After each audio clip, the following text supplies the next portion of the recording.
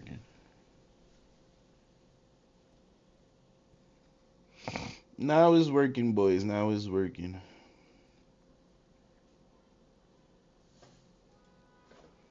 This shit wasn't showing my chat at first, too hard. I had to restart.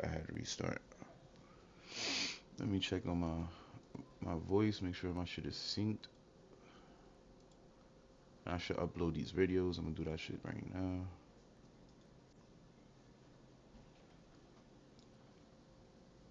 Mic check 3, 2, 1. Mic check 3, 2, 1. Mic check 3, 2, 1. Yeah, we go. We are synced, me boys. We are synced. Alright, we Gucci.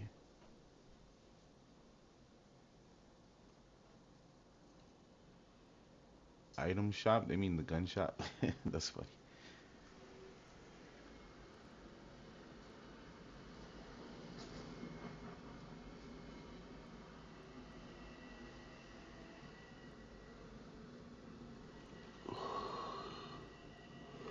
Yo, it is cold today. I ain't gonna lie. Let me close this fucking window, bro.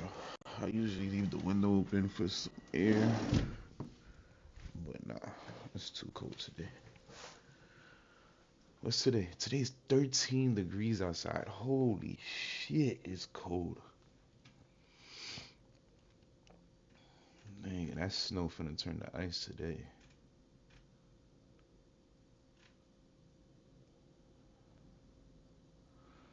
Yeah, I know now it's impossible to drift without a fucking handbrake, I think, bro, or a shift. That sucks. I wanted to drift.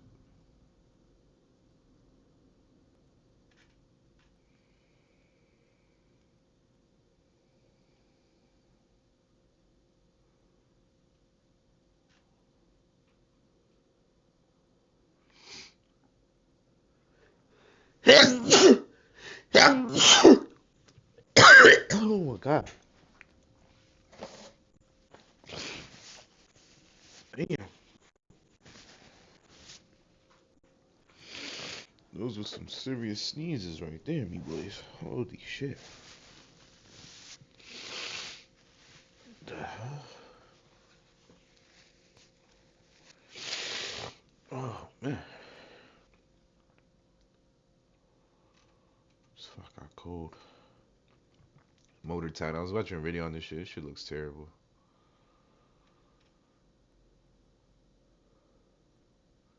This fucking track go hard, bro. This shit go hard. Shout out the fuck out Jamaican scammers.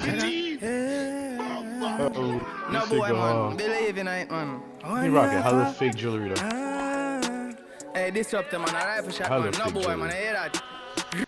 He rocking so much fake jewelry. That scamming shit must not have been working, bro. Boom.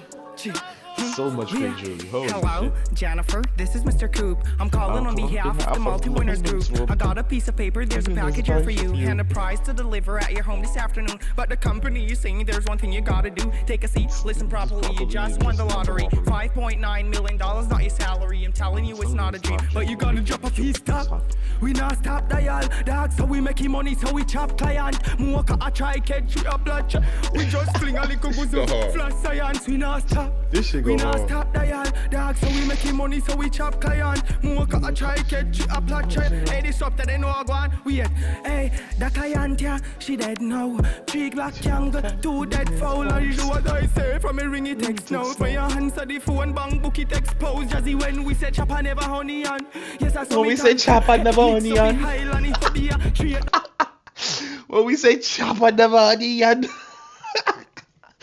This nigga said they chopping their clients. Oh my god, that shit go hard, bro. I ain't gonna lie. I'm not a scammer, but holy hell, this shit is funny as hell. Man switched up his flow. Hey, disrupt them, man. I rifle shot, man. No boy, man. I hear that. Boom. Hello, Jennifer, this is Mr. Coop. I'm calling on behalf of the multi-winners group. I got a piece of paper, there's a package here for you, and a prize to deliver at your home this afternoon. But the company is saying there's one thing you gotta do. Take a seat, listen properly, you just won the lottery. $5.9 million, not your salary. I'm telling you it's not a joke, but you gotta drop a piece top. We not stop dial, dog, so we making money, so we chop client. More I try catch we up that. We just fling a little goose of flash science. We not stop dial, dog, so we making money, so we chop client. More I try catch you up that. Hey, this up that I gotta go to Patreon and subscribe. That client, yeah, she dead now. 3 black young, 2 dead foul. I do what I say from a ringy text now. For your answer the phone, bang, book it expose. Jazzy when we said chop, I never honey on. Yes, I saw me tan. Mix up the Highland, hobby, straight down a moneygram. How where the money land? I'm fresh it. Hey, we not stop dial, dog, so we making money, so we chop client. You said we non-stop dying. Dog said we making money, so we chop clients. That shit go hard. I ain't gonna lie, that shit go hard. Nigga said we non-stop dialing. The dog said we making money, so we non-stop calling. Yo, this is glorious. This song, bro. I woke up to this shit. This is crazy. Try catch me up like giant. Me just fling a little goose of flat science. We not stop dial, dog, so me making money, so me chop giant. I try catch me up like giant. Hey, I want you for hear that, no boy, man. Hey, alright, for shot man, it's in this man. No boy, hear that? One you for chip. Chop, we chop for this dog. Big fat, be my we chop. How we chop my dog, no chop for gift card. We make a get off in him. Hey, cool up that bum up now. Yo, this man is crazy. Talking about straight scamming people, bro. That is funny as hell. I ain't gonna lie. That shit go on. We non-stop dialing. Young and May dropped a song. Damn, it's been so long.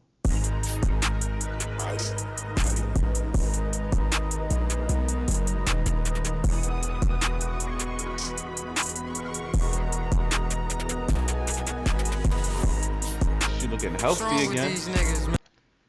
She looking healthy again, man. That's what's up. She got off the honey. Like, nah, for real, what's wrong with these niggas, man?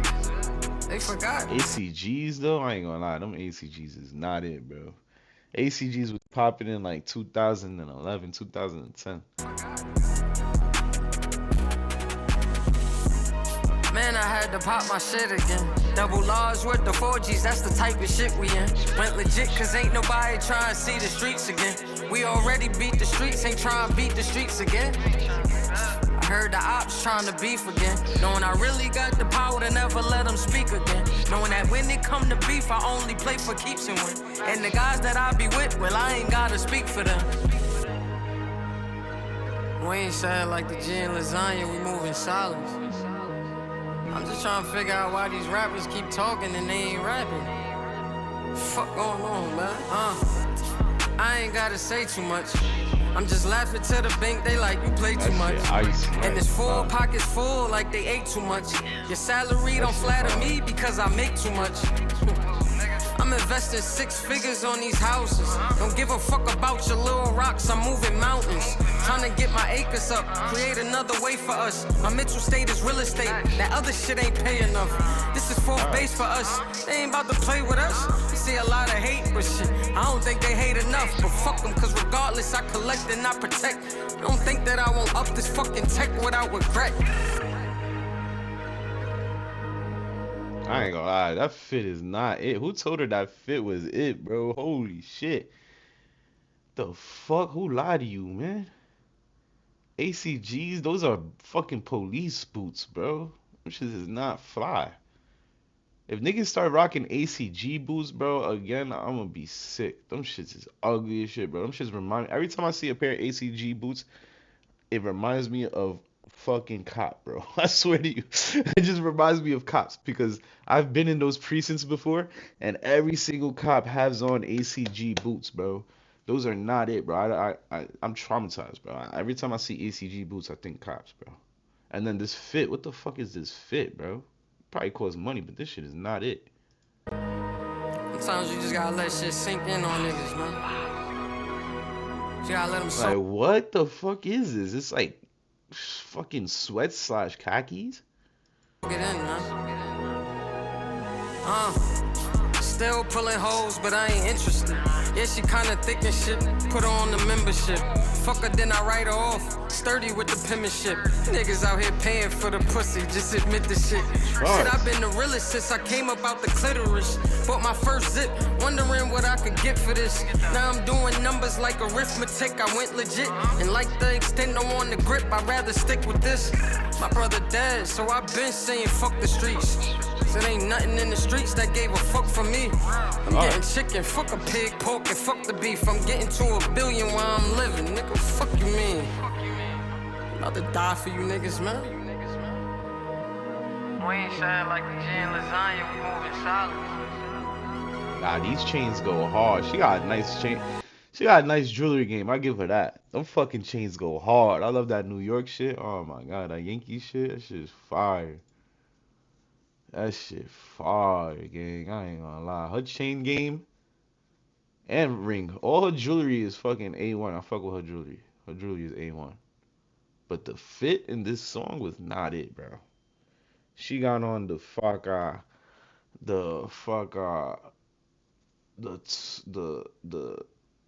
the NYPD 12s, nigga. Those are the NYPD 12s she's rocking right now, bro. Them shits is not it.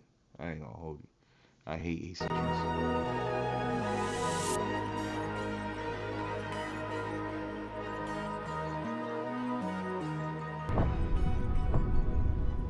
Nah, but shout out Young M.A. She's back in Hofty, bro. I'm glad to see her Hofty again, man. That shit was sad when I was watching the videos with her eyes looking all crazy and she was skinny as fuck. That shit was bad, man. Alcohol is no joke. MB Nell came out with a song? Hold on. My son MB Nell? I haven't heard from this man in years. That's kind of crazy. He waited for J-Bo's to get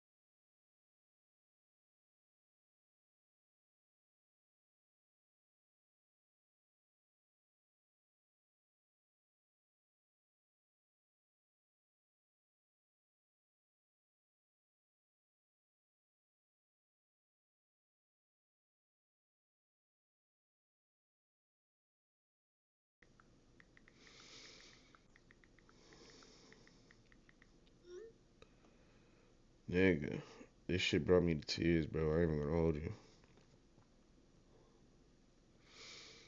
This song fucking resonates with me, bro.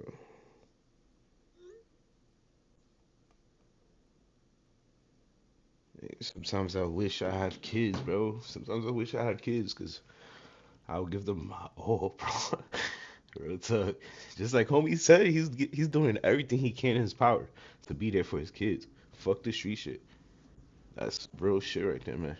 He gave up drugs and all that shit for those kids. I bet, bro. That's real shit.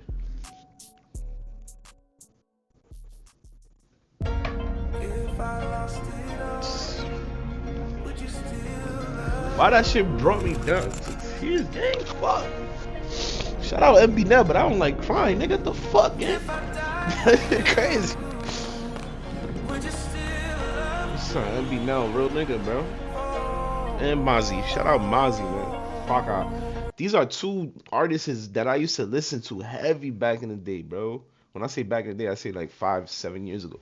I was literally bumping both these niggas heavy. It's crazy how they fucking songs out of nowhere, bro. That's crazy. It's like they telling me, yo, where you been at, Jay? This shit gangster, bro. These niggas dropping music again. I ain't gonna lie, that MB Nell song is a classic, bro. That shit brought me to tears, gang. There's not a lot of artists that could do that, bro. That could make me feel emotional like that, bro. That shit crazy. There's not a lot of artists who could do that shit, bro. I'm trying to think of another artist right now who made me cry. And I can't think of it. Only other artist that made me cry was Tupac, bro. With that Dear Mama shit, bro. When I first heard that shit, oh man, that shit brought me to tears.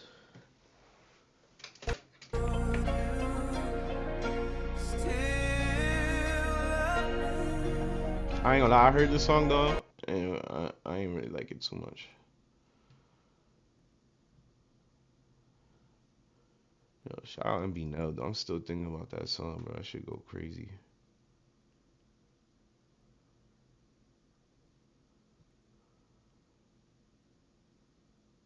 Shit go crazy, gang.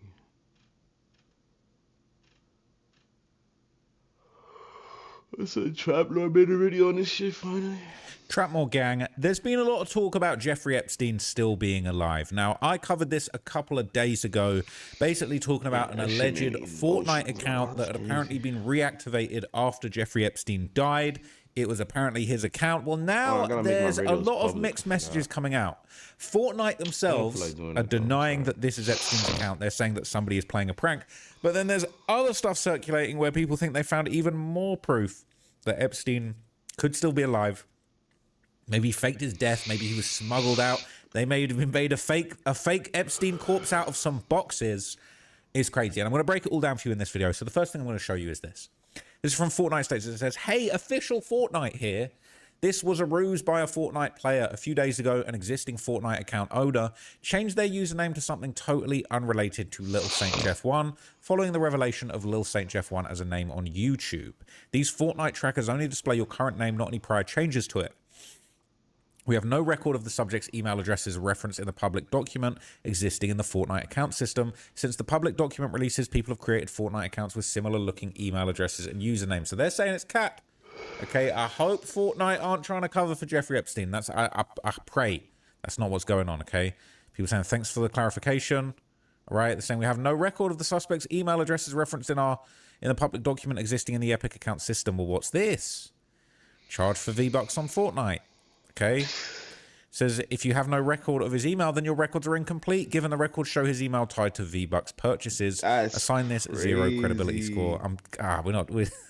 Is this real? Come on, no, we're not doing that. We're not doing that. But look, it says I'm sure it's a coincidence he brought V-Bucks back in 2019. All right, there's a lot of strange things going around, but one of the craziest things going around, okay, since now we've got to believe that Fortnite are in on the conspiracy, okay, but the theory that Epstein is still alive, it's moved from the fringes of the internet, now it's becoming you know, a big question mark that people are digging into. And people are saying they're finding new evidence in the files that there's actually a high-level cover-up going on. So this is going around, okay? This is an interesting Reddit post that I saw yesterday. I thought I need to talk about this. So it says, I'm a former maximum security CO who posted about Epstein's suspicious death 6 months ago. There's a new data point, and now Occam is finally rolling over in his grave.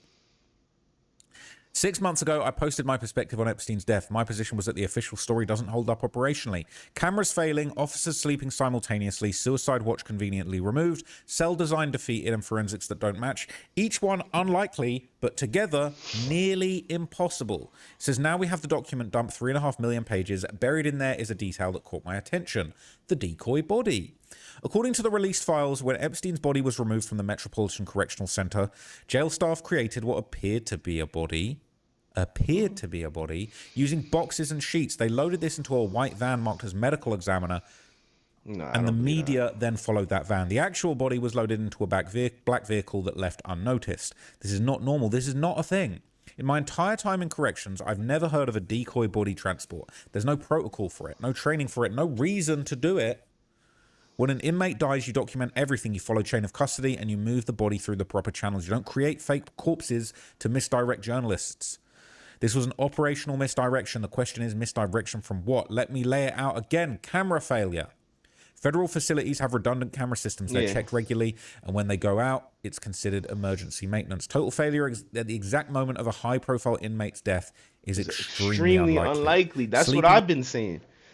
This dude, if he's a correctional officer for real, shout out to him because he's exposing this shit. Like, I was saying the same exact thing. How are we in a prison in New York and all the fucking cameras don't work? Are you shitting me, bro? Do you not know New York is fucking filthy rich, bro? We have hella money in our system. Why would a camera not work? That shit makes no fucking sense to me, bro. And then on top of that, when this is maximum security, we're not talking about regular jail, bro. We're talking about maximum security, bro. Those cameras are literally like part of the security, bro. Like, how the fuck are they not gonna work if the cameras? How is that maximum security if there's no cameras there? That's bullshit. These people is lying, bro. That camera was turned off on purpose, bro. Because how the fuck does a camera? Yeah, bro, that shit makes no sense. Two officers allegedly fell asleep simultaneously and falsified records. These are federal correctional officers, selected, trained, and assigned to one of the most. This is bullshit. They said 2 fucking officers fell asleep simultaneously while this was going on. Holy shit. If you believe this shit, I got a bridge for you, bro. There's no way this is true. Sensitive posts in corrections history. 1 officer falling asleep is a fireable offense. 2 at the same time on this particular inmate, unlikely. S-Uid watch removal. Epstein was placed on watch after a previous incident. Removal requires administrative approval. It's not a casual decision. It was removed shortly before his death, drastically lowering the protection around him at exactly the wrong moment. The cell design. Federal high-security cells are specifically engineered to prevent the S-word. Fixtures are designed to prevent ligature points. Bedding is designed to tear under weight. It's not impossible to, do the big sad, but the cells are designed to make it difficult. The forensic evidence. The autopsy showed injuries to the neck, specifically broken bones, that multiple independent forensic experts said were more consistent with strangulation than by hanging by sheet. This doesn't prove murder, but it's another data point that doesn't fit the official narrative cleanly. The new data point, decoy body. I have literally never heard of this before in years of corrections. Occam's razor. People misuse this concept constantly. Occam's razor doesn't say the simplest sounding explanation is true. It says you shouldn't multiply entities unnecessarily because the explanation that requires the fewest independent assumptions is usually correct. The official story requires you to believe 1. Redundant camera systems failed simultaneously by coincidence at the exact moment of death. 2.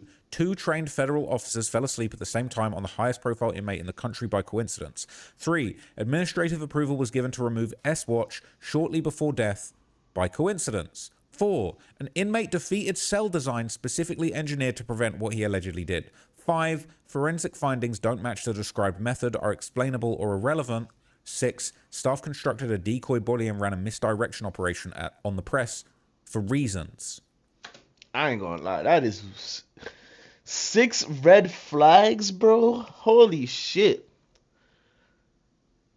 Holy shit. This is literally, quite literally impossible, bro.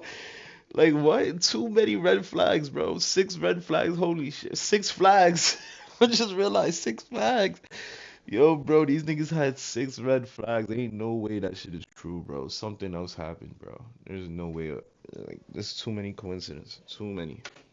Each of these is independent. For the official story to be true, all of them have to be true simultaneously with no connection between them. The alternative requires you to believe powerful people with a lot to move had a motive to ensure Epstein never testified. Someone with access and authority coordinated the conditions for his death. The scene was managed before, during, and after. That's one assumption. It was managed. Everything else flows from that. For honesty's sake, I will again leave the room for the possibility he was just given space to off himself and succeeded. Still a cover-up, still illegal. Also, previously, I assigned a non-zero but extremely low likelihood that he is still alive. That possibility is now increased by orders of magnitude. The records also detail a trick that jail staffers used to fool the media gathered outside while Epstein's body was removed. They used boxes and sheets to create what appeared to be a body and loaded it into a white van labeled as belonging to the office of the chief medical examiner. The reporters followed the van till it left the jail, not knowing that Epstein's actual body was loaded into a black vehicle which departed unnoticed, according to the interview notes. Why would they do that? What's the point? What's the point of that? Right? Exactly. Interesting. Okay, it says there's other sources as well. No one variable has to be impossible to explain. The point is the accumulated probability of all variables coincidentally happening simultaneously in a way that benefits extremely powerful people. I ain't gonna lie. That's one intelligent fucking CEO, bro. I don't know if that's a CEO, bro. Because he's speaking way too intelligently. And this is the ABC News article. Huge cache of Other headlines that we're tracking for you this. Oopsie. Includes emails, financial exchange with wealthy and powerful people. And it is here in ABC News in black and white. The latest batch of documents includes emails between investigators about Epstein's death, including an investigator's observation that his final communication doesn't look like an S note. Multiple investigations determined that his death was an S. The records also detail a trick. One simple prosecutors and everybody in the world hates this one simple trick. Okay, a trick that jail staffers used to fool the media gathered outside while Epstein's body was removed. They used boxes. So this is true. I thought that was bullshit. I ain't gonna lie. I ain't believe that shit. Especially from some random guy saying it on Reddit. But this shit is actually true. If it was on fucking news and they reported on this, the records also detail a trick that jail staffers used to fool the media gathered outside while Epstein's body was removed. They used boxes and sheets to create what appeared to be a body and loaded into a white van labeled as belonging to the office of chief medical examiners. The reporters followed the van when it left the jail, not knowing that Epstein's actual body was loaded into a black vehicle, which departed unnoticed, according to the interview notes. So this was reported on.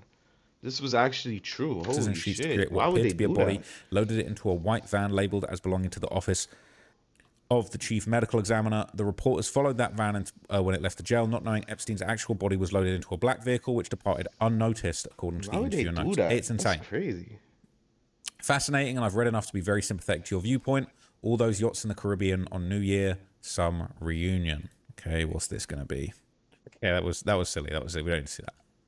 File codes related to the decoy body. Okay, I found something. Document related to the ABC article you linked. The exchange between agents about the S note.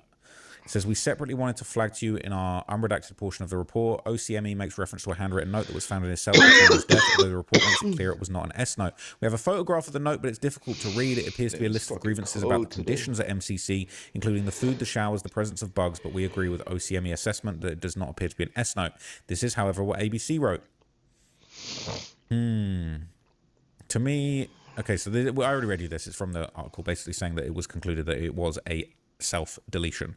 To me, it looks like a complete misunderstanding of what was written in the file, whether intentional or not. This specific exchange says the letter specifically is not an S note, while not getting at all in the merit of whether the death was an S, saying the agents are implying that is misleading, and to me it looks like a way to either mention something that could put mystery on the death for engagement's sake, or a way to reinforce the S narrative. Case in point, what the document says is not what ABC says it's saying. Decoy body tracks 100%. Okay, that part's very damning, but we need to see the actual file. It's a very bold claim. They're saying, what's your take on this? This says prisoner count in Z to A went from 73 to 72 right before Epstein died. Ari count slips. Why did the count change from 73 to 72 between 12 a.m. and 3 a.m.? Yeah, why? This is too much. We got an answer for that? We got someone was missing?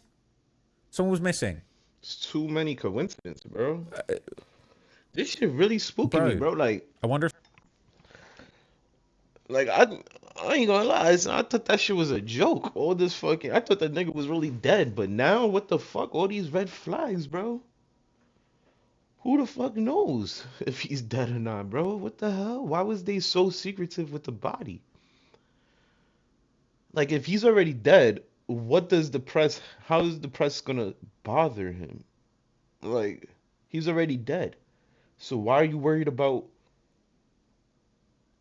Why are you worried about the press taking photography and shit like that? What? That makes no sense to me, bro. Like, wouldn't you create a decoy for a living person? What's up, bro? What's good? Wouldn't you create a decoy for a living person? Why would you create a decoy for a dead person? That makes no sense. There's no threat to the dead, bro. What the fuck is they gonna do to the dead? That makes no sense. And then, if ABC News reported on it, it's not just random people. Long for you that you might find interesting. Also, how are you? Meanwhile, yeah, I'm into politics. And shit, chilling, man. You know, I've been streaming every day. Type If the shit. missing It's inmate just, has the same build as I Epstein. haven't been uploading my VODs because I've been lazy though, low-key. Tubi TV. What? What is this? Oh, I can't watch this on here, bro. It's a whole movie. I mean, a whole documentary.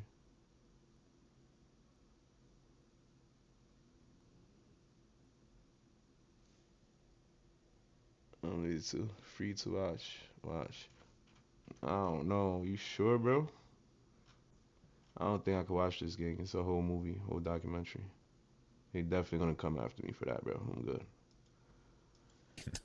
Tubi is safe stream, I promise. Let me see. Let me Google this. What I did find is looking for records from the prison until I found email chains. I looked for the emails around the date of death. I found a bunch of emails from redacted prison staff.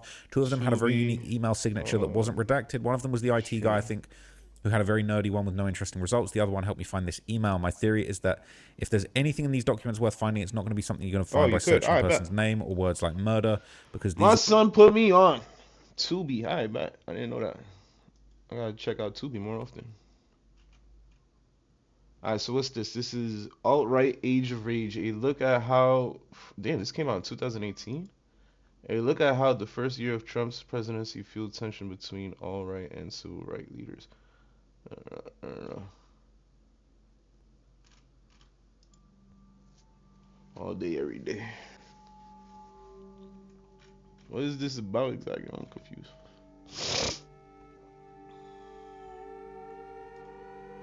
Is my camera in the way? The sensor around Charlottesville. I gotta make my camera smaller.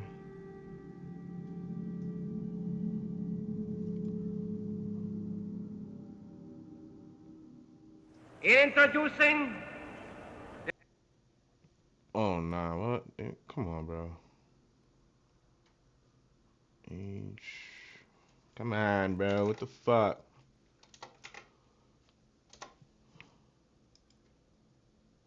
Utter. This fucking website is too woke for me. The next speaker. This website is too woke for me, boy. Let me stop. We love him for the enemies he has made. Ladies and gentlemen, Mr. Fritz Kuhn.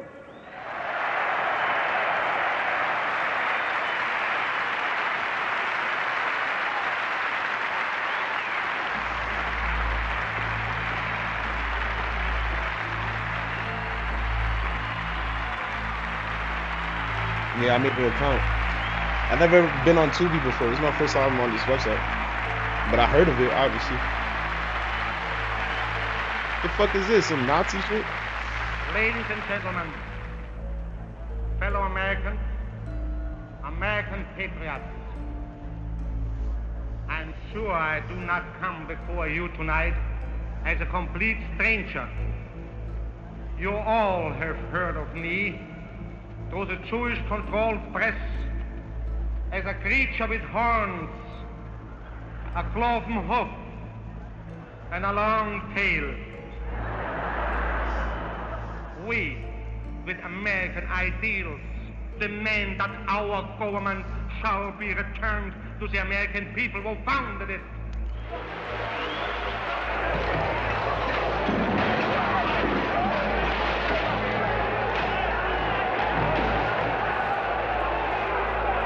What the fuck?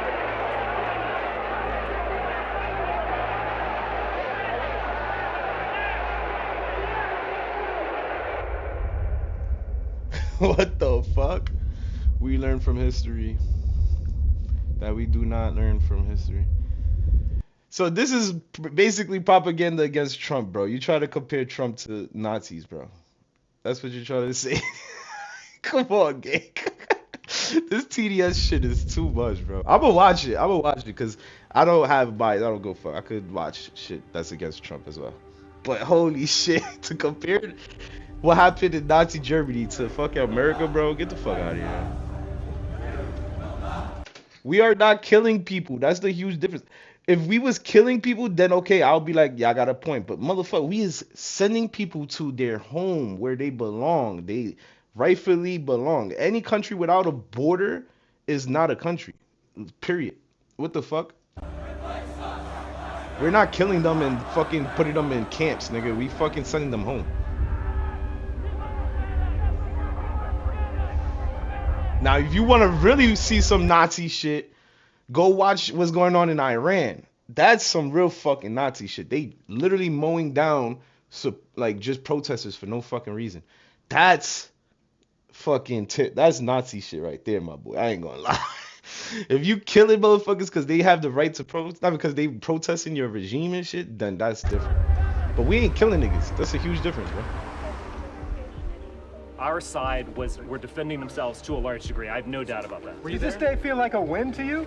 It does feel like a win because we demonstrated our resolve.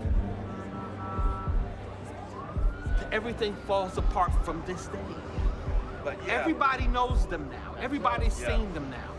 And when they go home to their families and to their jobs and to their professions, everybody's gonna say, why were you there? Motherfuckers who did you like that. Fuck you. You know, at least they can.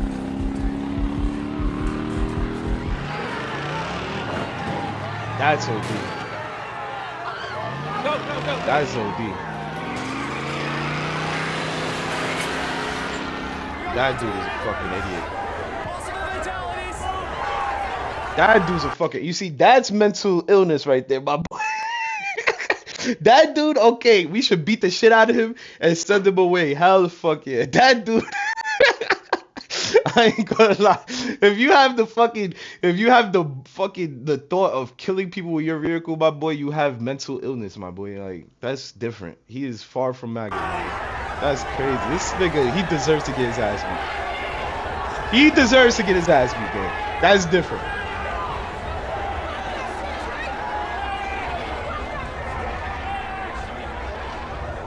That's crazy. I ain't gonna lie. That motherfucker, he deserves to get Little his ass Mayor Signer. How do you pronounce this little creep's name? Jew. That's how you pronounce it. The idea that I would ever back down to such a little creep like Mayor Signer. We are never backing down. Now it's not going to be over. This was in 2018? That's crazy.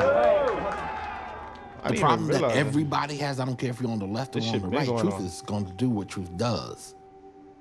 Lies have consequences, and you will not escape those.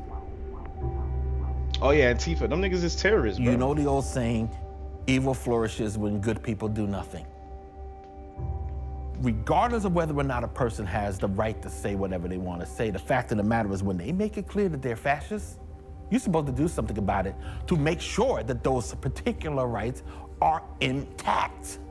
Otherwise, you're doing nothing more than copping out because you're too cowardly to put up a fight. Daryl the Barrel.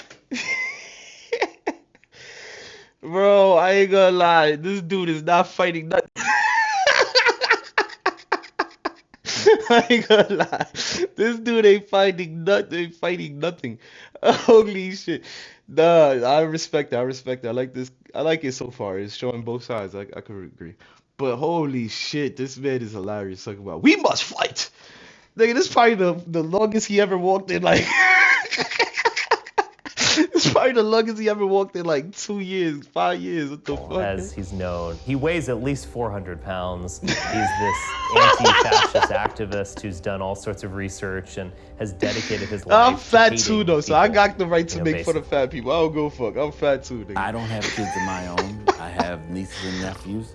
I hope that they are able to learn something from what it is that I do. I'm not begrudging Antifa of trying to remain anonymous and trying to remain inconspicuous in the work that they do, but I can't do that, and that's one of the reasons why. I'm in tears, gang. Damn, he got hit. That look, hey, yo, though, I ain't gonna hold you. That look hella sus. What the fuck is on his face? Yo, they just cum bucketed. What the fuck is on his face, research, and has dedicated his life to hating people, you know, basically. Nah, son, they violated that man. I don't have kids of my own. I have nieces and nephews. I hope that they are able to learn something from what it is that I do. I'm not begrudging Antifa of trying to remain anonymous and trying to remain inconspicuous in the work that they do, but I can't do that, and that's one of the reasons why. That's some Ayo shit, I ain't gonna lie.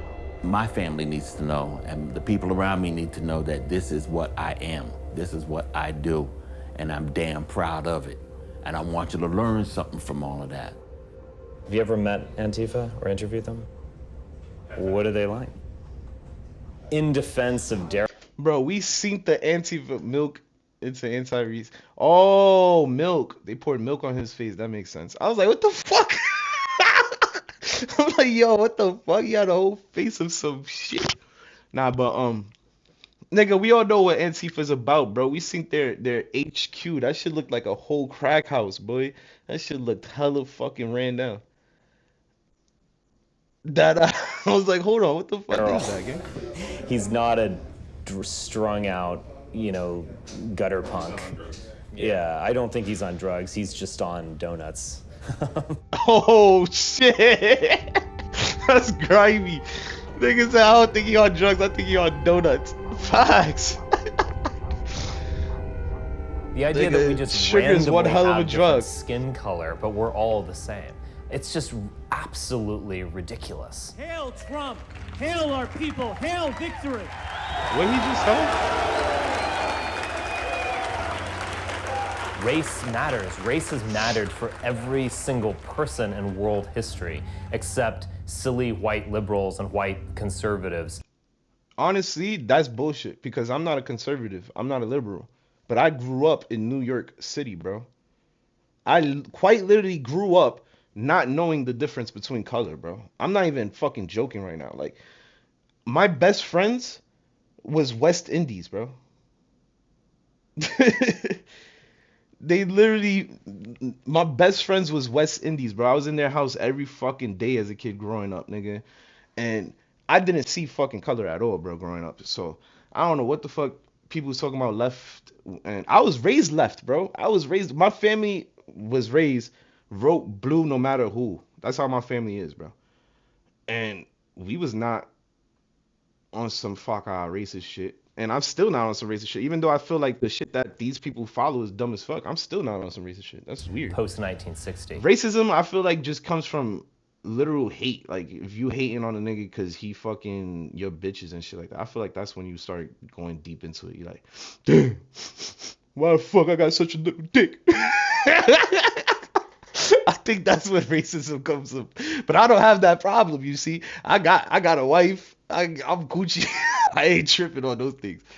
The idea that we're the strange ones is risible. I feel like racist people is just they lacking in something. They lacking in something. Never had a real job except maybe being a tutor to some high school kids in a school somewhere. He's basically known as a right-wing propagandist, and he's always had these hate politics coming along with him. It's Our self-hate, identity I is going to be think. It's forged self-hate. through this You great really hate crisis yourself, that we're experiencing.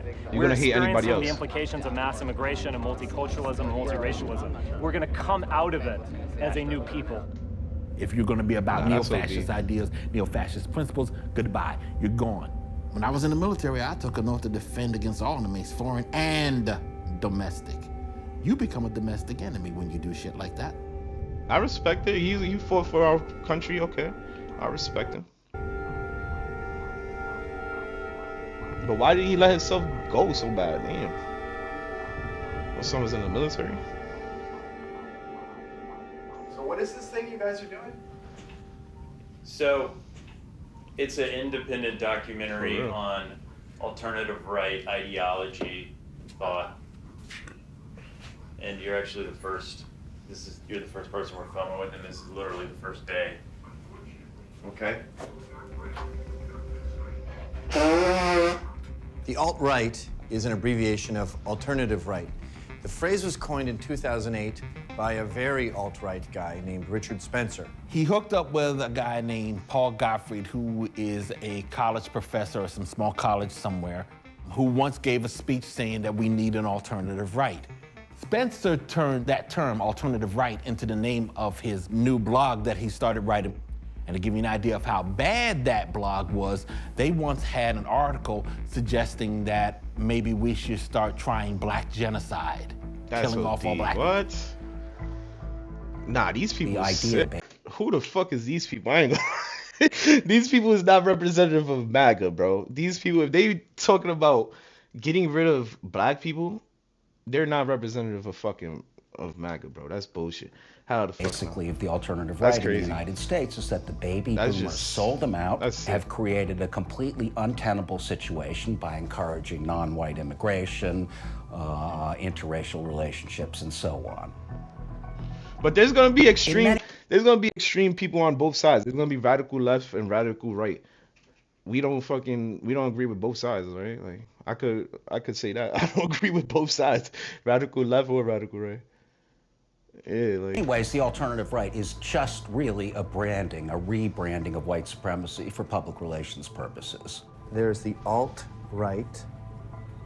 They all get put under this umbrella of alt-right. And then there's a sliver here It's of the radical total right that and tends to utter be more nuts. destructive, though. You have the alt-light that is... I can understand that, but from what I've seen, there's a lot of wicked riots on the left as well. So I don't know, bro.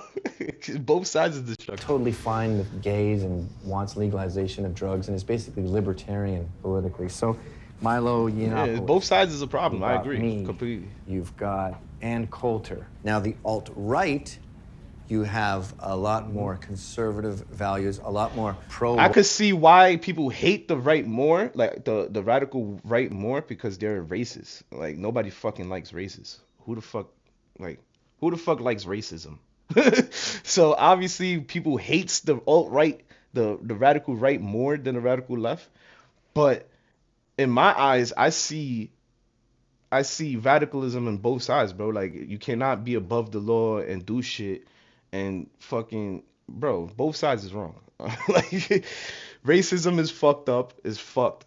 And then rioting and going against the law enforcement that's holding shit down in your country is fucked as well. Like we should be letting the police do their job. White sentiment that says, like Richard Spencer said, like both sides very is intelligent brain guy. fucked. I love Like debating they're him, but he said brainwashed. to me, "There's no future for non-whites in America." America was, until this past generation, a white country designed for ourselves and our posterity. That's crazy.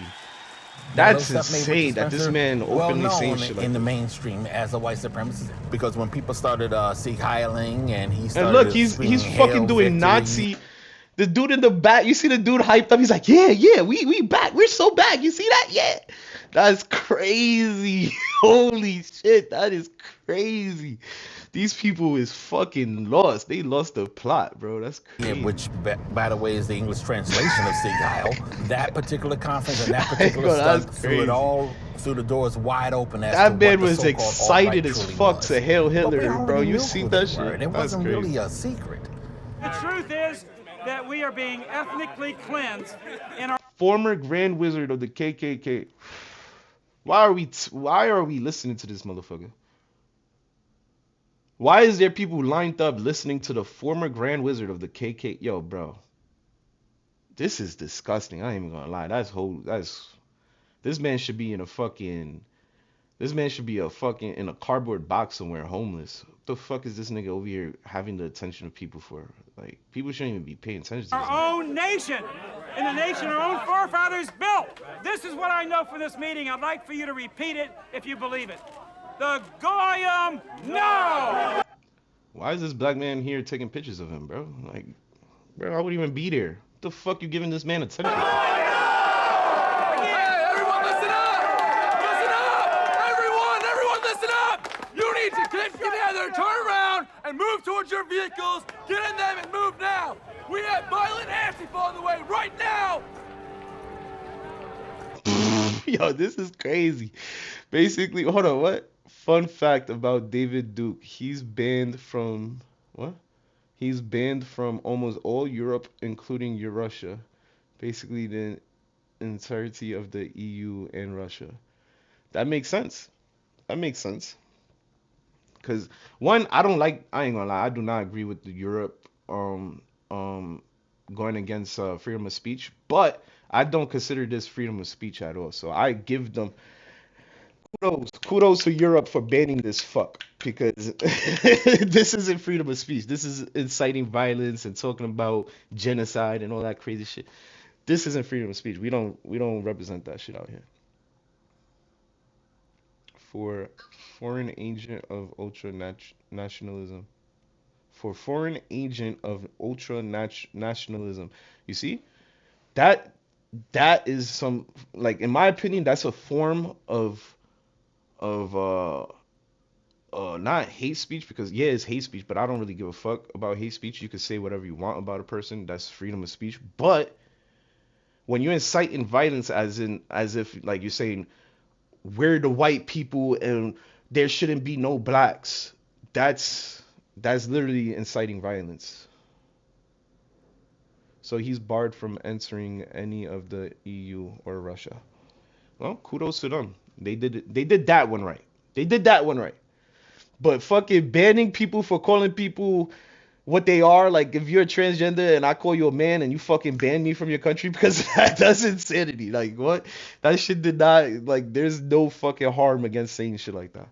We are going to be aggressive. We're going to be confrontational. And our way of doing that is basically just exposing the hate mongers. And that's crazy. That they don't want. That's bananas that Russia banned these dudes. Yo, shout out Russia. Holy shit. I've been saying Russia might be a good ally, bro. They might be a good ally. They don't jack that racism shit. Want to be exposed. I ain't gonna lie. Shout out Russia. They don't jack that shit. Because I remember Putin was making a big deal about Zelensky fucking with Nazis. That there was a bunch of Nazis living in like actual Nazis, not fake Nazis. We talking about actual Nazis now. Niggas who have the fucking tattoos on their head and shit. Putin was exposing Zelensky for having fucking Nazi family out there in Ukraine, bro. So if Russia is on it like that, nigga, then I'm jacking Russia. I ain't gonna lie. Fuck all Nazis. Fuck them niggas. They shouldn't even exist, bro. Them niggas should be wiped out. Nazis, how the fuck? Them niggas is not it. Get out of And the KKK. The KKK should not be here as well. I ain't gonna lie. But I don't know. Like, for some reason, these motherfuckers, they fucking was born here, so we can't get rid of them. I don't know. Like, why are we not getting rid of them? We can't. Because they was born here, I guess. Get out of my face. Get out of my face. But the KKK, that shit has no business in America as well. Too late, and don't start anything. Don't start anything with me, boy. Boy. My organization is called One People's Project, and what we do is. She said, boy. Russia. What? Yeah, I can't see that comment because of shit.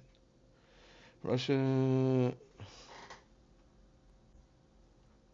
claims that they were cleansing Ukraine of Nazism at certain points because there were battalions like the Azov battalion, who were very, very, very far right. However, that doesn't justify invading a country. I mean, if the country belonged to Russia, I put it like this, bro.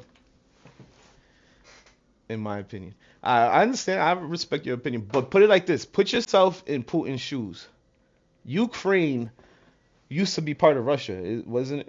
Was it or was it not part of Russia?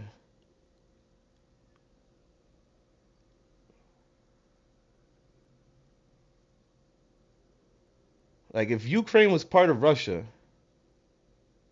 and Russia gave them the freedom to be their own country, and then they go around and fucking start building fucking racism groups like that, like Nazis and shit, and house them and shit, nigga, fuck that. I'm taking my country back, bro.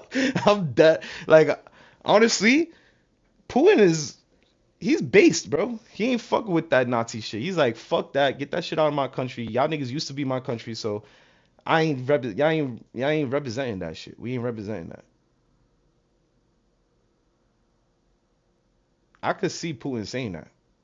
Like, if this used to be my country and then y'all turn this shit to some shithole where fucking Nazis run the shit, nah, we taking that back. Is that we report and research and provide information about neo-Nazi groups and other assorted hate groups around the country. One of the biggest fears. And then the crazy shit is, liberals and leftists hates Nazis so fucking much, but they backing Zelensky.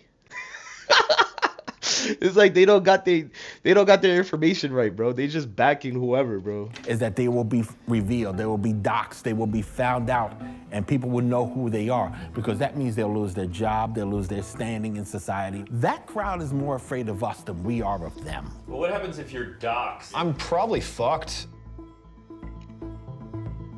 Daryl Lamont Jenkins has made it a personal crusade But yeah, that's to just like a spit to the monitor face. and expose. That's like if America gives California their freedom, and California is their own country, but yet California, after like 10, 15 years, started harboring a bunch of KKK and Nazis in their fucking state.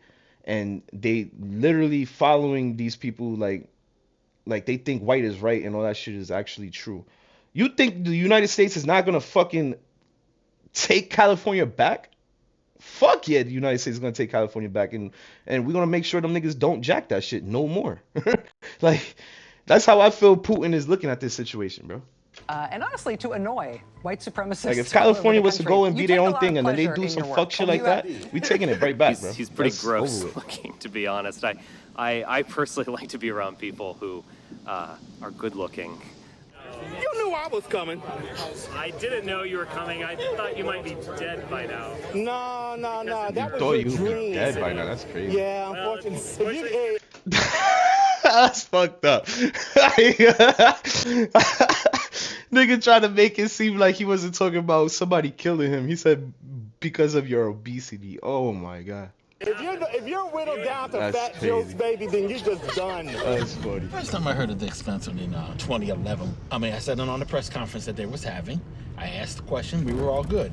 It deteriorated from there because he's still a Nazi, and I had to treat him like one. Like, what do you think is going to happen to the alt-right? I already know what's going to happen. What's We've going to been happen? here Are we going to before. fall?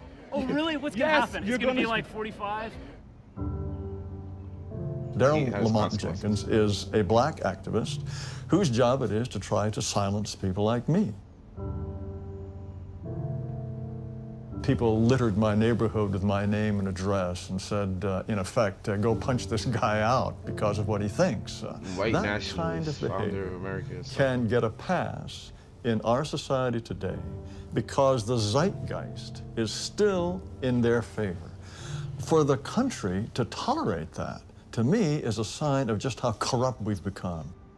See, what I don't understand about these people, there's a bro. substantial radical left in the United States. Jared Taylor is still active with Patriot Front, by the way. Jared, that's this dude. That's this dude. In our society, I thought he was a white nationalist. Or is this Jared? Daryl Lamont Jenkins is Oh, a black activist whose old job guy? it is Okay, to try to silence. So he's on the good side, you saying? He's on the good side. I'm confused, bro, because I don't know. I hear nationalist. I think he's racist. I don't know.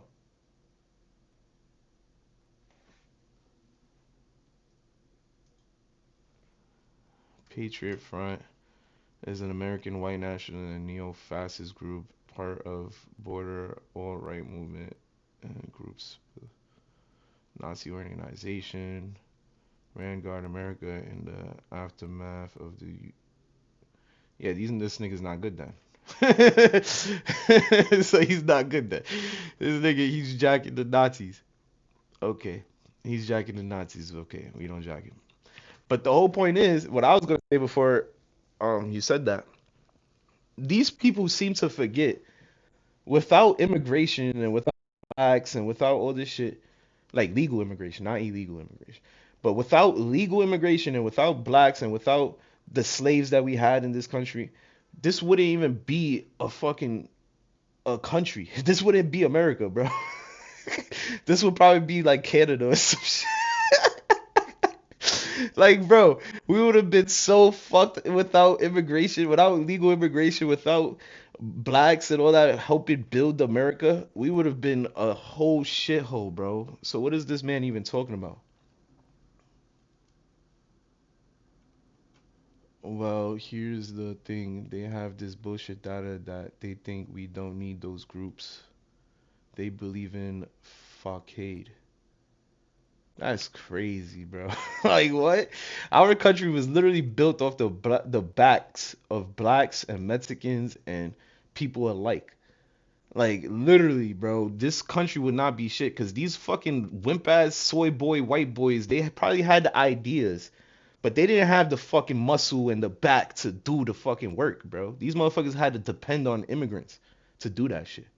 So for them to fucking say, oh, we need a all white country, we need all white, da da da.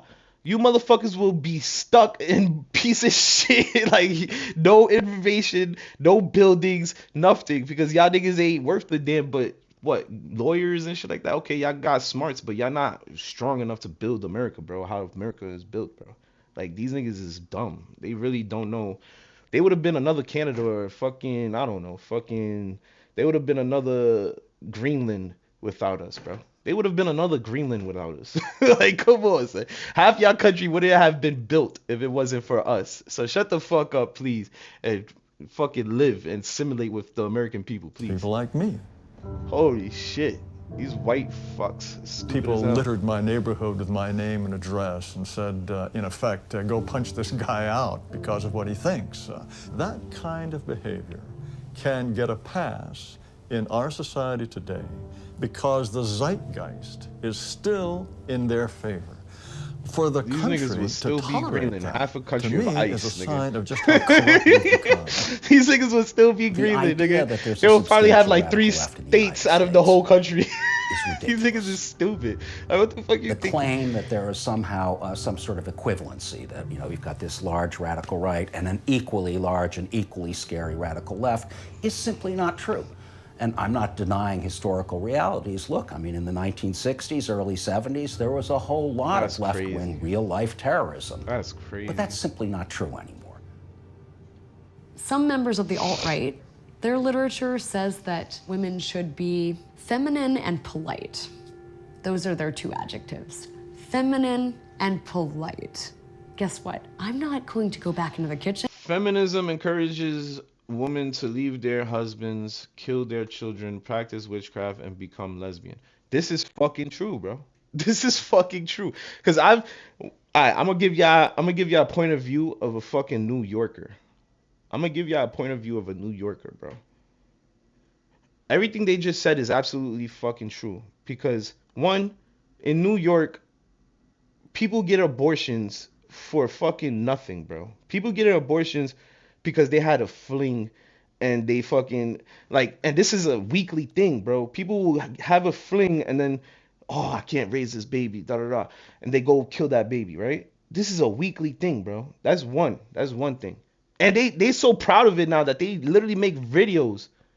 They literally make videos of them fucking, oh, I'm going to get my abortion today.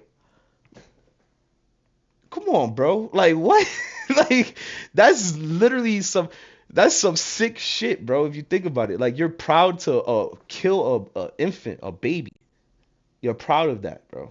That's some witch shit if you think about it. Because witchcraft, what they do, they sacrifice babies, and they're proud of it. They praise their god, whatever, Baphomet, whatever the fuck. They praise them, be like, I sacrificed my baby to you. So what is the difference between a bitch having a fucking fling and then not wanting that baby and going and getting an abortion and then like saying fuck it, I don't care, I'm gonna have another fling next week? What is the difference? That is literal witchcraft, bro. If you think about it, these people are aborting babies and not giving a fuck because it is fun for them. They could continue having their flings and doing whatever the fuck they want, unprotected sex. That's one thing, right? So that's one thing that I agree with. That shit is definitely on some witchcraft shit. And then two, the leaving their husbands, that is true as well because I've, once again, living in New York, I've witnessed fucking people have a baby, right? Like literally, this is going on right now with two of my friends. Two of my friends. People have a baby. Well, one of them. The other one, his wife is somewhat, she's good. She has her money, right, and all that in order. So one of them is actually is going on. But one of my close friends literally just had a baby, and not a year later, bro, not even a year later, the woman left him. Why? Because she feels comfortable, more comfortable in relying on the government, in relying on Section 8, and relying on food stamps, and relying on Medicaid. They would leave their husband on a heartbeat, or their baby father in a heartbeat, just so they could have housing, Medicaid, food stamps, income tax. These are four things that they're gifting. They're gifting American people. Not even American. They're gifting American woman who is single. They're not giving you that shit if you're married. You understand? If you're a married man with a child, they're not giving you food stamps, Medicaid. They will give you your taxes, yeah, but they're not giving you housing. They're not giving you that, bro. Because when you're married legally, you're supposed to say you're making enough money. So when you're making enough money, they cannot give you those assistance, bro. So therefore, it's like the system is built to make women leave their fucking homes, leave their father, like leave their baby fathers, bro. It's quite literally built that way, bro. Because in today's age, it's not easy to make money, bro. There's people who's struggling, working 9 to 5s, and only bringing in like fucking what the hell?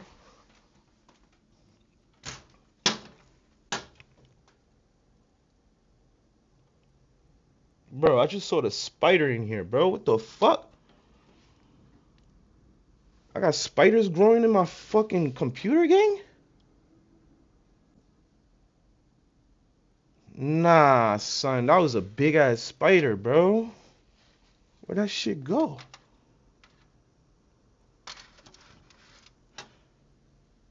Holy shit, bro. Don't tell me I got spiders in my PC, bro. Where did that shit go, gang?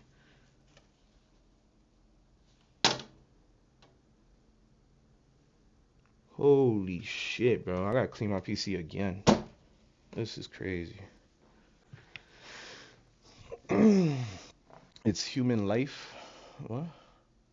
Because let's be honest, if the embryo is able to feel pain, hold on, if the embryo is able to feel pain, what? It's sentient life, in my opinion. It's human life, bro. Okay, but that's what they tell you to get you to be okay. That's what they tell you to get you to be okay with aborting a human life, gang. Like, oh, it doesn't have feelings. It doesn't da da da da da da. Bro, what if they said that about you? Wouldn't you be mad as fuck that they aborted your dumb ass? Wouldn't you be mad as fuck? Like, come on, bro. It's still a soul. So you telling me these are no. Here's my opinion. That's still a soul, bro. Like, regardless. So you telling me a vegetable, a person who cannot move, who cannot say things and cannot speak or cannot like comprehend things. You telling me dumb person don't fucking they should cease to exist too? Like come on, bro. That shit makes no sense. That infant, that fucking that baby that's in you, even though it's not DK, not feeling anything, it still has a heartbeat. It still has a brain. It still has potential to grow into something, into a human. So by you cutting that shit off, and you fucking killing it right there before it could grow and feel pains, you're still killing a human being, a soul, a life form. Like that shit don't make no difference to me, bro. You literally killing a life form, bro. Like that's supposed to grow and be a person just like you. I'm not going to be barefoot and pregnant. And the reason why they make up these excuses and lies about, oh, it's just an object in your belly, it doesn't feel nothing, da da da da. The reason why they make that shit up is so you will be de like desensitized, because that's what they want. They want you to fucking don't care about living life. Like I don't know. I am not going to let them roll back my rights. I'm not going back. And I will fight them with my last breath. And that I hate that shit when they say, "Oh, it's my body, it's my right." All right, is your body is your right. What about the body that's in you? That body doesn't have a right. That body doesn't have fucking say so what happens with it. Like y'all seem to completely like just because y'all want to make this shit so normal and desensitized, y'all completely avoid the fact that that body inside of your body has human rights as well. Like what? Unless a will says otherwise. Bro, you once again, if a vegetable, if a person who can't speak doesn't have the power to say that they don't want to die, they should still die? You're not reading my message? What? Unless the will says otherwise. Oh, you just sent this. I didn't see this one. My fault. For abortion, once the embryo is able to feel and respond to pain, its environment, that's when an abortion should be considered as term of people who are completely disabled and unable to respond respond to stimuli. And is Brian dead? I feel like it's up to the family or guardian to keep them alive, unless say otherwise. I'll wait. I'll wait. Let me know when you're back. Let me know when you're back. But yeah, bro, I feel like that is a form of witchcraft, bro. You literally disregarding the fact that that is a life form inside of your body. You're becoming you're like that's animalistic, bro. You don't care about another being. Like that's crazy.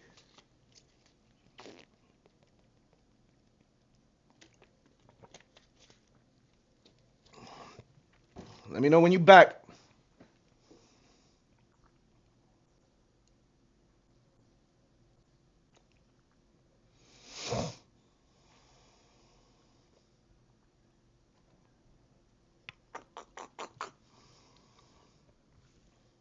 Let me know when you back me by.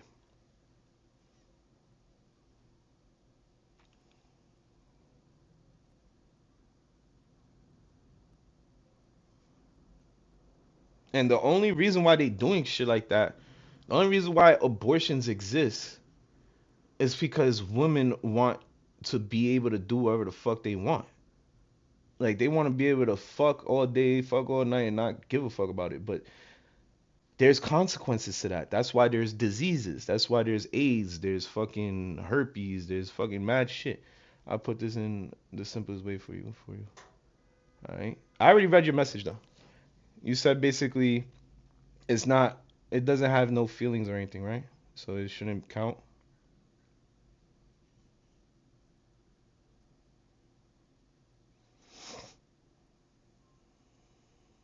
If no, not what I said. Then what you said.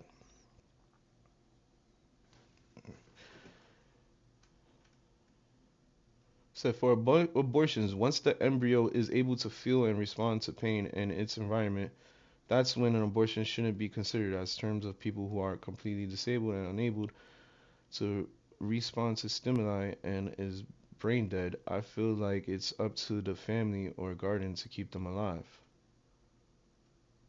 Yes, and like I said, the family most likely will have a heart and not kill a human being. like regardless, bro. And then once again,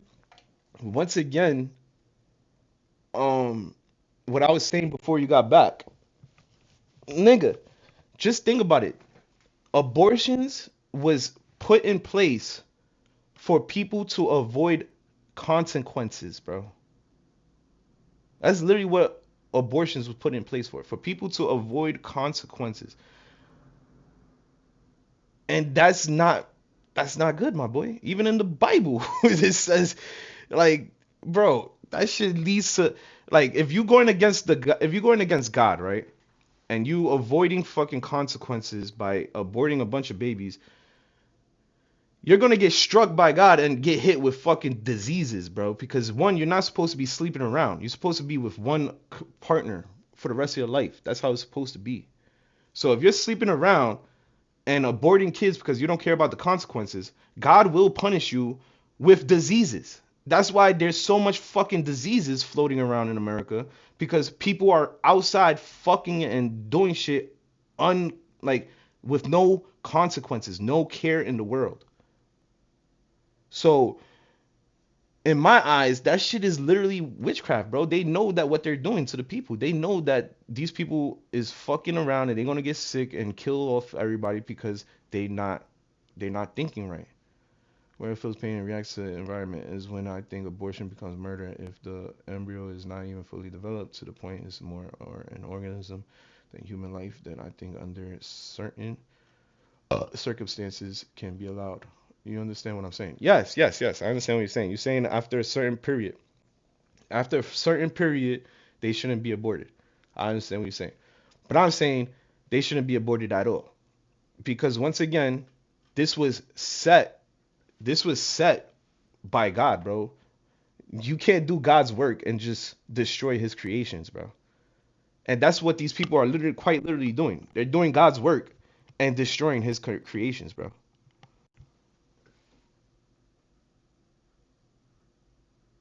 Yes, because there's a point in human gas station where it's not even a baby or an embryo. You're still making excuses for bypassing consequences, brother. Like once you realize y'all making excuses to bypass consequences, then y'all gonna realize what the fuck I'm trying to say, bro. Like, women shouldn't be able to be freely fucking and discarding their babies, bro. That's ridiculous. Having a baby is a life lesson. If you skip that life lesson, then you never learn. You're gonna forever be a hoe out there doing your thing. I'm an atheist, so obviously we won't agree on this, but I can understand what you're saying by your beliefs, and I respect that. I disagree, but I hear what you're saying. All right, so you're not religious. I'm not gonna put that on you, but in my beliefs, in my opinion, that was set there by God as a fucking tool to stop, like to mature women. That's what I believe. I believe God put that on this planet because we needed that tool to keep women in their place. Because if they're off having sex with whoever the fuck, they're most likely not gonna love one person. They're most likely not gonna ever fall in love. And if they do, they're gonna forever think, oh, what if I would have fucked this dude? Or what if I would have? No. Like, no, there is no fucking what ifs. Like, you had a baby by this man, now you stuck with this man. Live by your consequences. Like, that's how I see it. I think there are a lot of young people who, through whatever circumstances, came to be really disillusioned with the social environment they grew up in and see this as some kind of reactionary response that kind of appeals to them. But I completely agree with the witchcraft shit to me. They haven't read the book. They've watched a YouTube video that's given it all to them. And I don't say that to dismiss them, because it's almost like some of us were smoking weed for years and tried a little cocaine, and some of these young kids just like injected heroin into their eyeball. But they've come to these ideas much more quickly and in a much more intense fashion.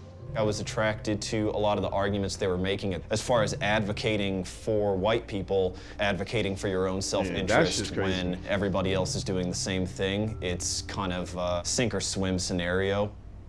I don't think that the alt-right would exist in the way that it does today without a medium like the internet. People can do it anonymously without consequence and then actually be quote unquote rewarded for doing so. You know, it's an incentivized system that just creates more and more hate. There's a lot of hate that's out there in today's society. People who have just been involved in this kind of hate politics, they've just been getting beaten down at every single turn. And along comes a guy like Donald Trump who gives them a little bit of juice. The forgotten men and women of our country will be forgotten no longer. He's not talking about white people. What the fuck, yo? Yo, I hate that. I ain't gonna lie. They edit that shit to make him look so racist right there, bro. When he said our people, he's talking about the American people who paid taxes, like America first, Americans who was born here. Like he's not talking about white, black, or bro. There's black people, Chinese people. There's people who was born here too, bro. Like not just white. Holy shit, they edit this shit in a horrible light, bro. So much unrealized potential. This American carnage stops right here and stops right now. He's talking about taxpayers, Donald American Trump people. did Bro. appeal to a certain incipient racial consciousness among the electorate. A certain number of people, an unknown number of people, voted for him because he wanted to build a wall, he wanted to throw out all illegals, and he wanted to take a very, very hard look at Muslim immigration. Those people are incipient. And I'm agreeing with all of those things, bro. I ain't gonna lie. I'm in agreement with all of those things. If you're illegal, you shouldn't be here. You should come here the legal way. Because once again, without a country without borders is not a country, and God knows who the fuck you bringing into your country if you're not documenting them, you're not checking where they came from, what criminal history they have. That is extremely common sense to me, bro. So that's one good thing. And then two, the Muslim thing, we slowly starting to learn a lot about Muslim beliefs, bro. These people have no Western values whatsoever, bro. They believe in beating their wives. So if your religions require you to beat your wife, that shit has no place in America because beating your wife is illegal to begin with. That's domestic violence. So therefore, there shouldn't be no Muslim in fucking America, bro. I'm sorry, that shit doesn't fit in Western values. It doesn't. It's literally, in order to follow your religion, you have to break American laws, and that's not right. Slow the Like, what reduction the of fuck? rights to minorities. This is an important appeal to a certain number of Americans. I don't know how many. My friend Alonzo Bowden has a very funny quote. He's a comedian. He goes, "Not all Trump supporters are racist, but all racists are Trump supporters." Right. I think it's almost impossible to say what the next 3.5 years or so of Trump are going to play out like. Assuming that Trump is not impeached or doesn't wind up in prison. Like, I'm not white you know, at all, I think that I'm far things are from going it. to get worse. But I can For see what the these fuck 4 he's saying. years, I white read between the nationalists lines. really feel like they have their man in the White Yeah, House. you talk about and taxpayers, that American maybe they will be able to people, make bro. real People progress getting in taken terms advantage of. Cracking down on non-white immigration, that kind of thing. Non-white immigration. The inauguration was actually quite civilized. It was heavy police presence, and everyone was well behaved.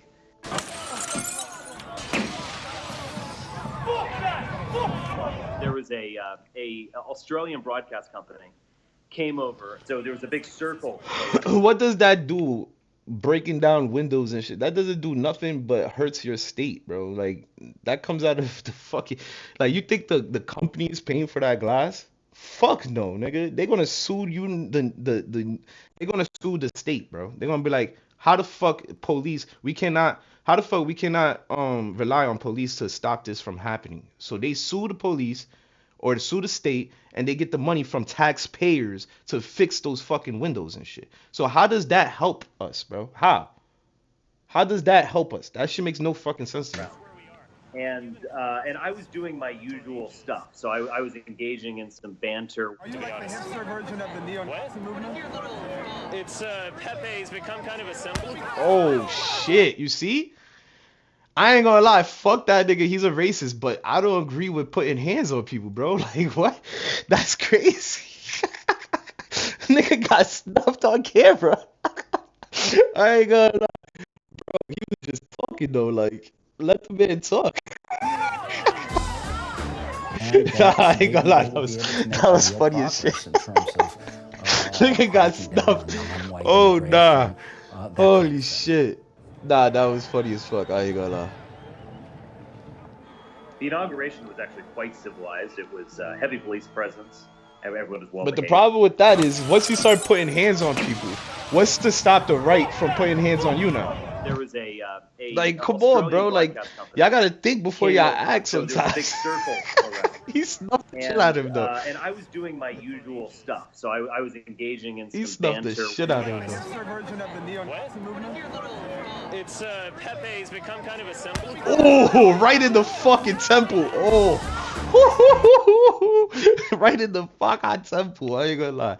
That was a good punch. That was a good punch. Yo, Buck, let me see your face. What's your name? What's your name, brother? You're a fucking criminal. You're a criminal. I could punch Richard Spencer right in the face. Just on the side of my head. So I can't hear out of this ear too well right now. There's no way you still can't hear out your ear again. Do you feel safe?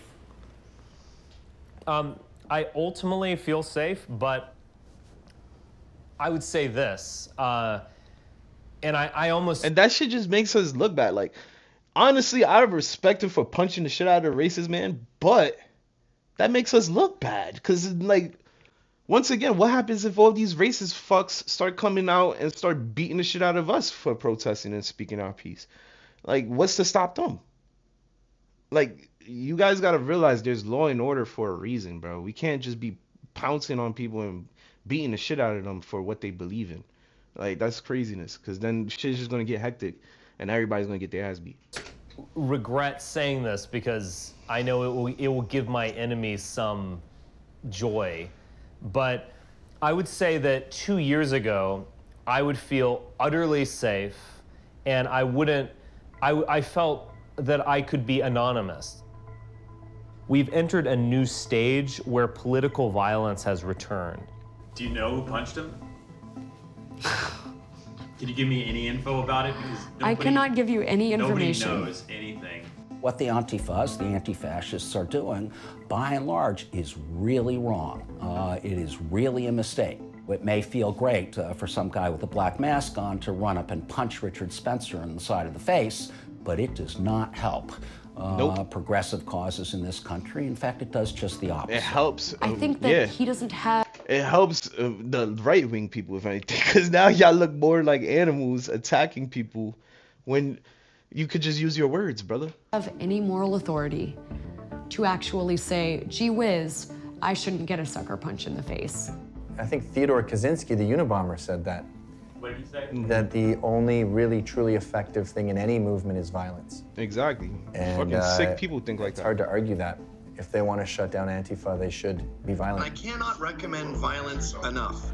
It is a really effective way to solve problems. If you really believe that the white majority in this country is under threat in some way, any act of violence that shit is don't just help going to make nothing, bro. things worse. Violence just makes shit worse. We don't believe in absolute nonviolence. Our understanding is that one can engage in violence when all other means fail. My thing has always been, if you're... Of course you believe in that shit, right? Of course you believe in that is shit. that one can engage in violence when all other means fail. So just start blowing shit up. Go ahead, just start blowing shit up, because niggas don't give a fuck. Like, niggas don't give a fuck. We still gotta get rid of illegals, bro. We still gotta get rid of illegals. So what are you gonna do then? You're gonna blow us the fuck up? Because you just said you're gonna try to get this job done no matter what, right? So what the fuck you got planned, my boy? More violence. That's what it is, right? Fucking stupid. I ain't gonna lie. These people are just stupid. My thing has always been, if you're going to engage in violence, basically it has to be as a form of defense. But like I said, when you form of defense, you see? My brother right here is in the military, so he still has well, he was in the military. So he still has half a brain. He understands the law. Defense, okay. It's okay to defend yourself, of course. You're not going to be there and be a punching bag for anybody. You could defend yourself. But do not attack people for their beliefs or what they say. Like, I feel like that shit's lost, bro. Like, people who didn't grow up hearing the saying, sticks and stones may break your bones, but words never hurt. Like, people forgot that saying. What the fuck do a person saying something have anything to do with you? Like, that shit doesn't harm you in no way, bro. Start taking swipes at us. Naturally, folks are swiping back. As far as I'm concerned, you picked this fight, now fight. Knock the crap out of him, would you? Seriously. I promise you, I will pay for the legal fees, I promise. Gangster. Gangster. That's why I love Trump. My son's a gangster out of New York, nigga. Fuck is you talking about? My son's a gangster out of New York, nigga. He said somebody knocked that motherfucker out. We pay for his legal fees. Nah, I ain't gonna lie. That's not helping anything either. But still, my son is a gangster. Fuck you talking about? Developing news, anger boiling over, Holy cameras are shit. rolling as That fights was break funny. out between anti-Trump protesters and the president's supporters. Damn. Damn.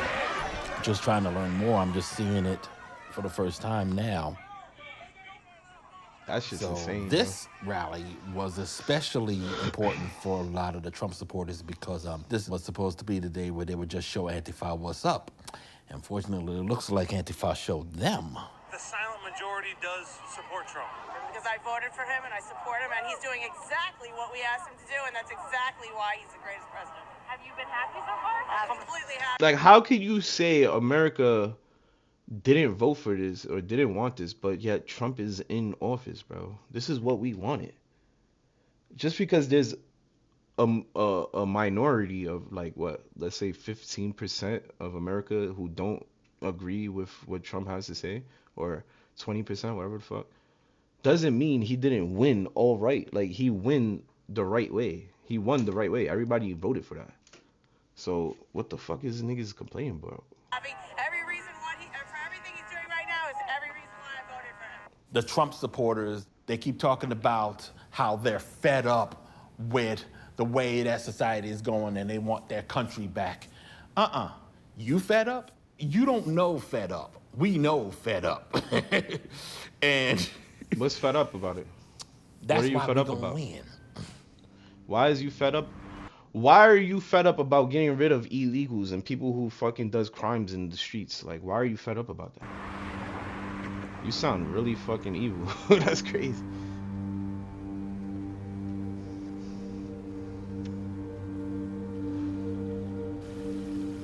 Until justice rolls down like waters and rations like a mighty stream, Martin Luther King Jr. Martin Luther King would not be standing with y'all, The bro. Southern Poverty Y'all Law definitely Center lost the plot. is not a law enforcement organization. So if SPL staffers run across, a real-life criminal plot, they don't play games, right? They go just straight to the FBI or the local police. They love quoting Martin Luther King, but what about Malcolm X? What about Malcolm X? That's the real fuck-eye gangster, nigga. He even said it. The greatest fucking downfall to black Americans is the Democratic Party, bro. He even said it. Why the fuck they not quoting Malcolm X? Why they not quoting Malcolm X, gang? Because they know they're in the wrong, gang. And if people actually do their research, Martin Luther King would not stand for this shit either, bro. Y'all niggas is stupid as fuck. You're going against the law, and you fucking, bro, you're not gonna win. You're not gonna win. Police force, whoever it is. Part of this work is that people want to kill you, or at least they say they do. So we've had a lot of threats over the years. I've had to surround the house with cameras. It's, a television system, a closed-circuit TV system that completely encircles our house. Certainly over the years, we've gotten mail from the Klan here. At one point, we had a threat from the Aryan Brotherhood, and my bosses insisted that we move out of the house for a week. At one point, I was notified last year by a letter from a federal court in New York State that a certain guy had bought a machine gun, and part of the plan was to kill me, among others. But did it happen? I hate these people, bro. I'm some bitch ass niggas. You know how much death threats people get on a regular basis, bro? That shit, nobody's gonna follow through on that, bro. If they do, they cruise. They're gonna get locked up for life. So people understand that shit. Unless they're really mentally ill, I ain't gonna lie, they really mentally ill, they might try that. But it's highly unlikely, bro. I'm tired of fucking people complaining about death threats and shit, bro. That shit ain't gonna happen. He's obviously a terrible human being. And you know, he clearly, he wants to shut down free speech. And if given the power and if given the opportunity, I am positive that he would want to arrest people like me for sowing distrust in the communities or some, you know, Orwellian phrase like that. Richard Spencer is a guy, sad to say, that came out of the real academic world. He actually got a master's at University of Chicago, who in 2011 took over a small, little-known outfit called the National Policy Institute and turned it into something more than it had been. Who are we? We aren't just white. White is a checkbox on the census form. We are part of the people's history, spirit, and civilization of Europe. Spencer was able So to go get back a to fair Europe, you following piece of shit. by presenting himself Fuck as the you kind talking of about? Go back well-dressed to suit Europe. and tie Holy version shit. of the Klan. The SPLC is a hate group, effectively, because they spend much of their time hating people. The hate list is basically a list of people it hates. If you're not on that list, it does mean you're a cuck. But definitely if you're not cool. Spencer wants the attention. Spencer adores the attention. That's the biggest downfall to any Nazi. Because if he is considered to be a household name, what can you do with that? How do you grow with that? Answer, you don't.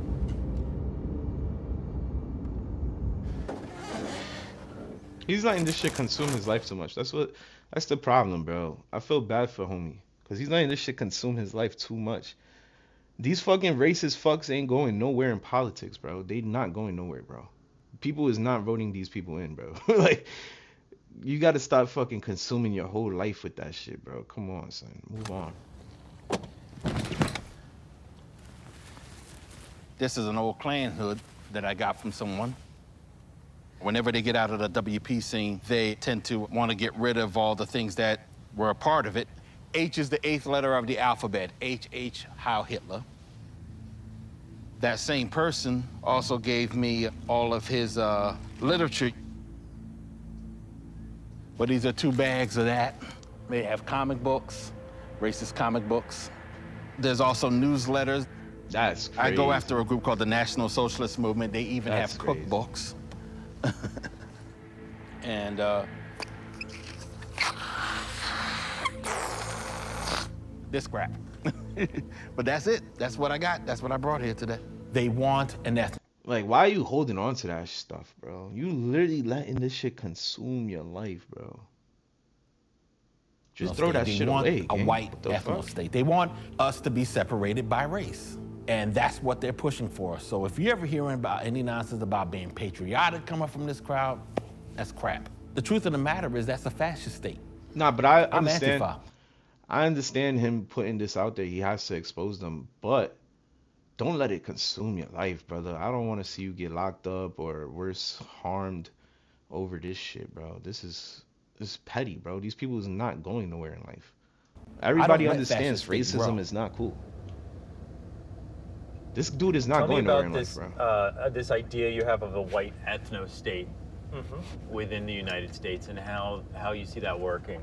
Well, I don't think it would take place within the United States. The ethno-state, and as I conceive it, is a post-American possibility.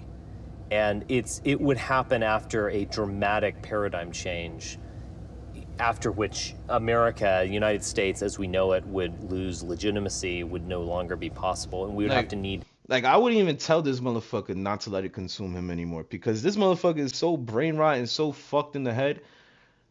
He's too far gone, bro. This dude is too far gone. Like, the black brother, I'm trying to, like, come on, bro. Like, do not fucking fall down this rabbit hole. These people ain't going nowhere, gang. Something new. Let this man run himself So it is a into kind of mental post-revolutionary idea. And it would ultimately be a safe haven for all whites around the world. Whether you're Russian or Irish or Italian or Norwegian, this would be a safe place for you. So Like, it would you have really a think kind of he's gonna get Zionist voted component to it. into It would be office? like Israel as a safe How the fuck no, haven bro? for That world shit's Jewry. never gonna happen, bro. And that would be the ethno-state.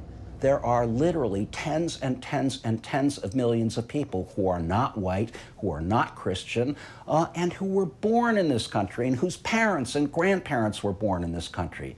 Do you think they're going to leave because Richard Spencer would like them to? No. The ideology is... That's why this shit makes no fucking sense, and we shouldn't even be paying this fucking dumbass nigga any mind, bro. We shouldn't even be listening to his words. Like, the dude is not going nowhere. The prescription for mass murder. 1947 partition in India The was meant to partition be a in peaceful August separation of Hindus and 1947 saw the Muslims. British Indian Empire split in two, mostly along religious lines. Pakistan was intended to be the Muslim homeland. India intended for Hindus and Sikhs. It was a recipe for trouble. Partition triggered one of the largest migrations in human history. Muslims trekked to West and East Pakistan, later Bangladesh. If you think this shit's Millions gonna of happen Hindus today, went bro, the you're other bugging. way. A hastily drawn border cut families, farms and communities in two. Between 1 and 2 million people died in the process. Would be just a total renewal of whites as a people. We'd no longer be these just, you know, silly, fat goofballs If you really and think that would dockers happen in America, going you're off to our delusional. graves. There's no way. Now, would This dude is gays fucking be fried allowed in this Cito. society? Yes. Yeah. I mean, it would be for whites. And, you know, look, I don't know the origins of homosexuality. I think there might be a genetic component. I've read literature on a physical but non-genetic component. That is something that occurs in the womb, actually. There's also there's a germ theory and so on. There is going to be a portion of the population that's going to be gay. And I think we should just live with that, and it's okay. We don't want to focus our energies on converting homosexuals. I wasn't here a few days before I was getting harassing letters and bad looks or people knocking on my door or things like that. I mean, it gets a bit annoying, to be honest. And it is kind of funny that I provoke them so much. You're weird. Like, honestly, you're just weird. I've answered this question of, are you a white supremacist, so many times that I'm kind of sick of it, and I'm tempted to almost say, yes. You are, though. Like, what the I'm fuck? Satan to them, but they're, you know, people are ultimately fascinated by Satan. I'm not sure anyone is able to read that except me. You're quite literally the definition of a white supremacist. You literally think whites are superior to all races. So that makes you a fucking white supremacist, bro. Like, what the fuck? Like, it's not that hard to fucking believe. Maybe that's a good thing. To understand. You're sick in the head. There is no doubt that the alt-right has been attractive to angst-ridden young men. And I think that's interesting because it's ultimately frustrated and ambitious young men who change the world. I'm gonna fix a bourbon. I don't want my reputation to suffer. Okay, let's do it. America is going to have to fragment for this new ideology to emerge. And that's what's happening.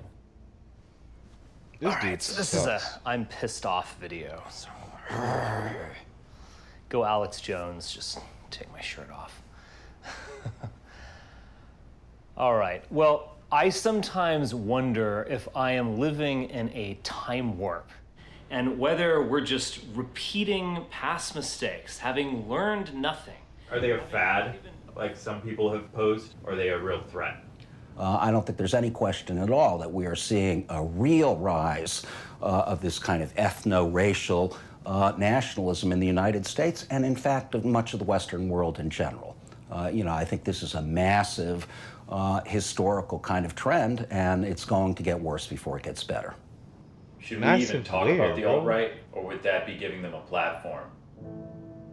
There's a kind of struggle that I would characterize as the kind of policy of quarantine versus the policy of inoculation.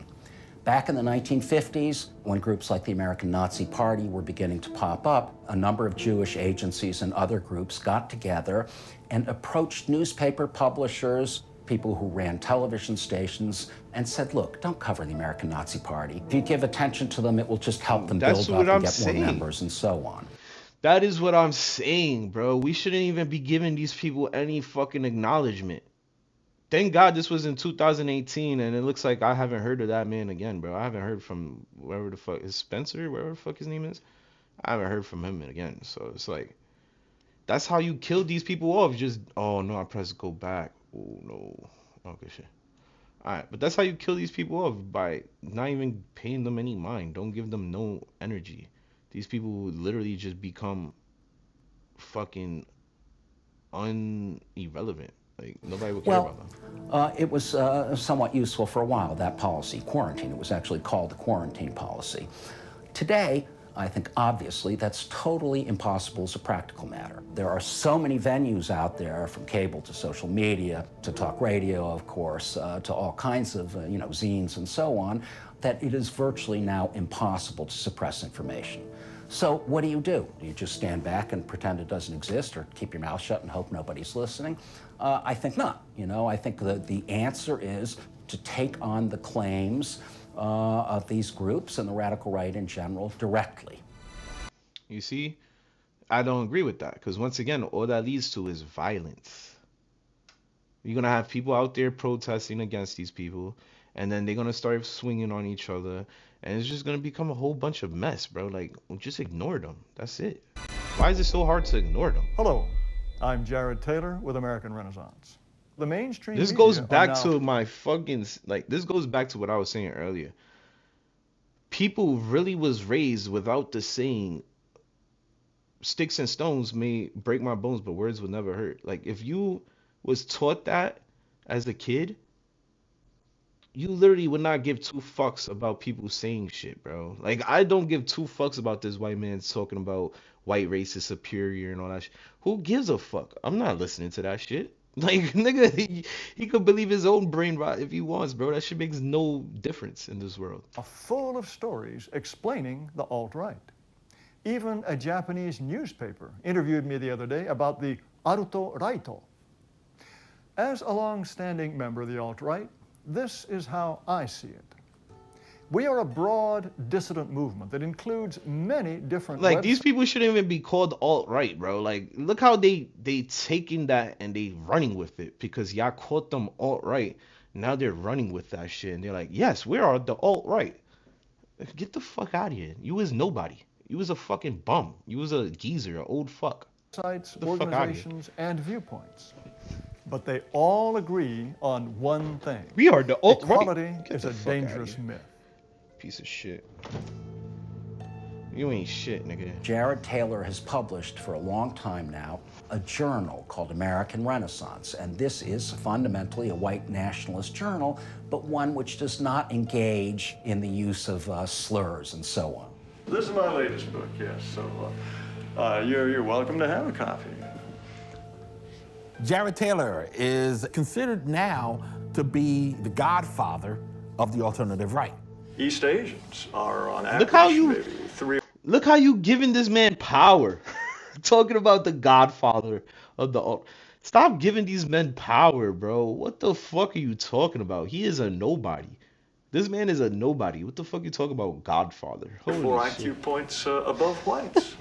And Stop giving these people these are power, just differences bro. we have to deal with, and to pretend they're not there, it's just like Godfather. pretending that I don't know, that males and females are absolutely identical. They're just not the same. Jared Taylor and a number of other white supremacists set up this hierarchy where we say, well, Asians are even smarter than we white people, so we can't be racists because we recognize, boy, they're really good at math compared to us. But of course, we are vastly smarter and better people genetically than black people, than brown people, and so on. The idea that you can identify entire groups of people based on their IQ is absurd. First of all, how do you Why do you divide care? between quote-unquote black people and white people, right? I mean, if you have one black ancestor and 20,000 white Why do ones, you does that make you care? black? What about if it's the reverse? You can study these Why do phenomena, you and there care, are bro? group differences. But as Adlai Stevenson liked to say, given a choice between agreeable fantasy and disagreeable fact, Americans will go for the fantasy every time.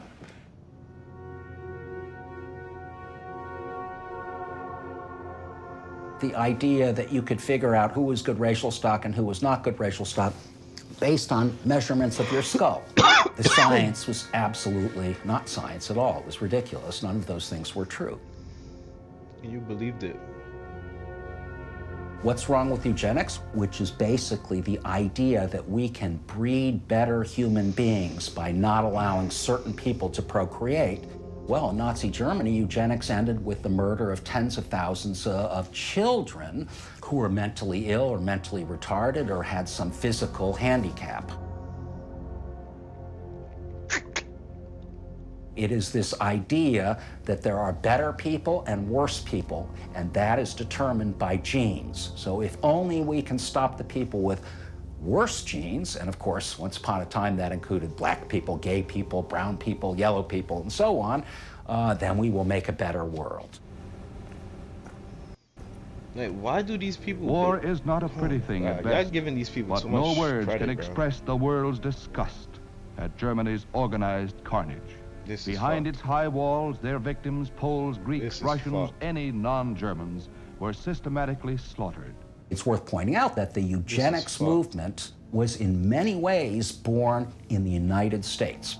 The sad fact is that Adolf Hitler and the Nazis looked to the United States when they were getting interested in eugenics, when they were getting interested in race laws, when they were getting interested in laws against miscegenation, so-called race mixing.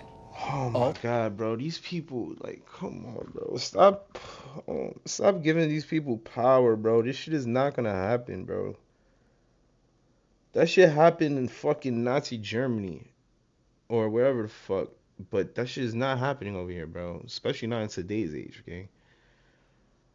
Like, why is these people really fucking so stuck?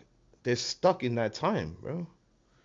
This shit is not gonna happen again, bro. Especially in America. Like, we have the right to bear arms for a reason, gang. We have the right to bear arms for a fuck out reason. Like, that shit ain't happening over here. What are you, stupid? You really think Hispanics, Asians, blacks, Indians, fucking Trinidadians, fucking Haitians, you really think that all the people that's in America is just gonna sit there and watch whites kill off other people? Are you fucking retarded? This shit is never gonna happen here. Thank God, because of our fucking constitutional rights. This shit would never happen here, bro. As soon as we see fucking cops start taking black folks and Mexican folks and killing them, we out there, bro. We gonna be armed our damn selves killing these fucking police. Like, that shit ain't happening, gang. That shit is never gonna happen. And then on top of that, the police are literally our people. That's why we set it up that way. Like, you're hiring our people. So if you think our people is gonna go against our own people and kill us, you're fucking retarded. I'm sorry. Like, this shit is ridiculous to me. Like, these people really worry about shit like this. Ultimately, the In United today's States age, turned against this idea. Nigga, let the Eugenics cops try to and the kill people ideas like that. What behind are you, eugenics stupid? have been absolutely and utterly discredited by virtually all scientists, absent an incredibly tiny fringe. There's a reason why in of this great people on country we have the right to bear arms, Now nigga. that I am Fuck is you considered, talking about? a dangerous figure, I suppose. It's difficult to persuade mainstream publishers to publish our books. I used to get the mainstream to do this. I mean, maybe they thinking white of Southerners. maybe, yeah, that's what I was gonna say. Maybe they thinking about southern countries where there's less black folks and less Hispanics and shit, but that's just still a thing in the past, bro. There's so much Hispanics all over the fucking country, bro. I doubt that shit will ever happen, bro. We'll be in an upright, like, it will be crazy, nigga. We will literally be having a civil war if that was to come here. But it's not coming here. It's not gonna happen. Are the only group in this country who are not allowed to take pride in who they are. You can be black, Hispanic, Asian, Indian, African, anything at all. You can be proud of who you are, not white people. You're everything we hope. Nah, I don't give a fuck about it. You can be proud of whatever the fuck you wanna be proud of. You wanna be proud to be gay, go right ahead, my boy, go ahead. I don't care. So this is back when I was still respectable, writing about Japan. He's written a number of books, speaks fluent Japanese, is a world traveler, plays an instrument in a classical chamber orchestra, and so on. But he is also the guy who for the last 20 years arguably has done more than any other to mainstream white nationalism. So they consider you. And the sad part is, I'd never even seen this motherfucker a day of my life. So that goes to show you, he wasted his entire life. He's wasted 20 years of his fucking life for niggas to not give two fucks about you, bro. I'm only now watching this video because the homie in the chat told me to watch this shit. But I would have never known nothing about this dude. And I could have peaceably, happily not gone the rest of my life without knowing nothing about this dude. That's the big deal. Like, people don't realize we just giving this nigga power by watching his videos and watching what he has to say. Fuck this dude. He's a nobody. Are you a hate monger? Yes, I'm a hater. They can look into my soul. This nigga's a They nobody. know what motivates me. Don't even talk to him because we know. And they say, because we know, we have designated him a hate group. And so every time the liberal media talks to someone like me, they say, and Nigga, by the way, this... Trust me, the right-wing people is not jacking you either, bro. You're a fucking weirdo, gang. I ain't gonna hold you. I could guarantee you with all my heart and soul, Trump do not jacks this nigga. I could guarantee you. Because Trump is a New Yorker, my man. A lot of people don't realize that. Trump is from Queens, New York, gang. He's from Queens, New York, nigga. He was raised the same way I was raised, bro. Around a bunch of black people, around a bunch of Hispanics, around a bunch of whites. It doesn't matter. Asians, doesn't matter, bro. We come from a melting pot. So, Trump is not jacking what this motherfucker has to say at all. I already know it. Objective rating agency, as if they're sort of a Standard and Poor of the ideological spectrum, they have put him on the hate list. No, this is just absurd. The goal is not simply to be angry. The goal is to change the minds of our fellow whites and create an environment in which our culture will survive.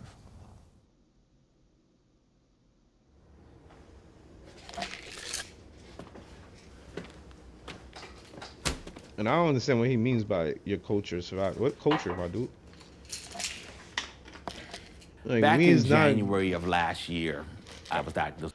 Like, we is not fucking running into your house and saying you cannot play jazz, you can't listen to fucking whatever. I don't even know what the fuck is white culture, honestly.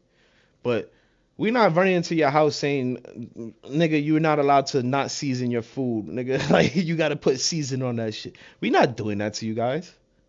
So what the fuck is he talking about? His culture and going away and getting extinct? Y'all are so stupid, bro.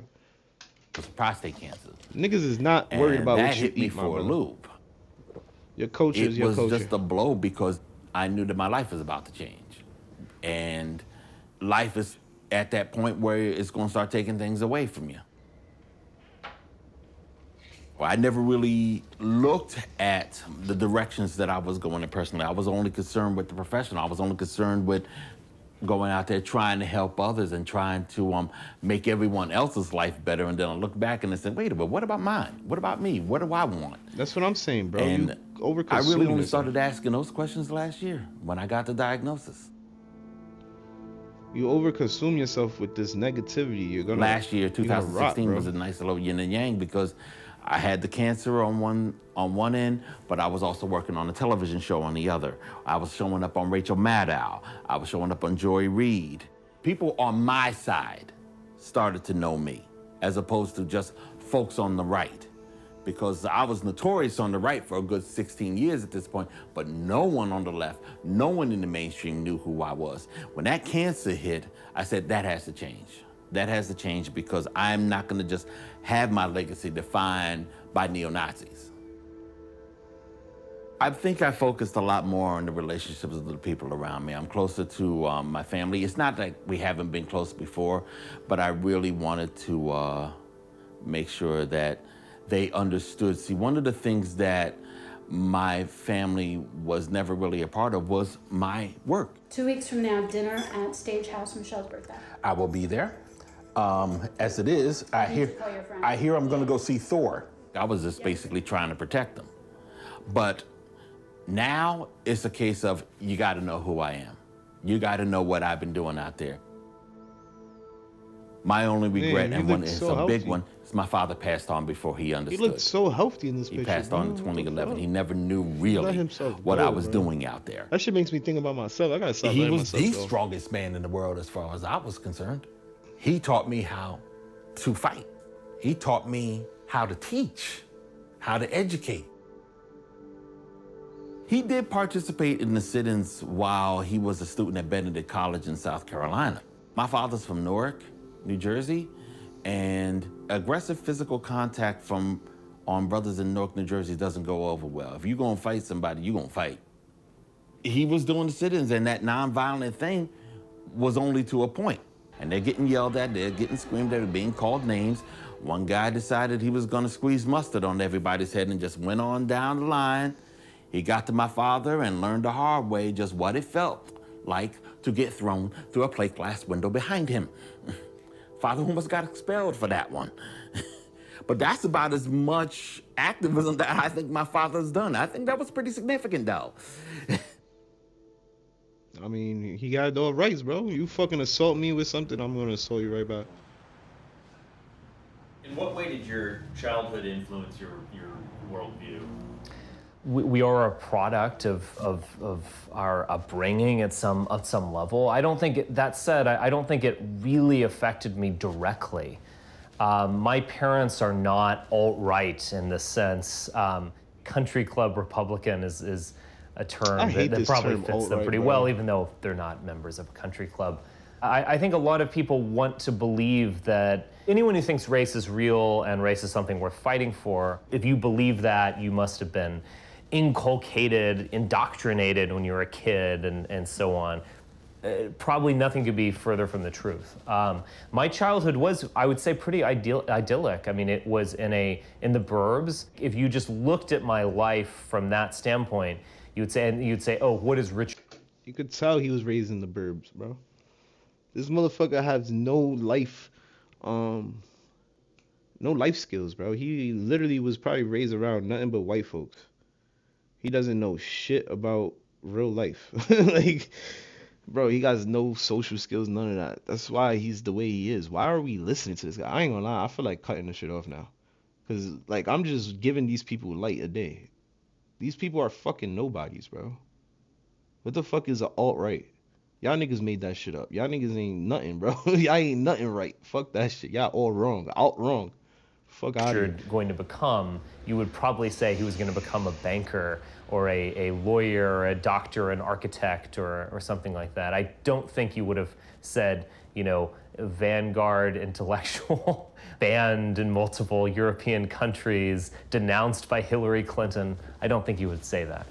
We're just going to sit there in the vehicle and we're going to call Metro and be like, hey, these fucking commies are over here obstructing traffic.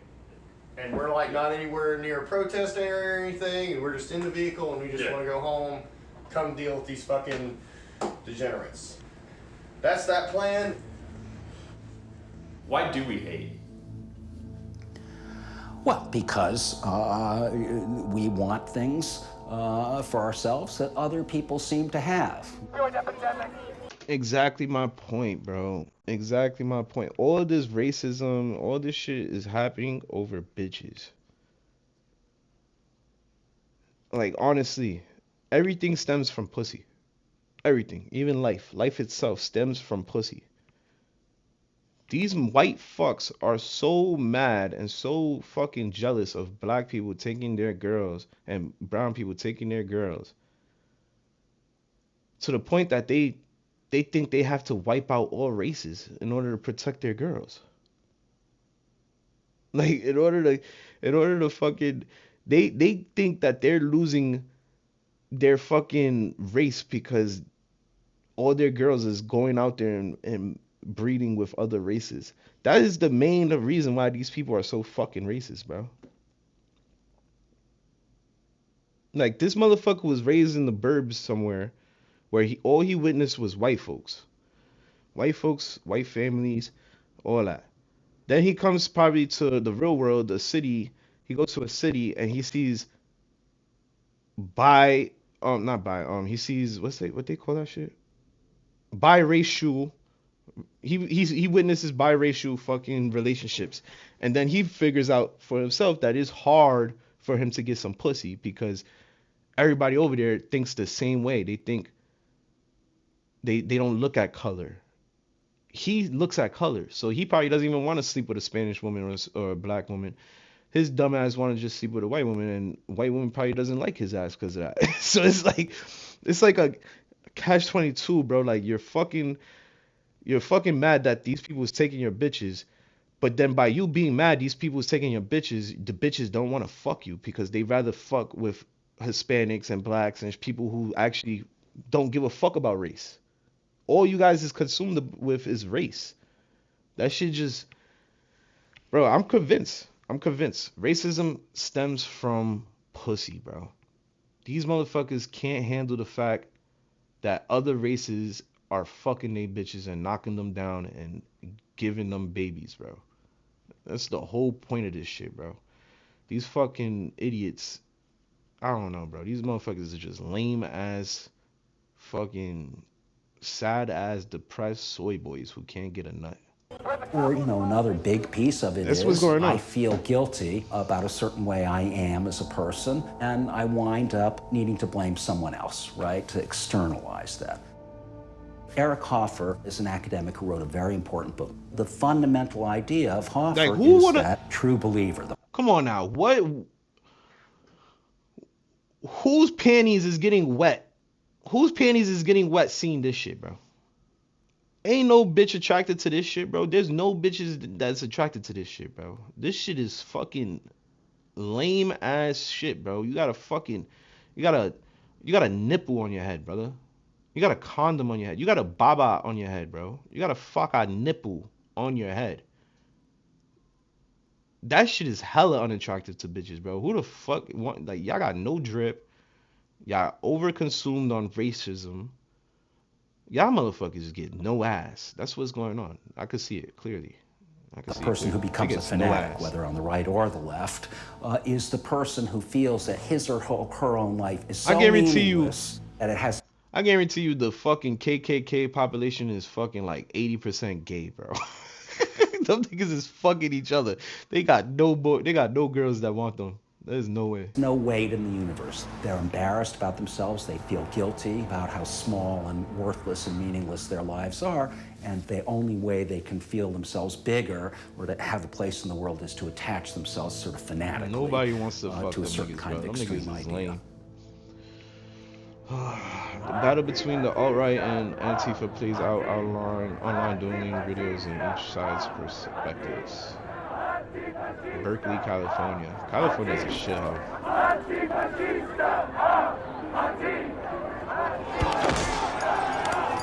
You see? That's all this shit leads to. My name is Milo Yiannopoulos, and I'm the gay technology editor of Breitbart News. I was due this evening to speak at the UC Berkeley about cultural appropriation. Here we go. Someone has moved in closer. Somebody's taking a selfie. When Milo Yiannopoulos was at Berkeley a few weeks ago, Antifa blew the place up. It turns out that the progressive left, the social justice left, the feminist Black Lives Matter, Antifa left, the hard left, which has become so utterly antithetical to free speech. Fuck you. How fucking dare you call me a white supremacist? Most of the activists of the alternative right are making a real effort to kind of invade American campuses, and they've been very successful at creating a situation where they present themselves as the defenders of free speech, and it is the evil forces of left-wing, quote-unquote, cultural Marxism that are attacking them on campus and in other speaking venues and not allowing them to speak. I mean, they got a fucking point. They got a fucking point. Y'all literally, quite literally, making these people look like the normal side. Like, how do y'all do that? How do y'all make the fucking racist white pricks look like the normal side, bro? Y'all are so fucking dumb. This is not doing nothing. Y'all just creating confusion, bro. Because now people don't know who the fuck to go with. Y'all niggas is supposed to be on the right side. Y'all supposed to be good and shit, and like liberals and all that shit. But look at the shit y'all doing. Look at the shit y'all doing. And then the fucking racist white pricks, these motherfuckers They don't deserve to fucking have they opinion spread, but it's legal. It's legal to do so. So it's like, are we gonna side with the people who's doing illegal shit to stop the people who's doing racist shit but legal? Like, this shit just don't make no sense to me, bro. This fucking, like, the best way to avoid this shit is just ignoring them. I honestly believe that. Ignore these people. Let them have their little groups, their little protests, their little KKK shit parties. Who the fuck cares, bro? Them niggas is not going nowhere. Just don't stoop down to their level, bro. Do not stoop down to their level and go out there and try to fucking create riots and shit. It's just stupid. Down the conversation, lies can thrive and make babies and start entire communities. These kids wouldn't stop yelling, whose campus? Our campus. So I go, come up here, talk to me, let you say your side. The closer I got to him, the more he went, and he would go, whose campus? You see? You see? He's literally making y'all look like bitches, bro. He's quite literally making y'all look like bitches right now. By you showing up all tough and shit ain't helping nothing, because you can't do nothing with that tough shit, bro.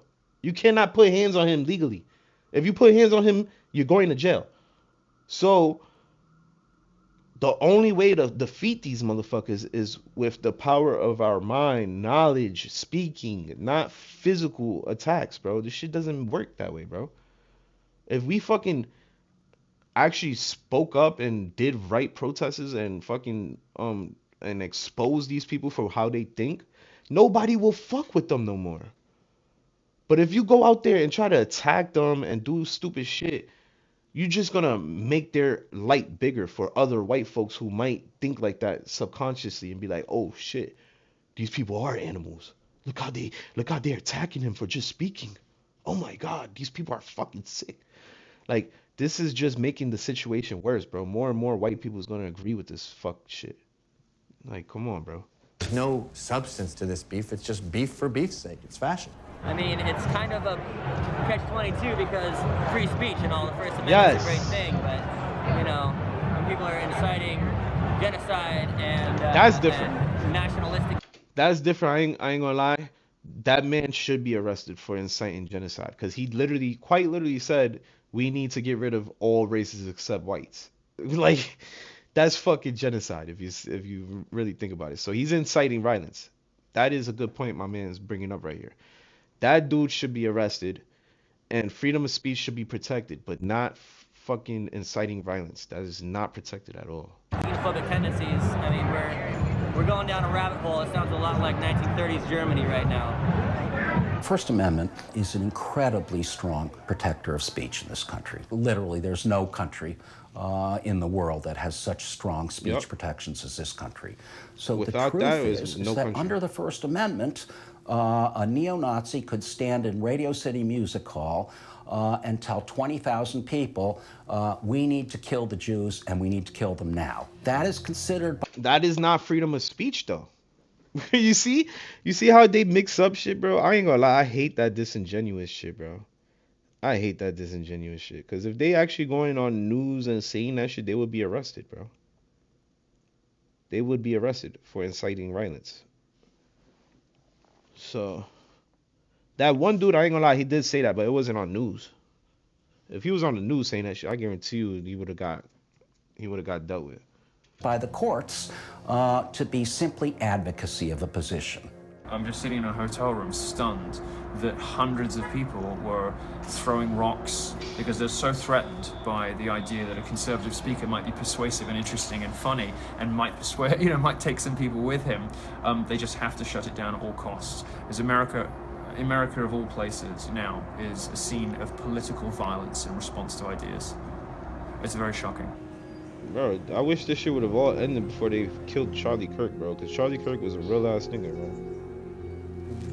All this shit's my over Patreon dumb shit, account. bro, over bitches. Like I work full time and go to school at night, so I don't really have a lot of time to do this in the first place. So I figured like it would be interesting to see if any of the fans of the stuff that I do were willing to like support that through monetary donations. I received some kind of email notice telling me that my page had been removed. They said And that Antifa. there's no room on Everybody needs to Patreon grow for the fuck hate up. speech, no matter the purpose or apparent intention of the Patreon page. This includes actions that take place on other sites. What do you consider to be hate speech?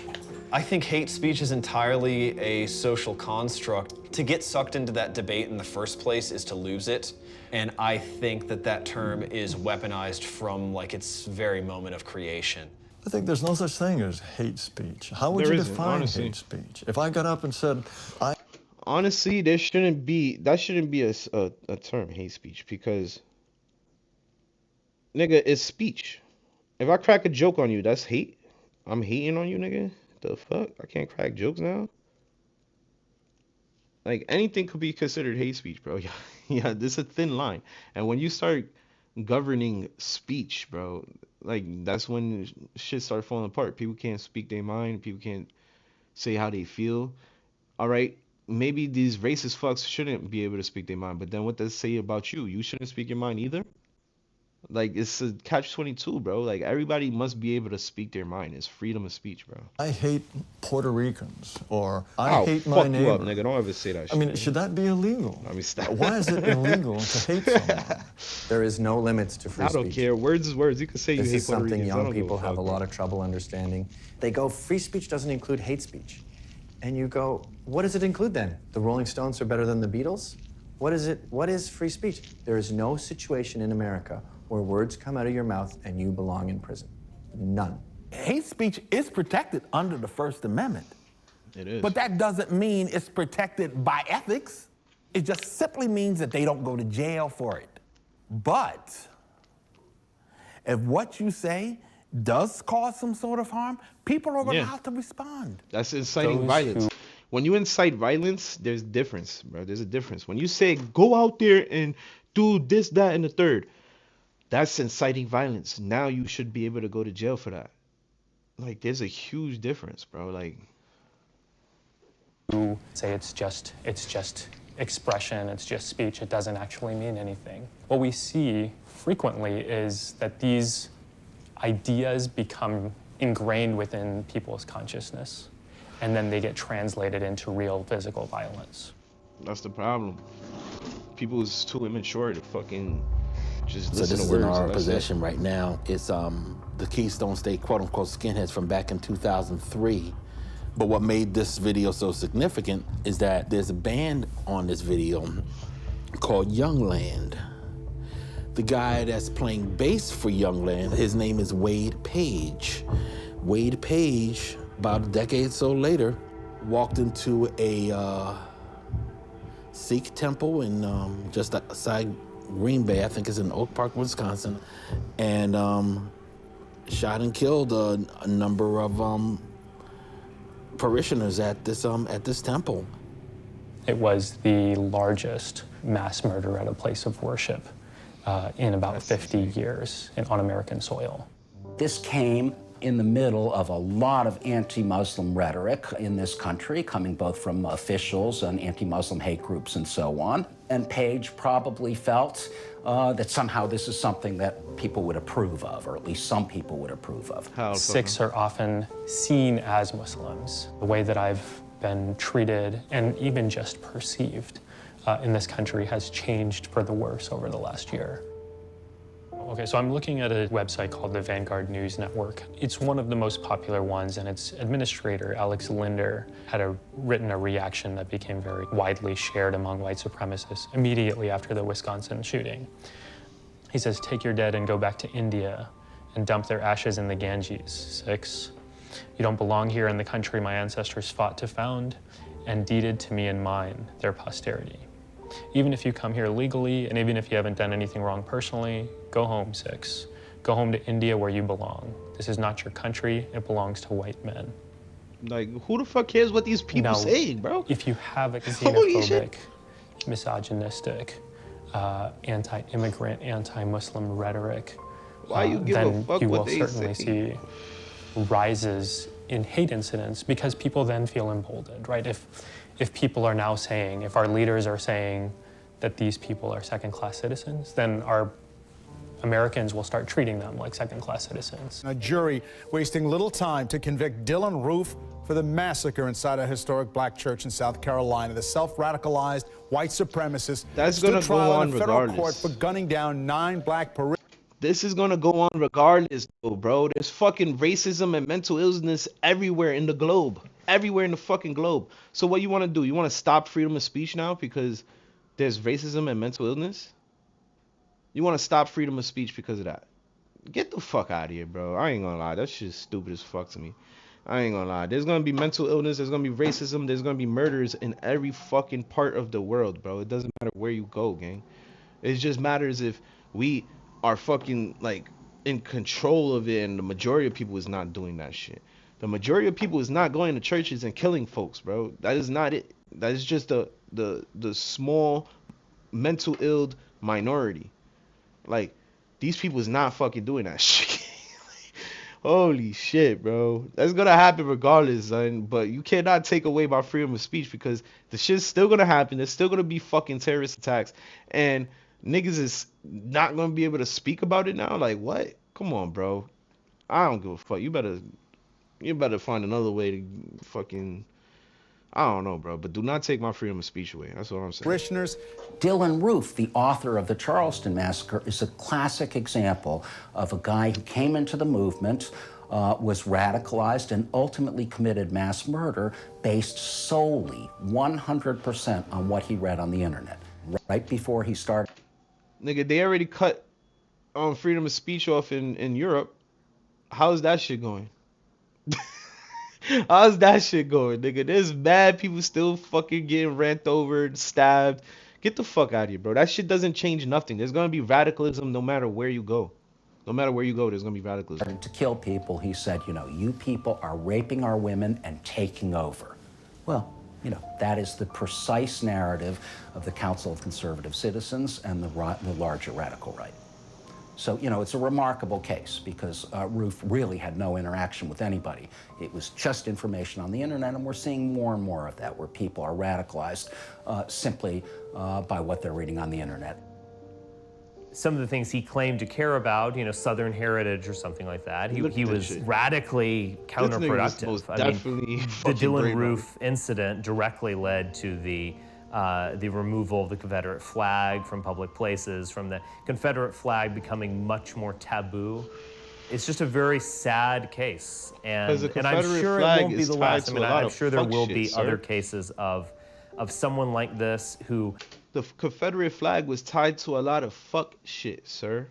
So of course that will be outlawed and not, like, people will not be happy to see you flagging that shit, bro. That's like flagging a Nazi flag. Do we jack Nazism? Like, are we proud of that shit? No, nigga, so we do not jack that shit. It's that simple, bro. Like, y'all did some fuck shit, so now you can't use that flag no more. Move on, my boy. Move on. What the fuck? Like, holy shit, bro. Don't do fuck shit next time. Alt-right idea that might be true in itself, but then he engages in an appalling, you know, act.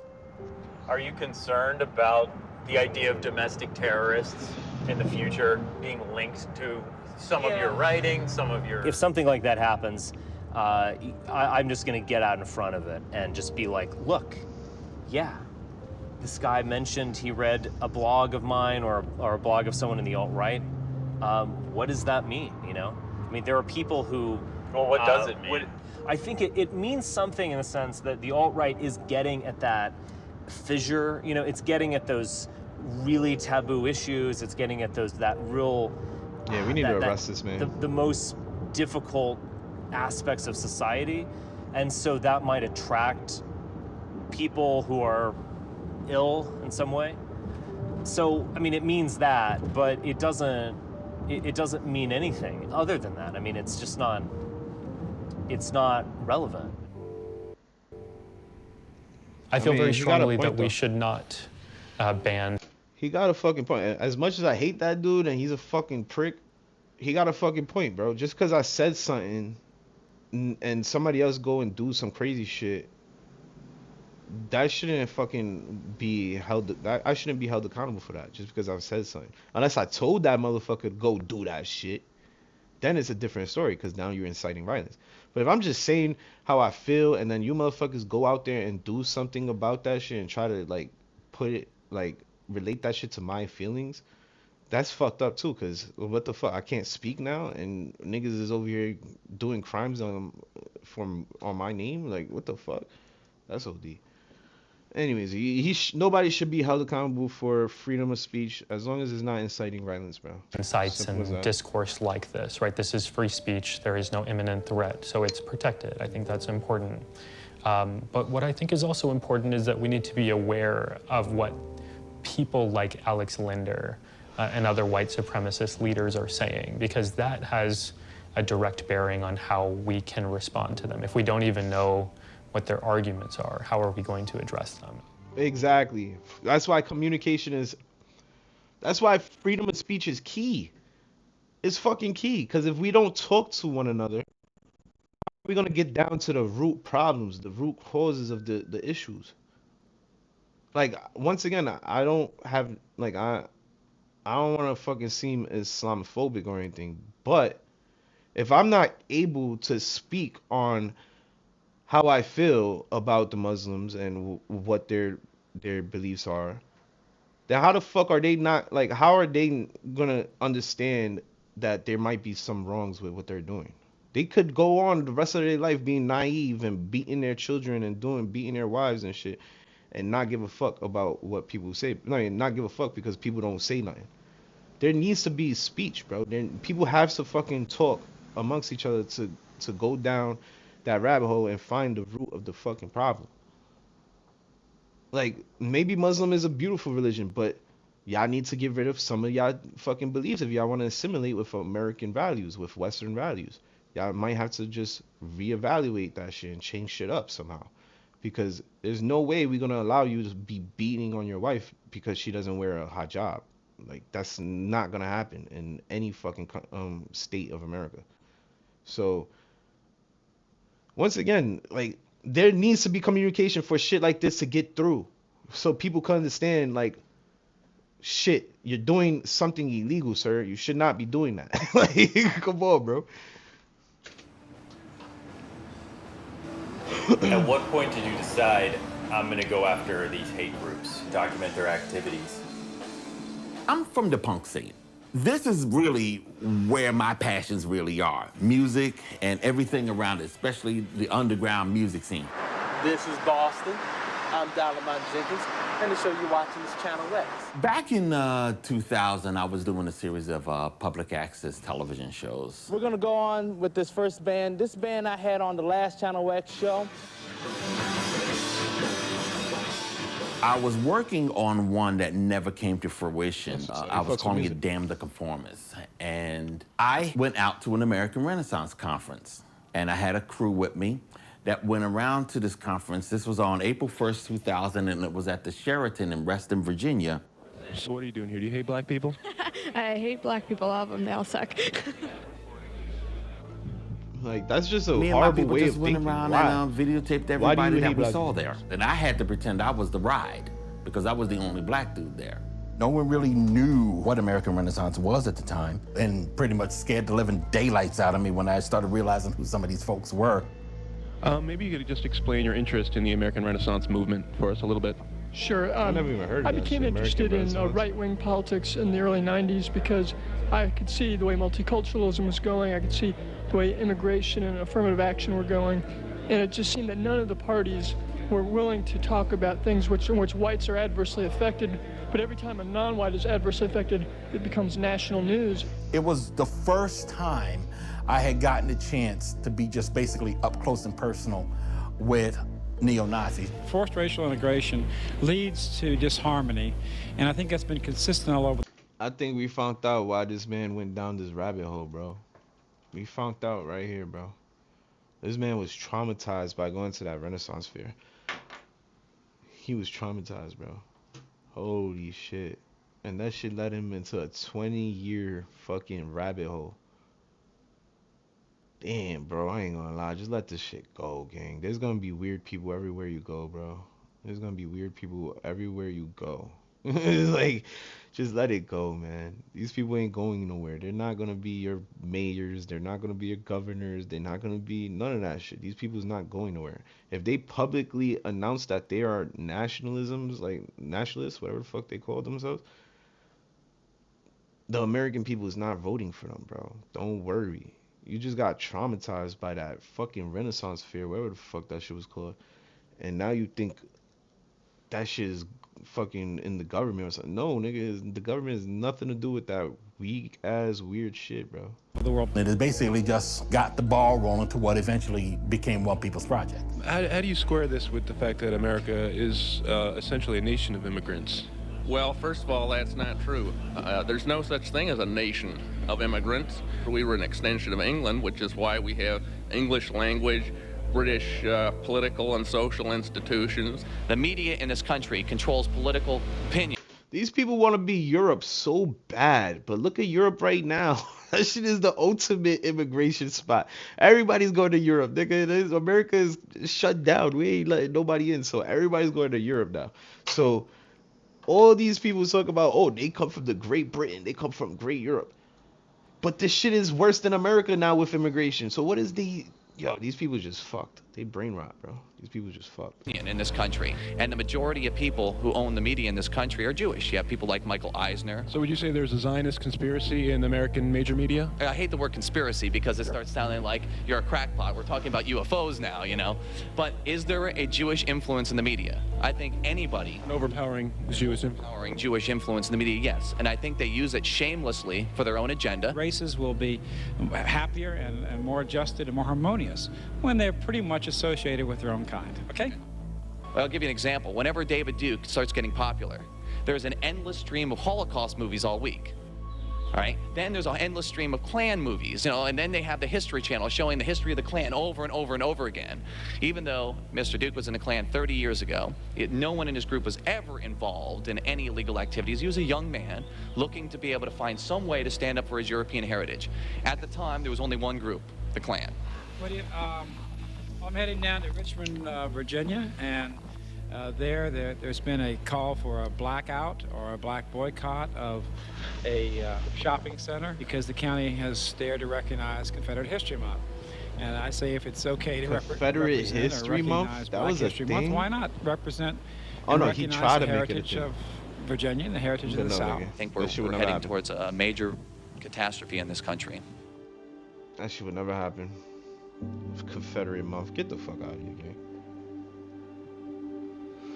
Dixon, Tennessee. And he lives in the South? Oh man, this man is traumatized, bro. Is this the black dude? He live in the South? No wonder, bro. He went down this rabbit hole with these people.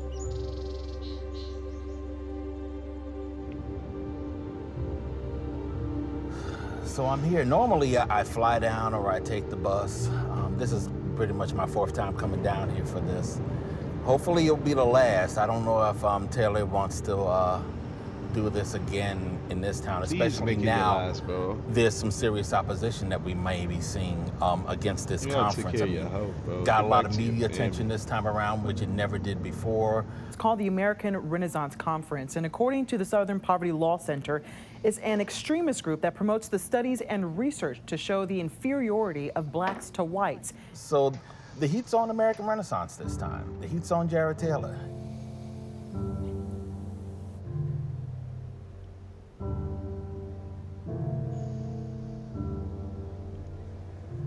From 1994 until 2008, we had conferences every other year, just in private hotels. We really never had much of a problem. In 2010, the hotels that we contracted with, and there were 4 back-to-back, every one of them got so much pressure they canceled on us. And so we weren't able...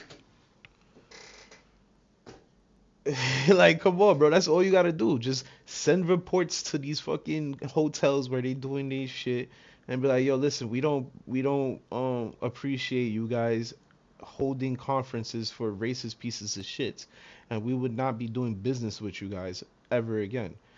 Like, that's the best way to do this, bro. Like, if you want to battle against these fucks, just do it the legal way. fucking email these places, let them know that we will no longer do business with you guys if you condone this shit in your buildings. And this shit will start falling off the face of the planet, bro, because people is not gonna be condoning this shit. This is clear fucking piece of shit racism, bro. Like, just continue doing that and this shit's gonna fall off the face of the planet, bro. That's the best way to fucking fight this shit, bro. Literally, because if you go out there, you ain't gonna do nothing but, well, you can protest, and that'll help too, but protest legally, bro. Don't be on the streets fucking with these people's cars. Don't be going into buildings where you could be trespassed out of. Just do the shit the legal way, bro, and you could make a difference. Like, this is clearly making a difference if they're getting shut down from going to do conferences and shit. Like, that's a hell of a good thing. We need to keep doing that. Like, that's the best way to do it. Not rioting and shit, not Antifa. What the fuck, bro? Able to have a conference. And then the next year, we had the same thing happen again. People threatening to block their parking lot, people coming on the premises and leafleting their places saying, these people support Nazis. You see, how did I know that was gonna come? I didn't even watch this movie before, bro, this documentary. But I already knew that was coming. These people was gonna start impeding and doing stupid shit to the point that they make dumb look stupid. And now they the problem. But in actuality, they taking away from exposing these fuck niggas who's talking crazy. Like, y'all should be doing this shit the legal way, so we don't have to worry about distractions and getting the actual info that we need out there, bro. Like, do this shit the legal way, please. There's all kinds of baloney. So now we meet only in government-owned facilities. This is supposed to be the land of the free and the home of the brave. This was a government-owned facility, a publicly owned facility that could not shut their doors to them once the contracts are signed, which means not only can they not throw them out, but they also can't throw anybody in the general public out, and that includes us. The state of Tennessee. Okay, so once again, they signed the contract, right? So what you guys should do is legally start emailing these people saying, yo, bro, we know you signed the contract, but we need you to find a way to get the fuck off this contract because these people are harming us and talking crazy about us, and it's spreading. That's the common sense way I would think of it. Like, contact the business that's holding these conferences. And then on top of that, you just said it yourself, after they signed the contract, they can't kick them out. Okay, so wait till the contract is up, bro. Every contract has an expiration. So wait till the expiration is up and watch. They're not going to give them another contract because they now know that they're up to no good. Like, the gig is up. This is why it's important to do shit the legal way, you heard? Like, come on, bro. Tennessee has a First Amendment obligation.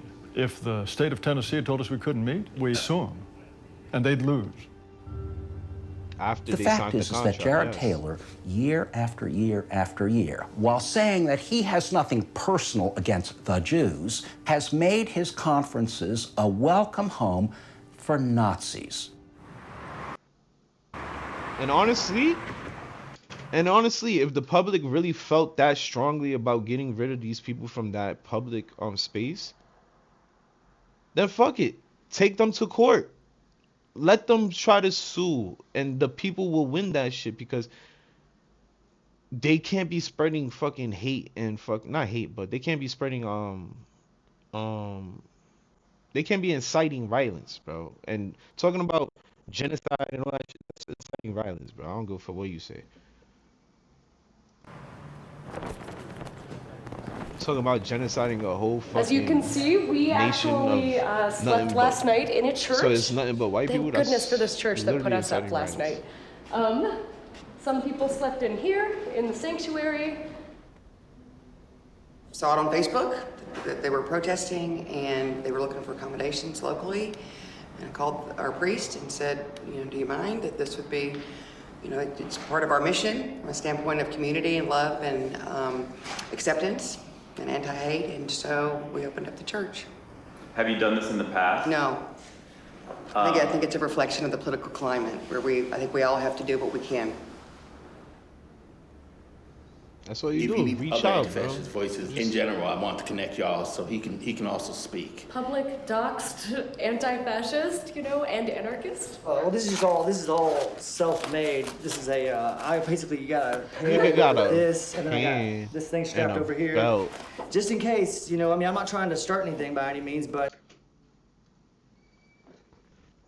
Like, what in what world is this normal, gang? In what world is this fucking normal, bro? This motherfucker is out here with a dirty ass fucking oven pan and an old ass fucking belt that doesn't even look like it belonged to him, wrapped around it. And yo, bro, what is wrong with this dude, gang? And y'all really think this is helping y'all cause? This make y'all look so fucking out there, bro. This makes you look like a crackhead, gang. If I'm walking around with this dude, guarantee you people's gonna think I'm a crackhead, bro. If I'm walking around with this dude and they see that fucking little gadget shit he put together, I'm gonna be considered a fucking crackhead with him. So why would y'all like embody that, bro? Why would y'all be fucking not help, like, instead of helping this man and telling him, yo, bro, take that shit off, bro, like, we don't need that, bro, you good, you Gucci, you fucking enable him into thinking that that shit is necessary, bro. Holy shit, y'all niggas is fucking cooked. There have been many organizers and many activists who've been attacked. This man put on a fucking oven pan before he put on a t-shirt. He put on an oven pan before he put on a t-shirt. This nigga is stupid. He was like, fuck it, the oven pan is already on. I'm not gonna take this shit apart now to put on my shirt. Yo, this dude is stupid, bro. There's no way. I saw this black gentleman, an African gentleman. I assumed he was on the crew, and he refused to shake my hand. And they surprised me that I was actually going to be talking to this African. Look at the average life of an African American in the United States. It's far better than any African living in Africa. Really? So slavery was good for them? How can you deny such It's an obvious such fact? a ridiculous notion. How is it ridiculous? We are just outside of Nashville, Tennessee, at the Montgomery Bell State Park. I'm a guest at the conference this year, although I will be saying a few words just as an update on what I'm doing. But otherwise, I'm just here to listen to some talks. He really and tried to say mingle. slavery was a good thing. This dude is fucking delusional. He really just tried to, yo, bro, this dude is fucking crazy. But once again, that's freedom of speech, bro. You can say whatever the fuck you like, but it doesn't make down registration a month before the conference. Like anything We have about correct. 300 people like, here. he's I not think right, it would bro. have been 400 or 450 He could be wrong and if we still had have freedom not of speech, though. bumped up against the physical constraints. That of the shit room. was stupid as fuck. Slavery was a good thing. How many What? of you have come to your first American Renaissance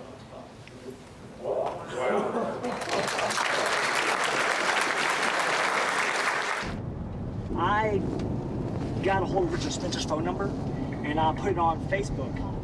And after that, I got a call from some Nazi alt-right. There was several different, it was a conference call, and they called me and they started putting me on different alt-right message forums and different message boards.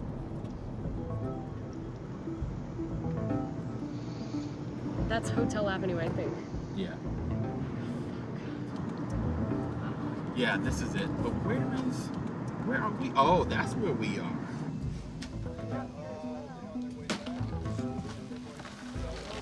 Hello, sir. NAACP? Yeah. I'm Darrell Jenkins. I'm with One People's Project. In the last, I would say, 2 or 3 years, there's been, in historical terms, an absolute explosion of white racial consciousness, a rising determination of whites to defend their own interests. We have a chance, a fighting chance. Testing, testing. Testing. We will be protesting in This shit favor is of literally like a equality. video game, bro. I can't believe this In is favor serious. of diversity.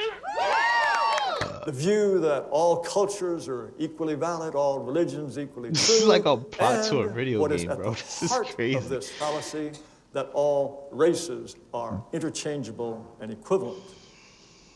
The other tectonic plate moving in the This opposite gotta, direction. like I said, this is that That's us. southern shit. We are growing There's in gonna be size. racist people And in you the know what south happens where when there's no tectonic plates meet? cities and assimilation of Earthquakes. people from other countries. It's We just had a all tremor. whites over there. I would call it a very little reasonably culture. significant tremor And in the these election of people Donald brainwash Trump. themselves. But that is just a sign of things to come.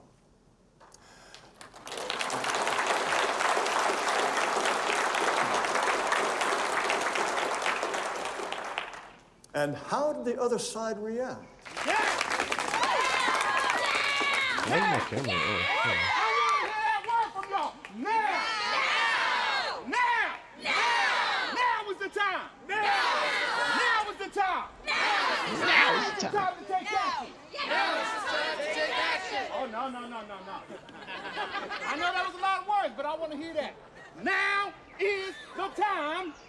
Now is the time to take action. to take action. Now is the time. You see, that sounds. Now is the time That sounds for them really. for them to hear from us. from us. This is not their town. This is not their town. This is not their park. This is not their park. This is not their state. This is not their state. This is not their society. This is not their society. This is not their decision. This is not their decision. Let me hear y'all yell it out, y'all. Give it up. No racist in our state. No Klan. No hate. No racist in our state. No Klan. No hate. No racist in our state. No Nazis. No KKK. No fascist USA. No Nazis. No KKK. No fascist USA. You see, this is where they go rap. We do expect This the is where they go demonstrators to wrong. be very close. This is where they go wrong, bro. Everything was perfect. I knew something was gonna happen once he said, "Today is when we take action." Like, what the fuck, bro? That sounds like you about to start fucking shit up. That sounds like you about to start shooting shit up. What the fuck? Today we gonna take action. Like, that was a red flag. I was like, hold on, whoa. But then he started saying, we're gonna speak, da-da-da. I was like, all right, cool. That's excellent. You see, they have the right to protest. They're doing the right thing. They on the curb.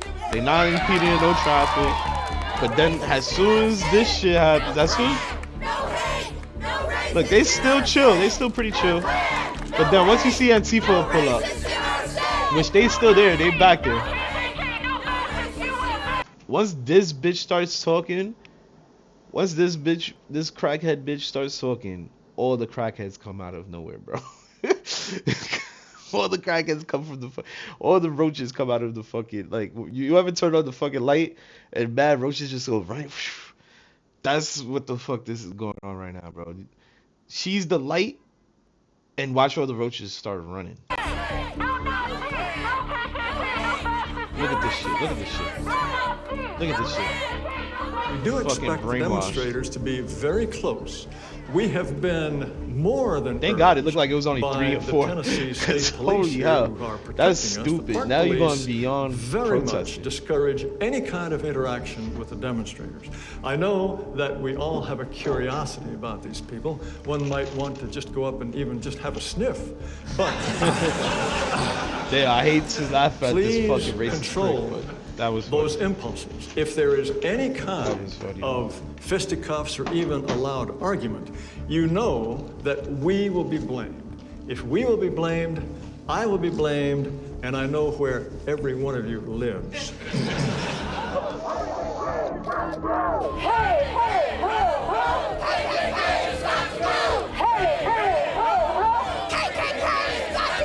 Yeah, everybody, y'all can see the zoo animals.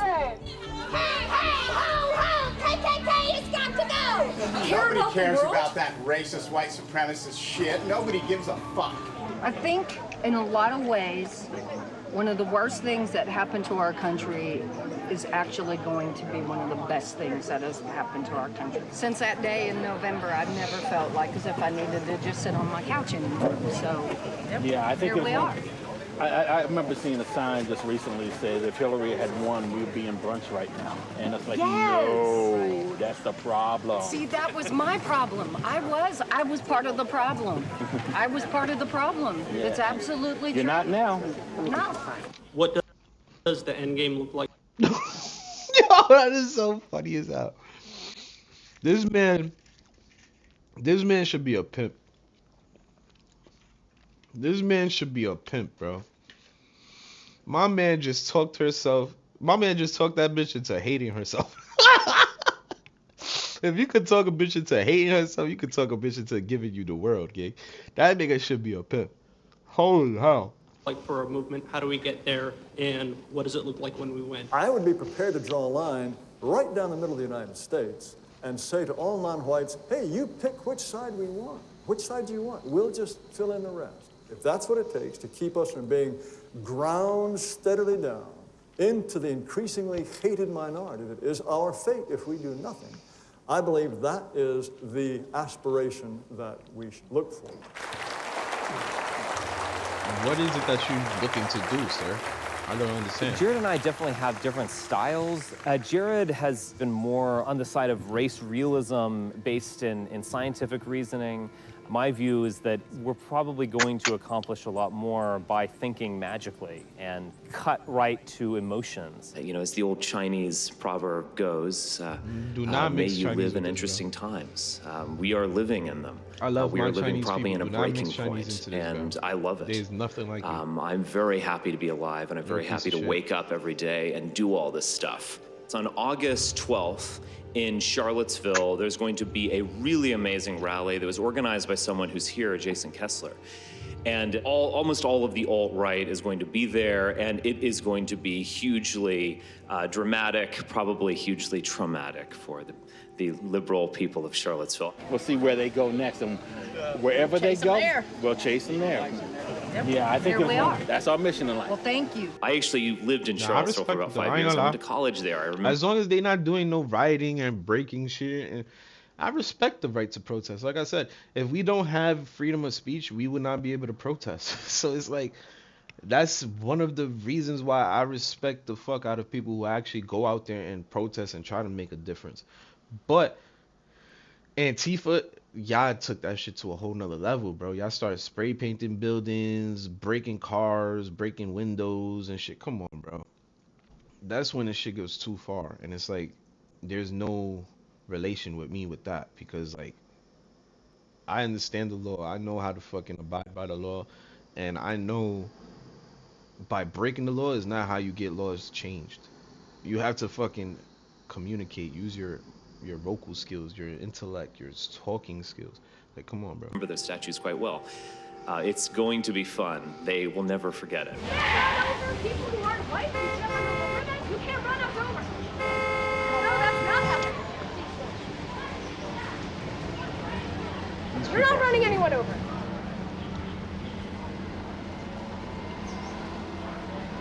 Racist! Have a nice ride, fucker! Racist! Uh-oh, did something bad happen? They hear the police. Yeah, Like, let's something go. bad We better happened. go check and see what happened.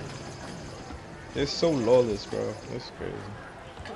There's only a few. There's somebody's fighting.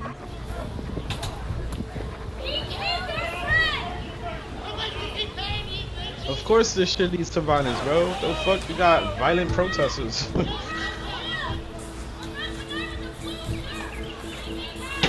John ended up with just a few scrapes and bruises, but apparently the guy that attacked him was a little worse off.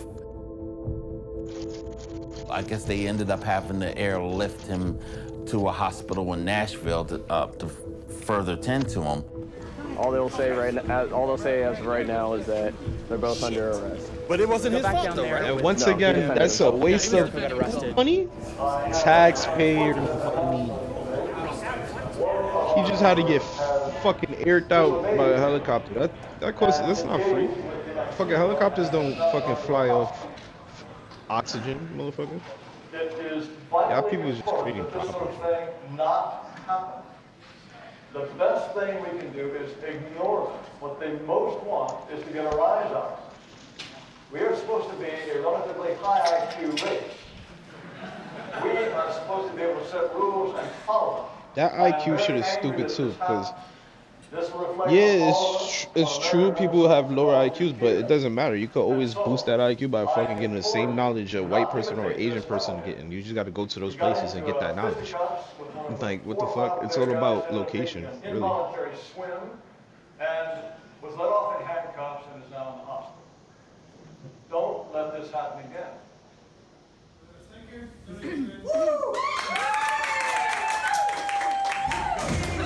Look at them cheering him on, like. They really gave him his oven? They gave him his oven pan back? That's crazy. We had a remarkable turnout. I want to keep the momentum going. I want to make sure that everybody is aware of the kinds of things that we got to fight out there and actually fight them. Will you be returning to Sure. that venue? Yeah, we have a contract. We'll be there last weekend of April. You've been coming to this. A lot of people are scared. They don't want to be helpless anymore. They want to come out and don't want things to get worse. Hi everyone, this is Richard. I just got back and I just wanted to give a quick report on the weekend. The conference was unequivocally a success. Clearly something big is happening. And it's not just people who are coming, it is younger people. Everyone's getting connected and getting organized. They're meeting people at Ameren. They're gonna see them again in Charlottesville. They're gonna go to a college event. It allows us to build upon events. Take them down! Take them down!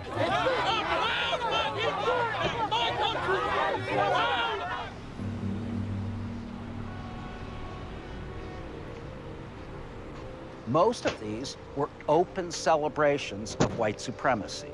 Just to give an example, in a little town called Colfax, Louisiana, there is, in fact, an obelisk put up in 1920 which commemorates as brave heroes the 3 white men who were killed during a white massacre of 150 black Unionists after they surrendered. See, that's the problem with these southern states. They still hold on to that racist shit. Could put up a monument to the 3 people who died in the mass murder of 150 people. They're celebrated as great heroes of the community.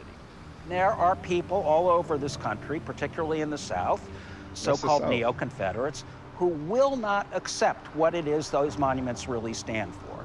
The claim is made repeatedly that the Civil War had nothing to do with slavery. And let me say that is patently 100% false. Monuments being torn down is a symbol of white dispossession. We talked about this issue of the monuments and being torn down in New Orleans and so on. This is communism. What's the reason for anything that we've got in this country if we can't stand behind it?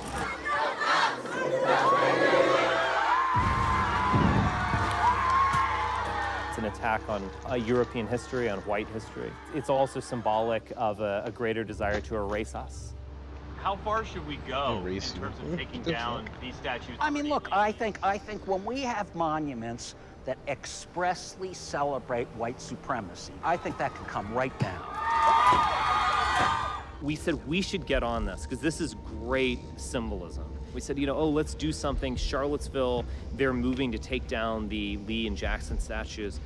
There might be hundreds, thousands of people descending on Charlottesville. So it's going to be crazy.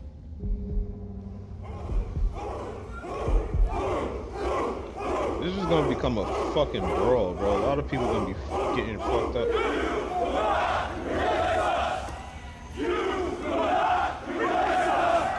There's very little police presence. There's a group of anti-demonstrators. They're completely surrounded inside the group of torchlit demonstrators.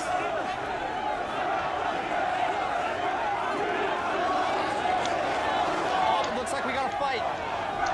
There's definitely a fight inside. I told you that shit was gonna turn to a brawl.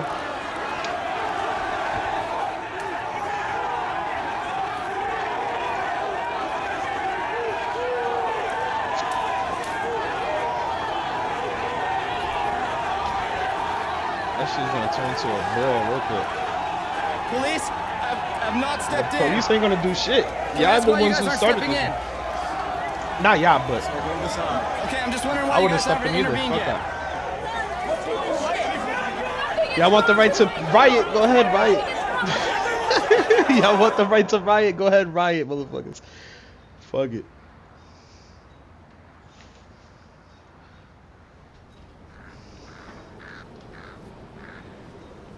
Because breaking public property is a form of rioting. So technically they did start it by breaking the fucking statue or whatever, or trying to break it, whatever. A year ago, we weren't doing things like Charlottesville. All of that activism was not taking place a year ago, and it's taking place now.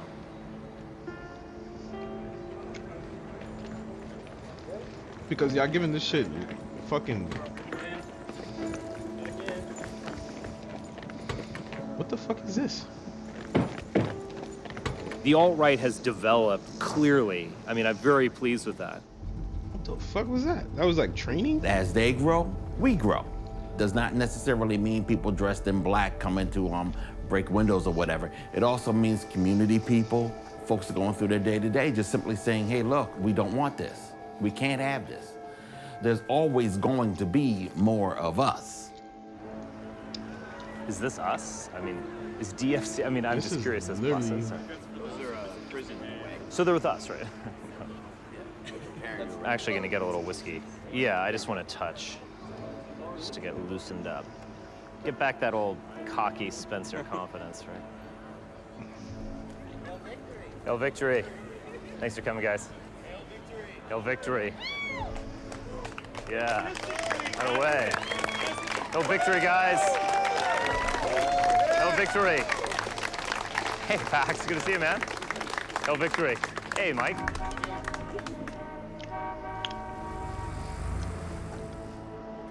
I don't know what's going on with Trump. I'm in that kind of, I don't want to quite hate him.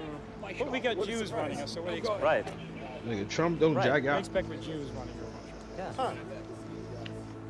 This might very well go off totally peacefully. This might become violent. I mean, that is certainly within the realm of possibilities. Basically, my policy is just absolutely never back down.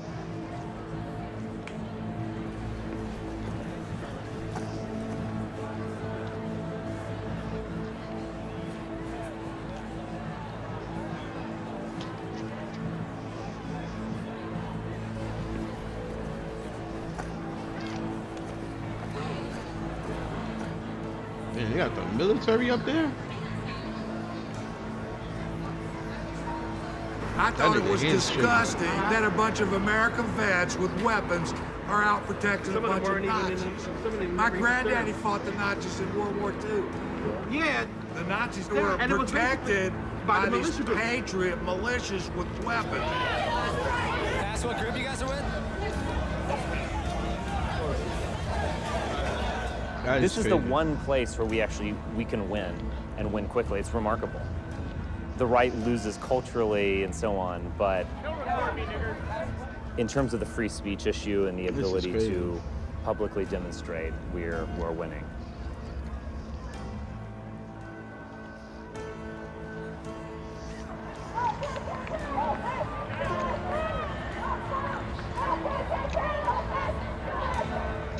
This is fucking crazy, I ain't gonna lie. The South really gets down like this? I always heard stories of the South being racist, but holy shit.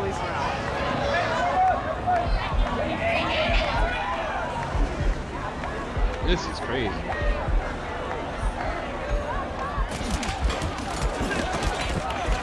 This is crazy. That's a man beating on a woman, bro? That's a man beating on... Yo, you really feel tough that you fucking manhandled a woman, you fucking pussy-ass bitch? And so on, but... Bro, I ain't gonna lie. Shit like that, oh in my terms of god, the that free irks speech me, issue bro. and the ability to publicly demonstrate, we're winning. These fucking people suck, bro. I ain't gonna lie.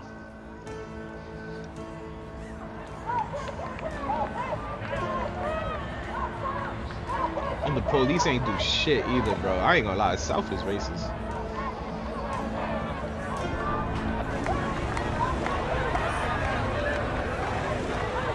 Can you see? Hold on. There's literally no police around.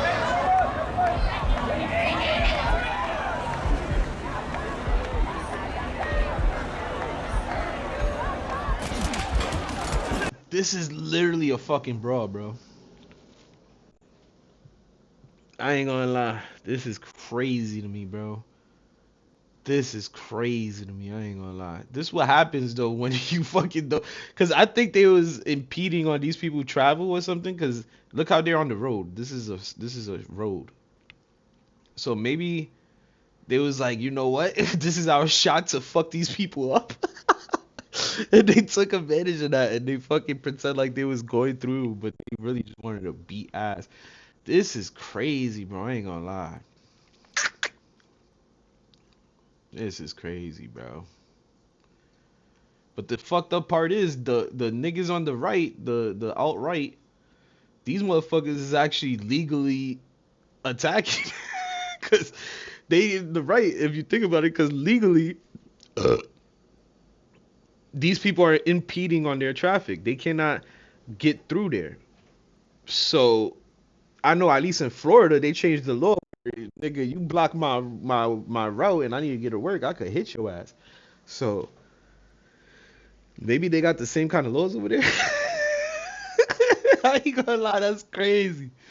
They they fucking these people up, bro. They went in there marching like a fucking army. Holy shit, what is going on? But this is fucked up though. I don't condone this shit. What the fuck? That's a fucking man. This is a man. Like, why you went after a woman? Like, you feel strong? Like, come on, bro. She was fighting back because that motherfucker put her on the ground, bro. That's crazy. And then these people, look, they feel tough that they fucking up a girl, bro.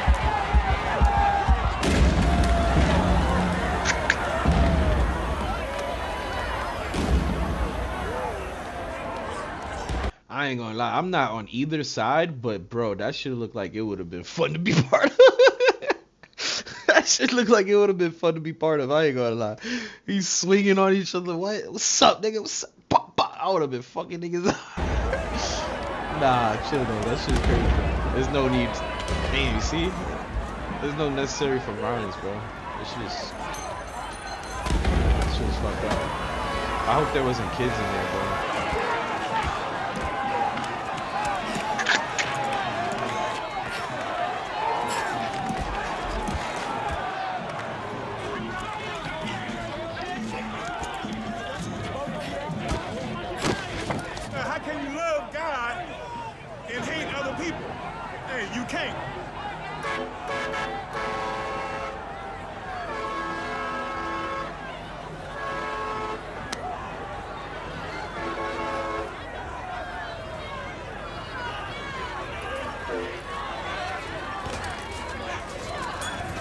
I'm so surprised nobody got shot, bro. There is so many fucking guns out there right now and nobody got shot. Holy shit. That shows the restraint on these racist fucks though. I ain't gonna lie. Cause if these niggas was really that batshit crazy, mentally disturbed, they would have shot everybody in this bitch so easily. I ain't gonna lie. That actually shows how mentally stable they are. But they're fucking retards still, bro. You could be retarded and not mentally ill.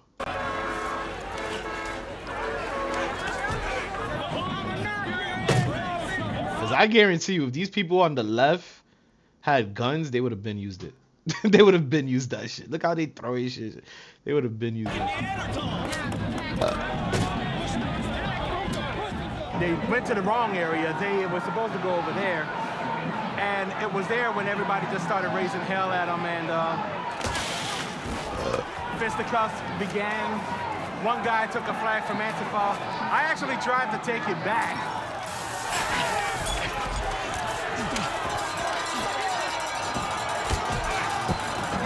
Not a fucking cocksucking Nazi. Fucking pussies! And all hell broke loose again. Apparently, he got dealt with because I got pictures of him with a really bloody, puffed up face.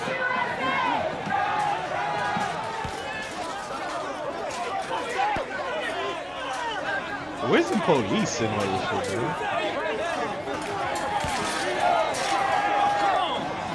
Police are just doing nothing. Police are still not stepping in despite multiple fights breaking out. This is crazy. Why haven't you guys intervened in any of the fighting? There was fighting all over the place, and officers just stood there and did nothing. Nothing. I ain't gonna lie. What do you expect them to do though? Y'all breaking the law already, bro. Like, come on, bro. I look at this and I feel bad for them. Think about it, bro. I was just saying, why police ain't doing nothing? But now I look, they have no people, bro. They probably got like 40 cops there. And fucking you guys is by like the hundreds. And then on top of that, y'all not fucking abiding by the law and already by being on the streets to the point that they had to blockade the streets. That's insane, bro. That's a bad look, bro. I ain't gonna lie. Y'all niggas need more than these police. Y'all niggas need fucking military. I feel bad for these cops. There's no way they was gonna do anything to stop that shit. I could literally count to 1, 2, 3, 4, 5, 6, 7, 8, 9, 10, 11, 12, 13, 14, 15, 16, 17, 18, 19. 19 cops. What the fuck you thought 19 cops was gonna do for fucking like 200 people brawling it out in the middle of the street? You need a military at that point, bro. And these people had guns. Them fucking people in the crowd that's fighting each other had guns on their back. Like, you really think these 20 cops is gonna fucking risk their life joining that shit? Nah, you tweaking. You tweaking. I ain't gonna lie. I feel bad for the cops in this. I ain't gonna lie. I feel bad for the cops in this one, bro. I got it on tape. Oh, there's more. There's like 25. Why haven't you guys intervened in any of the fighting? Nigga, you stupid? I ain't getting shot. I would have said it just like that. It's 2017. I don't know why they keep on letting this shit happen.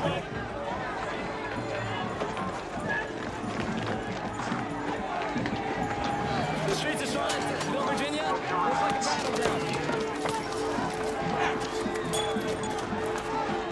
Hey, what the fuck?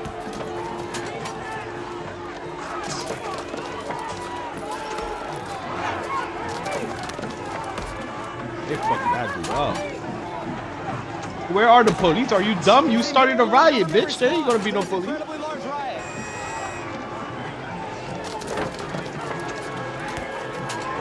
it's not so shit. Shoot! Fire the first shot of the race war, baby! Shoot! Go ahead, motherfucker. I'm telling you. I'll shoot you. See, them niggas in the right, bro. They racist, but they packing heat. And I ain't gonna lie, they smart because they know the law. You see? I ain't gonna lie. I hate to say it, but these racist fucks is the smart ones in this position, bro. In this predicament. I hate to fucking say it. I am by far the least racist person you're gonna fucking meet because, like I said, I was brought up to not even see color, bro. I don't give a fuck about race. But in my opinion, from what I'm seeing right now, the motherfuckers on the right obviously has more brains than the motherfuckers on the left because they all are strapped the fuck up. They all have guns, but not one bullet was let off yet. And they all are telling you motherfuckers, let a gunshot go off, all hell's gonna break loose because they all strapped. They know their laws. If one person shoots at these niggas, oh my god, you're gonna hear M16s, everything going off. So it's like, I kudos to the racists at least for fucking holding their their composure and not shooting the fuck out of this crowd. But holy shit, bro, this shit, and it shows how stupid the people on the left is because y'all fighting, y'all shouldn't even be fighting, bro. Y'all should be running. These niggas have guns, bro. The fuck you fighting back for? Like, what? If one person really truly felt like their life was on the line, they could have upped their gun and shot y'all niggas. So it's like, what is the point of fighting these people, bro? Go home. So honestly, it's really looking bad on the left if you think about it, bro. The right is showing constraint, not fucking shooting these people, and the left is fucking going crazy, trying to fight and start shit up when they don't even have no guns to protect themselves properly. Like, come on, bro, this is crazy.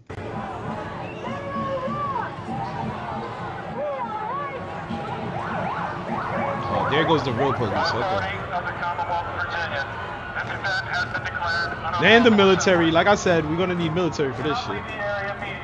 Holy shit. Do not interfere with law enforcement.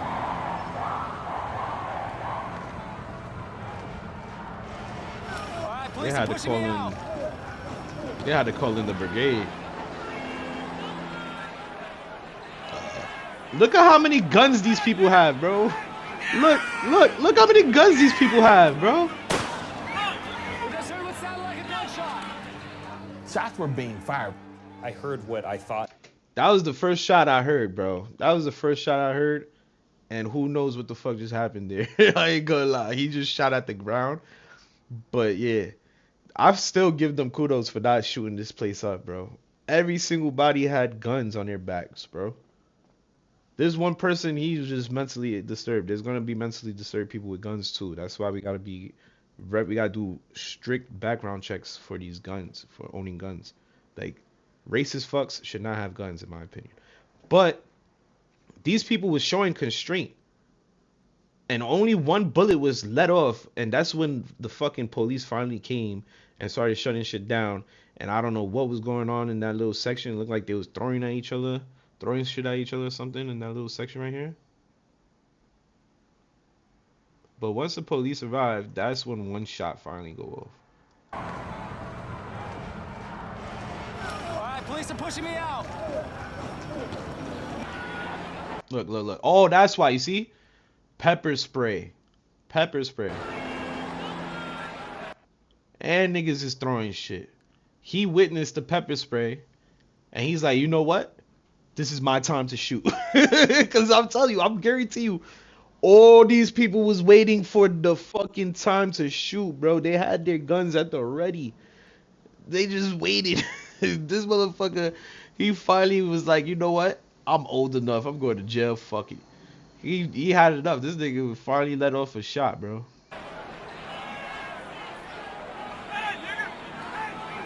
Yeah, you see, he's a racist piece of shit talking about nigger. Oh, I do not condone those words, bro. I did not mean to say that. I do not condone those words, bro. You instantly see how I reacted when that came out of my mouth, because I don't think I ever say shit. I don't remember the last time I ever said that, bro. That's crazy for me to say. The ER word? Holy shit, I did not mean to say that. But this motherfucker right here definitely just said that word, bro. And then he started shooting for the shot.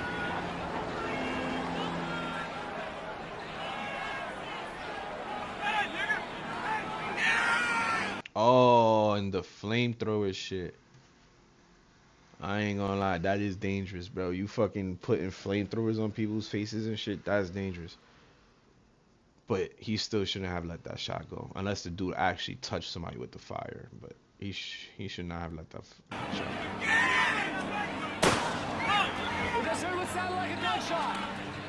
shot go. But I ain't gonna lie, that was kind of base. That was kind of base of him, bro. Not the racist part. I don't condone the racist part at all. But that was kind of base of him be like, you know what? You want to play with fire? Nigga, bah! Nigga, give you real fire. Fuck is you talking about? That was kind of base of him. But I guarantee you he was arrested after this stupid ass racist fuck. We're being fired. I heard what I thought then was a gunshot, and I was just like, wow, this is really going south. And I was like, we've got to get out. Sir, I will surrender. Stop. If that dude wasn't arrested, that's crazy, because he should have been not.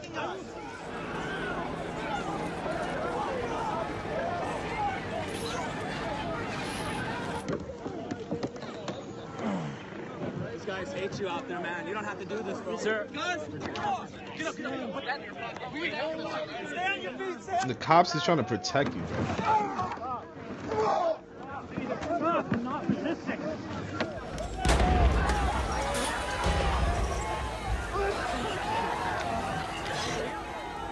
The cops is just trying to save your lives, bro. Man. My whole body was on fire, and I couldn't blink. I couldn't rub my eyes. I mean, it was bad. It's the first time this has ever happened, because I usually stay out of the fray. What happened this time? Well, I was trying to help somebody, and somebody from TWP took a shot at me with a pepper spray. So yeah, they got me. Do you need to call someone? Are you here? Nah, I'm okay. Those who I need to call are here. Hit me with in water.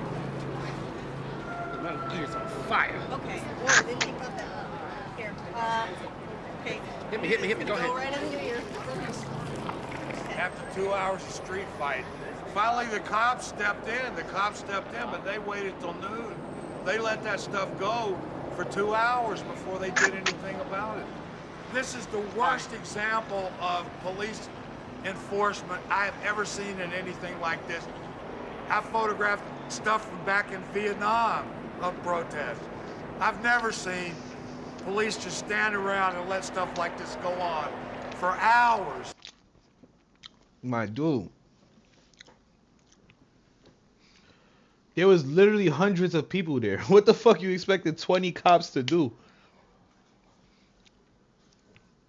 Them niggas was waiting for reinforcements, bro. The fuck? Reinforcements, they coming from other states and shit. They ain't gonna just fucking come right away. They didn't have that much cops there. The Charlottesville police had a legal obligation to provide protection.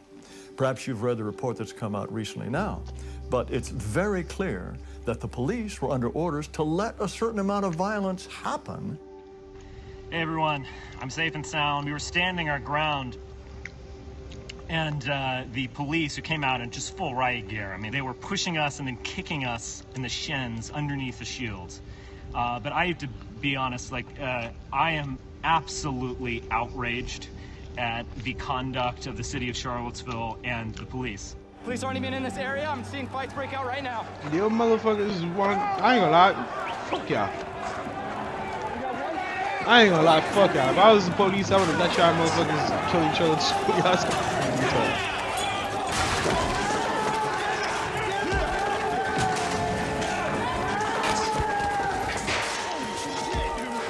Alright, what the fuck cops supposed to do in this situation?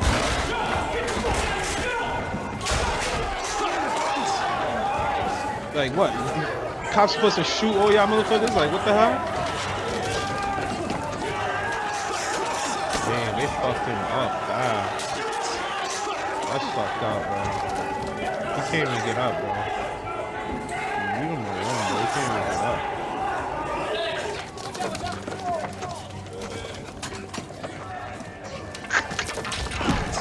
An old man, bro? Really? A fucking old man, bro. That people is sick, bro. I don't know.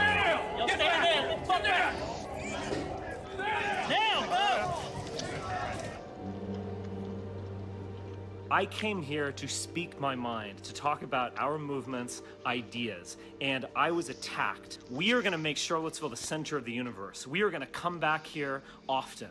Your head's going to spin. How many times we're going to be back here?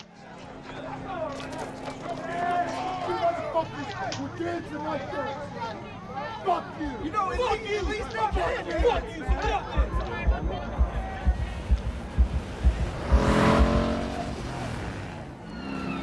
This is crazy. That's insane. That's insane to me, bro. Why would you put yourself in that situation? Oh my god, bro. Why? Why would you do that, bro? You see the nigga is driving ridiculous, bro. Why would you jump behind the car, bro? Bro, that is too wicked for me, bro. I ain't gonna lie. These people are too stupid, bro. Too stupid, bro. She killed herself, bro. She quite literally killed herself, bro.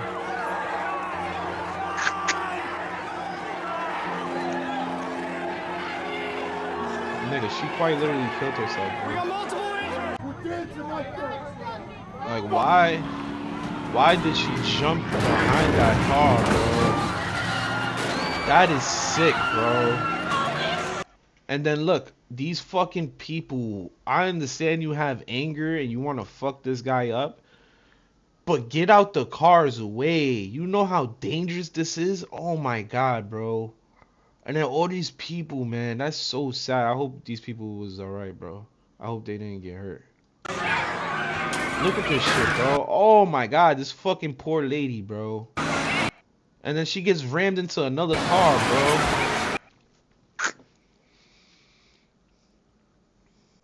That dude needs to fucking go to jail, bro. That dude needs to fucking... They need to kill that dude. I ain't gonna lie. If you have no regards for human life like that, bro, you deserve to die. Fuck you, bro. I ain't gonna lie. That's so disgusting, bro. That is so disgusting, bro. He ran into a crowd of people, bro. Like, what in the world you thought was gonna happen? He ran in there full speed ahead, too, at that, bro. Yo, I hope these people are okay, man. That's so fucking foul, bro.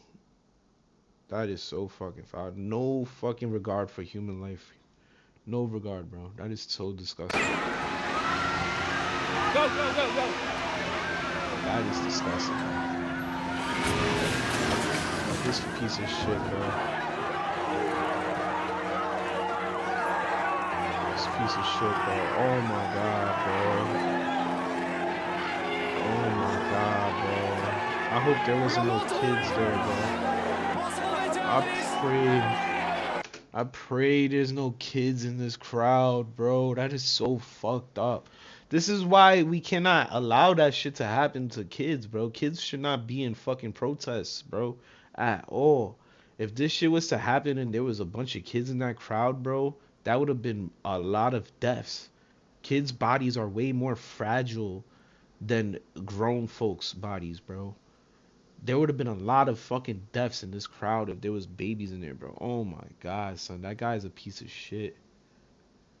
Why would you do that? That is insane to me. That isn't, yo, that is crazy.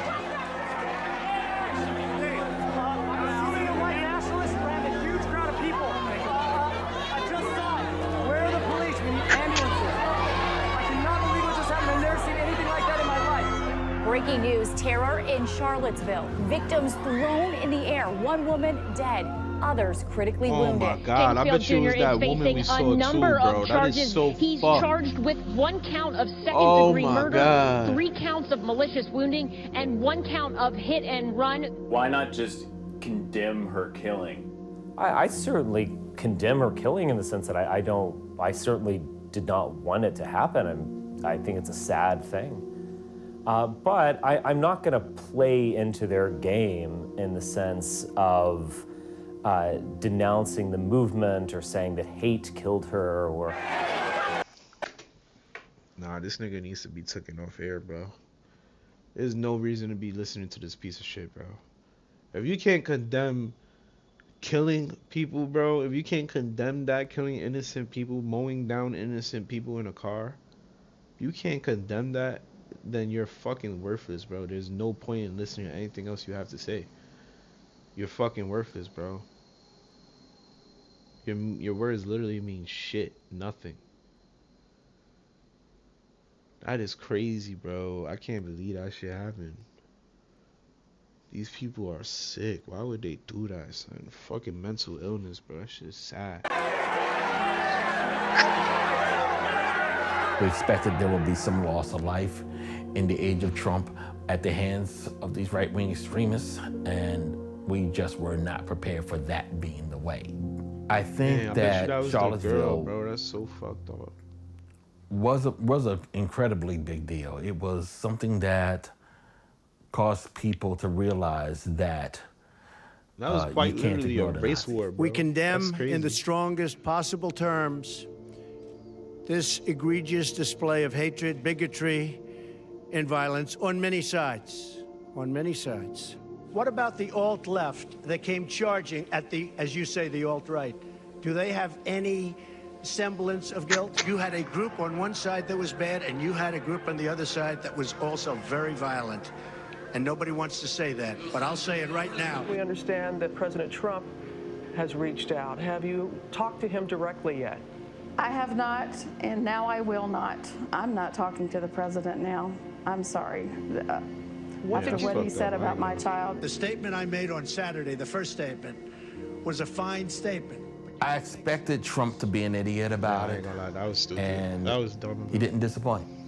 What always is going to affect me when it comes to Trump, You should have however, condemned that shit. is Period. just how helpless the general public feels they are. Yeah, that was a stupid take from Trump. I ain't gonna lie. I should have just straight up condemned that shit. Such a Period. little Point creep blank. like Mayor Steiner. We are never backing That's down. crazy. Right? We got to call it out for what it is. It is hatred, it is bigotry, and our leaders got to be very frank, unequivocal. We will not tolerate that At in our all, country. bro. At all. That is sick, bro. I think Fuck it'd be these hard to people. find anyone who would say that this was some sort of great victory. As a result of Charlottesville, Confederate memorials all around the country suddenly came down. The idea was to defend one, and it had absolutely the reverse effect. The consequences of that rally and of Heather Heyer's death was this. You see how fucking these people, once their radicalness is exposed, that shit just all comes crumbling down, bro. These fucking racist pricks will have no fucking power, bro. They would not have no power. All you have to do is just sit back and let these people crumble. Their whole life is consumed with racism to the point they don't have no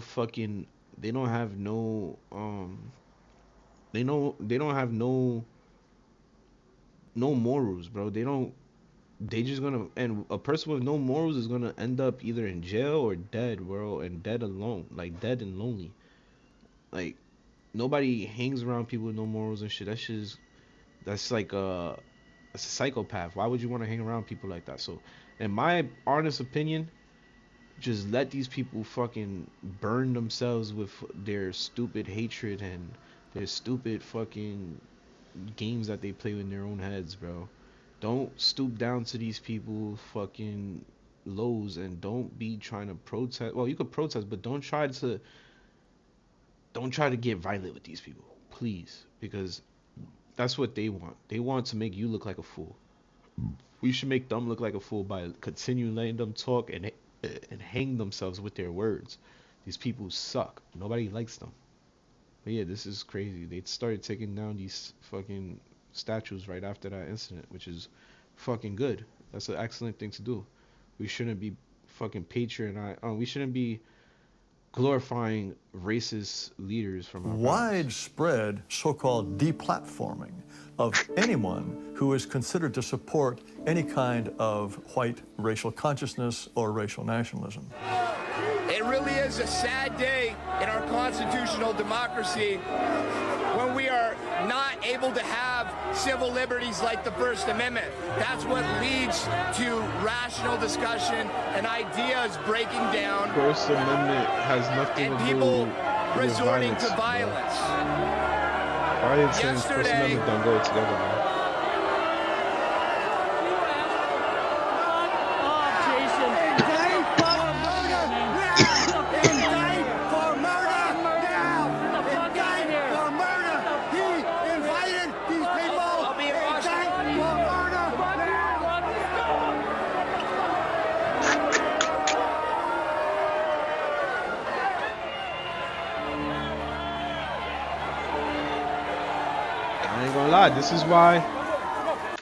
This is why inciting violence should be a crime in America, bro. Like, you can't be inciting violence, bro. And your people have been inciting genocide and talking about whites are the supremacy, the fucking, y'all niggas is basically got it all fucked up, bro. Y'all gotta reevaluate y'all lives.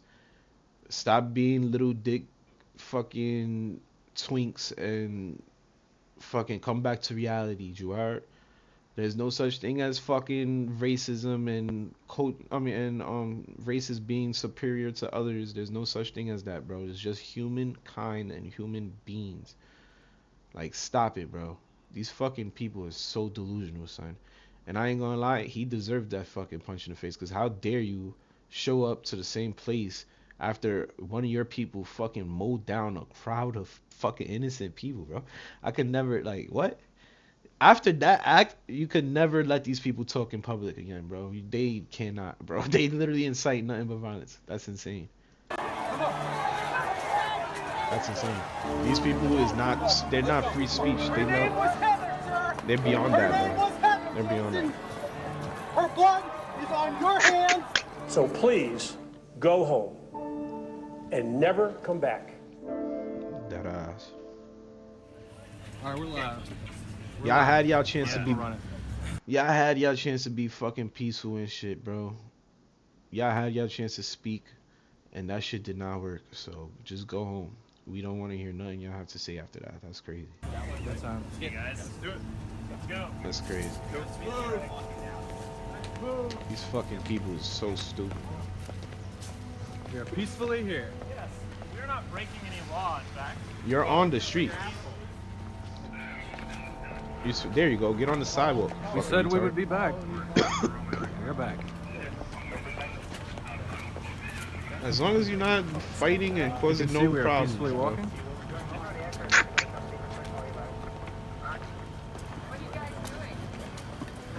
Peacefully walking.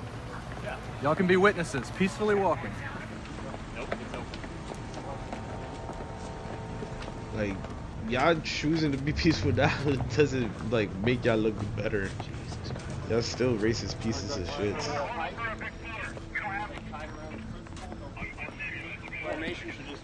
Like, you have the right to peacefully protest, but we have the right to fucking peacefully say fuck off and fuck Form you. up with the statue at your back. Form up with the statue at your back. Form up with the statue at your rear. Space out, space out. We're by the statue. It's covered up in black. Well, that's a sad sight. You will not replace us! You will not replace us! You will not replace us! You will not replace us! You will not replace us!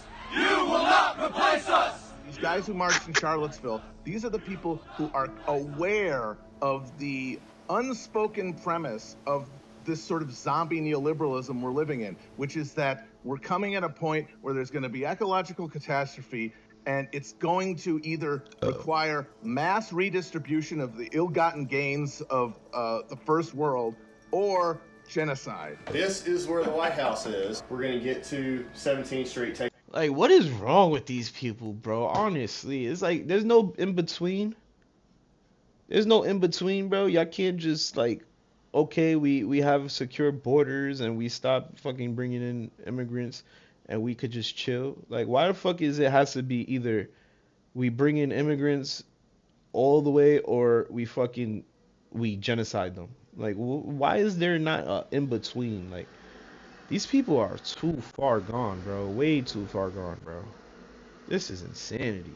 We're talking about genocide in 2026. Holy shit. And these are the first people who have basically said, well, if that's the choice, I choose genocide. In my opinion, it could be taken without the authorization of Congress, is building a wall. So that's my speech, basically. Yeah. I think that will be 5 to 10 minutes. If I can try to get you to work something like this, then we have to be able to talk about it. And they're getting everybody else ready intellectually and emotionally for why that's going to be okay when it happens. So with statistics showing white people soon becoming a minority in this country, do you ever feel like you're just fighting a losing battle? No, demographics are creating this. They are doing it for us. You see, this is the brain rot that's getting this racism started. Talking about, do you see the white population becoming a minority? Like, come on, bro. Are you fucking shitting me? Y'all motherfuckers is still deep as hell. And why are y'all worried about shit like that? Like, that's some dumb shit to worry about, honestly. It's not me convincing millions of people through rational argumentation. It's their lived experience as a minority white in a country that once was theirs. I don't make my decisions on my chances of winning. I make my decisions according to what is right. The duty I owe to my ancestors, my obligations to my children. And I think we will win. When we're putting all of this money into more fucking walls and drones and bombs and guns to keep them away and so that we can watch them die with clear consciences, it's going to be because we've been loaded with the ideology that these guys are now starting to express publicly. On the other side of them, you have people who are saying in full fucking voice, no. Immigrants are welcome here. We have the resources to save everybody, to give everybody a fucking decent and worthwhile existence. And that is the fucking real difference between these two. Honestly, that's not true either. Honestly, we do have finite resources. This is fucking common sense. Every country has finite resources. So therefore, we cannot be the fucking world's shelter. We cannot open up to the world for everybody to come here and consume our finite resources, bro. Like, that just makes us live a miserable life who was born here and who has family that was born here. And I'm Boricua. I'm Boricua and Honduran. I have nothing to do with whites. But in reality, like I said, there is finite resources in every country. And if you are open to all countries to coming into your country and taking those finite resources, you are therefore hurting the people who was born here and is living here. Like, you're watering down our resources, bro. And it's much harder to get a house. It's much harder to get a job. It's much harder to do all of these things when you have open borders, bro. It's that simple. This is a really important fight. In the long term, we have to win this one. We have to win this one. If they win, if the alt-right wins, what we're looking at is incredible suffering and people dying. I'm calling on you, Donald Trump! Do that wall! Nazis, every single person who voted for you! I think that Spencer is basically just going through the motions now. Spencer did not want to be the carnival barker. Spencer did not want to be just in the streets, basically parroting what everyone has heard from white supremacists over the past 50 years. He could have been Senator Spencer at this point. No, stupid. Holy shit. That's your problem. You're so deranged and so fucking consumed by all this Antifa shit that you really believe he could become a senator. He's not going to become no senator, my dude. He has way too much public, he has way too much, he has way too much public information out there on him that nobody with their right mind is gonna fucking vote for him, bro. He's not gonna be anything like that. You're bugging. You cannot be a fucking a white supremacist nationalist and be in the government, bro. It's not gonna happen. Like, if you're openly saying shit like this, it's not gonna happen. Like, and he outed a lot of the KKK probably secretly, but this motherfucker is open. You may have heard racist, that term bro. before, anti-fascist. I'm one of the few that you would see in public. A lot of us do not like to be in public. A lot of us can't. And it's on their behalf that I take this award. It is on the behalf of those victims of hatred and bigotry that I accept this award.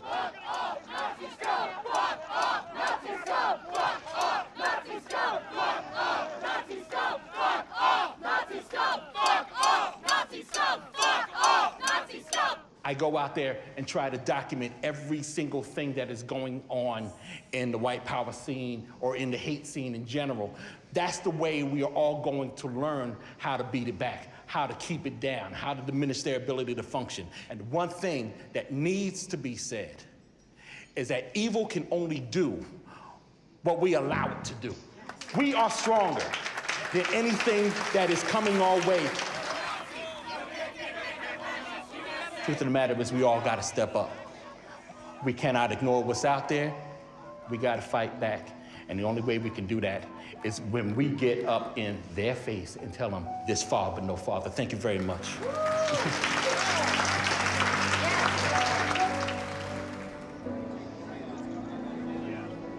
Yeah, I feel for him, but he's fighting retards. Fascism You don't have to arises fight these people. because of the collapse of institutional legitimacy of liberal institutions. So that's how we got fucking Trump. It's how we're gonna get what's coming next after him that's gonna be even worse.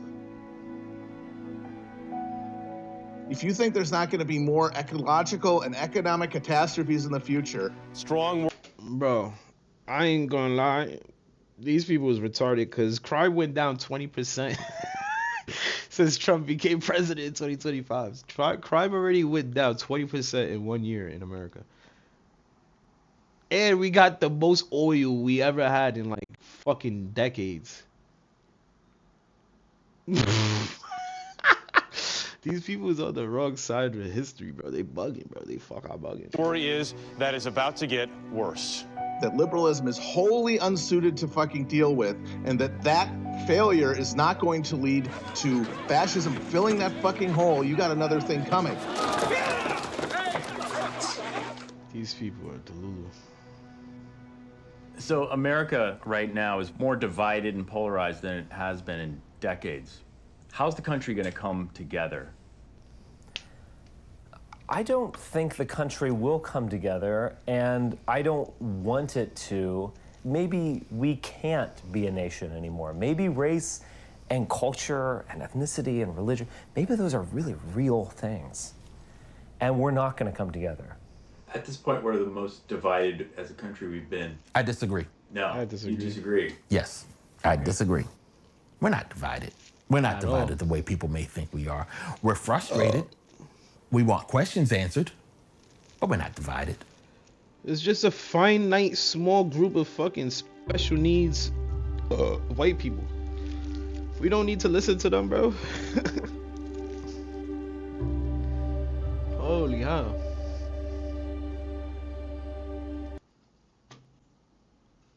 Man, shout out the bro what's up 2321, man, putting me onto that film. I ain't gonna lie, that shit was crazy. Man. I ain't know that dude fucking mowed down all those people out there. That shit was crazy. Is what people would have done first. Anything of interest needs to have been missed, like this. Maybe it's nothing. Maybe there's a totally reasonable explanation for why the numbers are different. Honestly, I didn't even know what a slip count was until I read this email and looked it up. But it's definitely suspicione. It's crazy. It's crazy, and it just keeps on coming. Okay, some of the exact verbiage is on page 102 here. This is the document number on the page. I haven't read it all. Edit, I appreciate how detailed you went into this post beyond reasonable doubt. I'm very reasonably doubtful. Page 1 of this link shows Epstein made an unrecorded call the day before he was deleted. The call was to his mother. His mother died in 2004. What? I don't think this is news, but like, what the F? Unrecorded call in federal custody. You can't even do that in a little podunk county jail. Let's have a look. Oh dear. All right, so this is basically like the FBI, I guess, opening of an investigation into the death of Jeffrey Epstein. They initiated an investigation. Here it says, on August the 10th, 2019, at approximately 1:45 p.m. hours, a reporting investigator basically conducted, there was basically a review of Epstein's inmate records, and they found out the following. Epstein had no phone calls on files with BOP. They found the inquiry to be odd because she was informed that Epstein had in fact made a call on the 9th of August, the day before he died. Inquiry of another inmate was conducted to ensure the database was operating correctly. Phone records were revealed for the test inmate run. The call was provided by BOP supervisor, who also reported the call, informed the call was made on an unsecure line or legal line, which was not recorded. The reason for the call was placed in a manner because Epstein was related to blank, and that there was an issue with his phone account. He could not make a normal call. When asked to utilize Epstein's code to make a test call to determine the validity of the reason for the unsecure call, he was informed that it would be impossible to test because the system is voice recognizable and voice activated. Further informed, inmates given calls once per every 30 days. One call may last 30 minutes. All calls are made from within the cell, and the personnel bring in a receiver or handmate for the inmate to utilize. What? His commissary had $566 on the account. Blank was able to retrieve a record of Epstein's last call. It was placed on an unsecure line approximately 7 p.m. and was made to blank. According to blank, Epstein indicated he was calling his mother. Blank was informed that Epstein's mother is deceased. Epstein's last cellmate was Ephraim Reyes. Who's this? No way. No way. No, stop it. Stop it. Stop it. Ooh.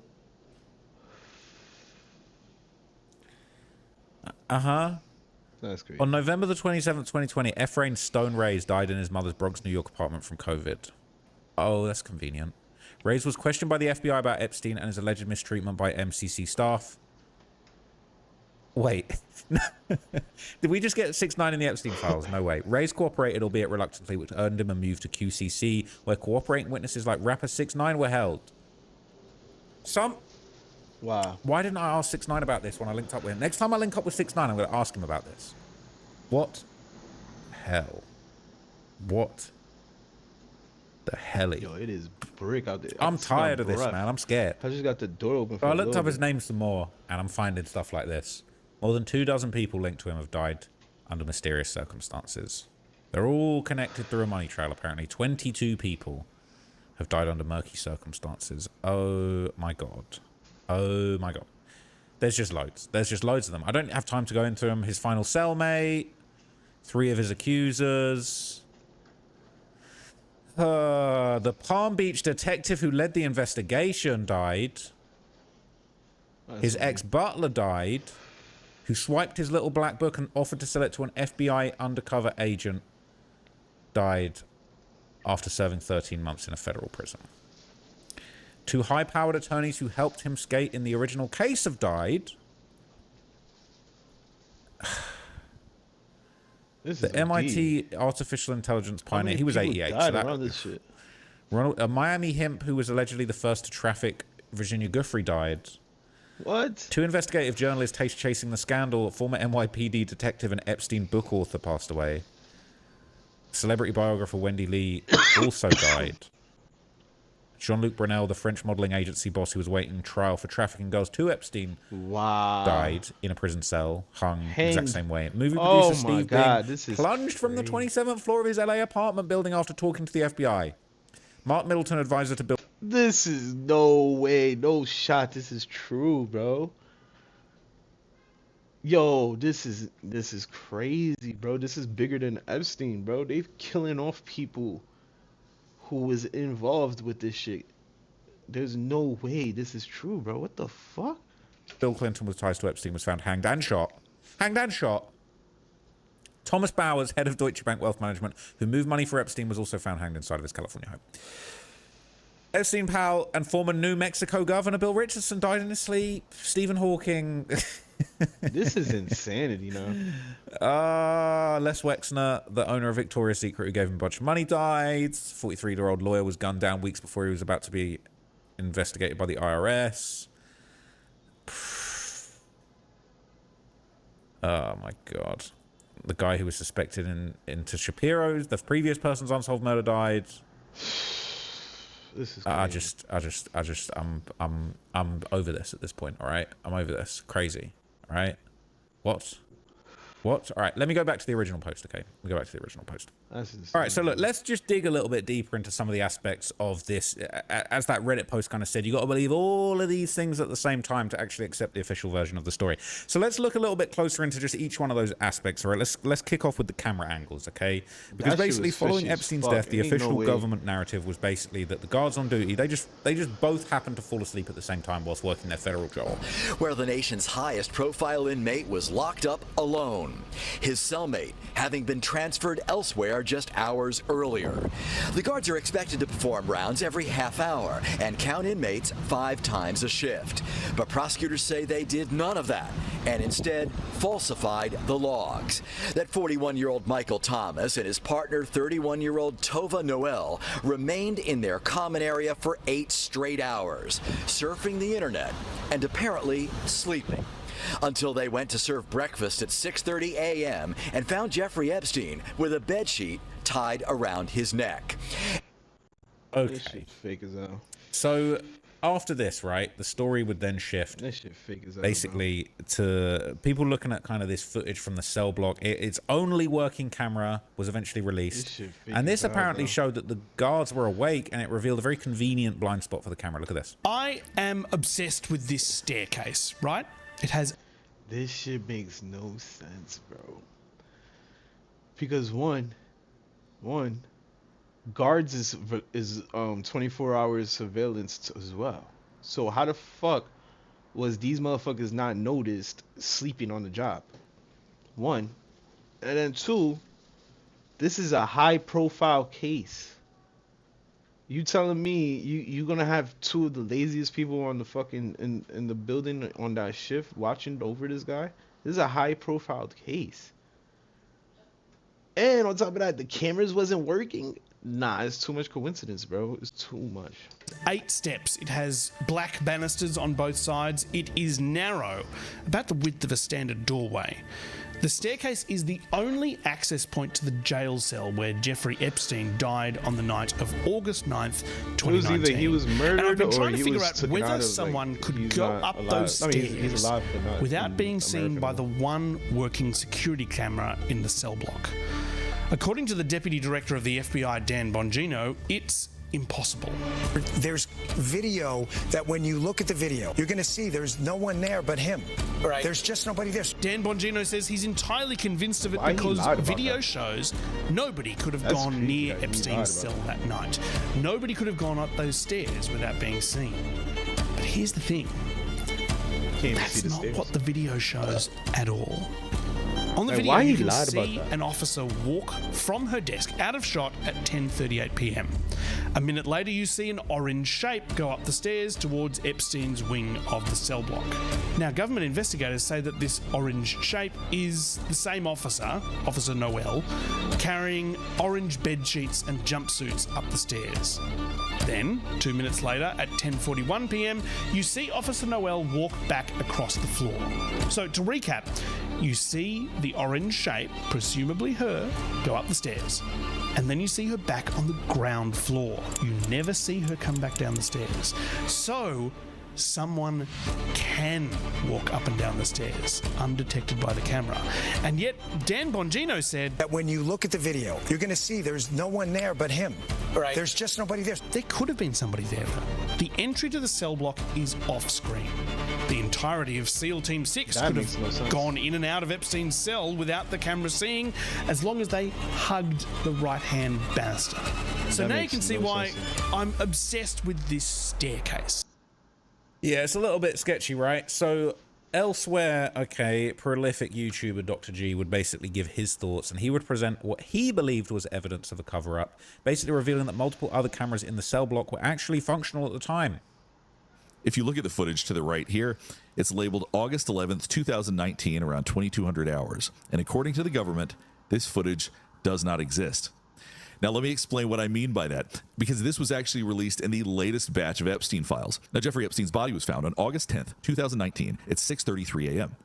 Now, I want you to keep in mind, this is the next day, so you may be going, well, who cares? This is the day following. But this is extremely significant when you really understand everything that's been reported and all of the details of the case. In just a moment, I'm going to show you a map of this area. I'm going to show you where all of the cameras are. I'm going to show you where everybody is housed. I'm going to explain why, according to the government, this footage cannot exist. Now, watch these officers right here. I want to show you where they're going to go. Now, you see the staircase right here, the one that these officers are getting ready to walk up. This is where Jeffrey Epstein was housed. This is up to what's called L tier. This whole area is referred to as the SHU in the MCC. The MCC is the prison. The SHU is the special housing unit. So it's where people that are not in the general population are put, and each little area is called a tier. There's an upper tier and a lower tier. Jeffrey Epstein is housed in tier L, which is the upper tier. That's where these officers are walking right now. As you can see, you have a pretty clear shot of them. If you've seen previous videos about the footage that was released on the night of Jeffrey Epstein's death, the quality is terrible. It's actually from back here. If you look in the upper right, that's where that camera is. Actually, let's look at a map of all of this so you get the gist, right? It's like this footage isn't supposed to exist, okay? And where's the rest of it? We've only got the next day. It's a little bit strange, okay? Now, as all of these files start coming out, okay, then we start getting kind of detailed reviews of the 170-page case file that highlights just how suspicious Epstein's entire stay in prison was that basically led up to the discovery of the body, okay? There's a whole bunch of crazy stuff that's been going around. So this was posted in r/Epstein. This guy said he read all 170 pages. He said this is a wild read. Investigators in 2021 talking to the SIS investigator for Jeffrey Epstein. This person constantly contradicting themselves. So many sketchy things happening in this. Cameras, keys, access, mischecks, no room searches for days. Jeffrey Epstein in the wrong cell. Cellmate removed 1 day prior and not replaced. Excessive linens, 1 mattress, then 2 mattresses. Non-secure phone calls, removing items, pill bottles, multiple nooses. JE found on the ground with nooses not actually hanging. I'm literally so deep in this. Ask me anything, okay? This says, what happens to the inmate? What does the MCC do with the inmate? They said if it was an incident where he was found, let's say, while I was a lieutenant on, and it happened, I would remove him from the cell, of course, immediately notify psychology of what occurred. At that point, I would be placing him on S-Watch with inmate companion watching him, but I would make sure, you know, we take all of his clothing, everything, and we would make sure he got nothing but an S-Smog and an S-Blanket. And they said, how long does that normal S-Watch last? They said it can vary. What's the shortest you've ever seen somebody placed on S-Watch? Maybe a couple of days, but I can't tell you, you know, 1 or 2 days, 3 maybe, but maybe a couple of days. Based on what we found out, it looks like this attempt was on the 23rd, and 24th morning, he was removed from S-Watch and placed under psych observation. He says, right. Right. It's crazy. It's crazy. It says, recall by that anyone from upper management or even psych mentioning that he was required to have a cellmate. I didn't hear it per se, but normally when they come off S-Watch or a psych observation, they usually have to have a cellmate, and psychology usually harbor on that, you know? They have to. Why is it? Have a cellmate? Why is it that they need a cellmate? I don't want to guess, but I would say that even though, you know, an attempt was possibly made, you want to prevent something like that happening going forward. And do you recall, but you said you're not sure, but do you recall that there was a requirement for Epstein to have a cellmate? He said, yes, I do recall them saying he had to have a cellmate, and that was by word of mouth. And he said, yep, by word of mouth. And they said, so you consider that like a policy violation? He said, yes, if it's not logged in the system, then it's almost as if it never happened. Yes, go ahead. That's all I have. I know that you looked into the monitor, the phone call that Epstein made the night before on August the 9th, right? And what's your understanding of what transpired? Like, how did he make that phone call? He said, my understanding is that his unit manager gave him the phone call on an unsecured line. He placed Epstein in the shower area. That's what my understanding. And he plugged the phone into an unsecured line and he gave him a phone call. And based on what we based the interviews on, it looks like Epstein asked to speak to his mother. Right. And he asked for his pack and his PIN was not set up. He said, well, let's ask her. Can't be talking about the mother, right? What's your understanding of what happened? That was my understanding, that he made a phone call to his mother. Have you learned anything since then? No. Well, I did learn that his mother was deceased on the 10th. And they said, and do you know who he actually called? I don't. I actually was present when we... This is so creepy. When we did get the number and the NYPD guy called the number back, but I don't know who it was. Don't know. Didn't check. Moving on. He actually... Wait. He actually dialed the phone to check to... Rather than doing a search, he called the number that they... I think he did a search. Okay. I think he did a search and he called the number. From here at the BOP... He said, no, I want to say he might have called from a phone that he had. He had a cell phone? Yeah, I want to say that he called from his phone. Wow. Was this in your presence? Yeah, it was. Yeah, I was there. He said, did they bring their cell phones into the institution? We got approval for them to bring their phones in because they was doing an investigation. He said, oh, okay. He said, yes. And do you know if someone answered when he called? I want to say a female answered, but then hung up. Did he identify himself? I can't remember. Okay, I can't remember, bro. So they giving these niggas phones in order to monitor them? Blank our country? They allowing them to have their phones? Wait, what? Yes, redacted. Our country? Okay, cool. So did you assist her when... Yeah, I was there when she walked in. You both were. Yes. What was your impression when you saw it? Like, what did you see when you walked in? Just, it wasn't much in the cell. It was just more like linen sheets, linen stuff. Was there an excessive? Yeah, an excessive amount of linen and sheets. Yes. Wow. Did you inventory that? No, I didn't. Do you know around how many linens and sheets were in there? Oh, no. So this is from the outside of his cell, the second picture. Yeah, with blank. This is on the outside, yes. So what is this wire coming up? Is this the CPAP machine? Yes. Okay, and you said you removed it from the cell. Yes, we took the CPAP machine. Okay, and the CPAP machine only extends to right there. I can't remember where it was located at. I just know that she went, took it out. So what? He said was there on the CPAP machine, and that cord specifically, was there any indication that he might have used that to strangle or attempt to do stuff to himself, or someone else attempt to do stuff to him? And he said, no, just like the CPAP machine with the cord. So was the cord not like disheveled or out of place? Was it straight from the machine all the way to where it was plugged in? He said, I can't remember. He said, okay, but there was nothing? I can't. He said, that indicated that he was strangled or anything other than the noose, what they found in there? He said, no, nothing indicated the CPAP machine cord was used. He said, no. No, okay. What happened to the CPAP machine? It's in the SIS shop in the inventory. Oh, it's still there? It should still be there. It's been gone for a while, but yes. People in the comments saying, hey, remember to take a break, have a nice cup of tea or coffee. This shit is insane and we got to take care of ourselves. That's real shit. Bruh, I'm actually just tired and mentally strained from covering all this shit. I'm not going to lie to you. The psychological profile of Epstein doing himself is weak. The man illustrates no shame regarding his disgrace and former prosecution, and he carries on regardless. He also has stated state-sponsored safety nets and elite ties. He was just holding on for the next vine to swing to the next lever he could pull. Hell, even a pardon. Basically, even when pinned down with international condemnation, he still had maneuvers to make, and that's why they offed him. These maneuvers could only be retaliatory for those he had blackmail on. Said, you're in deep, so what's your theory? A jail set up so he could off himself to avoid punishment, a jail set up so an assassin could enter and off him, a fake body double was killed and he got out of jail. So I have no theory based on this information alone. There isn't enough to know what happened. If I had to speculate, probably number 2. Jail set up so an assassin could enter and do it. This, the way this person answered about how keys were stored, how camera person accessed the room when they requested OT to fix the cameras days off, it just doesn't add up. Maybe number 3 if I'm feeling conspiratorial. Crazy. Testimony of the guard that found him. Do we want to do that? I'm going to have a mental breakdown at a certain point, I swear. Okay, so this is 300 pages. This is 300 pages. Damn. I don't know if I've got this in me, but I am seeing some stuff basically where he's talking about showing the picture, saying, did he fall to the floor? So what did you do? So I'll do a little snippet of this, and I'm gonna have to dig into this deeper. Okay, but they're basically saying he basically said, did you take down somebody, put it back up? It was attached to them. It wasn't just a single piece. It might have more rope to it. There was more rope to it, but this is what was hanging. He was hanging. It was something. I don't know if it's a sheet or a shirt or wherever it might be, but yeah, said he was hanging from over there, from this area. Yeah. Said, all right, you mind just initialing and dating that? All right. So when you went in, you found him. He was still hanging. Yep. He said, and what did you do? I ripped him down and I yelled and help and started CPR. How did you rip him down? Yeah, I just ripped the sheet down. So you ripped the sheet first. Mm-hmm. Oh, so you could just rip the... So he could hang his whole body weight off of it, but you just ripped it. And then did you, like, pick him up, or did you just throw him on the floor? Yeah, yeah. Or did he fall on the floor? Just kind of, like, got him to the floor. I ripped it off, and then he dropped, of course, and then I laid him onto the ground. So he dropped, fall after you? Well, it wasn't... As you could see, it's not that. As you can see by the thing, it's like that. Where's the picture? Right here.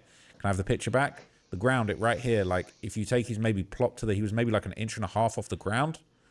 So he was lower than the... So after you ripped this thing, did he just fall first? Just drop down, yeah. He dropped down? Mm-hmm. And then you moved him. So, all right. I did not move him to... Can't hear it. And it said, so you ripped the sheet, he falls to the floor. So then you moved him. Where did you start CPR? I said, yeah. So I could lay him down and start CPR. So do you remember if he's like anything, his body hit anywhere? I don't remember when he fell. No, I don't remember his body hitting anywhere. The reason why we're asking is like with the autopsy, we've got to make sure of that. Yeah, it's just like a drop down. So he dropped. Mm-hmm. So basically, do you remember if he landed on his butt? Yeah, on his butt. Yeah, he landed on his butt there. He landed. This is fake as hell. I'm sorry, but there's no way this is real.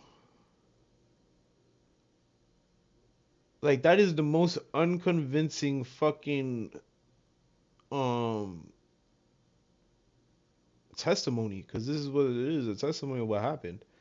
This is the most inconsistent, and literally, like, he's just trying to get away from answering questions. You could tell, because he would say something, then when the officer repeats it, he's like, repeats it and gives him another option of what happened. The dude goes along with what happened, what the officer says. So in reality, it's not his account of what he remembered, but it's him agreeing to everything the officer is saying. So this is literally a bunch of bullshit. This is fake. My dude, if this isn't proof that this whole shit is fishy, then I don't know what is, bro. If the very person who supposedly found his body cannot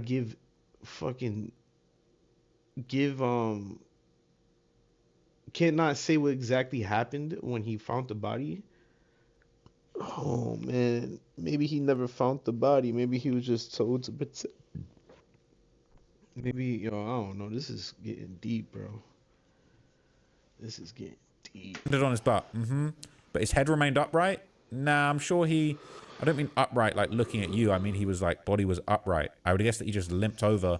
I would say limped over. Okay. And then you physically moved him to, to the floor. The floor, yeah. All right. Do you remember if his like anything hit harder than another when you moved him? I really don't. To the floor. Remember other than, yeah, worries. No worries. He said, so he was still hanging. That was the position you found him in. You ripped it off. He fell to the floor. Then you moved him to the ground. What was he wearing at the time? Do you remember? Pants? Was he naked or anything like that? Did he have his clothes on? He wasn't naked. He wasn't naked. He still had I'm going to say he had a jumper on. He had his jumper. You know how they have it all the way around at the top right there? It's like around the waist. Maybe he had pants on. I do remember he wasn't totally naked. Okay. He wasn't in his boxer shorts or anything like that, but he had no shirt on. He didn't have his shirt on. He didn't have a shirt. When he fell off, did that come away from his... Yeah, he didn't have anything around his neck when he came up. Was it either a sheet or a shirt? I don't know which one it is. A sheet or a shirt? I didn't really pay attention to it. Now, the sheets and the shirts both orange? Yes. What, like the orange ones they brought through? Oh, my God. So it wasn't, you weren't able to tell if it was... You couldn't tell if it was a sheet or a shirt. No, I didn't. I didn't look... That is an excellent fucking observation. That is an excellent observation from Trap. That is an excellent fucking observation, bro. I couldn't tell you if it was a sheet or a shirt. No, I didn't. Okay. I didn't look to see what it was. Now, what did he look like? A white man? I don't know.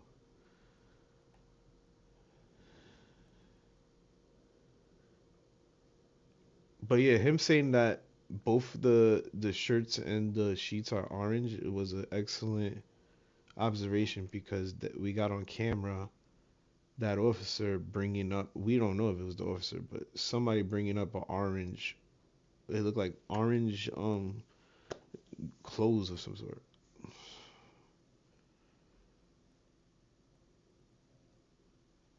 But bro, this is getting confusing a little bit. I ain't gonna lie. And then another thing, I'm reading this shit, and it seems like it's seeming like this officer is claiming to not know who the fuck Jeffrey Epstein is, which is highly, highly unlikely, bro. When Jeffrey Epstein was literally worldwide news, and if you're a CEO out of fucking New York, you're gonna want to know if he's in your building and shit. Like that is mind blowing to me that he's pretending to not know who the fuck this dude is. Why it looks like my lips is.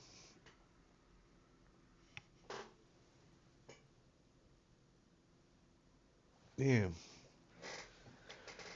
Fuck our chapped lips, man. Anyways.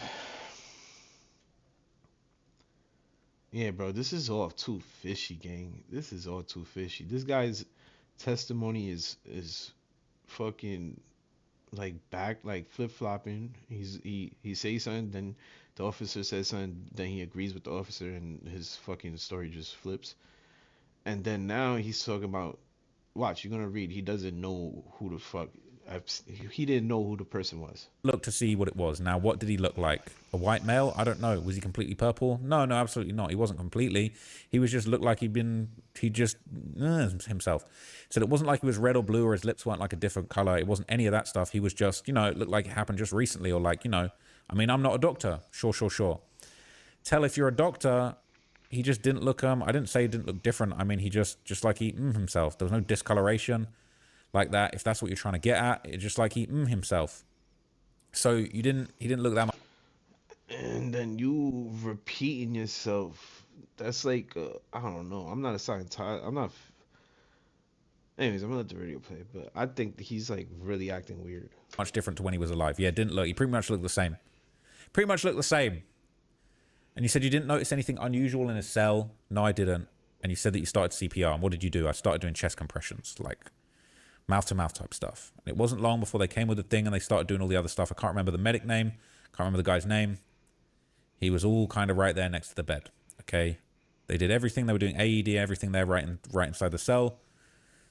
I'm doing my chest compressions. He's laying out right there a few feet. Okay. Yeah. You didn't really have to move him much. After you moved him from the hanging position to the ground, to the floor, chest compressions. Did you do anything else? There was a whole bunch of staff there. He didn't know how long he was doing it for. Seemed like the blink of an eye. Everybody was around him. Did he seem gone at the time? He said, no, he didn't. He actually seemed like he was alive. Well, he didn't. I don't really want to say dead or alive. I was doing chest compressions. I mean, I'm not a doctor or anything, but I just kept going. I didn't know if he was dead or anything at the time. Did you notice if he had a pulse? Did you check for a pulse? He said the doctor was there. I know when I was doing chest compressions, I didn't stop to check for a pulse. Let the medical staff do that because somebody from medical was doing it. So how did you know how to do chest compressions if you didn't? He said, I mean, I don't know if some...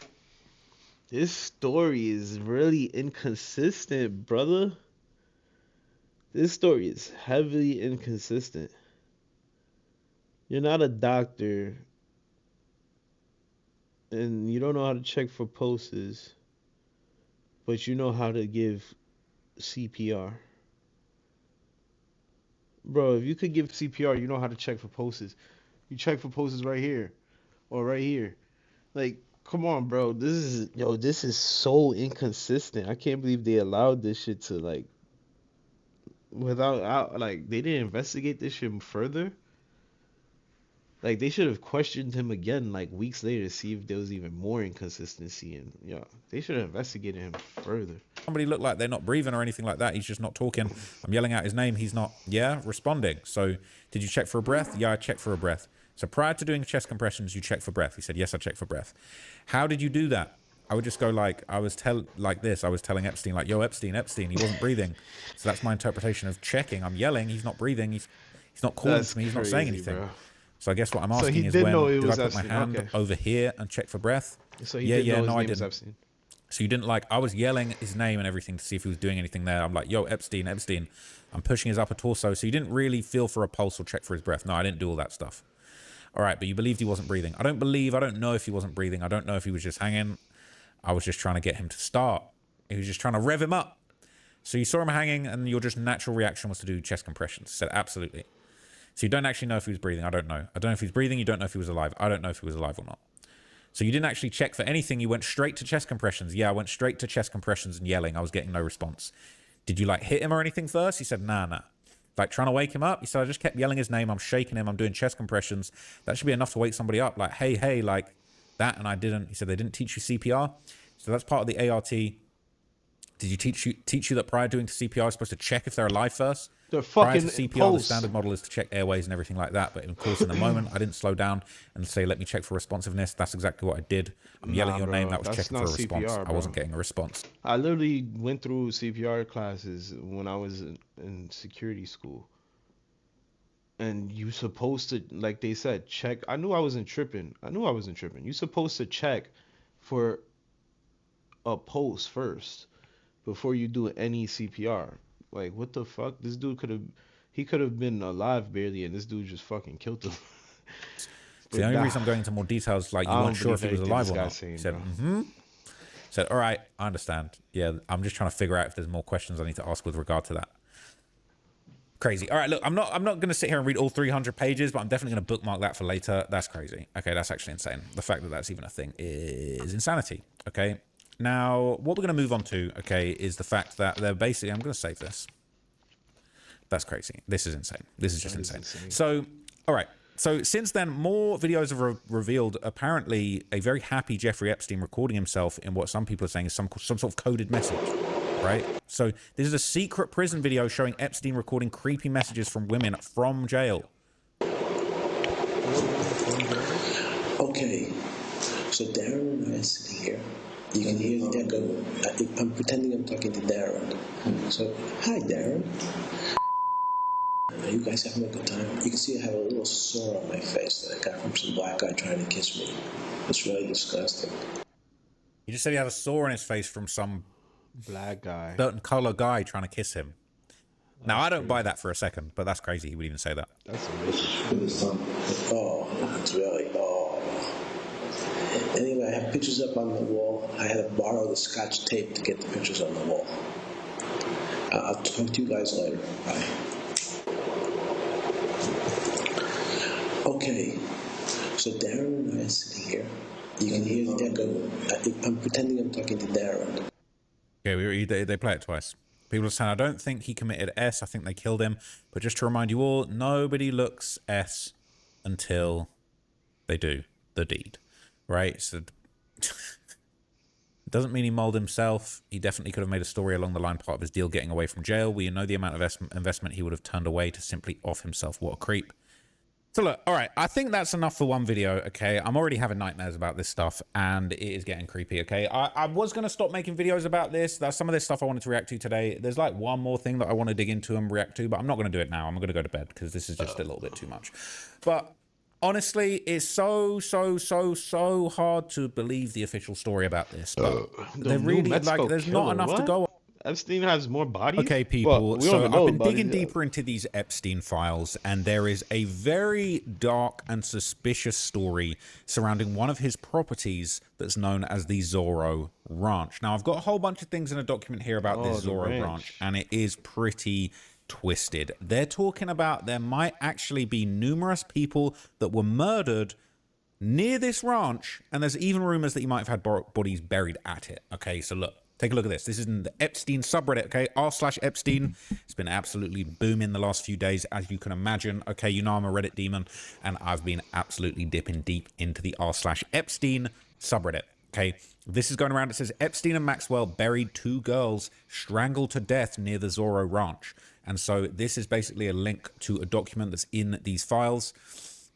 And this is crazy, okay? This is crazy. This is a report. It says, confidential, Jeffrey Epstein. Said, Edward, this is sensitive, so it will be the first and last email depending on your discretion. You can choose to take it or trash it, but this comes from a person that's been there and seen it all, as former staff at the Zorro. The material below was taken from Jeffrey Epstein's home as my insurance in case of future litigation against Epstein. Sorry, no questions.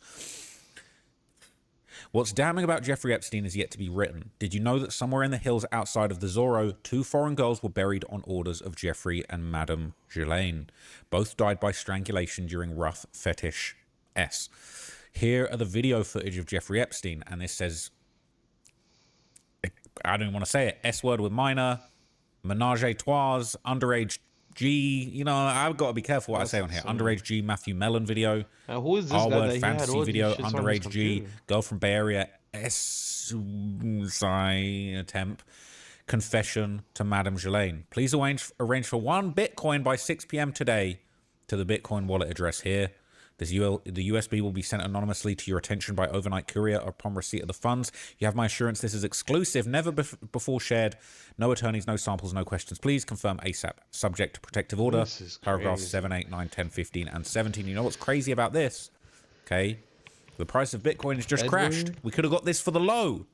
Back then, 2019, Bitcoin was probably even lower than it was now.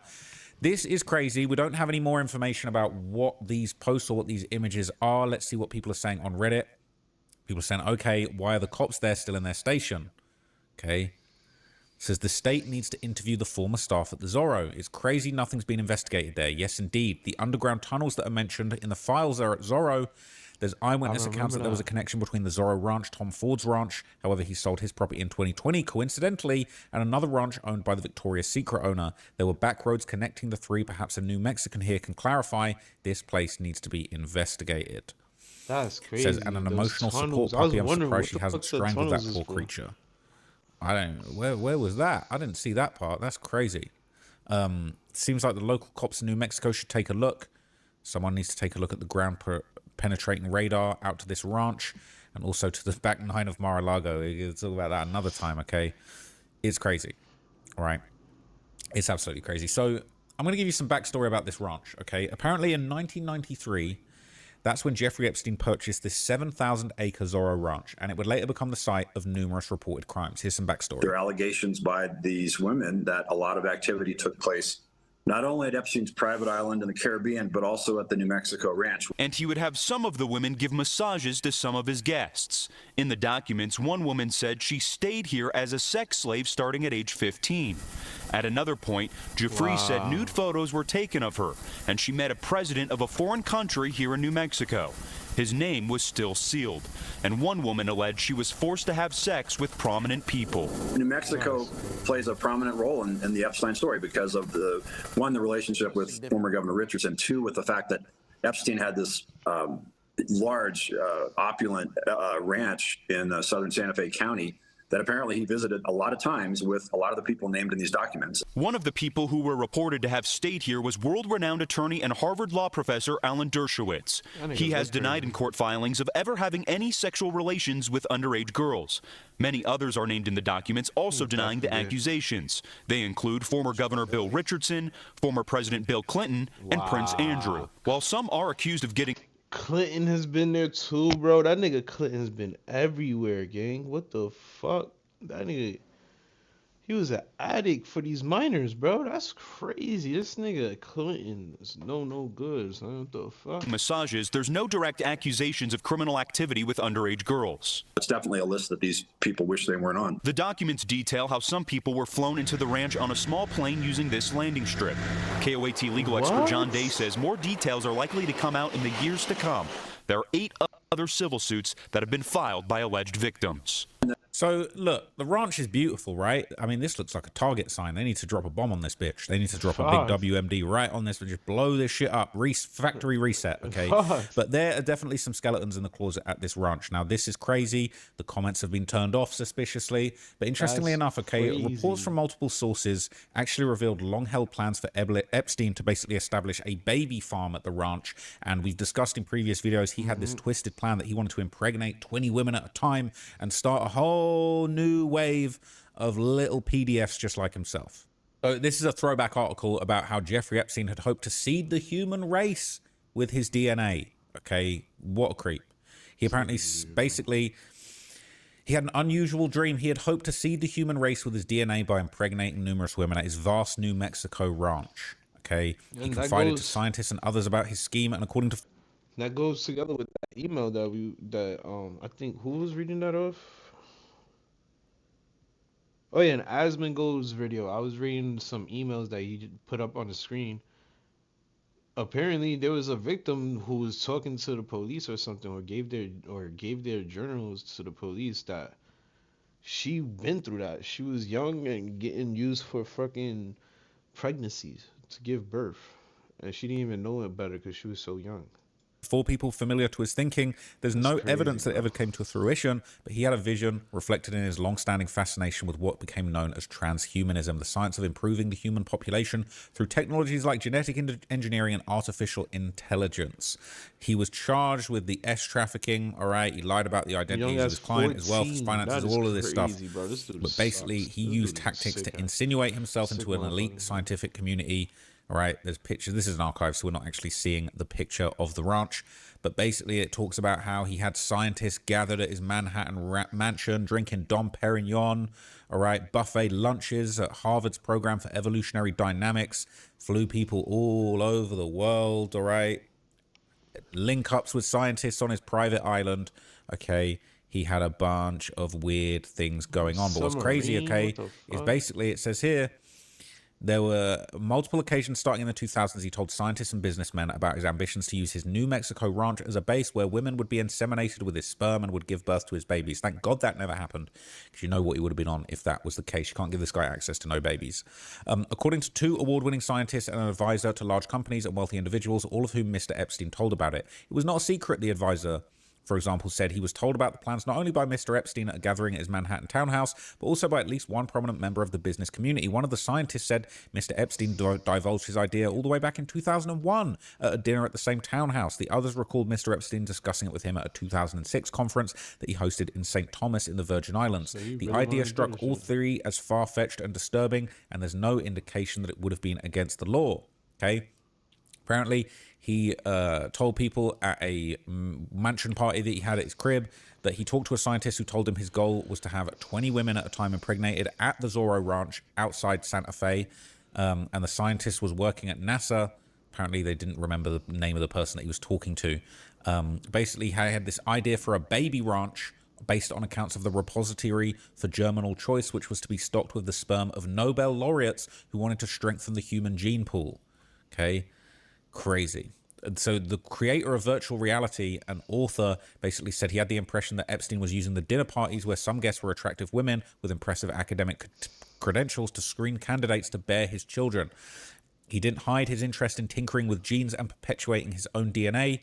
It's just twisted, all right? It's actually twisted. He was looking to have these hot scientist women that he was going to try and groom and inseminate at his ranch. This guy is just disgusting. Okay, it is actually disgusting. The fact this is going on is just horrendous. Okay, and everybody denied knowing him. They didn't want to talk about him. They didn't want to have anything to do with him. There was a lot. Okay, there was a lot going on. But that's what he was apparently getting up to in the New Mexico townhouse. Now, unfortunately, as time's gone on, okay, we're beginning to hear more and more details about what he was planning at this ranch. It was despicable.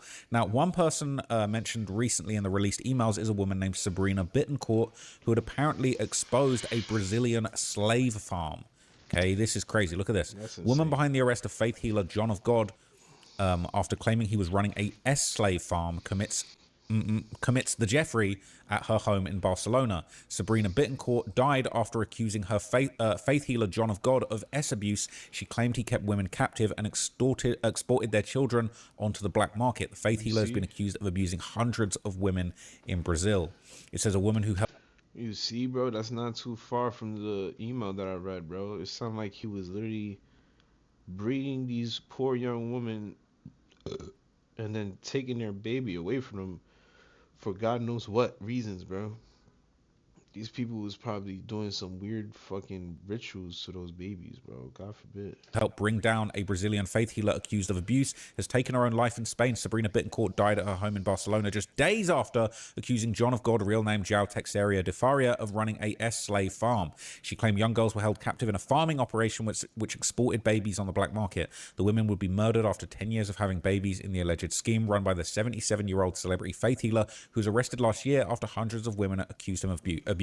Oh, what? So and she just checked out days after exposing this. Give me a break. That's a picture of the guy. So this guy was literally doing this shit that, oh my god, so this is an actual thing. So this was an actual thing. This man had a farm of human women, bro. And he was treating them like cattle, bro. This is insane. I can't believe this shit. That is crazy. And for 10 years, he would use these women? That is sad, bro. This is insane, bro. Brazil is crazy. Epstein wishes that he was this dude, basically. This guy, and I'm not glorifying or glamorizing what was going on with these guys. It's absolutely despicable. Bro. But, like, Epstein was a small fish compared to this guy, quite frankly. Miss Bittencourt left Brazil and was forced to live under protection after receiving death threats. Her eldest son, Gabriel Bam, confirmed her death, writing on Facebook, "She took the last steps so that we could live. They killed my mother."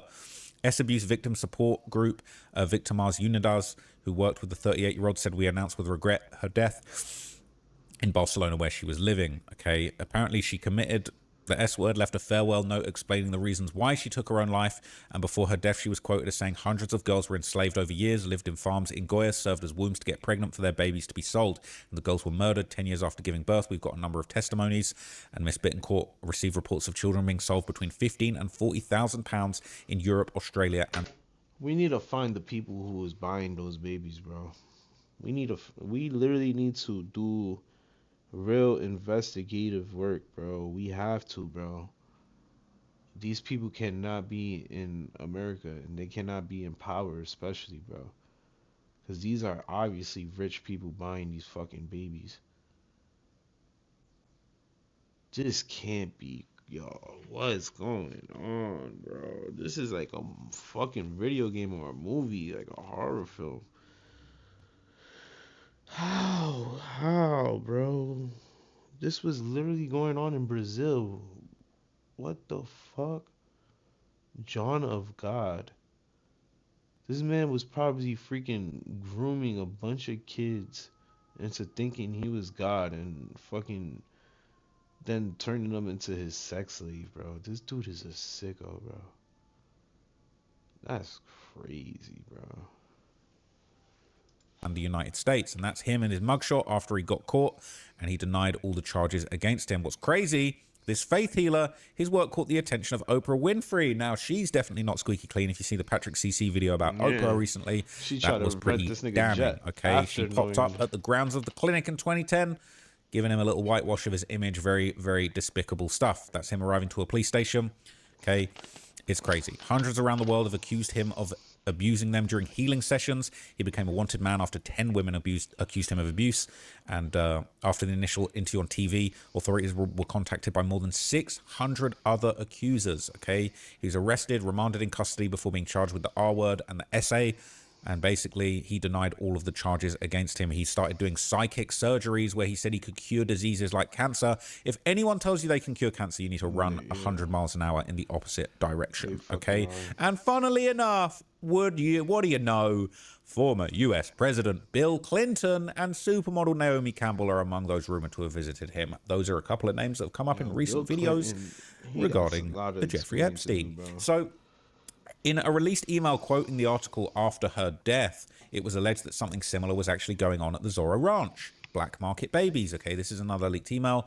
This is basically said an external email. Woman who accused John of God cult leader of R word mysteriously kills herself at Spanish home, and basically says blank spoke of this going on at Zorro Ranch. She has said on record that Epstein offered her money to do this, birth babies for black market use. Thank you for investigating this. So apparently this was known, right? And they're linking to the woman, says they were definitely breeding for horrible purposes.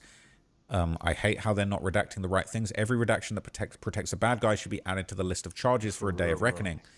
You might... what year is it? 2016? 2028, you might get a little reckoning in 2028. It's possible. Okay. Now, interestingly enough, once again, the YouTuber Coop conducted a very deep dive into the accounts of victims held at Zorro Ranch, including allegations of egg harvesting and that there were many more women that were seemingly kept there. So let's check out some clips from this and you'll see But what it would I be mean. a convenient answer to a couple of those events we spoke about previously. Now, I almost didn't include this in the video because I didn't know where to put it, but I thought this might be a good place. And I didn't really connect it until right now. Several victims of Epstein's, including one video interview I found, claim that while they were there, they were drugged and taken while sleeping into rooms that they had never seen before. They were completely sterile and had medical equipment everywhere. And it seemed that by the time they woke up, whatever had happened was over, but they do recall that their legs were open and there were medical instruments everywhere. And the reason this is worth noting in this chapter is not just the medical elements that we're discussing, but also because these women claim that their eggs might have been stolen by Epstein, which, taking that account into context with Epstein's obsession with building a baby farm at this ranch, it's kind of horrifying to think about. And I think there's a little more reality to that claim than anyone might realize. A couple weeks ago, I was researching into this very topic, and she had an intriguing... That is insane, bro. If that is, if that is true, bro.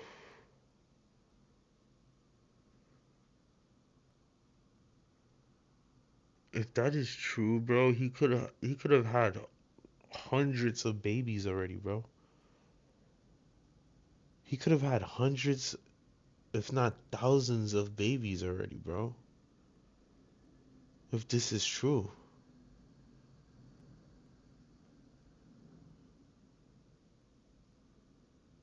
Oh my God, what if this shit is true and he already put so many babies out there? Oh my God. Because technically all he has to do is, like you said, have a fucking house filled with bitches, and he probably told them, like, oh, we'll pay for your healthcare, we'll pay for your food, we'll pay for your housing, just like Democrats do. He probably told those bitches that all you gotta do is get an abortion. Meanwhile, they're not even getting an abortion. They fucking getting their eggs taken out of them, bro. Oh my God, bro. He could have gathered so many eggs easily doing that, bro. Easily. And then he's gonna have control of when he wants to give them, like, give birth, all that shit, bro. Who's to say he didn't already started that shit, bro? Oh my God, this is crazy. In question. And our line of thought is as follows. We know Epstein is guilty as sin, and we know all sorts of girls were raped, abused, and all sorts of other things in the process. Hundreds and possibly even thousands of them, to be more accurate. But not all of these girls have come forward, and many of them were never named or known by those who have come forward. For instance, in one testimony I read, a victim reported that while at the ranch, there were more people than she could count, and among them were dozens of these naked little girls, and she not only knew none of them personally, but hadn't even met them. And these girls just seemingly disappeared afterwards. So then where did they all go? Because it wasn't back home. Or more specifically, where did all the bodies go that didn't make it? After all, the body of an 11-year-old girl isn't built for the abuse of a dozen men, and I thought, wow, my mom's right about something. Where are all the bodies? My first guess is that he might have incinerated them, which, taking on the perspective of a monster, would be the most efficient way to deal with such... Well, so look, the rumor has it, all right? The rumor has it that maybe there were bodies buried on that Zorro Ranch. And what's interesting, okay, these corroborations that, these allegations have apparently been corroborated by emails that were released that he was perhaps having these women when they were waking up in the night with all these medical instruments around them, that he was actually extracting and freezing their eggs. Now, this is crazy. It says there's several programs that do this. Melanie is out until Wednesday. She has the list. I work with all the hospitals. Questions the women asked. It said, also, are you the person these girls should go to freeze eggs or rosin wax? Which hospital are you associated with? What group? It says, I'm not the person that freezes eggs. I'm with New York Hospital, but all IVF centers freeze. Crazy. Okay. So apparently he might have had this egg freezing operation going on. And what's even more crazy, back to that little documentary, apparently in 2009, police discovered a burial site in nearby West Mesa that contained the remains of 11 women and an unborn child who disappeared in 2001 and 2005. And some people think maybe this has something to do with what was going on at the old Zorro Ranch. Commented about something known as the West Mesa murders. On February 2nd of 2009, a woman and her husband were walking along the mesa, which was less than a mile from their home. During which time, as they strolled along, their dog began tweaking. Not just barking and digging like dogs sometimes do, but ferociously attacking the ground. Confused, the owners approached to get him to stop so they could continue their walk, but before they could, the dog had begun digging up a bone. The owner, familiar with animals, and her husband knowledgeable about what to expect out in the desert, knew this wasn't the remains of an animal, it was most certainly a human bone. So they called the police, showed them the bone, and the authorities got to digging. And that day they found the first body, then another the following. Shocked, they hopped onto satellite view and could see a bunch of disturbed plots of dirt next to each other in that same area. So they continued digging and uncovered the horrifying fact that between 2001 and 2005, 12 bodies were buried in the Arroyo Plain in the West Mesa of Albuquerque, New Mexico. There were 11 female bodies of varying ages and one baby skeleton still in the womb. Using satellite view, the police could see when the man had come and gone over the years. They strolled back and saw the first hole appear in 2001, the last in 2005, and across the area were a whole bunch of tire tracks that kept coming and going. However, the man himself would never be in view, meaning for nearly 5 years, this sick animal had returned to add to his collection. But unlike other killers, he never intended his victims to be found. In fact, he seemingly had everything laid out to the T. The burial site was about a half mile from the end of a suburb being built. Each year, more and more homes were added, until in 2005, the same year he stopped burying the bodies in that location, the developers had begun padding the ground over the bodies for building. And that should have been it. The plans continued to grow from there, with developers anticipating building thousands of new homes on top, eventually covering up and extending well beyond the burial site, which would ensure that no one would ever find the bodies. Except things didn't quite work out that way. In 2008, when the developers were mere feet away from covering the bodies permanently, the housing bubble burst and development halted. During this time, the neighborhood began petitioning for a retention wall to be built to prevent flooding, and because of that, the channel that the water now went through slowly exposed the bones over time, until all it took was one determined dog to reveal them. And yet, despite nearly 2 decades of investigation since, a killer known as the Bone Collector has never been uncovered. Meaning, yes, he is likely still out and about. My heart truly does go out to these victims and that could be Epstein, bro. Holy shit, bro. What the fuck? This literally could be Epstein. The nigga's ranch is in New Mexico. And he openly talked about having 20 women that he could inseminate whenever he wants and get babies out of and build a baby farm. And then all of a sudden, in New Mexico, you find 11 women bodies buried, and one of the bodies had a baby inside of it still. Like, oh my God, bro.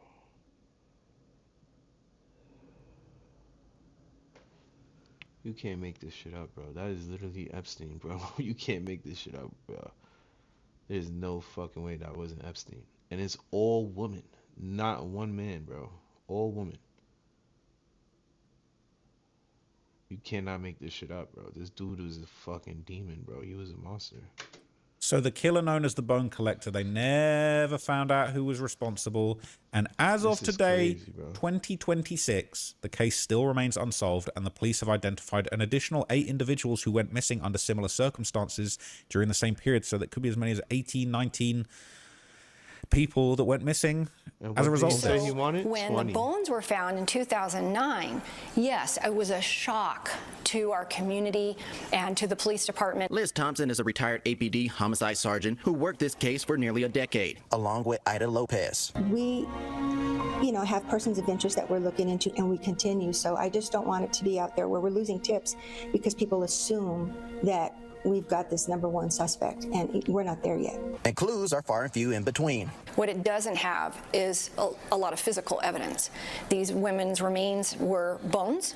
There was no clothing, there was no jewelry, there wasn't physical evidence. Police say there are 8 women still missing from 2003 to 2006. According to investigators, their cases share similar circumstances as the West Mesa victims. It's extremely... Isn't that, I find that really hard to believe that this motherfucker was preaching that he wanted 20 women at his fucking farm in New Mexico to breed. And then they find 12 women buried, one of them pregnant. And then there's another fucking 8 women out there that went missing the same exact way, but their bodies have not been found. Like, doesn't that tell, like it's like all connecting? It's literally a story all connecting, puzzles being put together. This motherfucker literally had his 20 women, and he was bragging about that. And then he fucking must have killed them off once they like stopped complying with him. And God knows what the rest is, where the rest of them are, bro. They probably still under his fucking control, like, but under somebody else's control now, because he's quote unquote dead. What is going on, bro? How is these people not putting two and two together, bro? Holy shit, it's gotta be him, bro. If they don't find a killer, then it's him. Heart-wrenching that so many families don't have answers, including that there are still women that were on the list of missing women who haven't been found. And that's extremely important, that there may be additional burial sites. APD also said in the last 2 weeks, they served a new search warrant regarding the case, but didn't go into the specifics about that warrant. So, could Jeffrey Epstein actually be the person responsible for this? It does track. It sounds like he was talking about all these plans to inseminate women from 2001. That's when these murders started happening. That's crazy. It does actually line up. Now, we don't know for sure. This is still unsolved. Perfectly. But it is very suspicious. And the fact that his Zorro ranch was in the area, there's talk of all these weird things that have gone on behind the scenes. There's other people. Tom Ford's ranch was in the area. He sold his ranch conveniently. Shit started going left. It's actually crazy, okay? So I'm going to do one more video on Jeffrey Epstein, and then I'm going to move on, because it's actually affecting me mentally at this point. I do want to dig into these things. As I've said to you guys before, like, part of the purpose of this channel, there's things that I'm interested in that I want to dig into. I want to learn with it along with you guys. I want to make videos about it and broadcast what I'm learning about in real time. But also, this stuff is just getting so dark. I'm going to do one more video. I'm going to expose Prince Andrew, that piece of dirt. I actually met him one time, and I'll tell you about that in the video, okay? Trapmore gang, the 2026 information dump from the Epstein files has really opened a lot of people's eyes to what was really going on amongst the high-level elites. But not only has it confirmed a lot of suspicions about rich billionaires secretly diddling kids on islands, all types of weird stuff, but what it's also done is it's actually verified allegations from years ago that a lot of people brushed off as phony, fantasy, a load of cap. But now with these files, there's little details where they're saying, hang on a minute. That shit that guy said in 2020, actually, that must have been true. That thing that the guys were saying in 2018, that must have been true. And now, another thing that's come out that I've seen is a 2020 4chan thread, okay, where somebody claimed to actually be an employee for Jeffrey Epstein and basically expose the inner workings of what was going on behind the scenes with Epstein's, right? This was back in 2020, just after he died. Okay, this anonymous insider, he claimed that he had had interactions with high-profile names like Rihanna, Rihanna, Mitt Romney's relatives, okay? He'd apparently spent time working on the island himself.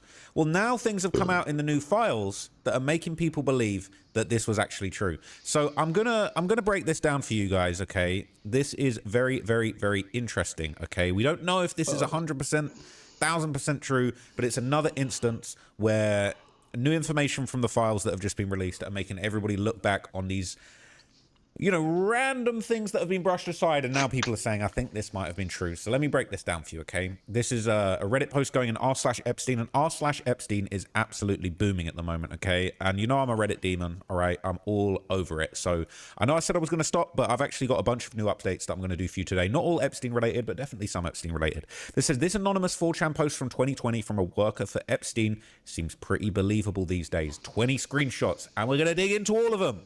We're going to dig into all of them, all right? Delete everything, okay? So he said, I'm going to off myself tomorrow.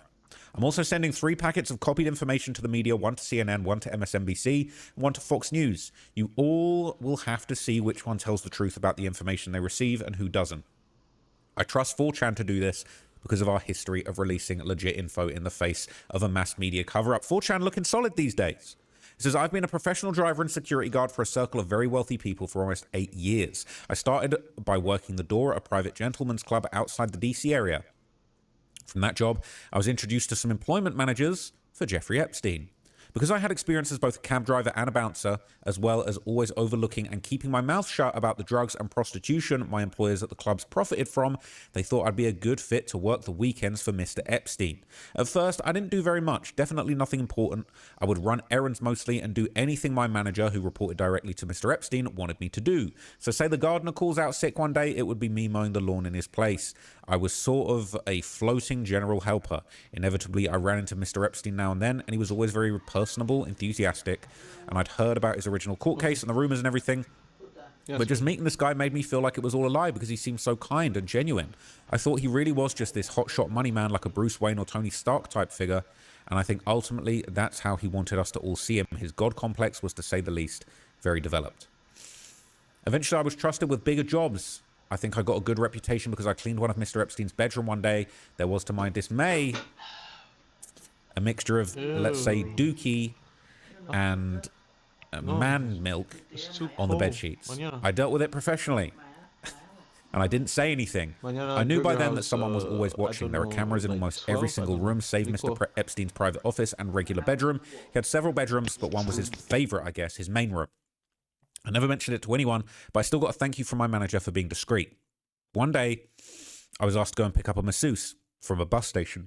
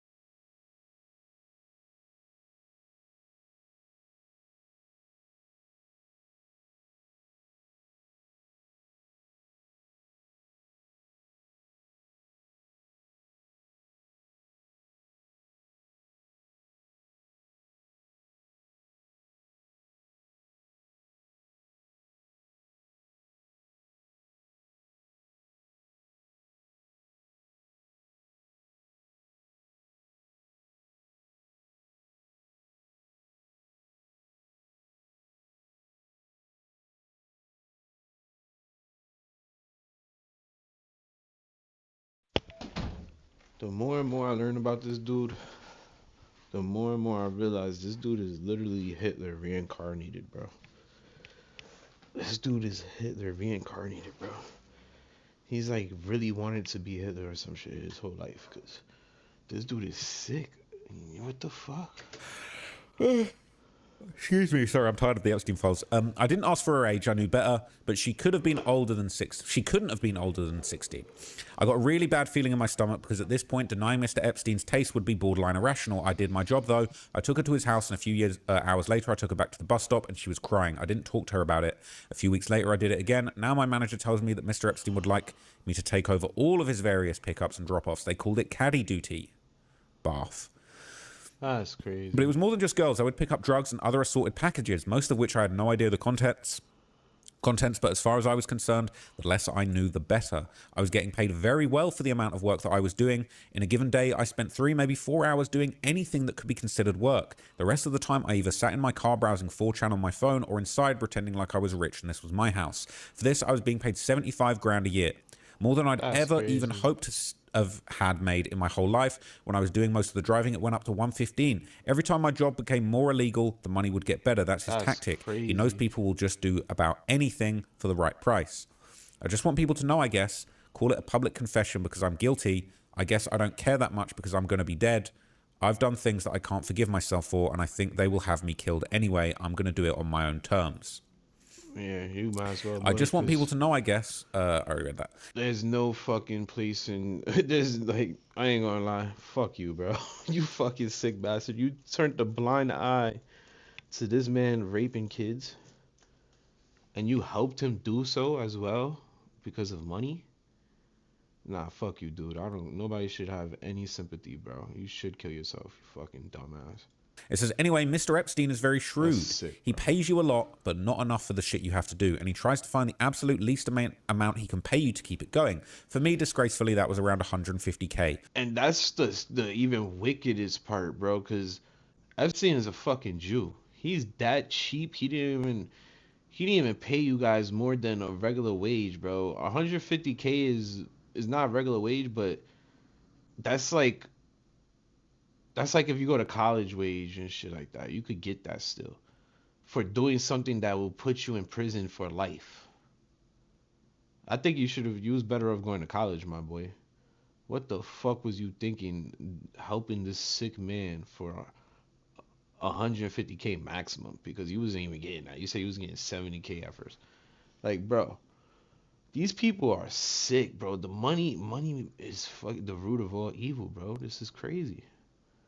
This motherfucker was doing sick shit for Epstein, picking up kids, picking up who God knows what information and shit, probably pornography, child pornography, picking up a bunch of shit for this dude, and he didn't even know. Well, he knew. He did it for the fucking money. That's crazy, bro. I stayed on caddy duty for about 4 months. Then Mr. Epstein took a trip abroad and he loaned me out to another family, the Romneys. Now, keep in mind, I never met Mitch Romney. I assume he means Mitt Romney. And I don't think I even worked for him. I just worked for the family. I reported to an employment manager as usual, and I was tasked with driving a young man named Cole around wherever he wanted. Cole was probably 22, already had his license, and had been suspended for drunk driving. He lived in a huge house out in the middle of nowhere outside Boulder, Colorado. Man, it was beautiful. If I could have stayed there forever, I would have. I suspect it was a vacation cabin, mansion, owned by his parents, but I digress. Every weekend, we'd drive into the city. He would get shit-faced drunk, find a woman or working girl, and I'd take us all back home. Cole was a piece of total shit.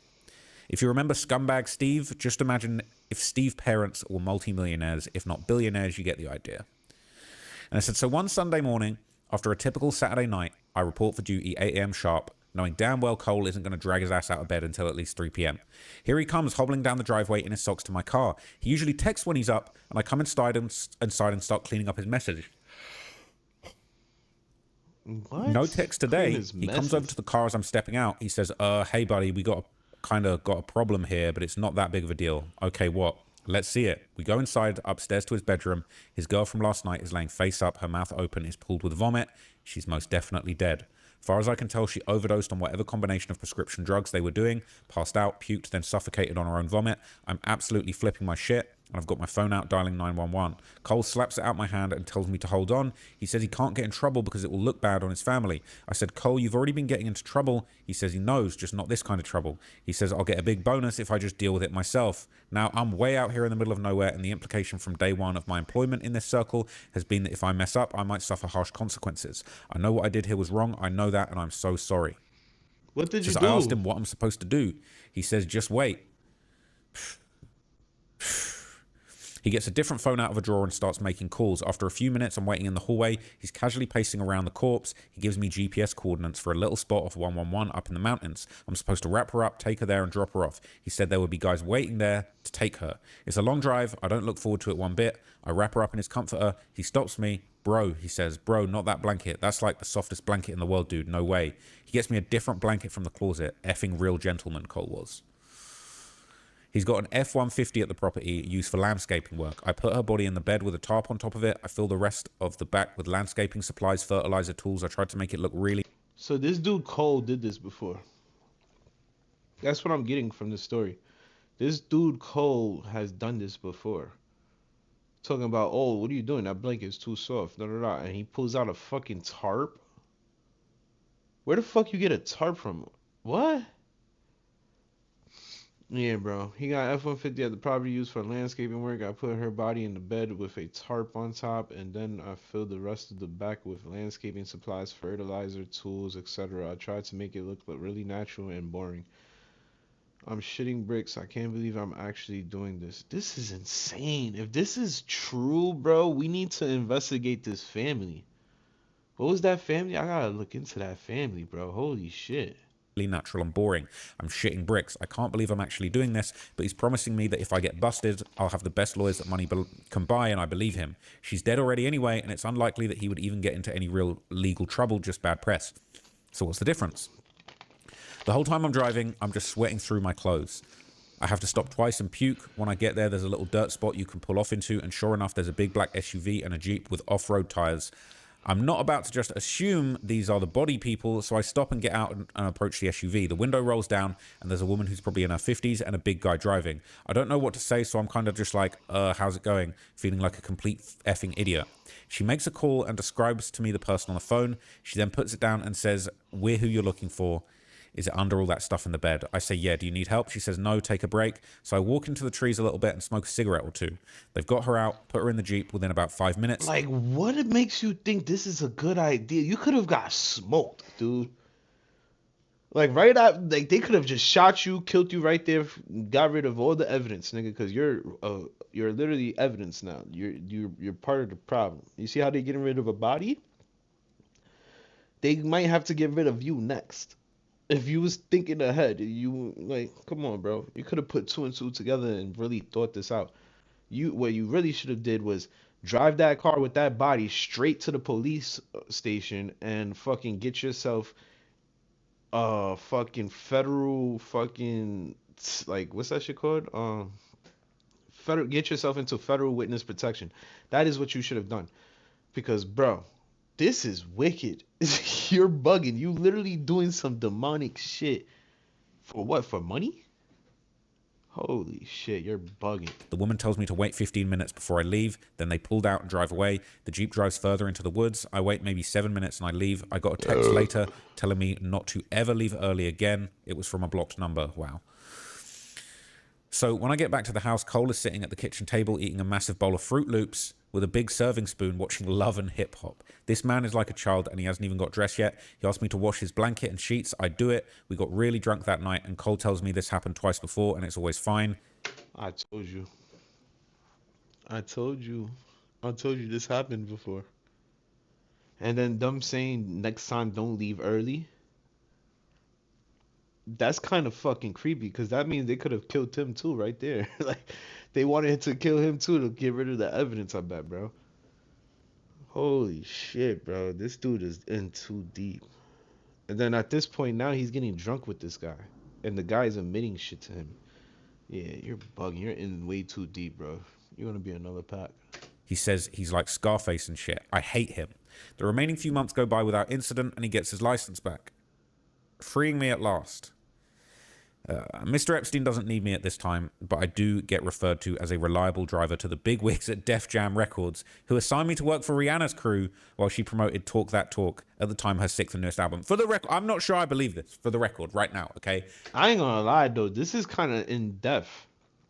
He named the other family. Now he's saying he has connections to Def Jam Records, and he worked with Rihanna's crew while she promoted. This sounds like he's getting into very, like, detail, bro. This could be true. He's getting into detail. For the record, right now, I'm not sure I believe this, but like, let's see what they say in the comments. It says, I never met Miss Rihanna in person, just in passing now and then, but I found this job to agree with me a lot better than the others. I drove a van stacked with promotional gear city to city while she toured. A few times I was sent to pick up Molly and was taught to use test strips for purity. If it wasn't pure, I was supposed to walk away, but it was always pure. There are circles within circles of connections. I believe there's an entire shadow economy strictly for the rich and famous to get their rocks off collectively. One thing I did learn about Rihanna is that she enjoys young females as well. I don't know if I believe that. I don't want to get the lawsuit. I ain't gonna lie. Women could be pedophiles as well. Look at Ghislaine Maxwell. And I do hear that a lot of wicked shit goes on in the fucking music industry. Like these labels, they cater to these artists to the point that they will get anything for them. So like, if you need drugs, you need this, you need women, they'll get it for you. I heard of this shit before, so this is not too far of a reach, bro. I ain't gonna lie. And on top of that, wasn't Rihanna in a lot of conspiracies for like Satan worshiping and shit like that? Like, people call her doing Satan, like wearing Satan worshiping shit and shit like that. I don't know, bro. I wouldn't put it too. I ain't gonna lie. Now with all these things that I'm hearing, all these stories that's coming out, bro, I wouldn't put it past Rihanna being a pedophile either, bro. This shit could be true. All right, this is just a deranged 4chan post. I was sent to pick up 2 young girls and bring them to a hotel room. Of course, I was met outside the door by someone more important than me. This struck me as odd because as far as I understand, Rihanna is not a billionaire like Epstein. I think she is now. But she was even more insulated and protected than he was. I'm sure that a lot of it has to do with just personal choices regarding security, but I get the picture that in this world, influence and money both equal power, and Rihanna, especially in 2011, 2012, was highly influential. All I had to do was mention her name and girls would get in the car just like that. It's true. Rihanna, I'm sorry, Rihanna. Okay, I'm sorry, but I'm going to... It's fucking true. It's like everything he's saying is coming to like is making a lot of sense, bro. Usually when you hearing shit like this, you gotta take word for you can't take shit 100% for truth. But like if everything is lining up, like if it sounds like a duck, it quacks like a duck, then it's a fucking duck. It's kind of like that situation right now, bro. And it's all adding up because I heard stories of these industry people. They get drugs, they get women, they get whatever they want, fucking plastic surgery. They get whatever they want from their labels, bro. Their labels will take care of that as long as you bring it in the back. Look at that Dave situation. Dave's fucking label, them niggas was behind his back the whole way. They still behind his back. Like, like the evidence is piling up against him. Shit is crazy. Keep reading. So the most noteworthy thing that happened while working for Def Jam is when Rihanna had a party to celebrate the end of her tour. Everybody was there, and I mean all of the pop stars were there. Jonas Brothers, Lady Gaga, Justin Bieber, even a few old heads like Elton John and some actors. I noticed John Travolta for sure, Seth Rogen, Emma Stone, Bradley Cooper, to name a few. For this party, I was, of course... He's naming names, bro, and I'm pretty sure we could go back and see if these people was at that party. I ain't gonna lie, this dude is starting to become more and more credible. Tasked with getting entertainment. They wanted as young as they could get and as many as they could get. I think I've actually read this section before. Ostensibly, they were being hired to be wait staff, valet drivers, but the plan is to switch it up on them when they actually get there, give them drugs, money, whatever they need to get them to do what they wanted to do, which was essentially be all expenses paid working people. Prostitutes. Like on Fig, for whoever wanted them. That part, thankfully, was not my job. I'm just a piece of shit who tricked them into going. I picked up 5 young girls from a mall, a couple of teenage boys. I found them walking along the road. Then I got hold of an escort company to fill it out and make it an even dozen. The ones from the escort company were not underage, and I was severely chastised for it. My manager basically asked if I ever wanted to work again. I said yes. He said, then act like you've got some goddamn sense. I didn't make this mistake again. After the tour ended, I was just on my own for about a month or so. I rented a house near Tulsa and basically isolated the entire time. I was starting to get ideas in my head about going to trade school or something when I was called back to come work for Mr. Epstein again.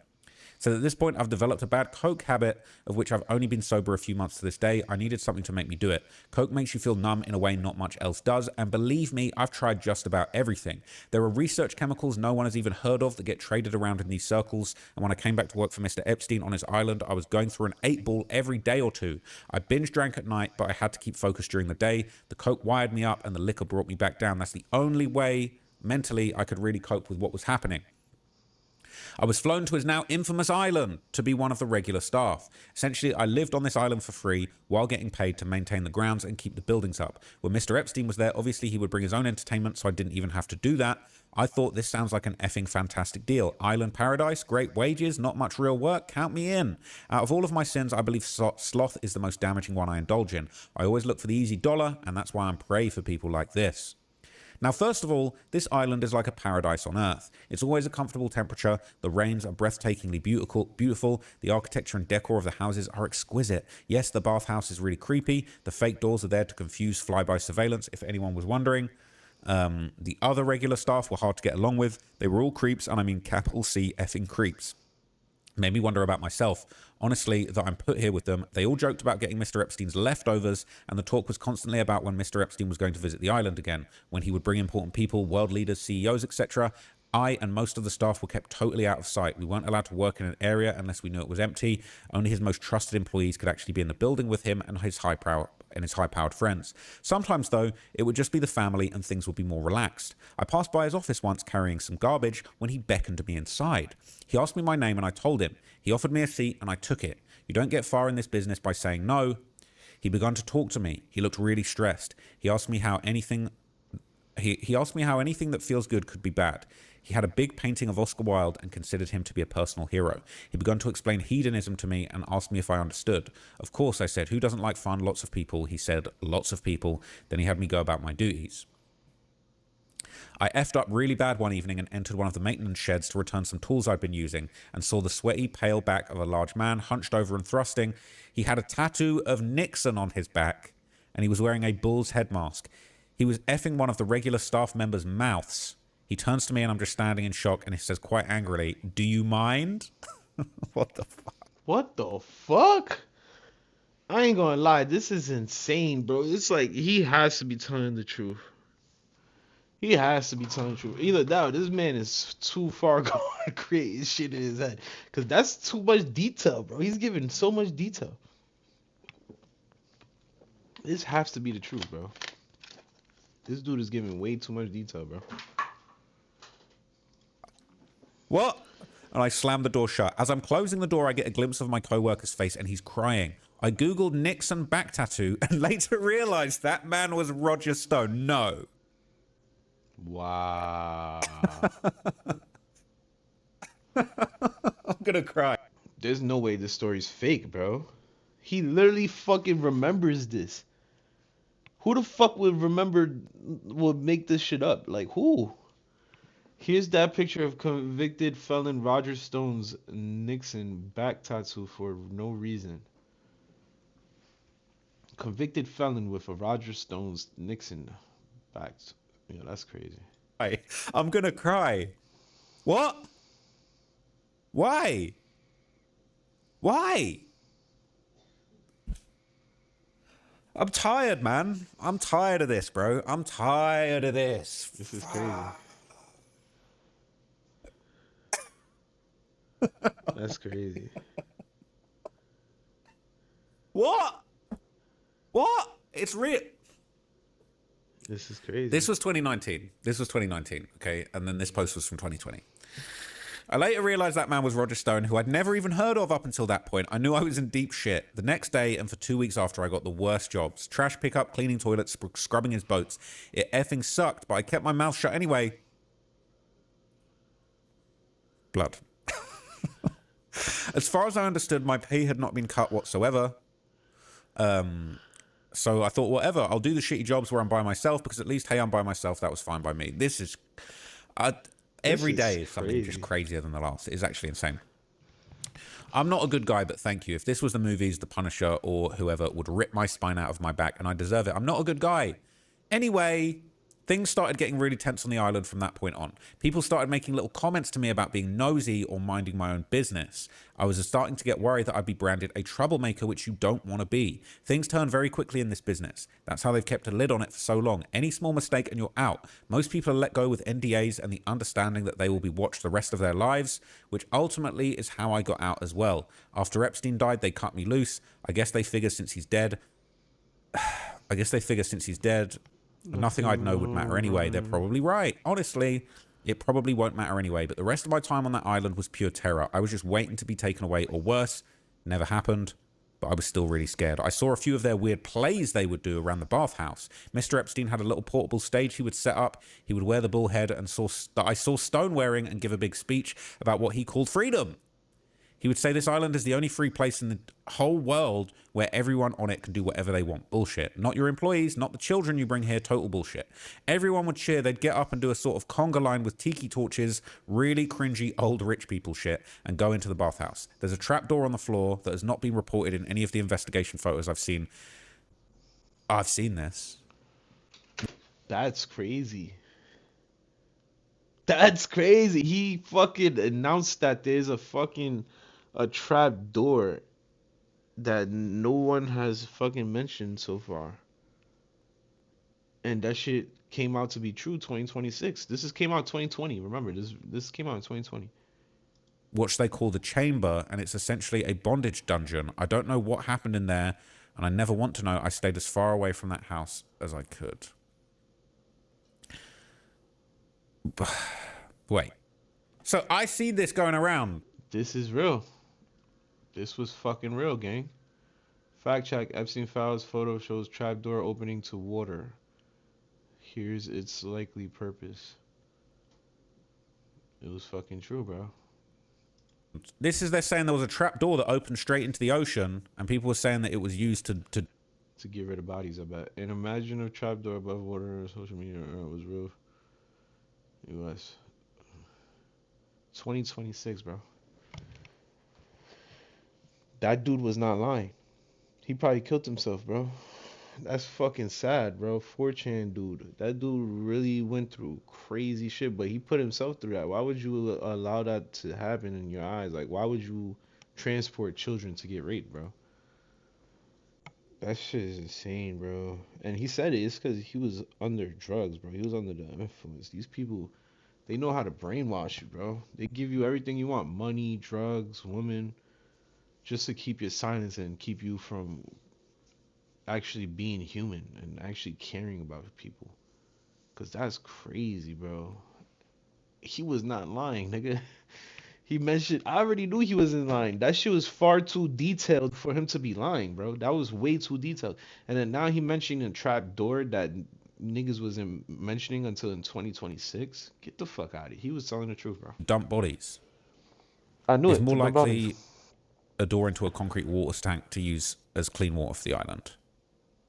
This was a trapdoor inside Epstein's house that led straight to the sea. They were on an island surrounded by water, so why would they need a secret trapdoor to the sea? What? That's crazy. They posted the picture of Roger Stone with the Nixon thing. Oh my god. Okay, so he stayed away from the bathhouse. That is ridiculous. That's crazy. That came out He said, to I be mean, true. large as Turned out in to be wide, true. he's a brick of a man. Pick related. In the supply shed, he was taking up basically the entire doorway.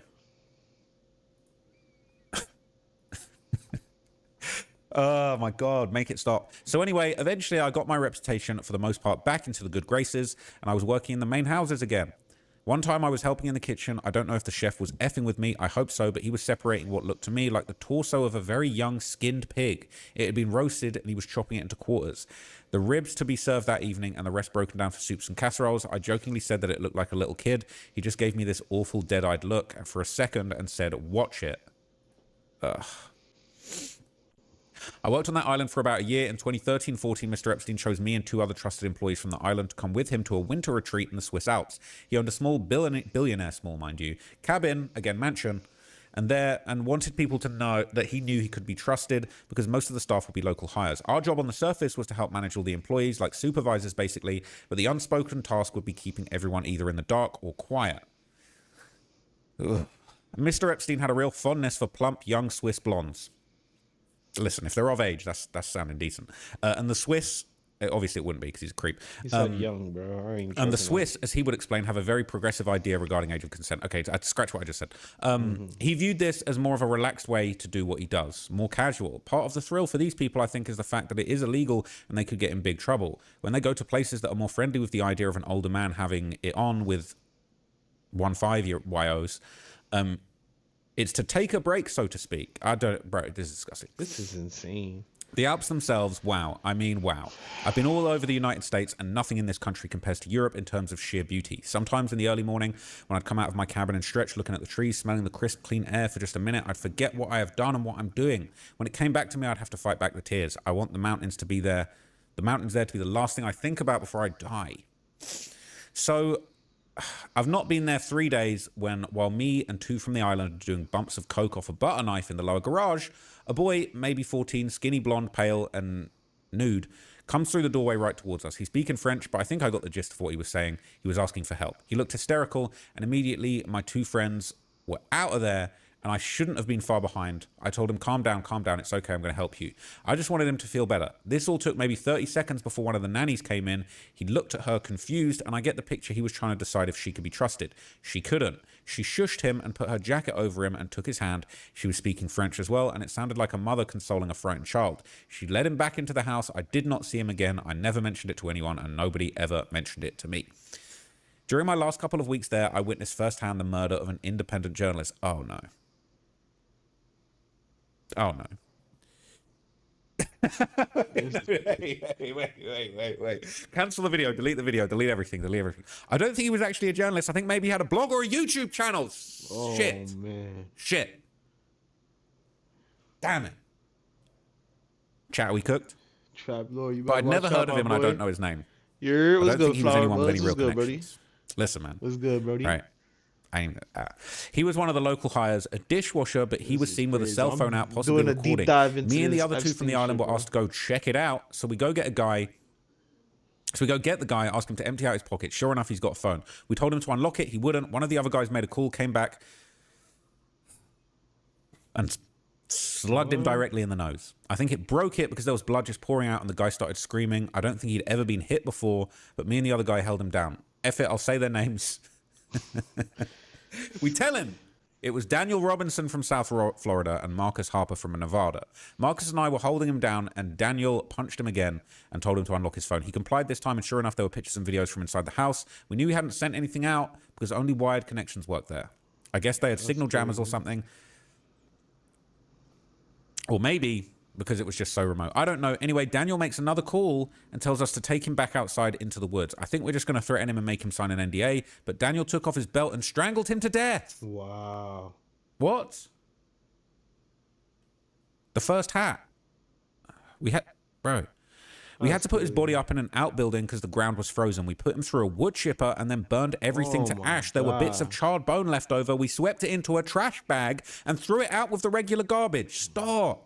This, above everything else, I feel the most guilty for. This is the second hat of the story, actually. This is crazy, bro. My what God. the fuck? After that, if I wasn't in before, I was definitely in now. Me, Marcus, and Daniel, the three effing stooges from hell. Daniel had been in the military. I think he had a few screws loose because he always had a temper. He became the go-to guy for the really dirty stuff. I started working for Mr. Epstein directly after this. He would confide in me sometimes when he was very high about how nothing really makes him feel good enough. He told me once that he hasn't felt happy in years. I wish I had the stones to tell him that this life he's living is only bringing him down. For a brief moment, I felt empathy for this man. I think that too was part of his game, though. I don't think he has ever had a single genuine feeling in his life outside of sexual gratitude. He never mentioned the journalist to me. It was like it never happened, but we both knew that was the reason I was now working directly for him. Listen, I think I've said all I care to right now. I'm going to go and get a bottle of something before all the stores close. If this thread is still here in a few hours, I'll answer questions and tell some more stories. Was he arrested? Ex-Mill, Florida Psycho. Hey, OP, is this your few screws loose ex-army friend? Just a yes or a no, and I'll keep working. Oh, my God. Oh, my God. If they found him, that's crazy. I don't think he was mentally challenged at all. He was whip smart. I just don't think he had any emotional intelligence, maybe. I think he was hollow on the inside for the most part. They called them plays and theater, but from my eyes, yeah, I would say the speeches and stuff I saw looked a lot like rituals. The bull's head mask was scary. I mean, it was a rubber mask for sure, but whoever spoke would wear it all night. And they would come up out the chamber. The masked person would roam the island all night. And it was generally understood that you are to avoid them at all costs. When they wear the mask, they're like animals. They just wander around from one carnal satisfaction to the next. Food, sex, sometimes violence, whatever. And they could just do whatever they want. If they came to you and told you to suck their D or whatever, you would have to do it. It never happened to me, thankfully. But I made sure on those nights to stay out of sight. Holy and that's the end shit. of the most depraved thread I think I've ever witnessed in my entire life. That's insane. What? And so now for the comments, okay? It says, if you search Cole in the Epstein emails, there was a short back and forth with Kathy Rumenia, where Jeffrey Epstein asked, does Cole's replacement need confirmation? Just thought it would be worth it. Nah, this dude's story is true, bro. I don't want to hear it, bro. He got far too much details. This came out in 2020. It had far too much details. And the dude committed suicide after dropping this shit? There's no way, bro. This dude literally fucking... He was a sick bastard, and he exposed this dude in 2020. And we just now getting this shit. A mention. They're saying, here's a post about Cole. Has anyone verified that if this Cole had a previous DUI arrest and a suspended license around that time? Assuming it was not expunged, I don't know if you can find after that. Rich people can pay to make them go away. Rich people will make that shit go away. I mean, if the information is publicly available, then whoever wrote this up could look it up for their story as well. It would need to be something he couldn't have known at the time. Oh, God. The Cole Romney from the Jeffrey Epstein 4chan thread. Don't. We need to revisit this. That's what they're saying. Look, LMAO, he totally did all of that. I know plenty of mini Cole Romneys that are just as rich and way douchey and would let a girl OD and not really care. We don't know if this is for sure. People in the comments are saying it was real. Evil One, hell is real. And how do you know? Look at the released emails they put out. It shows the Epstein Def Jam connection as well as the Rihanna connection. No way this dude nailed 3 people in his story 6 years ago. Come on now, bro. I already knew this shit was true through. That was one of the details that I was talking about. How the fuck would he know that Jeffrey Epstein has any ties to Def Jam, bro? How the fuck would he know that? Like, what? There was no talk of this shit until emails dropped, bro. And when these emails dropped, all these details that this man is talking about is coming out. Even the shit that happened with the ranch shit. There was details in those stories that coincides with the emails, bro. These fucking this shit is crazy to me, bro. This is all true. These motherfuckers had a whole island where they was just fucking acting out and fucking raping and doing crazy shit to each other. What the fuck, bro? This is crazy. Who even knew that Epstein was connected to Jeff Dahmer. Even if the story is fake, I still feel like it's a pretty accurate representation of what the Epstein world was like, so maybe it doesn't really matter. I guess it shouldn't have said matter. My God. He said Cole was 22. Nah, bruv. Ah, no. The story time with the dead man section. Man. Oh, my God. This is the story. Has someone else done a video on this? Are they still alive? Are they still alive? Okay. Okay. Someone else has covered this. That long ago. 4 times 4chan on the internet. Wow. I'm going to save that to watch later. Crazy. Crazy. Brazy. Look, I could look into this another time. They're saying it's a real person. I won't sum up the article. You can read it yourself. It said Cole was 22 around the time. The story takes place around 2011, so he'd be 31 in the article. It seems right, although the dude in the article is the polar opposite of the guy described in the thread. I don't think a man-child with seemingly no job who lays around in his pajamas all day, staying up all night doing drugs with hookers would be an Air Force member attending medical school and have a wife and kids, also be running a business with his wife. But according to the article, this all happened around 2017, several years ago, after the incident in the story, so maybe he turned his life around later on. Exactly. Bruv. What's this going to be? Okay, this is just the email. It just says, does Cole's replacement need confirmation? That, you know, that's, hey, listen, that doesn't really prove anything. Yeah, that doesn't prove much.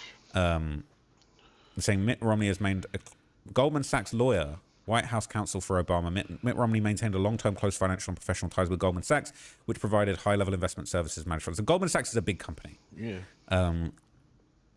It's likely a reference to James M. Cole, who served as a deputy attorney general until 2015. Screenshot of this thread is in the Epstein files. Sure is. This is actually in the files. So you can't say it's not my fault. I didn't come up with this. Okay.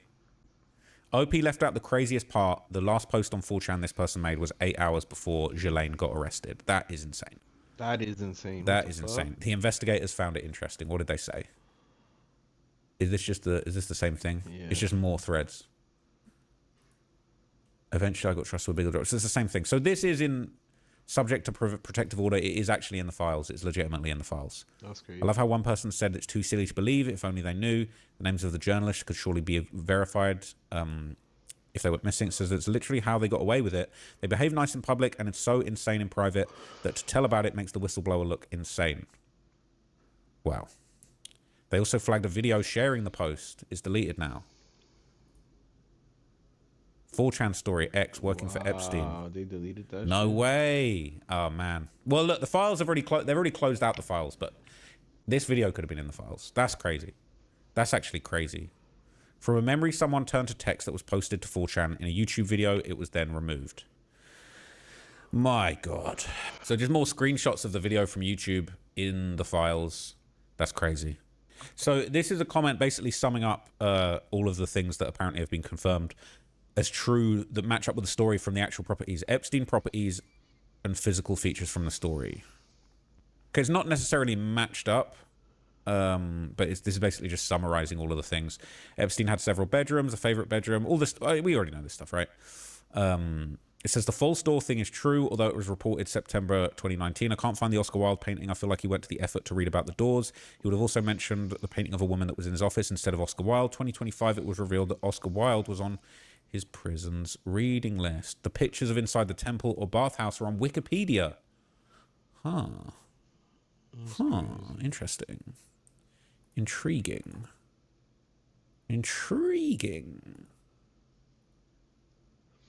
Some very interesting pics. Wikipedia got the goods. I'm not going to lie. Wikipedia got the goods. Wow. Man, that place was beautiful, bro.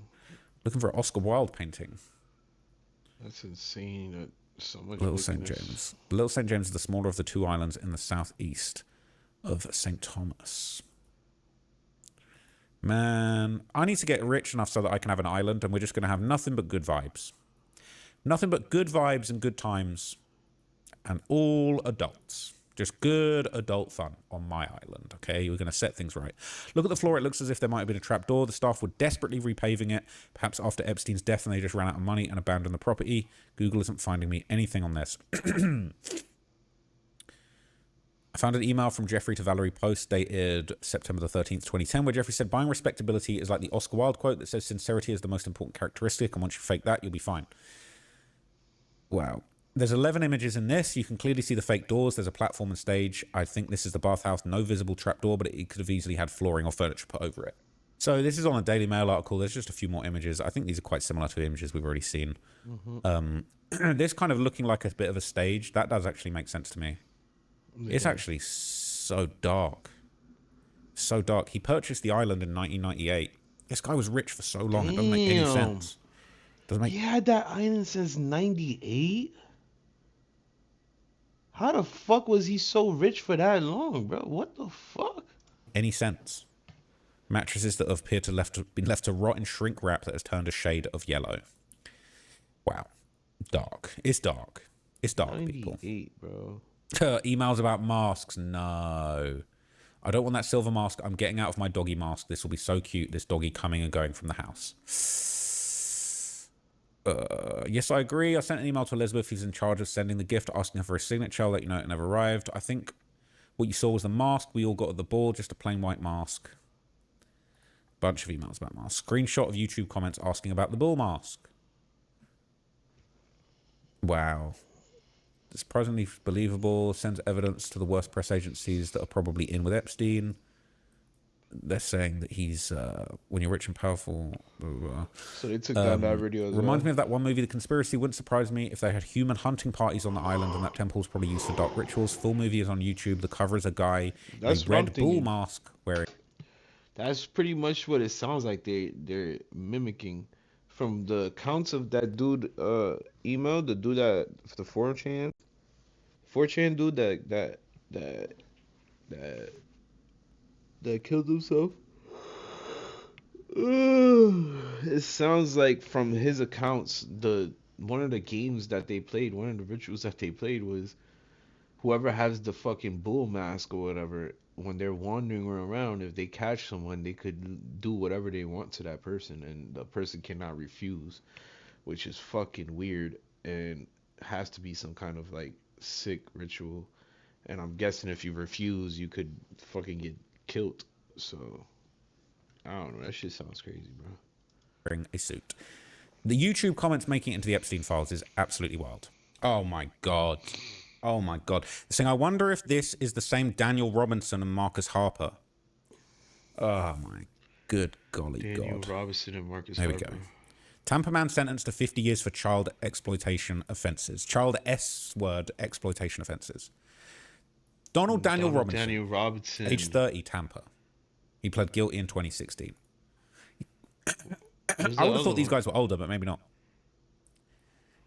I mean, according to court records, the Florida Department of Law Enforcement began an investigation after receiving numerous tips from the National Center of Missing and Exploited Children network concerning an internet user at his residence who distributed files containing cheese pizza through various social networking websites. The agents raided his home. They found evidence on his phone that he posed as a female online to coerce children to create very bad things. And he got 50 years. That's Daniel. And then this is the other man, Odessa man, sentenced to life for S-word assaulting and impregnating a young'un.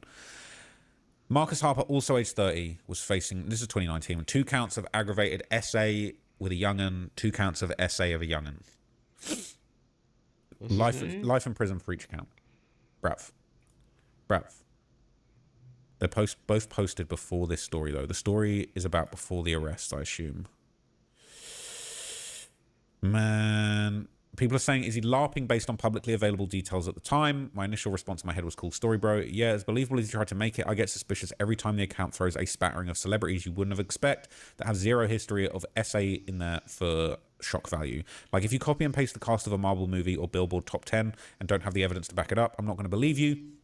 It's the same reason I tried to ignore the tip line of the files and focus on the emails. With this becoming a cultural phenomenon, it opens up too much room for trolls or nutcases to LARP and have fun.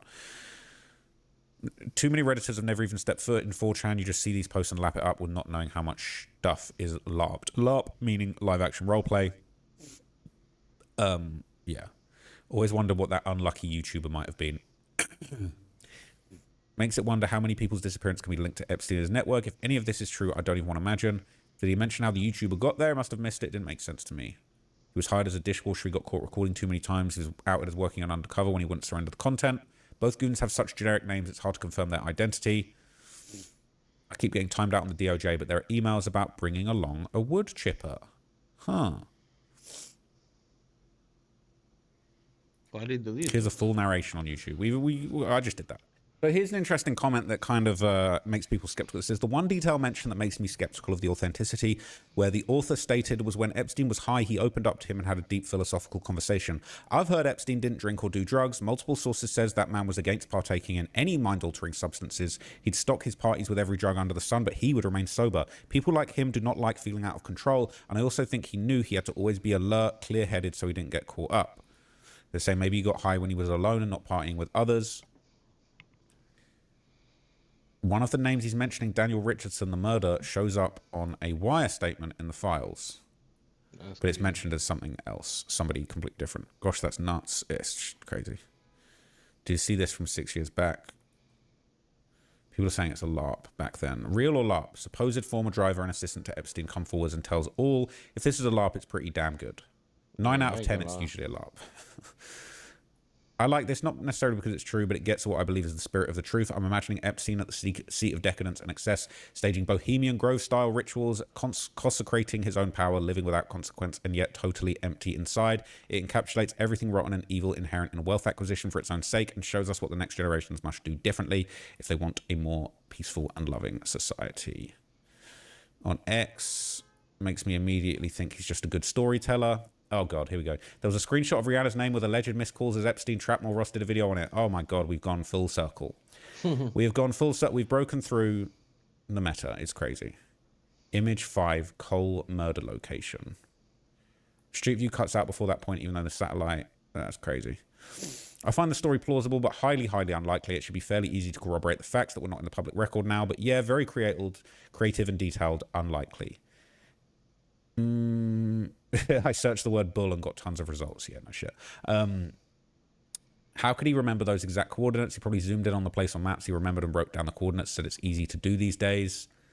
It's crazy. I only don't buy it on the fact that if you really did this... That's kind of a good point, too. Like, him adding the coordinates for where the fucking body was dropped, that's kind of convenient, my boy. But then again, like, it wouldn't be hard for us to fucking, like, not us, but it wouldn't be hard for police to investigate it and see if there is a place where they fucking drop bodies off over there.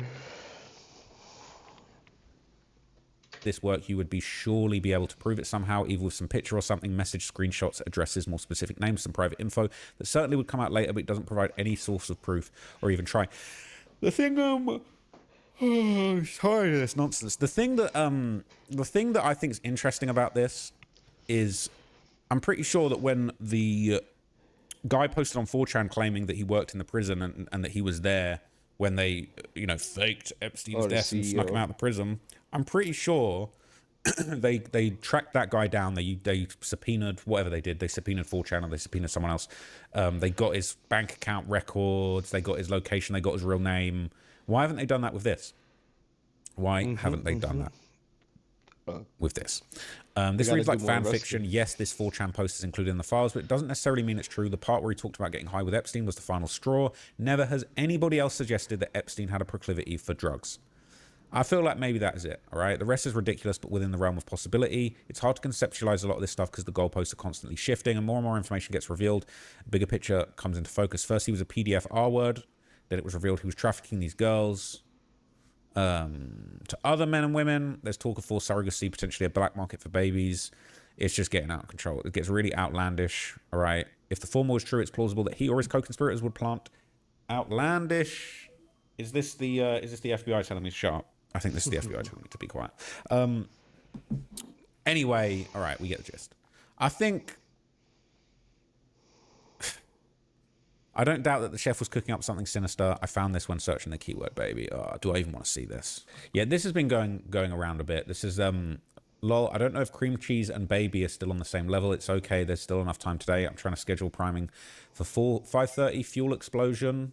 9:45 p.m. we'll bring a new engine startup video. There are millions of babies. Very good vegetable cream cheese. Very little good vegetable cream cheese. RE cream cheese baby. I don't even want to know.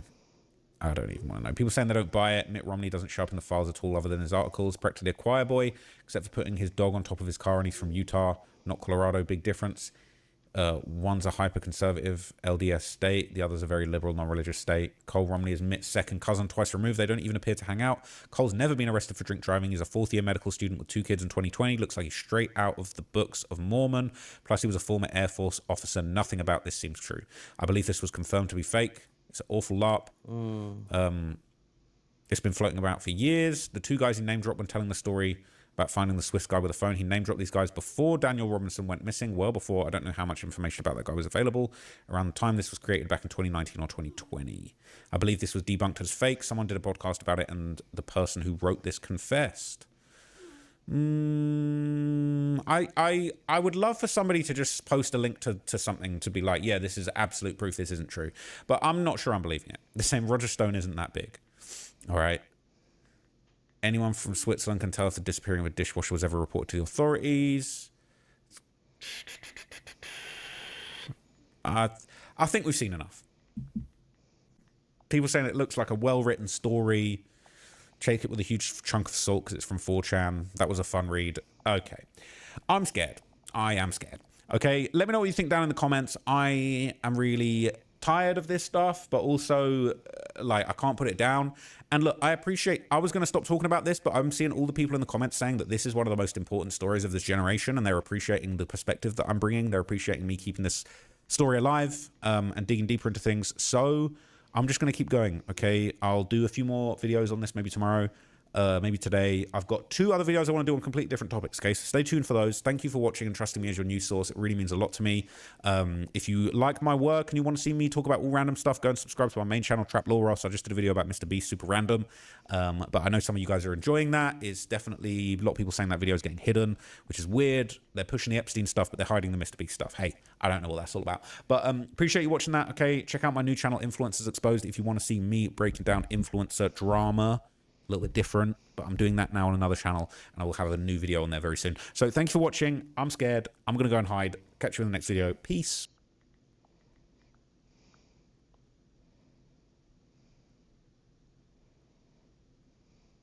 I'm not that kind of guy. These dudes are that kind of... Oh. Get killed. Oh, this nigga Javon killed me. You left me.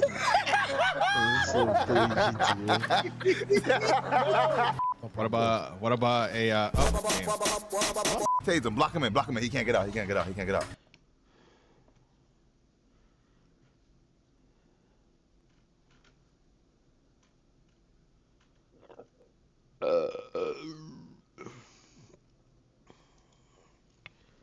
Pizzagate.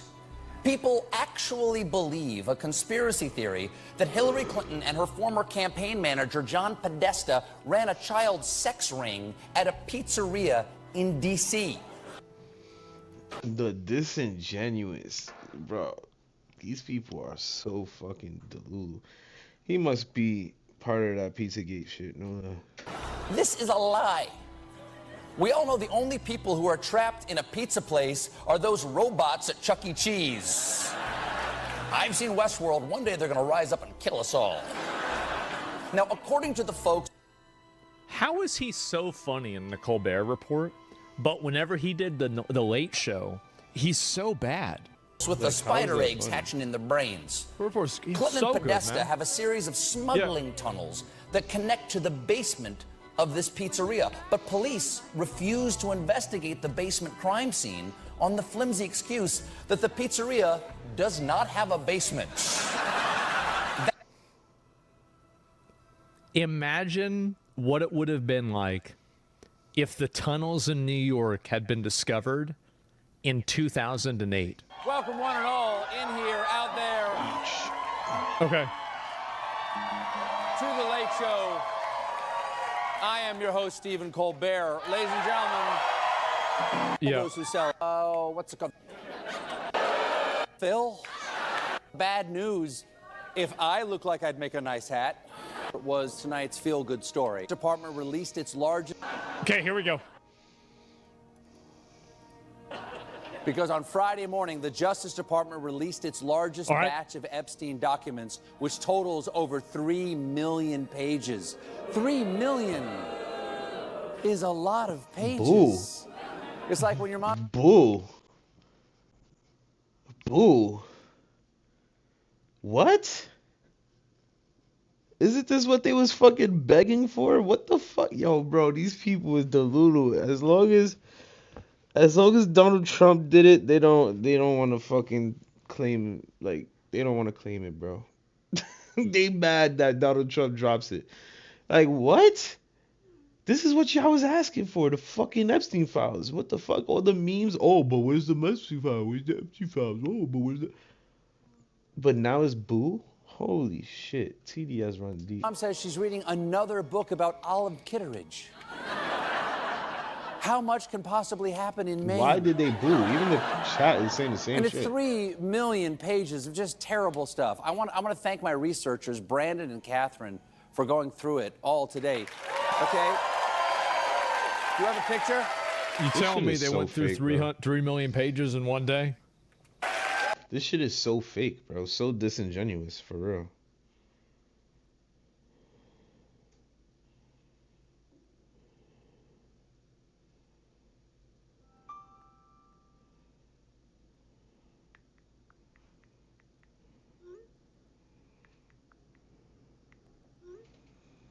This shit is so disingenuous. Do we have a picture of those guys?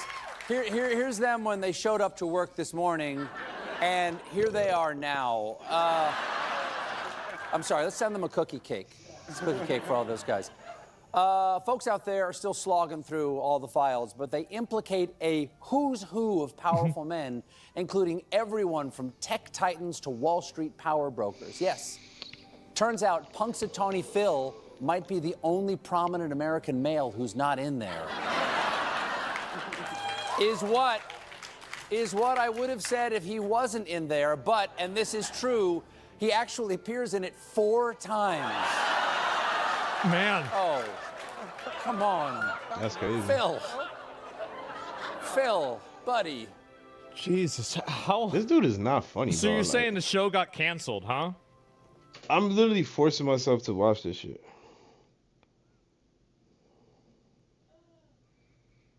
Oh my god, this fucking girl's annoying.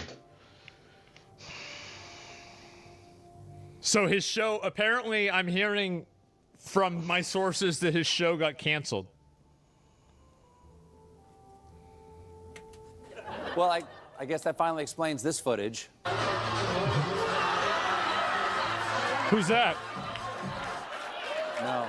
Sad. There's one prominent guy who is in there prominently because President Donald Trump is mentioned more than 1,000 times. President Donald Trump is mentioned more in the Epstein files than Harry Potter is mentioned in Harry Potter.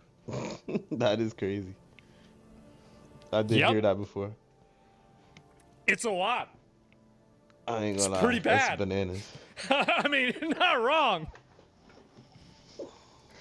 And the New York Times found 5,300 files with references to Trump and more than 38,000 references to Trump, his wife, and Mar-a-Lago. That's a lot. 38. Yes. 1,000.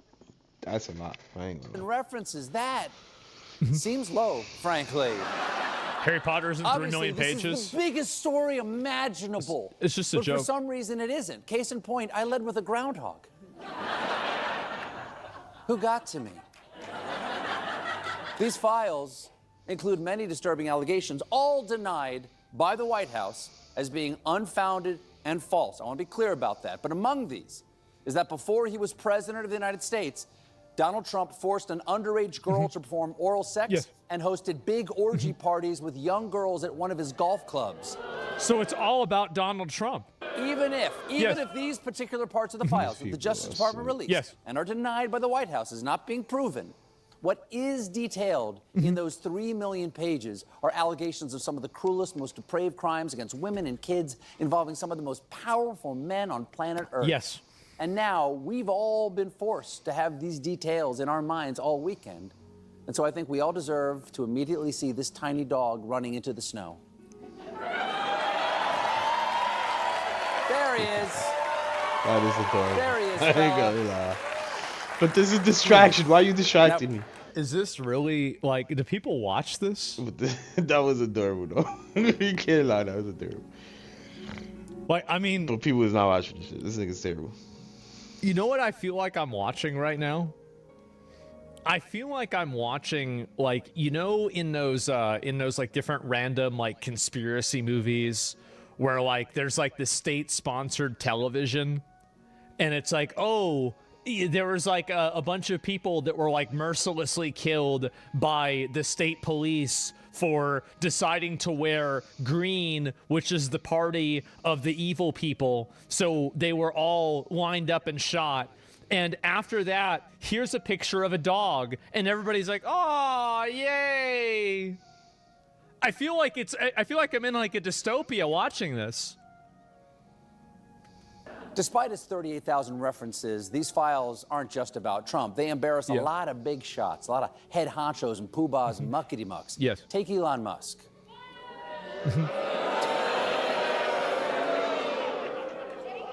Yeah, please. He's publicly bragged that Mr. Epstein tried to get me to go to his island and I refused. Yes. But really? Did ya? Because there's an email exchange where Musk writes, "Do you have any parties planned? I've been working to the edge of sanity this year, and so once my kids head home after Christmas, I really want to hit the party scene in St. Bart's or elsewhere and let loose. A peaceful island experience is the opposite of what I'm looking for." An email. Yeah? An email which was sent at 6:07 a.m. on Christmas morning. That's kind of weird. 6, 7. Hey, say what you want. Yeah. But That he's a is high weird. achiever. That proves it. It's dawn on Christmas morning, and he's already on the top of next year's naughty list. That's funny. That's a There's good one. also an appearance. That was a good one. That's the first good joke. He actually cooking. Really, you're gonna come on, man? Like, really? That's the first. That was good. Yeah, I think that was pretty good. Yeah, it's all right. There's also an appearance in the files by Trump Commerce Secretary and Koala staring at you while he humps the branch. Howard. So the entire thing is just leveraged about it being about Donald Trump being bad. Unredacted nude images on its website showing young women or teen. Wait, what? What? The hell are they talking about? I didn't see any of this. Like, nobody talked about this. What do you mean? Sorry, names and identifying information exposed. Oh God, like this is it's so embarrassing, guys. It's all about Republicans, exactly. So what I think is kind of interesting. It's sad, hard to laugh at that. Well, are you really shocked though? Well, it's crazy for me to see this, because it's just so blatantly dishonest. It is. It's so blatantly and deliberately dishonest. And the reason why is because very clearly, nearly everybody in power was implicated in this. Like, this wasn't a Republican thing. It wasn't a Donald Trump thing. And what I think that these people are doing that's wrong is that they're basically sidelining the idea of the Epstein files, and they're trying to compartmentalize it around it just being about Donald Trump. Donald Trump was in the Epstein files. Absolutely, 100%. Everybody knows that. But beyond that, like, I mean, shouldn't you talk a little bit about the fact that, like, a lot of these conspiracy theories about eating babies and stuff happen to be true? Like, at what point is it... They're watering it down, bro. Like, it's fucked up because they was the one who was making this big deal about dropping the fucking Epstein files, that Trump would never drop the Epstein files, that Trump is doing everything to distract us from the Epstein files. But when the Epstein files is dropped, their TDS little brains goes into just, oh, Trump was named on this 1,000 times. Oh, Trump was doing it. What about the real wicked shit that we are actually uncovering? We're uncovering ritualistic shit going on in America, bro. Fucking people in all over the world literally joining together to fucking to F babies or literally eat babies. Like, these are real things that's going on in these fucking files, but people is so stuck on the TDS bullshit that they can't get past that. All they want to think about is, oh, Republican this, Republican that, oh, Trump this, Trump that. Bro, what about the fucking fact that these motherfuckers was eating babies? Or there's fucking pizzeria shops that fucking is holding child pornography fucking parties or whatever the fuck, bro. Like, there's a lot of sick shit going on. Or what about this dude inseminating women for his own baby farm? Like, what the fuck people is so stuck on this politics shit for, bro? Like, you really wanted to drop the Epstein file just to talk about Trump? What about the sick shit that's actually going on in this world? This is crazy. More salacious to talk about Donald Trump doing something bad than other people eating babies. Like, what is this? It's cherry picking. Plot, bro. Like, I feel like that's the main issue that I have, is that it's not that, you know, what they're saying is necessarily a lie. It's that it is the deliberate focus on it at the expense of everything else. And whenever I see that, I'm thinking to myself, okay, do these people really care about the Epstein files? No. Or do they only care about using them to negatively affect somebody who is an ideological opponent?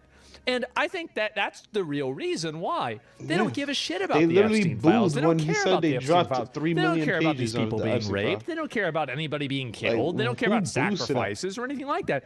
They're just saying this because it's politically convenient. That's it. Did I miss you covering the claims from the DOJ that the Epstein is still alive? Epstein is... There's no way. Wait, what? There's no way. DOJ did not say that, bro. What? No. What are we talking about? Like, from the DOJ? There's no way they said this. Now, there is this image.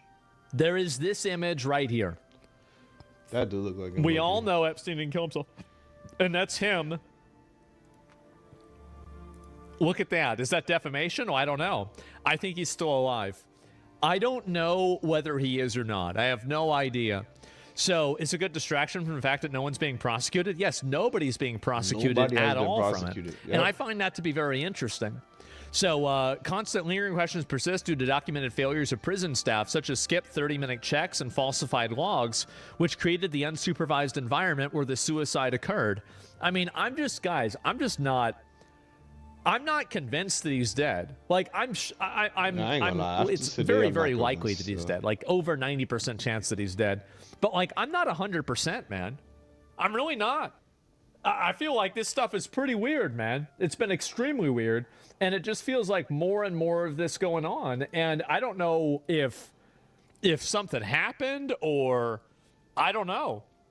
I mean, Jeffrey Epstein killed himself as a last act of control to avoid public shame and turn himself into a mystery that shifts blame and keeps everyone guessing. I don't know what he did. I have no idea. Start with the body. Who viewed the body? A New York medical examiner is the one that ruled it a suicide. Oh, man. Oh, man. So it just gets deeper and deeper and deeper. Wait, oh no. No, Bill.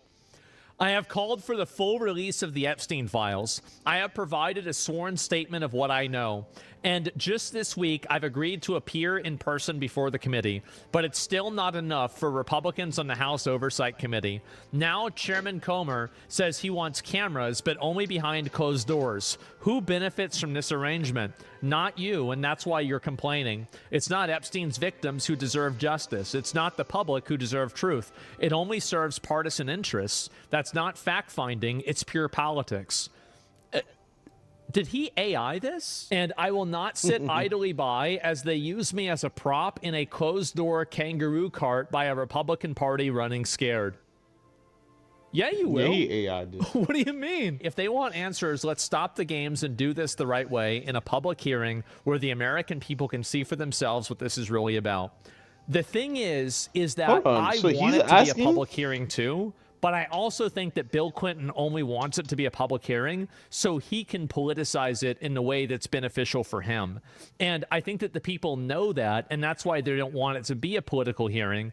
And so he's going to use that ambiguity to imply that they're being biased. Again, Slick Willie.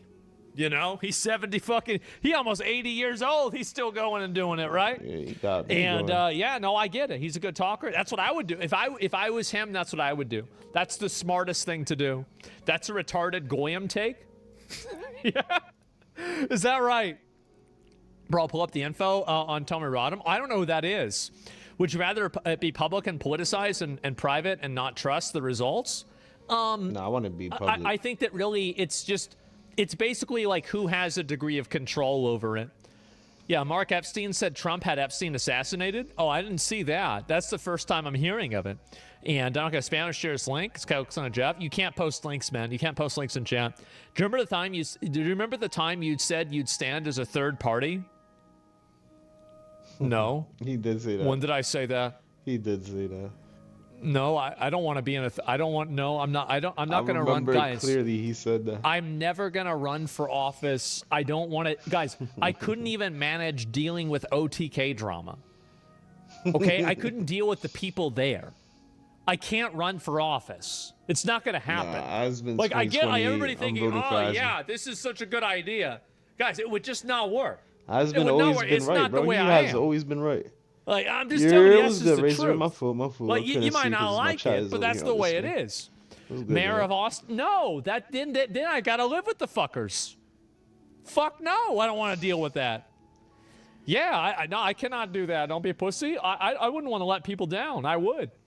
And not to mention, I'd never get elected. All they would need to do is play my stream. That's all they would need for me to play. Yeah, I ain't gonna lie. This dude has some radical kind of crazy shit that I say.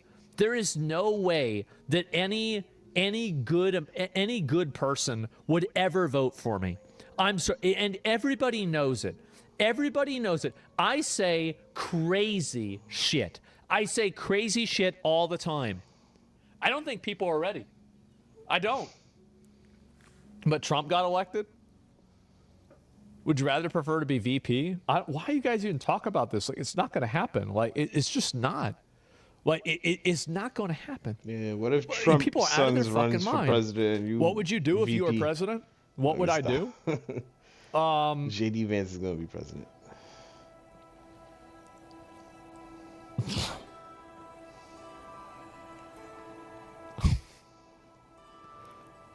Well. Wow. He'll make boobs in games bigger again. Fucks.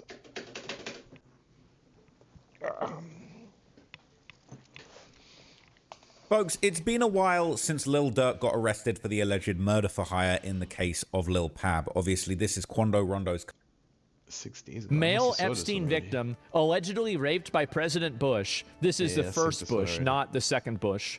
What the fuck are they doing?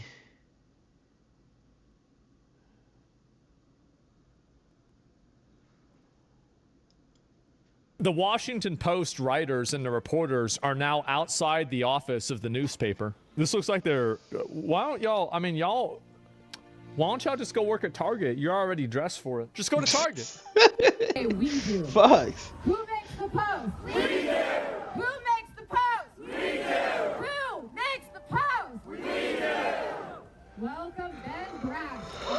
we do. Who makes the post? Man, how about that? Not anymore. And so anyway, let me go back. I see this one too. And this is laid off normal people. Well, this sucks. Laid off journalists. Low wrath and ruin. This is what somebody wrote.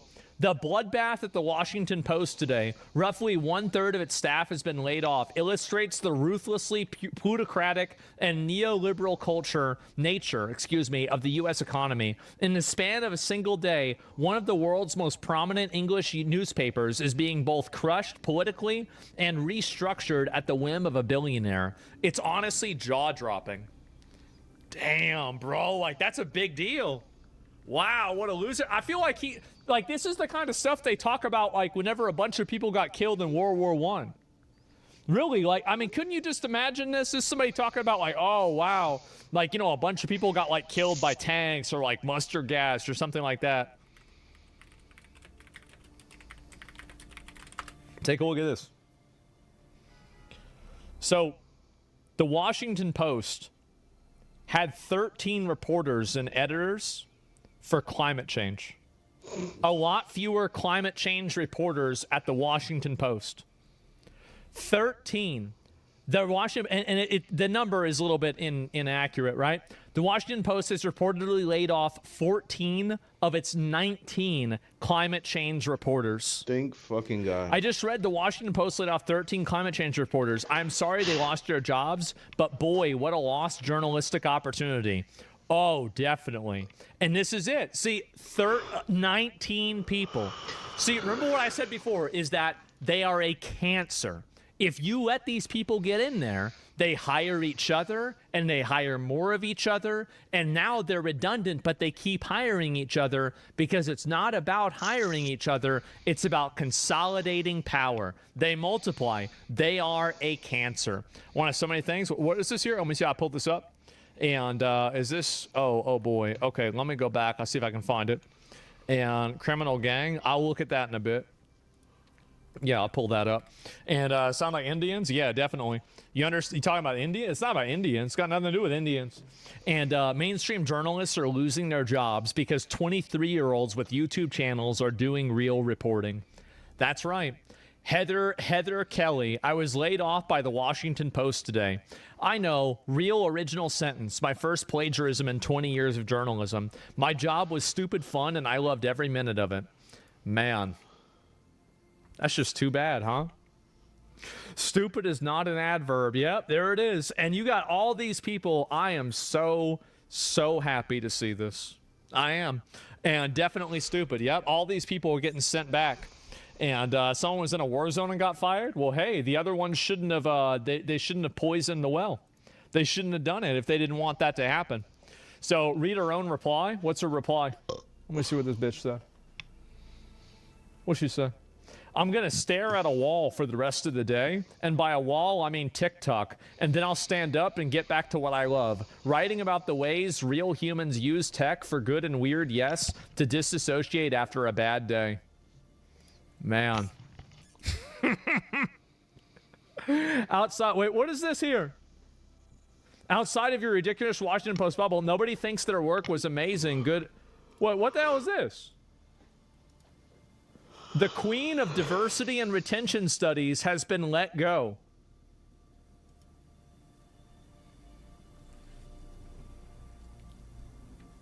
Oh, man. Oh, wow, that's crazy. Well, hey, that's just what happens, right, guys? And it's just going to get worse. Not the queen. Yep, word of code, exactly. And so Washington Post, the writers and journalists on there are crying and upset about it. And I want to let everybody know that this is only going to get worse for them. It is.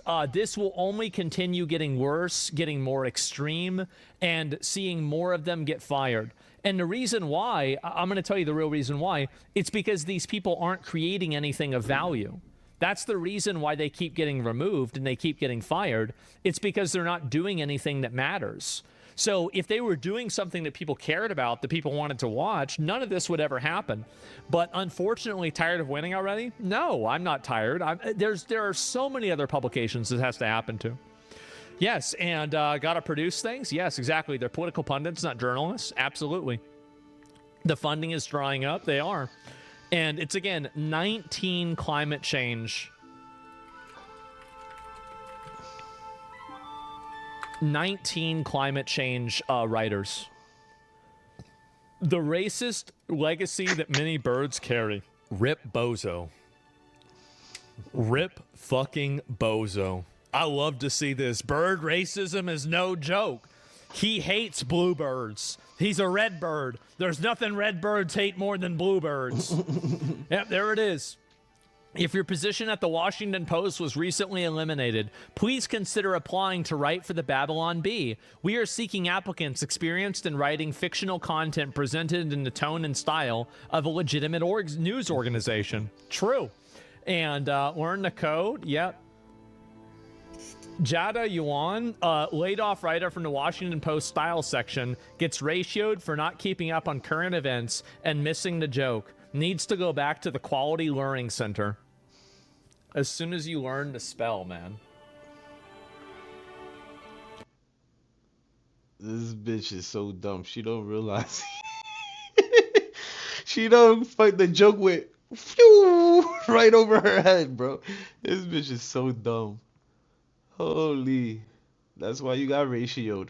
I'm asleep. Man. How about that? Jada one was not the one today. That's sad. Let me see who this is. Jada Bird? Who's this bitch? The one. Pull this up.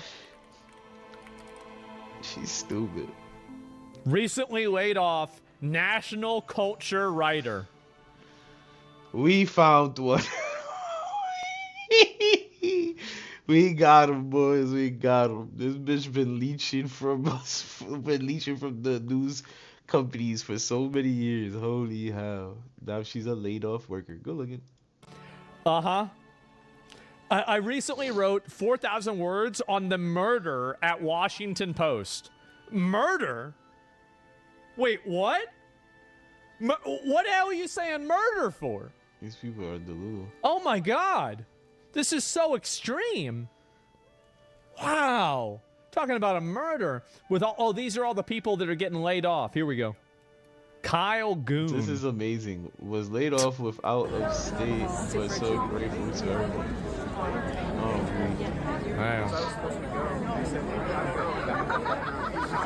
Uh-huh. Don't they have anything to do?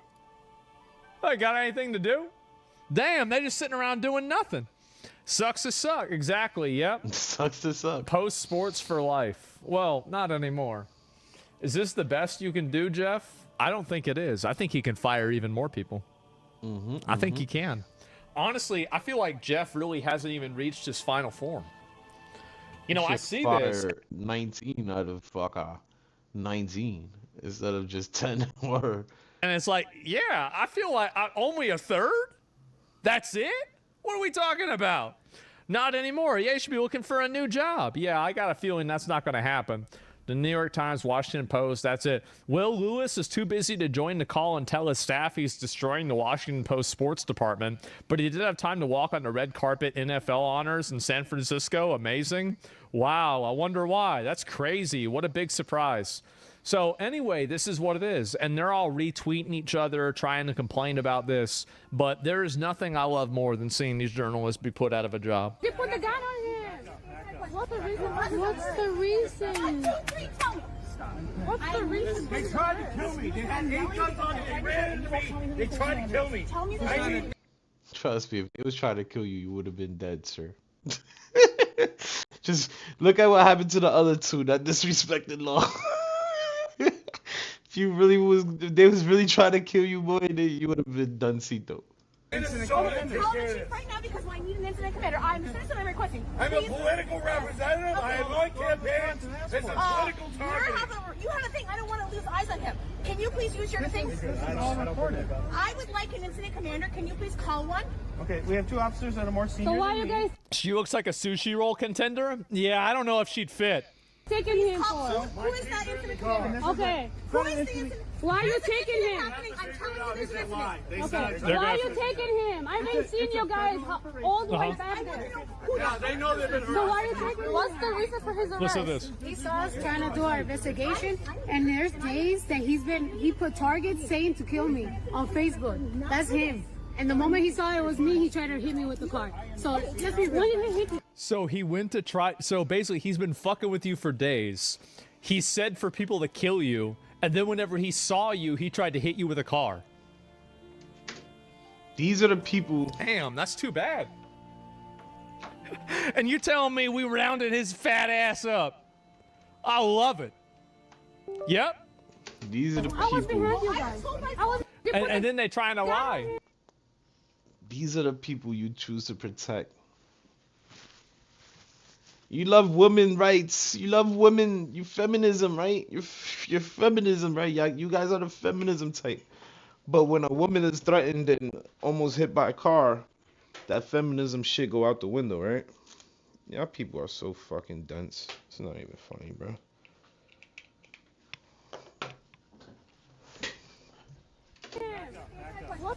Yeah, and they're defending him. They are. They would defend him doing it. If he hit her with the car, they'd say it was okay. That's the reason why.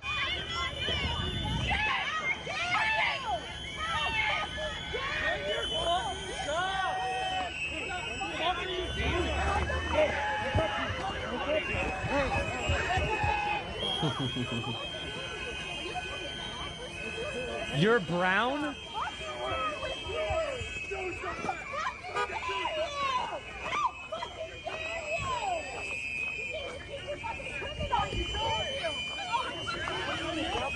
Oh my god. Is it the same cop? Dude, they need to give this guy like fucking a bonus or something. I think that's the same cop that he stuck They the middle do. finger at them and shit and started laughing at them. Yo, I fuck with this cop. This is the base one. This is the base ICE officer. I fuck with this nigga heavy. Like, this guy is going around being called the N-word by a bunch of white people because he's deporting people out of America. Like, I mean, we gotta help this guy out or something. For real, bro. He should make a GoFundMe. I mean, no this lie. is ridiculous. What the fuck is going on He should here? make a GoFundMe, bro.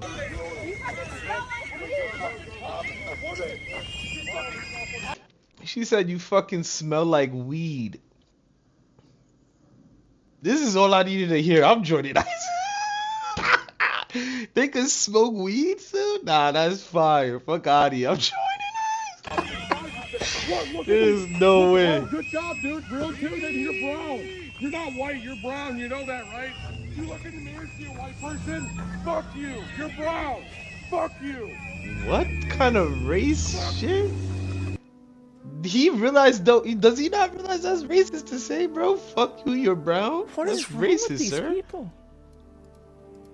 That is racist, You're sir. brown. Like, Oh fuck my you, God. you're brown, Is sir. this the yeah? Is this the new KKK? You're racist. I really like. I mean, what does that mean? What he means is that he thinks that black people should have solidarity with illegal alien Mexicans and Guatemalans and Venezuelans and people from Africa. He thinks they should have solidarity because they have a similar skin tone. Yeah. Yo, bro, that shit is so fucking racist to like assume. These people is so fucking woke that they became racist, bro. The Democratic Party is back to being KKK again, bro. These motherfuckers is so stupid. Holy shit. They should agree with each other and work with each other because they have the same skin tone. Now, I don't know who's going to tell him, but inside of Africa, the black people in Africa hate each other. There are levels of race. I ain't even gonna lie, he's dead ass. He ain't even lying, bro. Fucking Jamaicans, Africans, Haitians, fucking Somalis, like, all these fucking different races of black people, they don't fuck with each other. Like, what the fuck, bro? Yo, people is dumb. Like that, like there's racism all over the world, bro. Not just America, all over the fucking world, bro. And like I said, you could be racist all you want as long as you're not harming no one and you're not inciting any violence. I don't give two fucks what you think, bro. Just like anybody else should not give two fucks what you think. Cause once again, sticks and stones may break my bones, but words will never hurt, sir. So you're a fuck-eye idiot. Congratulations, you exposed yourself being fucking racist. Talking about, you're brown, fuck you. These fucking idiots. Racism between Kenyans and Somalians that you're not even aware of. There's levels of racism inside of Somalia They don't even fuck with based each off other, of yeah. clans that you haven't even heard of. You don't even fuck with each other, but you over This here guy, claiming he doesn't even their understand how unity. deep this goes. This is meta racism. He actually thinks, bro, this guy literally thinks that racism ends at skin color. Skin color. What the hell do you think we did World War I for? These We people had are to come up delusional. with something? Fuck. Like, these people were so stupid.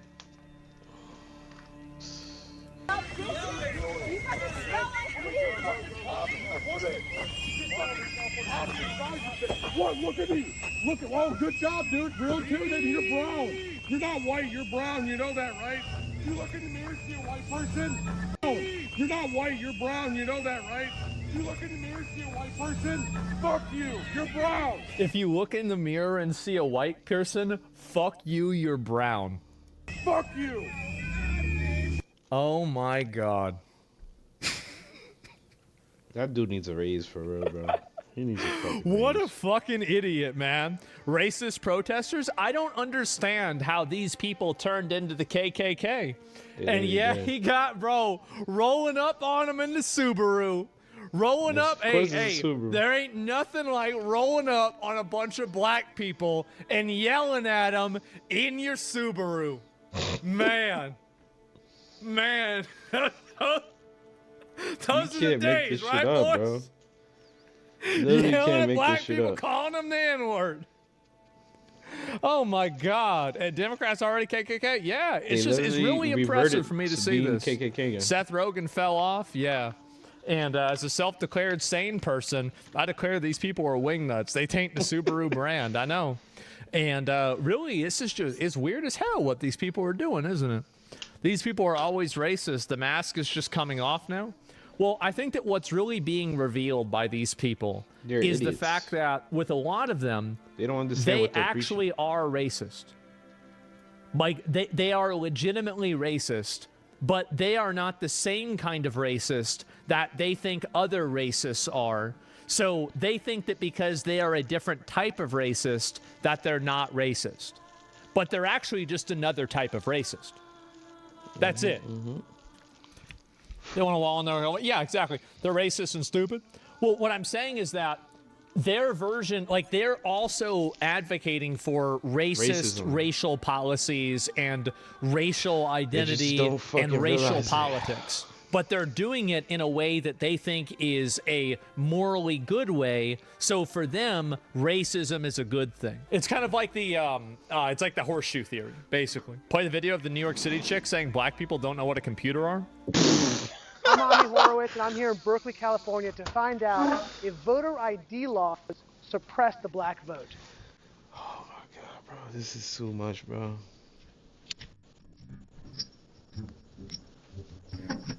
Do you have an opinion on voter ID laws? Yeah, they're usually pretty racist and they're bad. I think voter ID laws are a way to perpetuate racism. Did you say they're? Did you go as far as say those laws I are really racist? don't understand. What the fuck You think these it people suppresses drinking? the Like, African-American vote? how do you Definitely. come to that conclusion? Because they're less likely to have state IDs. Minority voters are less likely to have the kinds of IDs that have been described. Who's to say these people can't get an ID, bro? What makes you more qualified and more intelligent than minorities that they can't get a fucking ID? Are you stupid, bro? Like, these people literally don't see the racism. They're being racist themselves. Or required. This is These type of crazy. people don't live in areas with easy. These type of people the What do you access mean? to DMVs or other places where they can get identification. You can always get ID, Every do it over the internet. every That single also would district make it has a difficult for DMV, bro. Every single district has a DMV, bro. What is this man talking about? Yo, these people are low-key the most racist fucking people, and we don't even see it, bro. Like, they just dumb as fuck, bro. for black people in particular. They don't Yeah, even you see have to that have shit. access to the internet. You have to be able to pay an internet. You see, a black person can't use the internet. They don't even know what the word computer is. Like, what? Difficult for black people in particular. Yeah, you have to have access to the internet. You have to be able to pay an internet.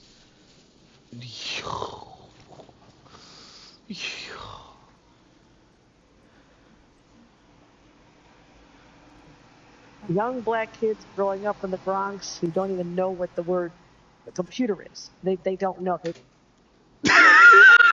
There's no way this is real. These are the people you choose to vote into office, bro. These are the people you fucking choose to run your fucking cities and your country, bro. Holy shit. This bitch literally just said the most blatantest racist shit all day. Nah, there's no way. This bitch shouldn't be in charge They of don't nothing. know these things. And I want the world open up to all of them, because when you have their diverse voices, innovating solutions through technology, then you're really addressing society's broader challenges. Young black kids growing up in the Bronx who don't even know what the word computer is. Service provider. This is so sad. Yeah, you have I to have can't access believe to this the shit. internet. You have to be able to pay an internet service provider for 30 You're voting for the very people who's calling you What's wrong with stupid, bro. You want to know the reason why they do this? I'm not explaining the reason why they do this. It's because these are white people that live in gated communities around other white people. They don't interact They with any have black people. no real life interactions. That's the real reason. It's Is the that they same don't thing with know these any Epstein black people. people. They don't interact with them. They don't have anything to do Niggas with is them. fucking So they only know non-sociable what the people. media tells them. So go online. Well, I feel like they don't have the knowledge of how it works. A lot of people have smartphones, but you might not have data. For most of the communities, they don't really know what is out there just because they're not aware or they're not informed. I also think there's a repression of black voting with how if you're a convicted felon, you're not allowed to. Yo, bro, just say you're racist, bro. What the fuck? These people are so stupid. Like, the title of this video should be, how can you call yourself a racist without saying it? I'm telling you guys. Oh my god. Say I'm you're racist telling you without guys, saying you're this racist. is where we're at. Voting with how if you're a convicted felon, you're not allowed to vote and everything. And when you look at swing states like Florida, that's a huge population of the African Americans. Now I'm here. Wow.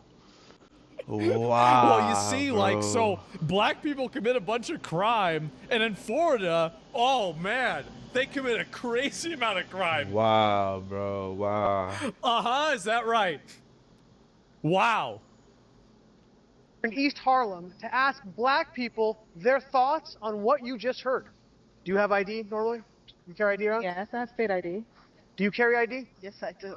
Do you know anybody who? She laughed. Yeah, I remember I saw this first time. I said she laughed. She thinks it's funny. It's such a stupid. What kind of question. fucking question is that? Yeah. It's a stupid fucking. What do you mean you have ID? Of course. And here's the thing too. I grew up with a lot of people, multiracial, Hispanic, black, etc. Primarily Mexican and black. Me too. Well, mine is primarily One Dominican thing and black. that one of my friend's dads told him, and he was teaching him to drive, and he said, "Son, you're going 45." And my friend goes, "No, I'm not. I'm going 35." He says, "No, you're going 45. That's an extra 10 because you're black." Yo, Anybody that's who grew crazy. up in the areas that I did knew that you had to have your shit. No, really, that's what he went and said. That's He crazy. went and said that shit. That's OD. And the thing is that, am I right? No, this is the way it is. They are the ones that are going to have the ID the most. Because from where I come from, where I grew up, those were the people that, like, you have to have your ID, because it was always the narrative of never give them a reason. That was always the thing that people were telling you. That's what I heard. And this is also, by the way, this is not just for black people. They said this to everybody. But they said especially if you're black, because listen, like, we got to keep it real, guys. The police used to fuck with black people a lot. Sometimes they still do. It's serious. It's real.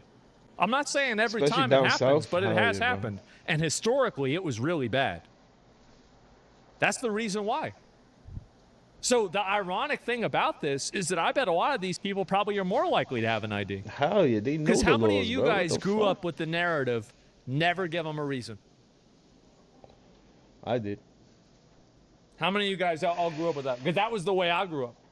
Never give them a reason. Yep. Of course. Duh. That's why they all have IDs. Sam, I'm white? Yeah, for sure. I think that today. I do too. It's smart. The black person doesn't carry ID. No. Everyone that I know has an ID. Why would they think we don't have ID? Why would it? That's a lie. Why would you say that? Why Have would ID? they say that? You know why they would say that. I have my ID and my friends have their ID, so like, we know what we need to carry around. Everybody that I know have ID. Like, that's one of the things you need to walk around with New York with. This is in New York. This is in New York, bro. Like, what? How you got the balls asking these people that shit? I ain't gonna lie. You just sound racist asking that question. But I hope he conveys and tells these people, well, your governor, she thinks you guys don't got ID. Because that is fucking wicked. How you fucking don't... Yo, bro, that is a racist ass question, bro. I ain't even gonna lie. He must have had to explain to himself. Yeah, he must have had to explain himself. Duh. ID. Do you know any black adult who does not have ID? No, I don't. Is it a weird thing to even say that? Yes. I would say that It out is. of my anecdotal evidence, okay, I do have a friend that's Mexican that doesn't have an ID, but he recently got a new one. He did. He recently, and like, this is a whole situation, but all right, he didn't have an ID for a while. I got a cousin that's but like now that too. He does. He doesn't have ID, but Number one. that's because he's a dumbass. he doesn't care to carry ID. He's like above the law. He tries to, duck low. He's one of those dumbasses. He think he's fucking above the law, bro. But all my family and everybody else that I know understands you need to carry ID.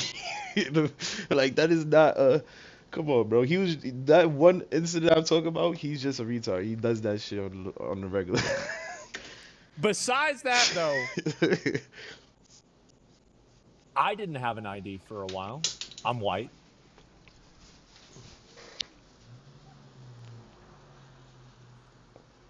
And I also feel blame like him I being probably lazy, know really. more white people without an ID. Now, I probably know more white people in general. But still, I didn't have an ID for like 3 years. And he's not black either. He's Why I need an Puerto ID? Rican. But still. What is this? Some type of trick candy camera? I know, right? Like, what kind of question? That's the only thing I brought with me. Those are legit IDs. I heard a lot also that black people can't figure out how to get to the DMV. Really?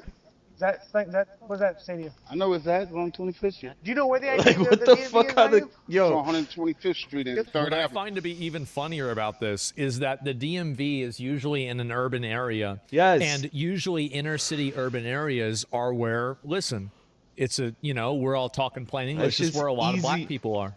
They make it easy access for people without vehicles.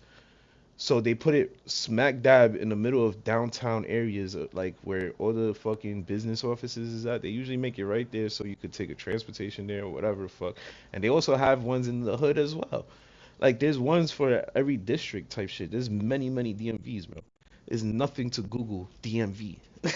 Like, what the fuck? Like, the DMV in my area is like 90% Hispanic. There's almost no white people near my DMV.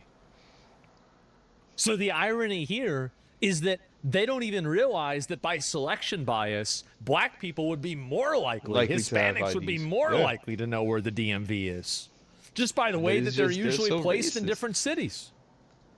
Do you think they're going to place the DMV next to a fucking gated community? No. You know why? It's because the homeowners association of that gated community doesn't want the DMV there. Because every single person, every dreg of society has to get an ID at the DMV. And that's another thing. They don't want that next to their buildings. You're going buildings. to have crackheads, problem boys, drug dealers, and retards going to the DMV. And do you think that they want that next to the Hamptons? Do you think they want that at Martha's Vineyard? Fuck no. They want that out in the projects. They want that out in the working class neighborhoods. He's not even lying. He's not even lying, bro. And so the more that you talk about this, the more ridiculous it is. Nah, it doesn't even make sense. All the DMVs in New York City are central locations where most minorities live. I know. Yeah. Anybody tell you that? It's too much logic. Yeah. You can take Metro This is a there, weird bro. take. It's a weird take. Am I right? Boys, am I right? You're right. Am I right about this? Is your DMV near an area where there's a larger propensity of minorities? Yeah. Okay. There it is. No, it's not weird. I mean, shit. Like, again, see, this is the problem. Is like people are so coddled by hearing bullshit that I start talking sense and they think it's weird. I believe. You know how to get there? Yeah. Do you have a problem getting there if you have to get there? No. Go over there. I know these sound like silly questions. You know how to get to the DMV? Of course. You know where it is? Yeah. You can get there? Uh-huh. No problem. No problem. Just check it. Okay. And I also heard a lot that black people, especially poor black people, have no access to the internet, can't figure out how to use the internet. And that's another stupid ass thing. Like, how you gonna say black kids from the Bronx doesn't even know the word computer? Are you stupid? Kids in general are going to know way more about computers and technology than any fucking adult, bro. Like, logically, that doesn't even make sense, bro. Kids in general knows more about technology than grown folks. What the fuck is this, yo? Makes no sense. That's just stupidity, honestly. Everybody has access to the internet. Yeah. Even a little kid can figure out how to work the internet. I had access to the internet for years. You know how to use it properly? Exactly. I do it at work. So of course I know how to use it. My kids know how to use it. They all have iPads, iPods, whatever. Your phone has data? Duh. You can actually Unlimited. Unlimited data. I use my phone as a hotspot. What does that say to you for the people who have this perception of black people?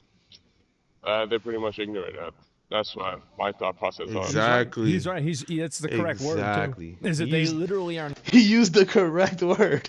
Ignorant, bro. You're literally ignorant to say some shit like that. You just have no knowledge of what's going on in the real world. You literally live in a caged community. You live in a bubble, and you fucking ignorant to the real world. Not around any minorities, so they have this infantilized version of them as if they're like some kind of uncontacted tribe. It's just crazy. They have to be taught the ways of the white man. You know, we've got to teach these people how to use a computer. The year's 2025, 2026. This was 2014. It's embarrassing, isn't it? The ignorant, yeah. I just think that's ignorant. Ignorant. Ignorant. That's the Very, word. very ignorant. Everybody is saying Very, that. very ignorant. They Does know it the word. sound racist for somebody to say that? I think it is a little racist because, you know, you're putting people in a category and you She's have dressed like it's 1995. Yeah. no idea what. I really got. That's Maybe crazy. it's a bit racist in it, but I think it's more Yeah. stupidity and ignorance. Judging somebody, like, but you judging them She because they is. say that they don't got it. What people are they talking to? Who are these people talking to? Do you have a problem that if you go to vote and they say, "Can we please see your ID to make sure you are who you say you are"? Are you cool? Love showing my ID. You have no problem with that? Nope. Would you have a problem if when you go to vote, if they say, "Can we please just see your ID to make sure you are who you say you are"? Do you have an issue with that? No. Would you have a problem if there was a rule where you have to show your ID in order to vote? I don't think so. No. Would you have an issue if there was a rule saying you got to show your ID before you vote? Wow. Nah. Are you cool with that? Yeah. Wow.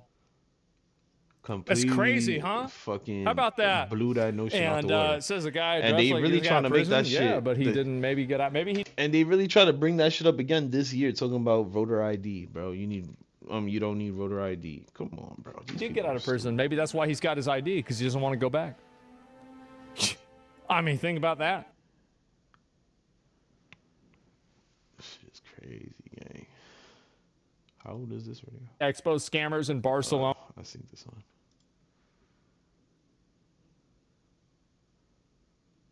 What did Peanut do? Holy shit, Peanut did something. I don't even care. I want to watch some real shit.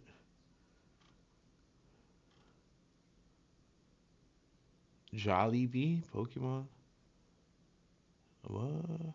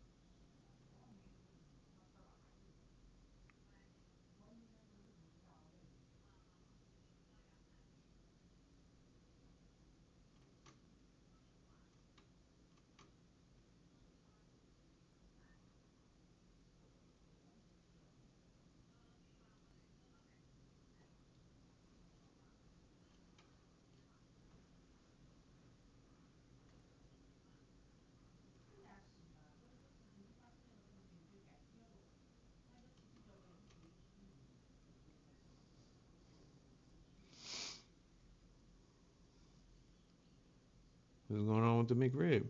I didn't know it came. The McRib is a food with both a devout following and many detractors. But what is the genesis of the world's most popular fast food chain's most mysterious menu item? And why, oh why, is it not available all the time like the majority of the rest of the McDonald's menu? Important here to the story of the McRib is that barbecue, in the proper sense, is any meat that is slow cooked over indirect heat, usually wood, and not merely meat with barbecue sauce on it. It can take up to 18 hours to turn raw meat into barbecue for it to reach perfection. If brined first, it can take an additional day. That is part of what makes the McRib a surprise. Rib joints usually slow cook. Many places brine it before smoking. Additionally, cooking with wood fire is inherently messy. Barbecue meat is also often hand butchered. None of this lends itself to a fast food chain that in 2011 had to abandon the idea of using celery root in one of its food items because to offer the item, McDonald's would have to buy all of the world's celery root supply, and there would still not have been enough celery to meet the projected demand. A frequent problem for the restaurant chain that annually serves 1/27 of all restaurant food consumed in the world and caters to about 1% of the world's population on any given day. This brings us to the McRib, a confluence of several people's work and an accident of history. To wit, it exists because McDonald's underestimated the demand for chicken McNuggets and needed an additional item to offer to balance things out a bit. The goal of a restaurant like McDonald's when adding a menu item is either to bring in new customers that would not have eaten at a McDonald's or to get existing customers to choose a higher margin item than they would have otherwise ordered. To do this, McDonald's will test and then roll out new foods. When a menu item is successful, like a Big Mac or chicken McNuggets, McDonald's needs a steady stream of ingredients to support the demand. It must also be at a price that leaves them a large enough margin to justify the work involved. Enter the chicken McNugget, which was a hit, but they couldn't source enough chicken to meet demand. This was to the extent that new patrons were lost because they were turned away when they didn't want a burger. McDonald's was facing an opportunity cost here. It needed to find an alternative dish that this new group liked or loved as well. To solve this, they turned to their new chief executive, René Arend. René Arend was from Luxembourg, but he trained as a chef in France. Graduating first in his class from Collège Technique Hôtelier de Strasbourg, he was already a noted chef before joining McDonald's. He had cooked in the world's luxury hotels in Europe and the United States, serving movie stars such as Cary Grant or heads of state such as Queen Elizabeth. In addition to the McRib, he also helped introduce the chicken McNuggets, breakfast biscuits, salads, and the chicken sandwich. He joined McDonald's McDonald's me because some Ray McDonald's, Kroc was you a heard? patron at the restaurant he worked at, and Kroc pursued him until he left Haute Cuisine I'ma to make join the some business and dumplings. improve the offerings. In attempting to replace Southern barbecue, he had to make it difficult to prepare food and generate something that would be similar enough to attract that crowd, but without all of the time-consuming issues. Although nobody at McDonald's will talk about how he solved the problems, some things can be observed to unravel the mystery. First, traditional Southern barbecue is messy. It wouldn't take too many children or teens eating traditional barbecue to make cleaning a frequent chore at the restaurant. The problem, of course, appears to have been solved by the bun. A little mess might sneak out, but no more than one would get from spilling ketchup from the side of a burger. This also helps to ensure that the food item, like so many others at the chain, can be eaten while on the go. The next problem to solve is how to take the 1 to 2 day task shit's of still preparing messy. the foods that a rib shack might use and make it nearly instantly ready. This appears to be solved by making it something a little different. Specifically, observe that the McRib is closer to sausage in concept than a rib. Chef Hurd was from Luxembourg, which was once part of the German Confederation and the Holy Roman Empire before that. Sausages are a staple in Germany and German cooking. And indeed, in addition to the traditional I love hot dog, sausage, bratwurst, and of course. knackwurst, well known in the Americas, German cuisine includes over 24 other types of sausage. The sausage is McRib better. isn't a sausage, but isn't that far from one in concept. Sausages are a cured food made of a mixture of ground meat and spices combined with preservatives. They also tend to be slightly irregular in shape. The general description used is not as a sausage, but as a restructured meat product. While that sounds dreadfully industrial, it comes from work by the US Army and its need to feed hundreds of thousands, in some cases millions of soldiers every day. The original process was developed at what is now called the US Army Natick Soldier Systems Center in Natick, Massachusetts.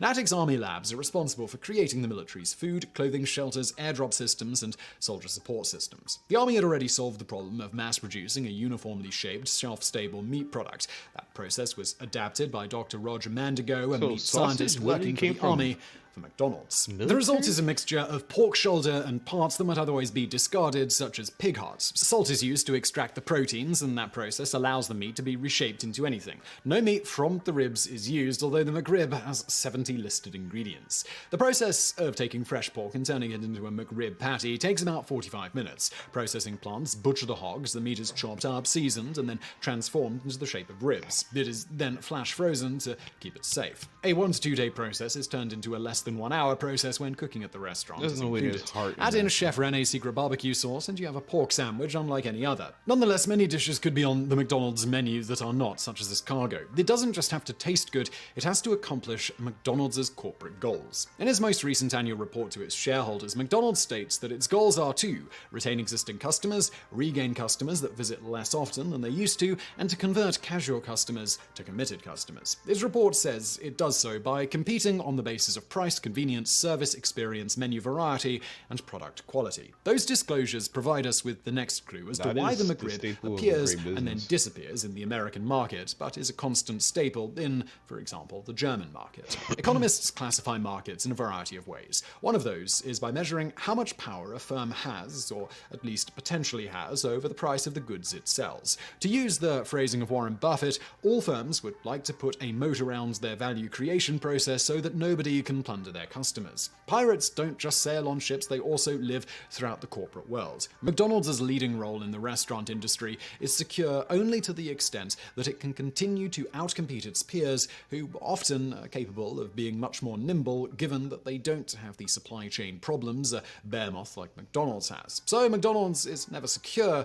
unless it makes itself so. When McDonald's entered the chicken fast food market in 1979 with the Chicken McNugget, there was little competition. Although the food had been developed during the 1950s and was similar to a schnitzel, it changed that market when McDonald's added it. Now chicken tenders and various forms of chicken nuggets are not only sold in a huge percentage of restaurants, but they can be purchased at the grocery store. To retain value, McDonald's usually engages in the form of competition that economists call monopolistic competition. The term was coined in 1933 by the economist Edward Chamberlain. His book was published at about the same time a book describing the same phenomenon was published by Joan Robinson. Both books study the idea of firms working in markets with imperfect competition. At the two extremes in economics are firms that are in perfect competition competition, and at the opposite ends when only one firm produces a good. Firms like McDonald's sit in that precarious middle ground. Firms that find themselves in markets with perfect competition compete only on price. They cannot do things to keep new firms out of their markets. Customers are willing to walk away at any time. Suppose that for some reason customers are suddenly willing to pay more. In that case, excess profits are made only so long as nobody notices that they could fill the gap by entering into competition with existing firms. Generally, the business world is so competitive that such opportunities to earn excess profits are grabbed quickly. Because of this, firms in perfect competition markets often attempt to create value-added opportunities to escape downright cutthroat competition. For example, dairy farms produce an entirely uniform set of products such as whole milk, skim milk, and so forth. Milk from one farm will more or less taste like milk from another farm, with the caveat that diet can affect the taste. But in practice, price alone tends to determine which milk is bought. Some dairy farmers escape this trap by turning their milk into ice cream for the local market. Farm fresh, homemade, preservative-free ice cream. Wow. As long as other local farmers do not enter that market, that farmer will have a monopoly on farm-fresh, homemade ice cream, but not on ice cream itself. That creates a situation where a farmer is able to charge a premium for ice cream that, by nature of being local, typically will also contain fewer costly chemicals than competitors and cutting out just as costly long-distance shipping. While McDonald's would love to become a monopolist, it is probably impossible to count the number of restaurants in the world that sell hamburgers. McDonald's could compete on price, but it would have to sacrifice any excess profits that it could earn if it did. Thus, like the local dairy farmer making ice cream and selling it in a local ice cream stand, McDonald's wants to add value to the customer's experience of their McDonald's burger. McDonald's would be a fool to compete on price alone, and if anything has been shown, McDonald's management is not made up of fools. Instead, McDonald's creates innovations to give its patrons things that other firms can't, or in some cases simply don't. For example, McDonald's is the largest toy distributor in the world, outstripping Hasbro and Mattel. That's crazy. It distributes over 1.5 billion toys per year, with a Happy Meal starting the world's population young on getting accustomed to eating at McDonald's. For example, in 1997, McDonald's sold 100 million Happy Meals in 1 week when they introduced the Teeny Beanie Baby. McDonald's wants you to want to pay it more money than you would for a generic offering, and they use every trick in the book to accomplish this. Indeed, that the McRib has a cult-like following is a clue why it appears and disappears. There used to be a web tracker of McDonald's restaurants offering the McRib so that McRib aficionados could travel to find the sandwich when not locally available. This allowed families a way to plan a family trip to find and eat McRibs, even if quite a distance away. All producers want that type of fierce loyalty to their products. But here's the thing. The McRib was first introduced in 1981 and 1982. It had been test marketed in the Midwest and was a hit. However, as it rolled out nationally, sales were unspectacular and disappointing in general. Most people would expect that a product with disappointing sales would never be seen again, but that ignores a monopolist's goal, to sell something that nobody else has. Instead of looking at the sandwich as a failure, it may have been that the marketing was a failure. After all, the McRib wasn't really built to explode onto the market, but to fill the void created by inadequate chicken supplies and cater to the same customer, so they had an alternative. In 1985, it was taken off the menu, but it reappeared again in 1989, this time with a new marketing campaign. It would appear and disappear roughly annually, each time with a new way to market it. Every time it reintroduced the McRib, McDonald's management learned new things about the patrons that liked and eventually loved their sandwich. And so it was that McDonald's next move was to expand its market by creative product placement. In the summer of 1994, the Flintstones movie came out. Based on the beloved television cartoon, the movie gave McDonald's a way to get the McRib in front of a new generation of possible future customers. By the time the movie came out, 2 generations had watched the Flintstones, either when it first aired or in syndication. When the Flintstones first came out, there were only 3 television networks. The internet did not exist yet. There was nothing similar to a streaming service. It meant that things that happened on television were a nationally shared experience. The Flintstones, the brainchild of William Hanna and Joseph Barbera, was not a kids' show. It was a show made for adults and a parody of the television of the day. No animated show was watched more until The Simpsons came out. In the credits for the original series, the Flintstones family goes to a drive-in theater during the opening credits after Fred gets off work. Drive-ins, now almost extinct, were all over the US in the early 1960s. The family goes to a small drive-in restaurant that sells Brontosaurus burgers and ribs in the ending credits. Ordering the ribs, the family waits with the small tray attached to their car. They are brought an order of Bronto ribs that is larger than the vehicle. The waitress, setting the ribs on the tiny tray, ultimately causes the car to tip over, and the show closes until next week. McDonald's teamed up with the movie and turned McDonald's into Rock McDonald's. It brought back the McRib and temporarily offered the Grand Poobah meal. It sold Flintstones toys and glass mugs. Once the promotion ended, McDonald's went back to offering it intermediately and regionally until 2005. Still, it had introduced the meal to kids. In November 2005, McDonald's announced that it would no longer be carrying the McRib and started the McRib Farewell Tour. McDonald's created a petition to save the McRib under an assumed name as Boneless Pig Farmers Association of America. The Farewell Tour was so successful that McDonald's decided to cancel the sandwich again in 2006 and have a second farewell tour. Its success led to a third and finally a fourth farewell tour, after which it was returned to regional menus for intermittent release. The McRib was reintroduced nationally in 2010, but only for 6 weeks, beginning with the Legends of the McRib campaign. Since then, the McRib has continued with limited reintroductions, what appears to be scheduled amounts of time in specific markets. It arrives with fanfare and is suddenly gone again. Everyone that wants a McRib knows that the clock is ticking on when they can get one. So what is McDonald's doing? Well, it's controlling its profit equation. Psychologists have studied reward schedules, and random rewards produce higher response rates. Steady, stable rewards deliver lower rates. For example, hourly pay results in less work than commissioned income, especially if commissions arrive at uneven points in time. By artificially restricting the supply and making location and timing uncertain, McDonald's is priming the pump to get more people in its doors. On the other side of the equation, McDonald's has been noted as releasing the McRib when pork prices are near their bottom. It is important to remember that when McDonald's decides to sell a pork item nationally, it may be buying up pretty much all the pork available, and it doesn't want to drive up the cost of its breakfast items like the sausage McMuffin. The McRib is no longer needed as an emergency substitute for chicken. McDonald's chicken supplies are now ample and stable, but the McRib still plays a role in bringing in their patrons and their families that will come for the sandwich and nothing else. The amount of time it remains on the market is likely dependent on how much pork can be purchased at a profitable price. Unlike some regional foods such as the McLobster roll or its peaches and mango pie, the McRib has an international following, and the world's pork supply is not diminishing. It is always available in Germany and Luxembourg for the obvious reason it is profitable, and McDonald's is paid a premium to continuously offer it. To be continuously offered in the United States, either people's tastes would have to change, or the price of pork relative to other foods would have to change. In the meantime, McDonald's has found a way to use an otherwise unpopular but relatively unique products in the fast food world to bring more consumers in and maximize profits overall, both on that product itself and others at their restaurants.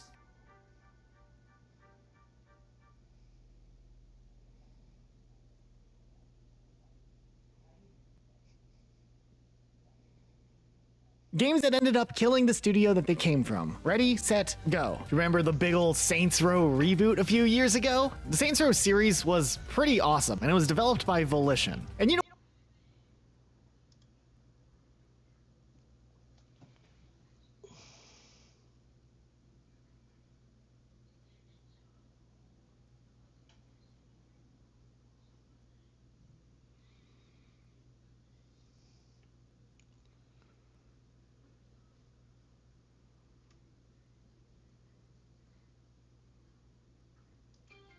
Dude, are they still mad about Burnt Peanut? Oh no! So we've had a new episode of Hose Mad, and people are mad at Burnt Peanut. Burnt Peanut was the most watched Twitch streamer in January, beating Asmongold, Hassan, and XQC. Good for him. W. Amazing. I've seen his streams. They're great. So he's been doing really well. He's doing good for himself. He's popping off. He's doing work. Everything like that. He's a popular streamer. Yeah, bungalators. Exactly. So instead of being happy for another guy's success, instead of being happy for somebody who's, you know, like working hard and being consistent and everything like that, they're making up bullshit. They're saying that he is a view botter. This dude is a view botter. There's no way he randomly comes out of nowhere, gets popular in the normie space, peaks out of 100,000 viewers, yet his chat is more stale and dead than someone with under 500 viewers. Also, I got permabanned for saying viewbotting. He's not trying to defend himself. You really think the Peanut needs view bots, bro? Are you shitting me? That dude is super fucking funny, bro. Holy shit. And he's good at the game. They be killing mad people in this shit, bro. What? And he's just super funny, bro. Fuck. Like, why is you mad? And then the normie space? What the fuck is that supposed to mean? What the fuck? You're what? The upper echelon space, motherfucker? You sound weird as hell. Why the fuck would he have to defend himself about you? They're gonna clip whatever I say anyways. Might as well make it good. You guys mind if I be a little unhumble for a second? Guys, I don't like being unhumble. I just like hanging out with you boys and gaming, but I kind of got to. Just for like a second, guys. That's the same It's not shit going to be I too say. crazy. I just kind of got you. Guys, I call view-botting the loser's topic. That's what I call it. Yep. You have too many viewers, not enough likes, you're view-botting. You have too many viewers, you have too many likes, you're like-botting. You have too many viewers, you don't have enough... It's so obvious whenever somebody's actually view-botting, by the way. Like, anybody who actually understands data knows that's the case. Subscribers, you're view-botting. You have too many viewers, too many subscribers, you're subscribe-botting. You have too many viewers on Twitch, you don't have as much viewers on Kick, you're view-botting on Twitch. If you have too many viewers on YouTube, but you don't have as many viewers on Twitch, you're view-botting on YouTube. It's a big fucking You can spin rabbit it hole. any way you can. At the base of it, it's hope. That's right. At the base of it is hose mad, hose jealous, people that are trying to tear somebody down because they don't like what that person represents for whatever reason is out there. That's it. The base of the argument, it's cope. There's no way to prove anyone is view-botting or if they're not. There's no way to prove it. Well, there is. I mean, you can't, I think that there are degrees of certainty. There are definitely degrees of certainty with view-botting. Like, for example, with F Extra Life, it was very obvious. Well, that was embedding, to be fair. But, like, with other streamers, like, there are, like, telemetry points that you can use. It is. And like, there are, like, acceptable levels and unacceptable levels. Like, you can be, let's say, 10% sure. You can be 90% sure. To say that there's no variation is not true. But there is, like, very rarely can you actually approach and actually reach 100%. Either way it is. It's up to even an OnlyFans lady only appeals to like 50% of the population that likes pussy. Yeah. This is a real loser topic. You're appealing to human jealousy? Yeah. That's been around since since they invented the wheel. Of course your post is gonna blow up. It's a bunch of other losers coping at the same time all together. It's like a party. Absolutely. And that's it. And the other reason why is that you have to keep in mind that once you understand that most hate on the internet is actually self-therapy in disguise, everything else begins to make a lot more sense. So basically, the reason why people like the idea of tearing down Peanut is because he's a person who's built his success as something that is totally intrinsic to his own personality. There's nobody who can say that, oh, well, I can't afford an expensive VTuber rig. Oh, I'm not a girl. Oh, I'm not an attractive woman, so I can't do it with a webcam. Oh, I'm not a very good, I'm not a very good video game player. There is nothing that is holding anybody back from being the next Burnt Peanut. And that's the reason why they hate him. They hate him because he represents their own mediocrity. Because every single person deep down inside knows that they could probably do what Burnt Peanut is doing in terms of function, right? There's no barrier to entry preventing them from making a Burnt Peanut style VTuber model and then streaming Arc Raiders. But why is it that he's successful and they're not? Well, they have to come up with a reason for that that removes their own accountability from the equation. And what is that equation? View-botting. Or variable, I guess. What is that variable? It's view-botting. That's it. And once you understand the psychology of Twitter haters, everything else makes sense. How it works. I mean, come on. I mean, is there anything lower? Exactly. Is there anything lower? Jesus. I got motion. My son Peanut is definitely not. Anyways, is there anything lower? Is there anything lower? Jesus Christ. I'm telling. Is there anything lower? Let me expand on that. Again, I hate to be unhumble. I hate it. But guys, we switched to Brazilian servers. Somebody says you and Burnt Peanut are very talented to yap for hours. No. Yapping for hours is not an intrinsic talent. Like, for example, there are women who are just very attractive. Like, it's Spawn RNG whether a woman has big boobs or not, right? I mean, it is. It's Spawn RNG. So if you're a woman and you're born and you're ugly, you have an innate biological disadvantage. This is an insurmountable innate biological disadvantage. There will always be things that, attractive women will have an opportunity to do that you will never have an opportunity to do because of straight up Spawn RNG. That's the way it is. That's how it is. And so all women are beautiful? Sure, right? Okay, and so sure. anyway, my point is that, and this is the same with guys too, obviously, like with height, for example. Like if you're a 5'2" guy, your life, you spawned on hard mode. You spawned in Fortnite and you opened up a chest and it was a gray pistol. Actually, it wasn't. It was ammo for a gray pistol. That's it. That's all you got. Oh, and maybe you got one of the dancing bombs too. And that's it. That's all you get. And so, at least I'm 6 foot, exactly. And so there are all of these RNG elements. And so what people on Twitter like to do is they like to attribute their lack of success to RNG elements in life and then blame those RNG elements instead of the things that they can control. Hilarious. If you're That's my point. 5'2", you're a great pistol. European servers. We switched to a server called Ocean. Yo, my son got the best I don't even know what that fucking means. analogies. I don't even know what that means. I can't find a single fucker on any continent on this planet that doesn't know who we are. There it is. And you're saying I view button. Sorry, I had to get on humble right there. I'm so sorry. Yep. I'm so sorry. I had to. It's obvious. It's obvious. I think it's 100% view botting now. Retards, bro. Retards. Well, I'm going to say you're view botting. I'm right or you're lying. Okay. Great talk. Good conversation. Very productive. And so anyway, but Talent is under spawn RNG. What are they doing just to cope? I'm confused. Talent is not always spawn RNG. You can learn talent. Is something, and also talent is something that is manifested and it's also refined. So for example, like you can look at videos that I did when I was like 15 or so. They're not as good as the videos that I do now. At least I'd hope so. You learn I'd to hope get people better. would feel that way. You can look at videos I did maybe 10 years ago. I don't think that in a lot of cases they're as good as what I do now. And so as time goes on, you improve. I think that even you can look at other streamers, right? Look at the content that, you know, a lot of us were making in 2018 and compare it to now. Yeah. I think in a lot of cases we've improved. Mm-hmm.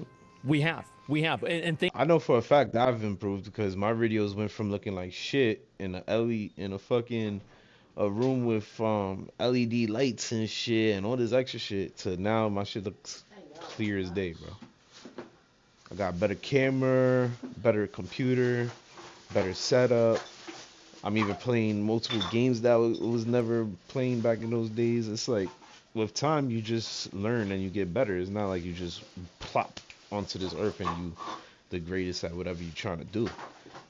You have to train, and it's repetitive as well, and you have to stay consistent. Things have gotten better overall. And so, you're 26? No. I was 26 a long time ago. And anyone followed Arc Raiders? Streamer Wars? Said he ruined the game because of his fans and now he's a view botter?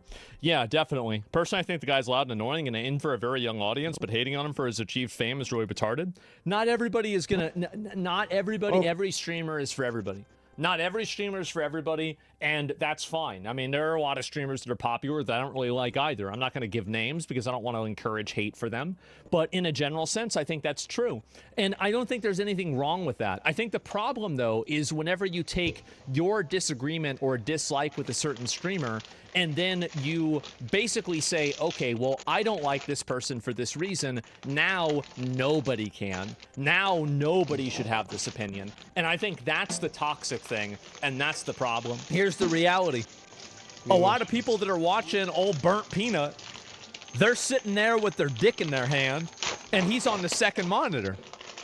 That's really what's going on. They're not thinking about it. He's streaming at 4 in the morning. Do you think all these people, like all the Australians, are trying to type up a little storm? Absolutely not. They're sitting there chilled the fuck out. Like, anytime I'm streaming late at night, I'll tell you something. Late night streaming is something special. Because you can just sit there and, like, nobody gives a fuck about anything. Barely anybody is typing. Like, you are just, like, fucking chilling. And the fact is, that's the way it is. Stream Elements? Yeah, Stream Elements, replies, etc. So, yeah, he's doing pretty well. Now, is there some view botting that could be happening? I think that with a lot of streamers, there is a chance that view botting is occurring. But I don't think that with Burnt Peanut that it's occurring to a degree that is substantial. So I'm gonna pull it up here, right? Twitch Like tracker. people might be giving him this is the way you can view find bots out whether and he somebody's doesn't know. popping off or not. But he, So that's not him. where I is don't he think here? he needs There to he do is. that There's shit. a He fucker. Gucci. All right, probably too common. Yeah, sure. So you can see he's gaining 1,000 followers an hour. This is an incredibly, like, gaining 1,000 followers an hour is an incredibly high. And also keep in mind here, he started in February. He had 13 viewers. Now he was building up, right? And you saw here he's building up. And then right here, this is whenever he had his pop off and he started doing really, really well. So this is, and he was streaming in 2022, insane spike. No, the reality is this is what happens for a lot of guys. It is. It only takes one viral moment and you fucking blow the fuck up, bro. Like, just because he blew up overnight doesn't mean he paying for views and shit. No, like, my man is hilarious and shit finally fucking caught on and people like to watch funny people on stream.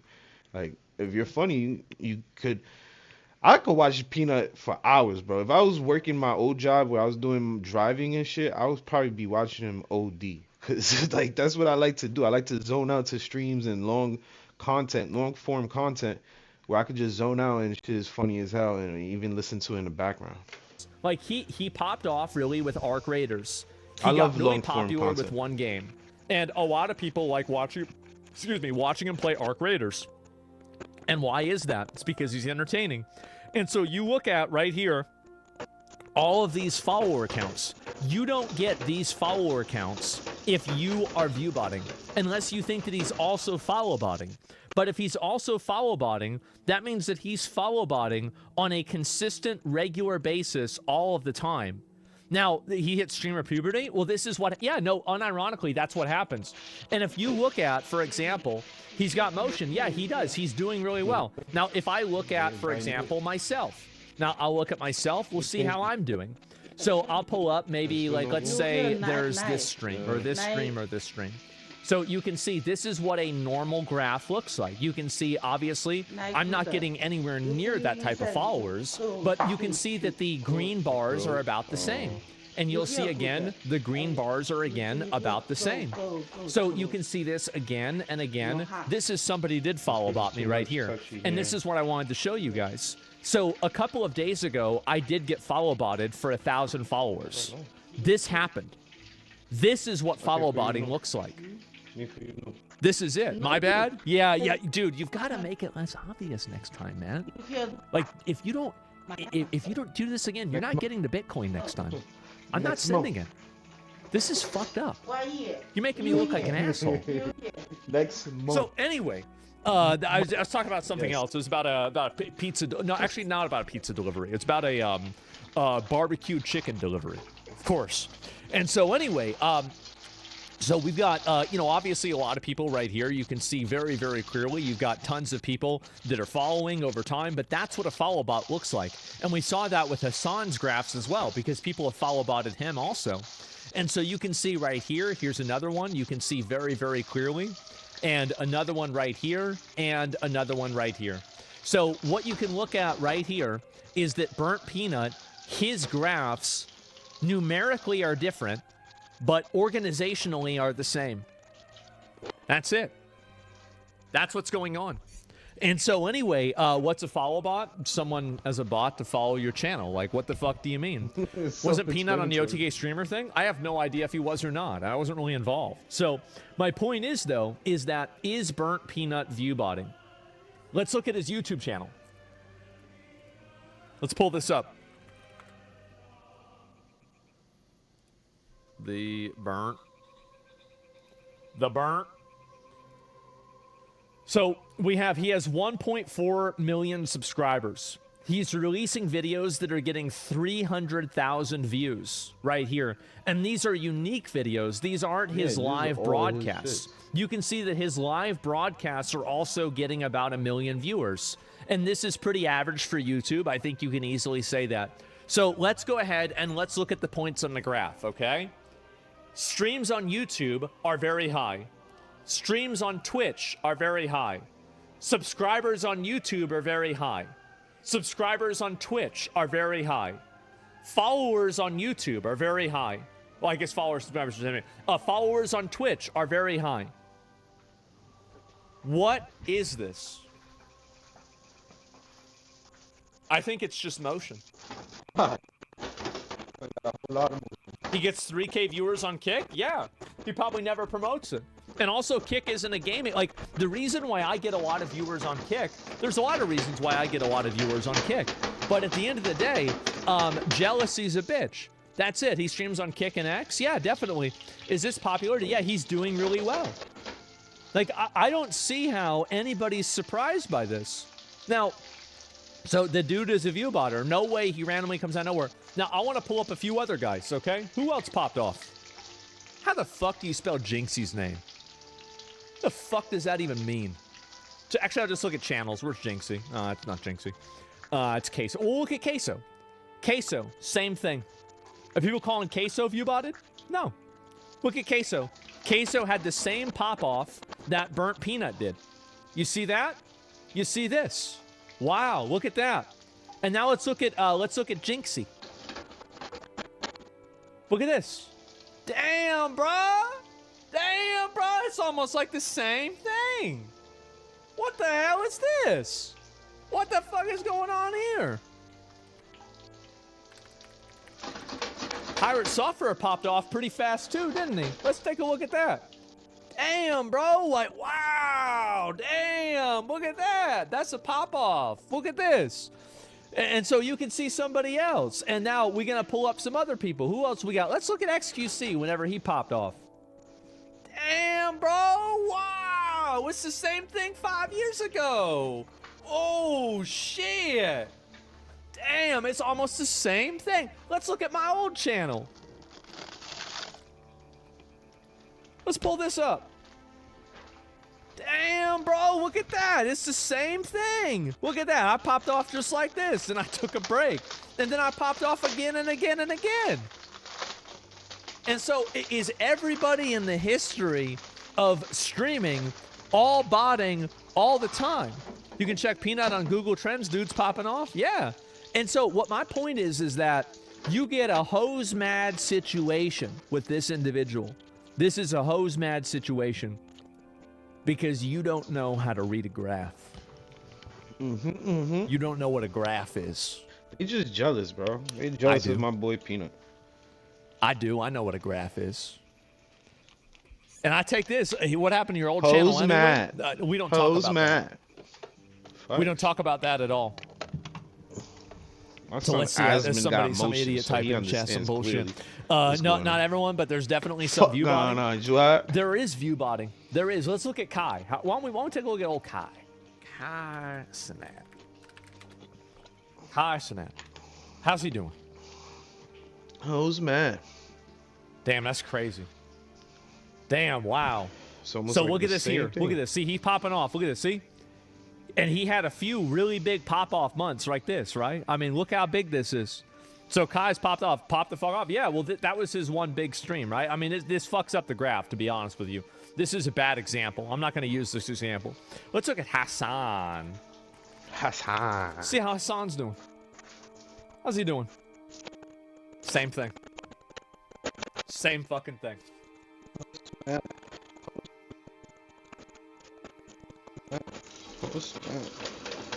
So let's get this straight.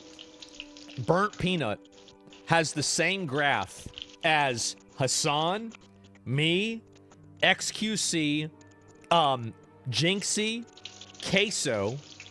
Who else did I pull up? Pirate Software. And I think one other dude, I forgot who it was. But for some reason, when he pops off and now he's making a name for himself, now he's succeeding, now he's basically putting himself on the map, you got people trying to tear him down. In my opinion, I think this is just jealous ass bitches. That's all there is to it. So, Asmon, you deleted a FaZe talent.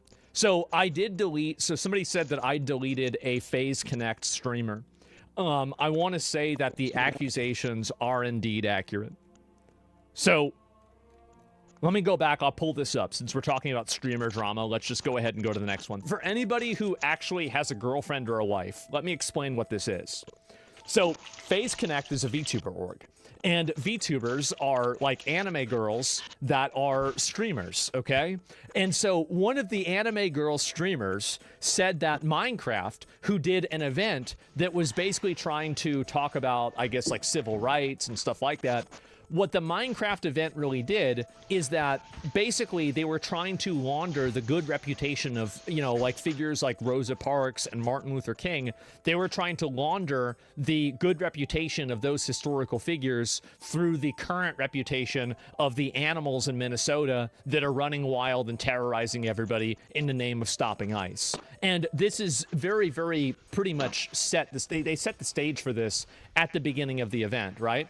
So what the stolen valor, exactly, right? So they take the good virtue of the civil rights movement, which was something for a righteous cause, and then they try to falsely equate themselves to it and say, well, this is what we were doing back then. And so they're trying to create a parallel there. And so one of the different people in FaZe Connect said that, why are we talking about politics in a block game like Minecraft? Why are we doing this?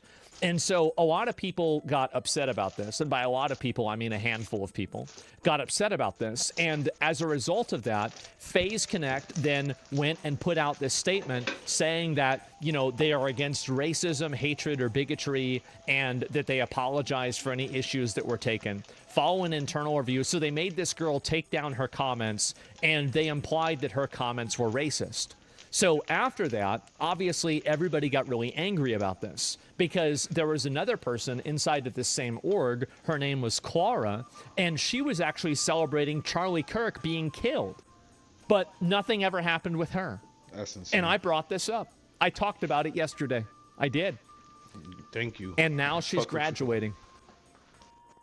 I told you guys I cared about education. See? Now I understand? Yes. And so Clara, and I don't think whataboutism, no. I don't care about that. I don't care about your Reddit. You're like, oh, but what about my Reddit word? What about my Reddit word? I don't care about that. Like, I don't give a shit.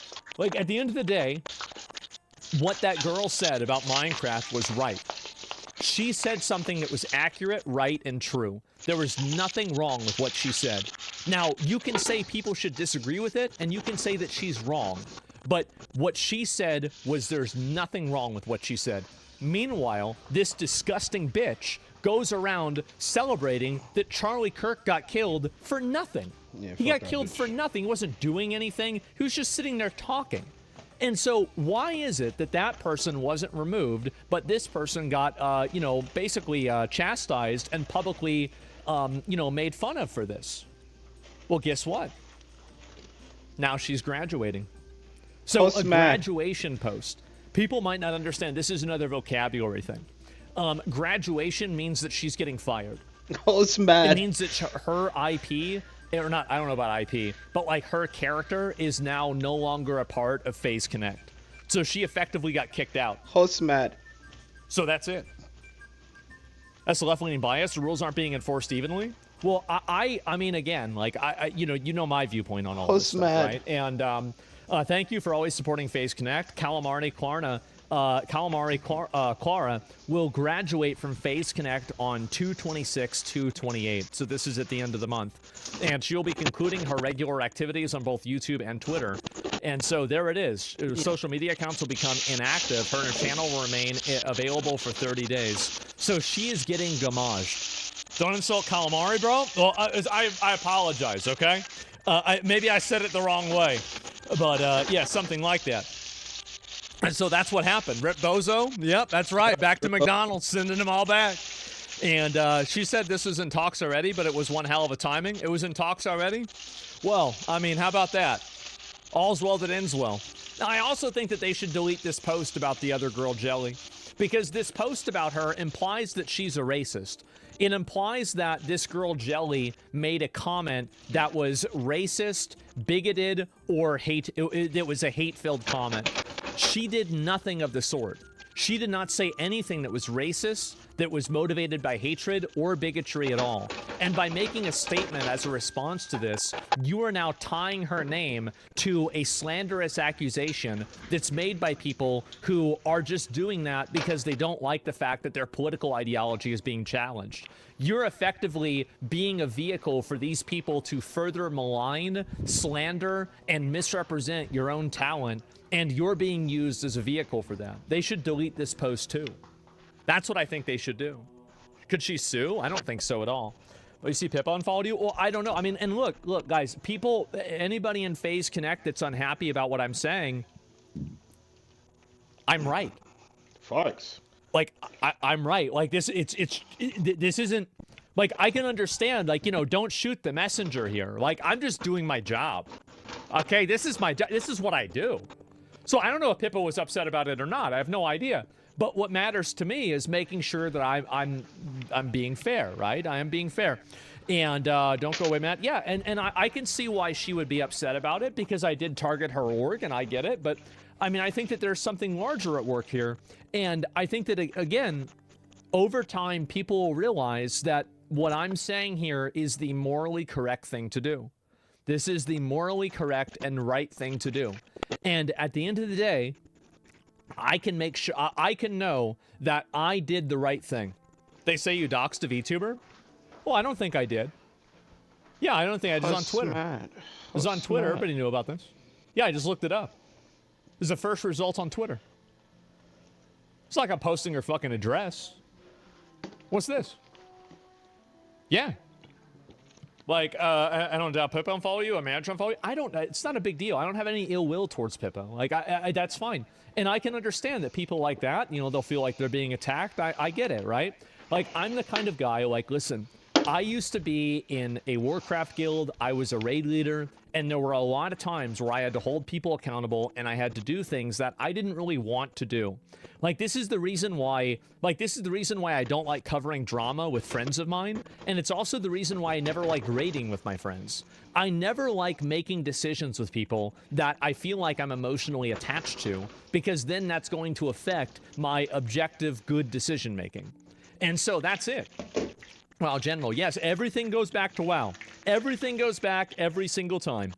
And so that's really it. Literally, what's this here? Show is still following you, type in a search bar? Well, I don't know about that. I mean, again, I don't have any opinion on that. I don't want to bring that up. I have no idea.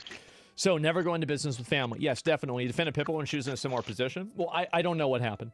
My point is, though, I think they should delete this post, because this post is a misrepresentation, and it's a deliberate misrepresentation by people with ill will and bad intentions. And it is it is the result of that bad intentions. So that's the way I see it. And I'm glad to see this happen. I'm glad to see this girl suffer consequences, and I hope it gets worse. I think that people like her are parasites. I think they're awful people. And I think that you should do everything that you can to remind them of that fact on a regular basis. That's really the way I see it. I don't like them at all. And you know, like raiding with friends, then wasn't that what friends are for, playing together? I don't like I don't like having to make tough decisions with people that I care about. I already have to do that enough in my own real life. Just I'm already thrown into situations like that, personally, right? Like, think about all the dramas that we had with OTK. Do you think I wanted to deal with any of that? I hated that. I hated that so much. And the reason why is because, but again, like, these were all my friends, right? These people I cared about. I really cared about these people. Like, if people were over at my house, like, I would call them regularly, I'd talk to them regularly. I don't want to have to do that. So why would I willingly sign up for another one of those experiences? I never would. So that's it. And I'm a very non-confrontational person. I don't like to do that at all. How long until Hollow Live's doing a VTuber company running at a profit? Well, I don't know if they're running at a profit or not. It's hard to say. But, yeah. And raiding with friends equals still clearing heroic after 4 months? Yeah, definitely. Never shit where you eat, exactly. Easy, choosing a side at least. I don't like to do that. Would you ever have a do-over with the OTK situation? I'll talk about that just for a minute. Now, I've said this before. It's not a new thing. I mean this in no form of exaggeration. Starting OTK, was the most profound and largest mistake that I have ever made in my entire life. Yep, it was. It was the biggest mistake I have ever made in my whole life. And a lot of the reasons for that are personal reasons that you don't even know. That's the truth. Like, there were things that were very problematic and bad, and biggest mistake. No, and like what? I will give one example, but I don't want to give any more examples because they're personal and it's not part of the. It's not like, you know, I tell you guys a lot about me, but there are things that I reserve. So basically, for one of the reasons why I kind of kept streaming on a regular basis was because we had different contract obligations, right? We had different obligations to sponsors. We had different obligations to brands and things like that. And in the process of that, I neglected a relationship that I had. I was actually going to move in with this girl and, you know, like actually probably get married to her. And I ended up not doing any of that because I felt like I had to continue, you know, working in the best interest of, you know, that group. And so, like, that's probably the main one. Or not, I don't know if it's the main one, right? I mean, there's like more, like 4 or 5 of these, right? I would say. But, like, that's the first one. And it was a big mistake. What was his name? What was his name? Is hilarious. Listen, bro. Everybody fucks up, right? It is what it is. Listen, that's all I'm saying. No, guys. You made plus 50%? You think so? And so anyway, that's one example, right? And, you know, again, I'm not going to blame, and also I'm not going to completely blame OTK on that. But I am going to say that if that wasn't a factor, things would have happened totally differently. Things would have been completely different. Because also a lot of the stress and everything that I was dealing with from that made it harder for me to, you know, like have a relationship. So yeah, that was about it. Going back to this. FaZe Connect should delete this post. They should be embarrassed that they caved to these losers. And at the end of the day, I am so happy and so glad. Pippa unfollowed oh jeez, I don't even know about this. Fucking scum. Listen, no hate on Pippa. I don't know what happened. I have no idea. I don't want to have any hostility or any hate to anybody. She's a very nice girl. I don't know what happened. I don't even know if it's true. So don't worry about it. Asman is a goat, bro. Oh, I almost dropped my dumplings. Man, I'm noticing a lot of people telling me to apologize for this, apologize for that. I've had people making videos telling me that I should end myself, and stuff like that because, oh my god, I can't believe you support the Trump administration even though his name is mentioned in the files. Well, I have a rule. We do not apologize to people that worship Satan. That's my stance. Either knowingly or unknowingly worship the guy. I personally don't believe in apologizing to that. That's just my stance, kind of. I'm not gonna lie.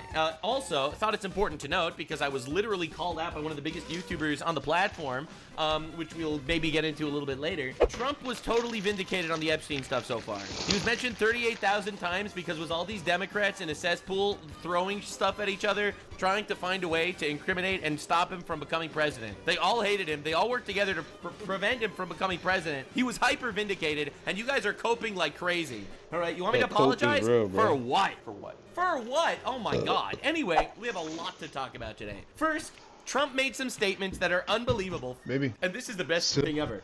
We have a president that's quoting crime statistics. And if that's not the most unbelievable thing ever, I don't know what is. All right, we have a lot to do, by the way, today. Insane video. We got people getting arrested. Trump is releasing new websites that are absolutely hilarious. And I was referenced on Fox News. So we have a lot to talk about. Gangsta. You know, 2% of the population produces 90% of the violent crime. That's right. That's right, Mr. President. And we got Washington now is a very crime safe statistics. place. I get it all the time. I go into the White House and people that work in the White House come up, sir. Oh, I love it. I want to thank you so much. Love it. Young woman, man. They say, I walk to work. I couldn't have walked to work. I wouldn't have even thought to walk to work before. That's right.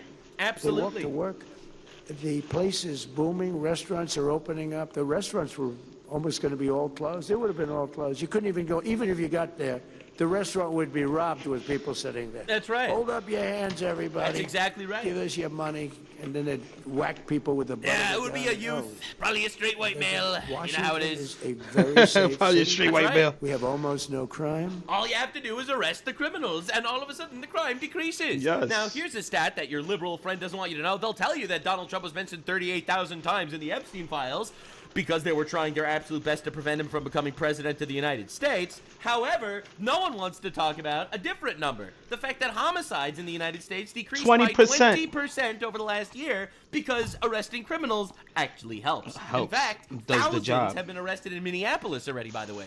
I'm sure you didn't know that because they're making believe that their ICE protests are working, but that is happening. And I am very, very excited to show you everything because the Democrats are trying new strategies to get at Trump because turns out the Epstein files ended up vindicating him instead of making him look like a monster. It's truly a nightmare for these guys. Like, you gotta feel bad for them. There they are, worshiping Satan, eating babies, sometimes raping them maybe, and then they're trying to make Trump look like a bad guy, and it's really difficult. Like, I gotta say, I am sorry. I'm sorry that they have to go through all that. Like, there they are, trying to win elections, and they're cannibals. It's not easy. And they're cannibals. Anyway, we have a lot For to talk real, about though. today. This But is first, crazy, we have gang. to show you this Donald Trump Shit is moment. crazy. This little Trump edit went super viral yesterday. It got hundreds of thousands of likes on all platforms. At the crux of this theory is this belief that you are secretly saving the world from this satanic cult of pedophiles and cannibals. Does that sound like something you are behind? Is that supposed to be a bad thing? Fucking base, That is bro. right, Mr. President. Fucking Hell yeah, base, dude. bro. Base. Anyway, dude's been I unbelievable. love my country. He has been a whole tear. Dude, pedophiles hate this guy. It's like he is the pedophile Batman. And by that, I mean he's like the Batman that stops. That's what I'm trying to say, because the left, I want to make this very clear. The left is the pedophile party. They're the ones that are implicating Cannot Epstein hate some files. niggas They're the like ones that are pedophiles. bringing rapists and pedophiles across the border. Never forget, the left is the pedophile party. And, you know, they keep trying to flip it because they're all projecting. And I'm going to show you their entire new campaign to try to discredit Trump, and it's amazing. So, anyway, this is Trump going after the pedophile caucus. No matter how many surgeries you have or chemicals you inject, if you're born with male DNA in every cell Fucking of your base. body, you can never become a Holy woman. base. I love my news, country, bro. Terrible news for the pedophiles. Terrible news. This is horrible. Not gonna be a woman. Oh, that's How right, can it buddy. be a Yeah, so woman? bro is literally the arch nemesis of pedophiles. It's crazy how that happens. I don't know how this happened. So anywho, I have to show you this because this is one of the funniest developments of all time. Now, everyone's trying to talk about Epstein because the reality is people love Trump. The average human being that, you know, feels like it's safe outside now loves Trump. All right? Whatever's going on the internet, you have people freaking out. You have your leftist Karen women on TikTok that don't know anything about reality, that are having multiple crash outs per day. All right? You have to understand what's going on here. Right? So the GOP that view Vance favorably has risen from 81 to 84%. This is CNN news statistics. We spoke about MAGA, right? We spoke about J.D. Vance. But what about the idea, essentially, not just that Republicans like or love Donald Trump, but believe he has been a good influence on the party? And here it is. Just look at this. Say Trump's had a good effect on the GOP among Republicans. CNN When is he looking left more after and more term number better one, now. It was 71%. There you go. Just before he was running for that second term, right, it was 62%. Now it's again 71% of Republicans who say that Donald Trump has had a good effect on the Republican Party. I know that there are a lot of people out there, especially on the left, who say, oh my God, we just want to grasp that one little thing that, you know, oh, there's weakness in Donald Trump's grip on the GOP, weakness in MAGA's grip on the GOP. It just simply put isn't there even after this whole stuff that's been going on in Minnesota, which obviously hasn't necessarily been popular with the general electorate, but among Republicans, they liked Donald Trump, they like MAGA, they like J.D. Vance. MAGA, baby, MAGA. What is he talking about? As it has ever been. It's as strong as it's ever been, not with independents. And you know, not with the dependents though, but not with the leftists hate him. Yeah, we know. That's why We don't give a fuck, Anyone though. that worships Satan, in my opinion, if they don't like Donald Trump, that is an endorsement. All right. So barely awake co-star over here has to do her absolute best. All right, she's sweating like Kamala Harris trying to make a joke. Sweating like Candace Owens trying to read, bro. Sweating like Keir Starmer. Oh my God, that's hilarious. Anyway, the point that I'm trying to make is, they're all so mad. They're so mad. They're trying their best. And the reason why, the reality is, the people like Trump is because there's one fundamental thing that Trump wanted to promise, and that was being tough on crime. You know, law and order, basic justice. And the funny thing is, it's working. So it works. DHS, the Department of Homeland Security, lost a website. Wow.dhs.gov. I love how they title shit. I'm not gonna lie. So WOW stands for worst of the worst. Right? So wow.dhs.gov. All right, and you know, of course, they release a whole slew of predators and pedophiles that they've arrested. Once again, never forget pedophile party. All right, the left is defending these guys. The left literally defends defending William Barron, pedophiles. a criminal illegal alien from Ecuador convicted of criminal sexual act in the Bronx. All right, the left is defending Diego Carranza Analco, a criminal illegal alien from Mexico convicted of money laundering in Texas. The left is defending Miguel Angel Velazquez Martinez, criminal illegal alien from Mexico, convicted of aggravated trafficking and meth, cocaine, possession of controlled substances. The left is defending Pedro Zayas Rodriguez, a criminal illegal alien from Cuba, convicted of dangerous drug possession, robbery with intent to kill. The left is defending Yukai Kang, a criminal illegal alien from China, convicted of attempted first-degree murder. All right, that is exactly what's going on. All right, never forget, this is the people they're defending. All right. You could call me racist. You can't call me wrong. Now, these were people that were all arrested yesterday because they've been posting this every day. In fact, if you go to wow.dhs.gov, it's the greatest website I've ever seen. It's literally the greatest website of all time. Alright, so it's not this one. It's this one. Homeland Security arrested worst of the worst. An official website of the government of the United States of America. And you scroll, and it's beautiful. Somalia, convicted of criminal sexual conduct, 4th degree, of a victim of 13 to 15 years old. Arrested, Minneapolis, Minnesota. Name, Sahal Osman Shidain. Convicted, assault, aggravated assault, non-family weapon, aggravated assault, weapon, threat, terroristic state offenses. Arrested, St. Paul, Minnesota. Name, Meng Vang, from Laos. El Salvador, name, Mexico. It's a website of all the rapists. It's a website. It's the greatest website of all time. Awesome, it's bro. actually incredible. Now, there are 1, 2, 3, 4, 5, 6, 7, 8, 9, 10, 11, 12 people per page, and there are 2,085 pages. Oh my all right, God, get that your is liberal glorious. friend to This is read glorious. 2,085 pages of 10 pedophiles per page This is of glorious. people deported. This is This is who Renee Good died for.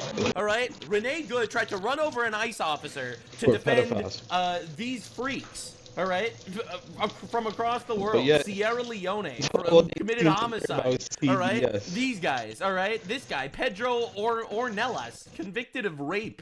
Okay, all right, quite literally, 12 per page, 2,085 pages. 12 times 2,085. Quick maths. That is 25,020 illegal alien murderers and pedophiles that got deported.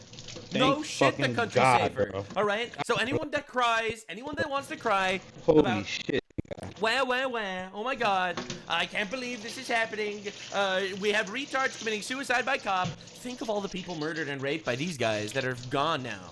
All right. Now the funniest thing is this has racism abilities as well. You could specifically look up their countries of origin as well. Like you could specifically look up Somalis that are rapists. You could look up Mexicans that are rapists. It's incredible. It's all of my racist dreams coming true. It's amazing. Before someone says, why are we? This is the greatest thing ever. Nothing's happening. A lot is happening. Is it A lot is happening. No. I want mass deportations to the point that we are loading illegal aliens on trebuchets with parachutes and launching them into Mexico. That's what I want. All right. What if they're not from Mexico? All right. You don't understand my stance on things. Every country below the United States is a Mexico. So we just launch them in that direction. And we'll figure it out from there. I don't know. Let God sort them out is what I'm trying to say. Why parachutes? Because we want them to survive in Mexico. That's what we want to do. Obviously. Yeah, in fact, this is a stance of mine that I've had for a very long time, actually. Muchachos, I've captured an El Presidente from one of the Mexicos. Every country below the United States is a Mexico. We've taken the Mexico El Presidente, and we will be taking more Mexican El Presidentes coming soon. Exactly. It's important to know. It's fucking true. Especially because I was sort of referenced on Fox News. Trump cuts U.S. aid to 3 Mexican countries. And everyone on the left is freaking out. What do you mean 3 Mexican countries? Because every country below the United States is a Mexico. So that's what we're going to do. We are going to load them all on Air Force One, and we are going to ship them to one of the Mexicos. Get out of here. So yeah, so it's stuff like this that makes the American people happy that Donald Trump is president of the United States. This is the reason why people are happy that Donald Trump is president of the United States. In fact, there's another insane thing that's going on. Now, they released another website, and these websites are insane, all right, and every leftoid is killing themselves over this. They released the TrumpRx.gov website, where you could find the world's lowest prices on prescription drugs. Basically, what Trump said is, we're the best country in the world, so you're going to give us the best price on drugs of any country on the planet. And if you disagree, we're going to tariff you into oblivion. This is something that was announced, and it's literally not even in the leftist media. Like, for example, you type in Ozempic. They don't care about I'm doing this because I'm sure that most leftists that watch this are going to be fat. So you type in Ozempic. The Ozempic pen, you can buy it at 66 to 81% off. All right, this original price, all right, the original price is $1,027. There's $828 of savings. You could buy it from the Trump website for $200. All right, just to understand what we're dealing with here. And they have this for every single medication on the planet. Every medication has this. Okay, I ain't gonna lie. Everything I might have to on use the that. planet has this right That's now. fire. Medication is expensive as shit. It really is. It is. And My you can get anything my shots for cost crazy discounts now $19,000 because we have the Nigga, Donald people Trump don't even believe that world's shit. favored nation policy. And I got a $19,000 bill every 2 months, bro, because of my medication. What website was that? Trump RX. Yo, I gotta search this up. Hold on. Trump RX.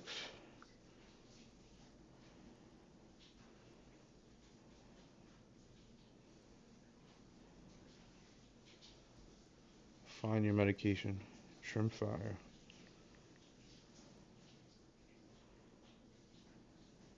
Wow. No, this is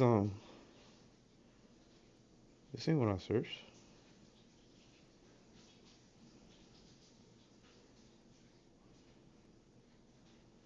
Trim. They don't even have this shit on their website. Yeah, my my medication is too expensive. They don't got that shit on this website. But they really promoting. Look, they got fucking Wegovy pills, which is basically Ozempic pills, for $150 when that shit was going for $1,300. What the fuck? They got the pen for $200. That's crazy. Ozempic, they got the official Ozempic for $200. That's crazy, bro. That shit was going for bread. Zepbound. Zepbound. This is what my cousin was using. That shit was going for $1,000. Now it's only $300. Come on, son. They got asthma pumps. They got mad different medications. Hold on. But I'm pretty sure you gotta show like a prescription to get these shits. But that's fire. And what was the other website? The other website? Wow. Wow.gov. Wow.gov.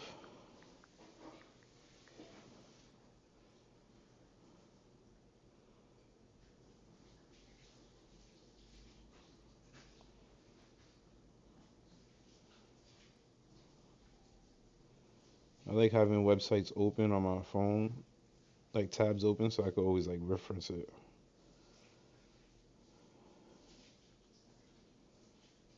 Alright.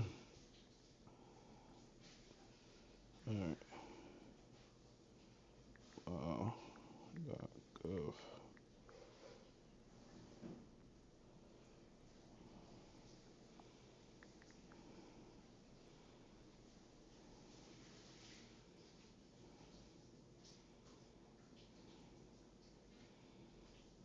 No, that's not what I'm looking for.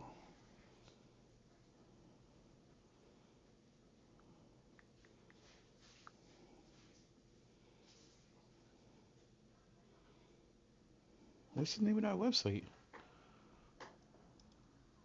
Below the United States is a Mexico. So that's what we're planet. And if you disagree, we're going to tax. Get out.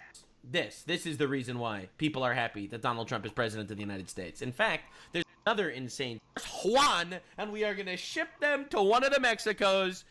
Get out of here. So yeah, so it's stuff like this that makes the American people happy that Donald Trump is president of the United States. You know, this is the reason why people are happy that Donald Trump is president of the United States. In fact, there's another insane thing that's going on.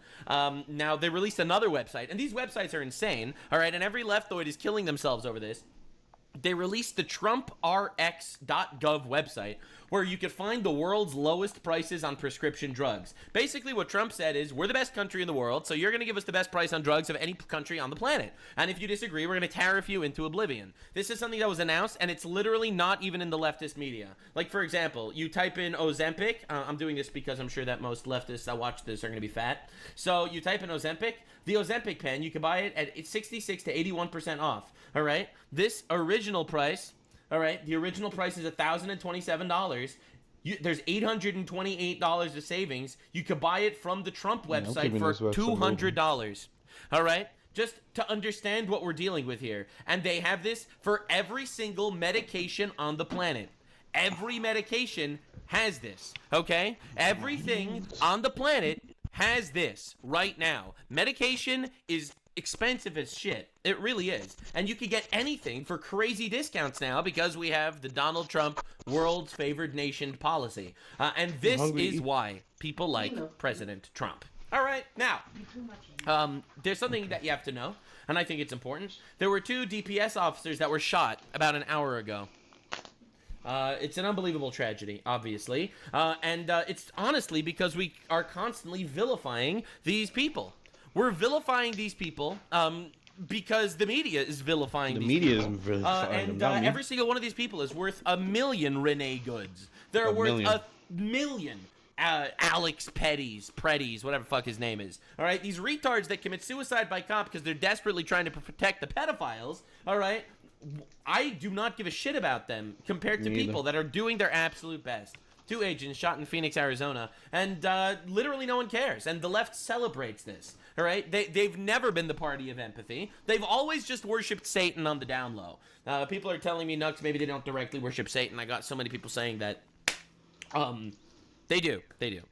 Satan's biggest trick is convincing you he doesn't exist. So he's successfully tricked all of them to worship him without them even knowing that they exist. I mean, what are we talking about? They take the 10 Commandments and they use them like guidelines, all right? They murder their parents when they get too old. They abort their babies. They literally do the opposite. They do all the things. They don't believe in God. They worship false idols. All right, it's unbelievable. It's quite literally all the things. They literally do the opposite, bro. It's fucking bananas. Super important to understand what we're doing here. DHS says federal agents have arrested some 4,000 illegal aliens in Minnesota since the launch of Operation Metro Surge late last year.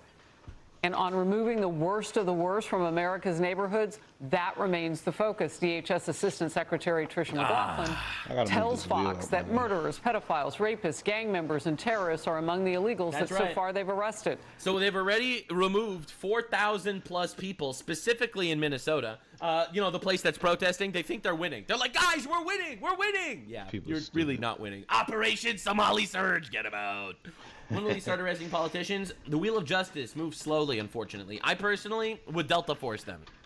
That's my opinion. If there would be a politician like giving a speech being like, we need to fight against the illegal aliens, we need to protect them from the officers. I think that before the speech finishes, we should have Delta Force popping in and grabbing that motherfucker on air. On air.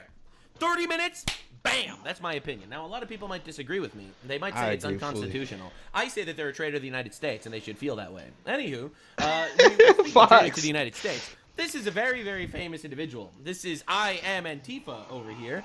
He does his absolute best to incite violence against police officers. We are actually getting the retards, all right? This dude has a degree in Quality Leering Center, and he's gone now. It's over. It's over. We are actually going after terrorists, which is amazing, right? Because I personally think that every single illegal alien has to go, but I also think that everyone's inciting violence against police officers or ICE officers or obstructing justice also has to go. And that Facts. includes Trans Tifa retard over here. All right? Inciting terrorism. Get him out of here. For those of you that are not aware, is this guy. My name is Kyle. I'm Antifa, Oh, nah. and there's so much rage in me that I've had to record this like 15 I'm sorry, bro. Like, this is a fucking mental disorder, bro. How you go from that to that?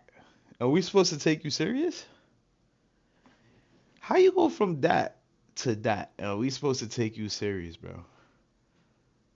You're fucking delusional. You're crazy as fuck, my boy. I ain't gonna lie. And I'm so glad you're not on my side, bro. Holy shit. times trying to get the message out. You're in jail. They fucked up. Okay? They arrested Go watch my him? other videos. Doesn't matter if you're not here and you're not caught Thank up. God You they missed the arrested fucking his fight. weird ass. But if you are, it's time to suit up. Boots on the ground. I guess he'll have way Nicollet more and fun in fucking prison. 26th. My house is 4 blocks away. Anywhere between Franklin Thank and God. Nicollet and 26th Thank and God. Nicollet. Show up ready to go. Okay? Not talking about peaceful protests anymore. We're not talking about having polite conversations anymore. I am talking specifically to my fucking followers. This is everything I have fucking talked about, and this is exactly what I said was gonna happen. This is exactly what I said was gonna fucking come when we didn't fucking go and march on fucking Whipple with guns. Sorry, but... Right, so bro is obviously crashing out that retards committed suicide by cop. Not sure you're gonna apologize to Alex Pretty. For what? We'll pull a Vance out. What are we doing? Welcome to America 2026, where Second Amendment is the only thing that's going to keep you fucking protected from literal fucking Nazi gunmen that are killing innocent people in the street with impunity. This is not a fucking joke. There's nothing fun to chant about it. Get your fucking guns. Oh, sorry, there's nothing fun to chant about it? Nah, nah, nah, nah. Nah, nah, nah, nah. Hey, protector, goodbye. It's a rough day. He's most It's definitely a rough a day pedo, to be bro. part I of don't a give a terrorist fuck. organization Sue me, brother. protecting pedophiles. You look like a pedophile. It's honestly, it's tragic stuff. You look It's like a unbelievable. weirdo. Tragic things. Fucking So big anyway, mental so disorder. now this Big dude's mental he's disorder, arrested. bro. He's arrested for terrorism charges. Absolute W. I'm sure that some woke judge will probably try to let him off without bail. But this will happen. This will happen. I love how this dude, he censors the word fuck in his post, but he literally tells his audience to murder ICE officers. It's pretty incredible. So anyway, there's a lot of justice being served these days. Colin DeMarco arrested in Maryland for plot to kill top Trump official Russ Vought. So we're going after the terrorists now too. Amazing. Elizabeth Rose, self-described relationship anarchist, was arrested after reportedly ramming her car into federal agents' vehicles. Like, dog, these peaceful protesters are fucking terrorists and they need to go. They need to go. About they all time. need to go. Accountability, Every my single one boys. of them. They need to go to jail. You obstruct justice, jail. You incite violence, jail. You threaten a police officer or an official, whatever, jail. This is my stance. It always has been. Law and order needs to prevail, and I don't care about the crying, because I see so many people saying, but Trump isn't doing it the right way. No, he's triggering the libs. Jail. I don't fucking care. You gay jail. No, I'm kidding. But no, the reality is, we gotta get these guys out of here. We gotta get them out of here. I'm sorry. The way reality works is you get them before they get you. All right? We can't play these games. I don't care. Oh, but it'll offend people. So let them fucking cry. Okay? I can't stand retards. It's unbelievable. So Prince George, I see some people on the right doing this too. And it's so frustrating. It's like right-wing people that support what President Trump is actually doing, that are like, but he's doing it in a way that offends people. I don't fucking care. Anyone that gets offended, that wants to do something illegal, could get thrown in the hole too. I don't care. I'm so over this making believe I'm supposed to care about this shit. All right, these people want to destroy our country. Do you understand? They're defending rapists and pedophiles and giving them voting rights in a country to steal it. Okay, they are coming to steal our country and kill us. All right, I don't give a fuck. What you think libtard Karen that wrote death threats is going to be a positive Trump voter in the next election? What are we even talking about? You want a pussy president? Get out of here. Put him away. Put them all away. Every one of them. Prince George County spent $43,000 on a 3-night hotel stay during a snowstorm to film this. All right, so this is what your tax dollars are paying Waste for. of money. Prince George's County, there's only one place you should be during Winter Storm Hurd. Yeah, ladies and gentlemen. We did not ask for this shit. Why are we paying for this shit? What the fuck is going on here? Go the fuck to work. These people literally got paid 9 to 5 hourly wages, plus got paid hotel rooms, all this shit off to practice singing this shit. Get the fuck out of here, bro. This is delusional. Notice it's mostly girls too. Fucking delusional. Gentlemen, That's crazy. the left is fighting back. The left is fighting back. As you can see, there's a lot of diversity going on over here. That's insane. So the left is fighting back. We're so cooked. We're so done. I don't know how we'll survive this. So the left, while making believe Trump is protecting pedophiles, when the reality is Trump is deporting pedophiles, the left is also calling Trump a racist, even though they are actually the racists. Now, I showed this clip before, but it's just so good. Yeah, families should be ripped apart. That's kind of our energy. Like we should rip people apart from their families. Are you a man? Are you a man? First of all, incredible stuff. This is my favorite Ice Agent of all time. Favorite. And he made a second appearance today, I think, online. Wow. That sounds glorious. How do you feel about ripping people from their families? You feel good? Excuse me, sir. And then in the background, you heard them call him a house N-word. Unbelievable, bro. That's a crazy slur. Insane slur from a woke leftist, right? These are the people that they're supposed to be loving and wholesome and like words are offensive. Words are violence, right? So yeah, so these guys, they called him a house N-word, all right? So that's pretty insane. But anyway, here's another example of leftists being racist. All right, so here's a Mexican dude with a cup of coffee, and a woke libtard thought he was an ICE agent, so slapped the coffee out of his hand. Isn't that nice? Isn't that cool? Isn't that cool? Isn't that awesome? Isn't that awesome? I love when leftists are racist. It's incredible, bro. Because they make believe that they're the good guys. It's amazing. All right, here's another instance. The reason why I'm showing this to you is because this just happened now. This is a new one. This is today? What are you doing? Move around! Move around! What's your name? Bye. They got Bye-bye. another one. Call the pedo protectors.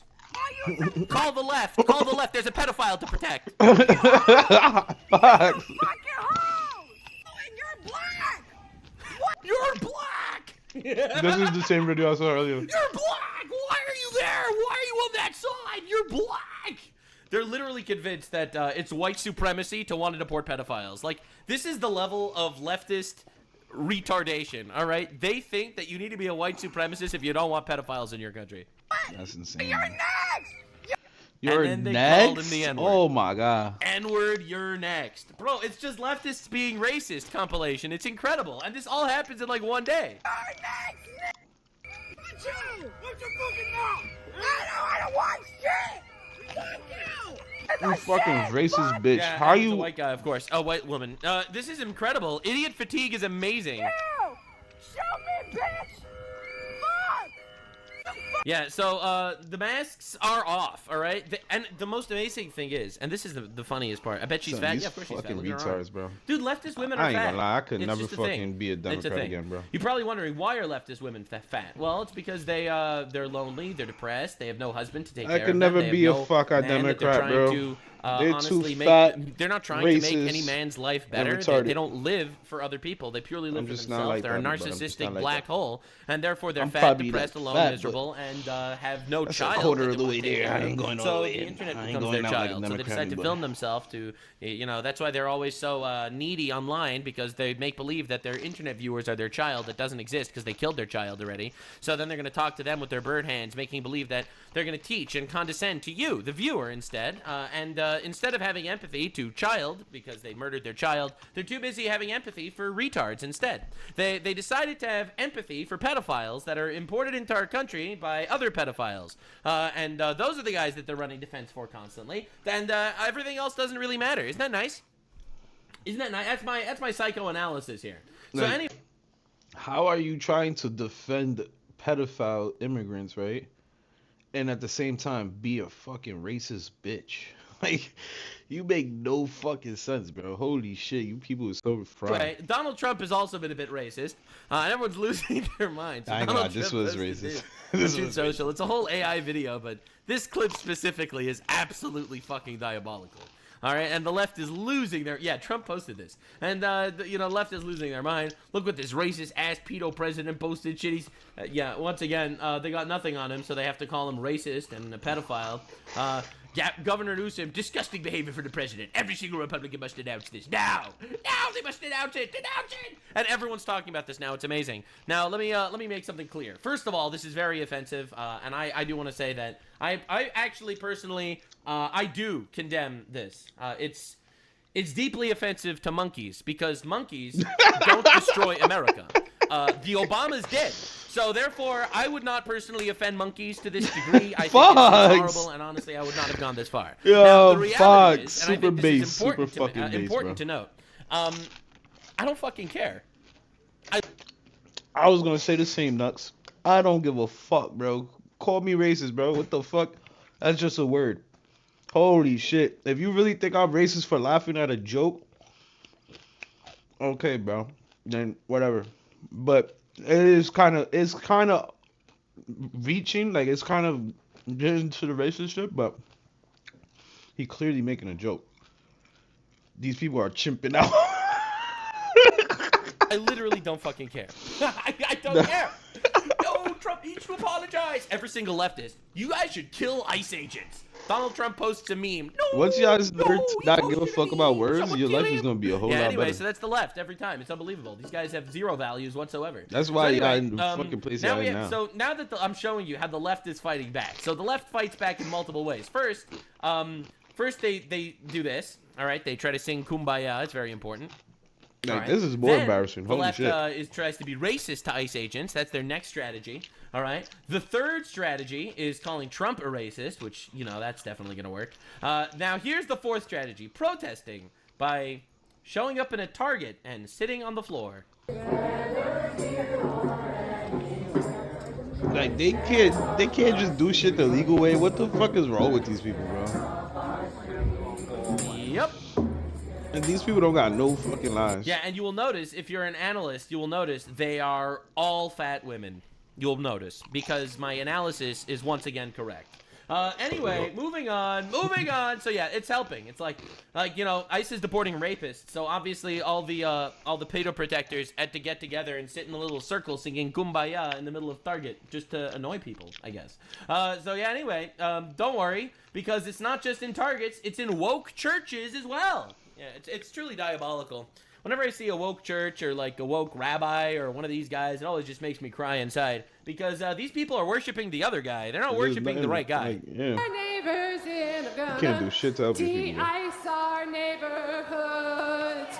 Invite our neighbors in. I'm gonna de-ice our neighborhoods. Yo, this is the pastor, by the way. Invite our neighbors in. We're gonna heal this world. Yeah, anyway, that's fucked up. This is crazy, bro. I saw it, so now you have to. That's what I'm talking about. So yeah, no, these people, they just hate God. It's unbelievable. They hate God, and they are not living in reality, and it's evil. It actually is evil. Oh my God. At Grok, is this a Lutheran church? Nope. It's a Methodist church. Yeah, there's retards of all shapes and sizes these days, it seems. No, these are heretics. Like, these are, like, again, look, people tell me, like they show me Candace Owens clip and whatever, but in my opinion, this is the synagogue of Satan. Anyway, moving on. Kamala Harris also tried to fight back, right? So they're fighting back in the churches with songs. They're fighting back in Target with songs. Between killing ICE agents, they're making songs. Kamala Harris, however, is changing the game. So there she is, dressed like the Joker. By the way, a lot of people don't know this, but those churches, the woke churches, they don't even believe in God. That's a real thing, by the way. I was shocked. I was actually on a plane. All right, this is totally random. I was on a plane near a woke pastor it makes sense, actually. And I was talking to him, obviously, because I have to ask always. I have to annoy these people. It's super important. Like, the first thing I always say is like, so what's your thoughts on the idea that the Bible calls gay people an abomination? And then, you know, you see where it goes from there. And then they hit you with, well, God is just a collection of positive ideas. And I was like, yep, you're a heretic. Anyway, moving on. That's how you know they're bullshit, bro. They're bullshit artists. They're not following what they preach. Like, come on, bro. Anyway, so anywho, you know, so Kamala Harris, we call her the woke Joker. She showed up and she decided this is how they are going to fight back against Donald Trump. Madam Vice President, what's going going on with Kamala HQ? Well, I'm so glad you asked. I have good news. She has good news, guys. Kamala HQ is turning into headquarters. All right, they're renaming the Twitter account Kamala HQ to just HQ. It's where you can go online to get basically the latest of what's going on, and also to meet and revisit with some of our great, courageous leaders, be they elected leaders, community... And a podcast. So yeah, so this is basically how she's trying to this is how she's trying to This win bitch the made a 2028 clubhouse. election. For those of you that are unaware, she is actually running again. She is trying again. This is incredible news, by the way. This is unbelievable. This is I great love that the news. leftoids are like, They their got whole thing nobody is better Trump than bad, her. but like This their is actual glorious. politicians are like such ass. It's incredible. So yeah, so this is them. They're reaching out to the kids. Podcast and an account, and an account called Headquarters.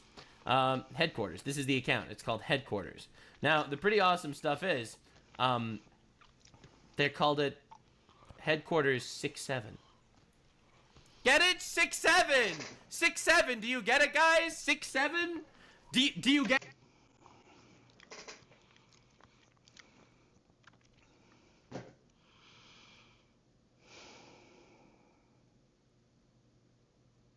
These people lost the plot, bro. It is so sad.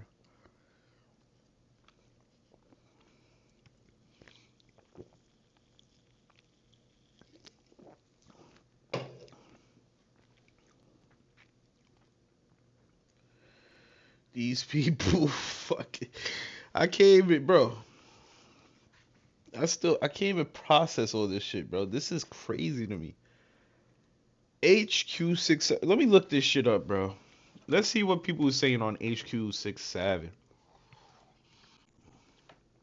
This is crazy to me. These fucking people is the Lulu, son. How do I search that shit? I'm still learning how to use this fucking app.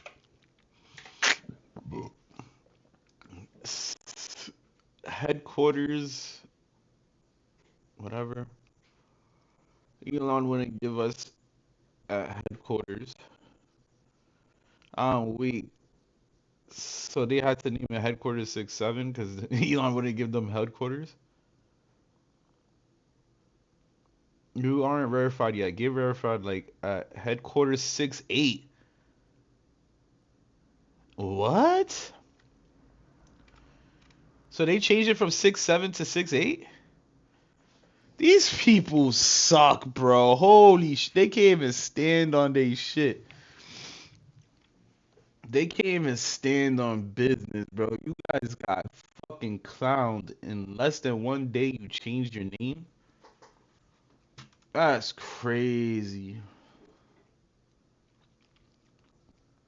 That is funny as hell, bro.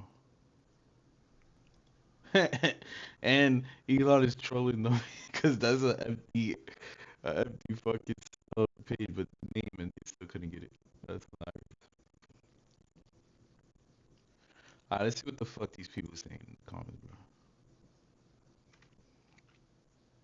Brought to you by the genius behind this video. Attitude. 5 for 3 in an attitude. Secret product in the trench. Secret product in the trench. New friend green and a sneaky link. New friend green and a sneaky link. Fake 10 hands in a hoop. Fake 10 hands in a hoop. Gen Z boss and a mini. Gen Z boss and a mini. Itty bitty titties and a bulb. Itty bitty titties and a ball. 5 for 3 in an attitude. 5 for 3 in an attitude. Secret product in the trench. Secret product in the trench. New friend green and a sneaky link. New friend green and a sneaky link. Fake 10 hands in a hoop. Fake 10 hands in a hoop. This is insane. This is scary, bro. This is scary, bro. What is the comments on this fucking yo, bro? What is this, bro? What the fuck? LOL, I worked too hard this week. This week a great live to make me fun. What? What is this? What happened? That's exactly what I just said. Those broads are out there with whistles. Why are liberal women so unfuckable looking? Freaking idiots. Me when I lie, woman. Over 50% of liberal white women under 30 have a mental health issue. Are we worried yet? Oh my god, bro. This is fucking scary, gang. I'm telling you, bro. Like that tan bitch is single for a reason, cause she's a crazy. She's not even white, but she literally is like a white bitch. Like that bitch is just delusional, bro. This is crazy. Over 50% of liberal white women under 30 have a mental health issue. Are we worried yet? A 2020 Pew Research studies reveals that over half of white liberal women have been diagnosed with a mental health condition at some point. Does this mean there's a correlation between progressive ideas and mental health? Has a doctor or other healthcare provider ever told you that you have a mental health condition? Percent yes. Wow, bro. Wow. Wow. I wonder. Roughly the same number with septum rings. I find that tends to be a good indicator. You can't make this shit up, gang. You can't make this shit up, man.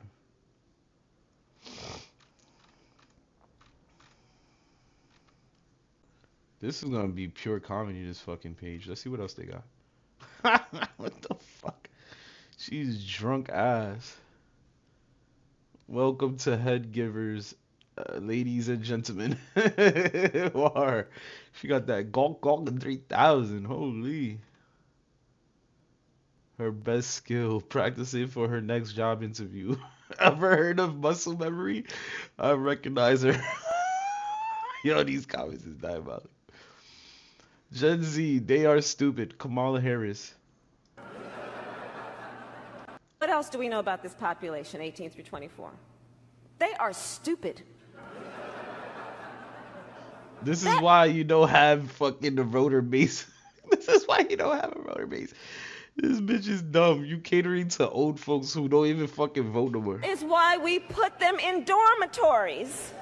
And they have a resident assistant. Oh my god, this is glorious, bro. They shitting on her. Wow, good one. Perfection. This tracks. LOL. You are a dumbass. You are a dumbass. You never had any original thoughts in your entire life.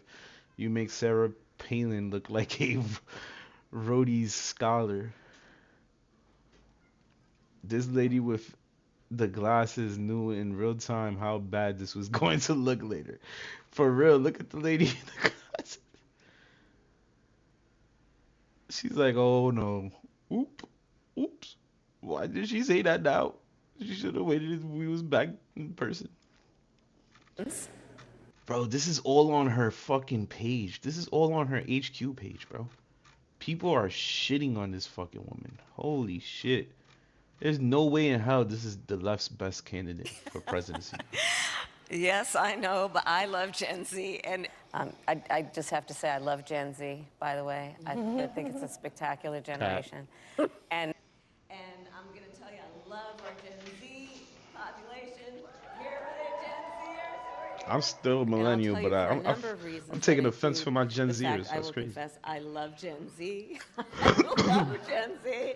It will be a humbling moment for some of us to realize that anyone who is 18 now was born in 2005.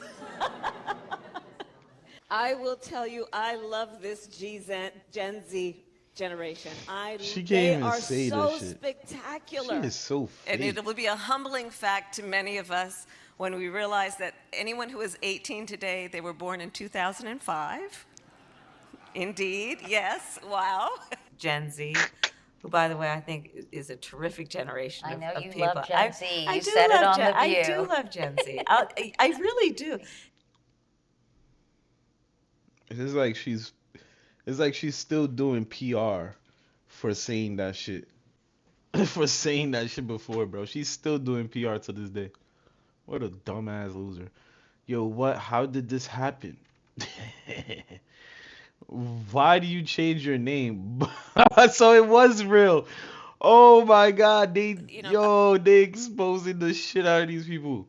Headquarters 6'7". Oh my god, bro, that is so hilarious. Why did you change your name? 6'7" to 6'8", 6'9", and is next.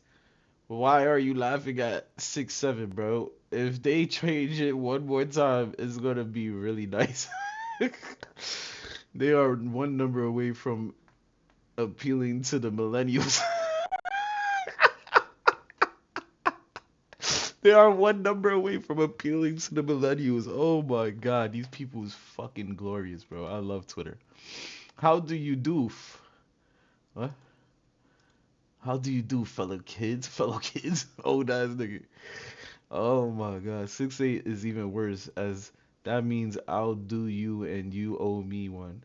Perfect metaphor for when she worked for under Willie's Brown. Yo, these comments, son. These comments is getting her, bro. There's no way she thought this was gonna be a good idea, running a fucking a page on Twitter.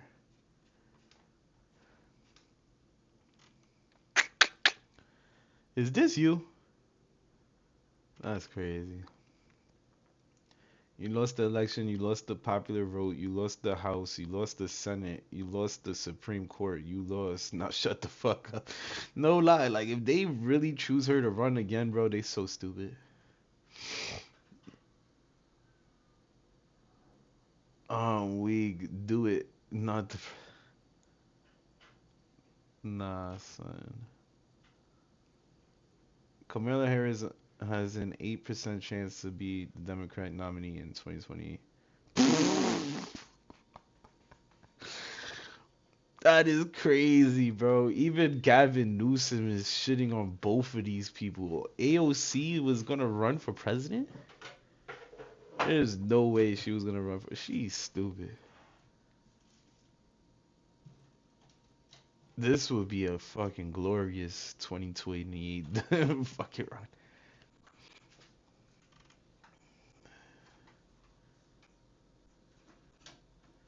We are liberals. I thought she was going to announce she was in a salad tossing competition. There is great significance to the passage of time. Now you want to talk about salad? We are guided by what we see that can be, unburdened by what has been. Let's.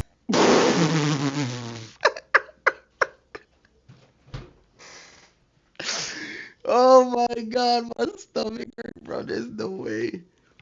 There's no way. Yo, Kamala is slow as fuck, bro. She's slow as fuck. That is hilarious. Talk about salad. We will work together and continue to work together to address these issues, to tackle these challenges, and to work together. My salad. Toss my salad. Salad, salad, salad. Toss my salad. Salad shooter. We got to take this stuff seriously as you are, because you have been forced to have to take it seriously. I do like, do she even hears what the fuck she be saying, bro? What the hell? That we toss my salad. Should have rightly believed, but we certainly believe that certain issues are just settled. This issue, among many other issues, but most recently about this issue. One of the issues that has been presented as an issue that cannot wait for Congress to act. Congress must act, but also we cannot wait for Congress to act. Yo, bro. How was she ever this close to becoming a president?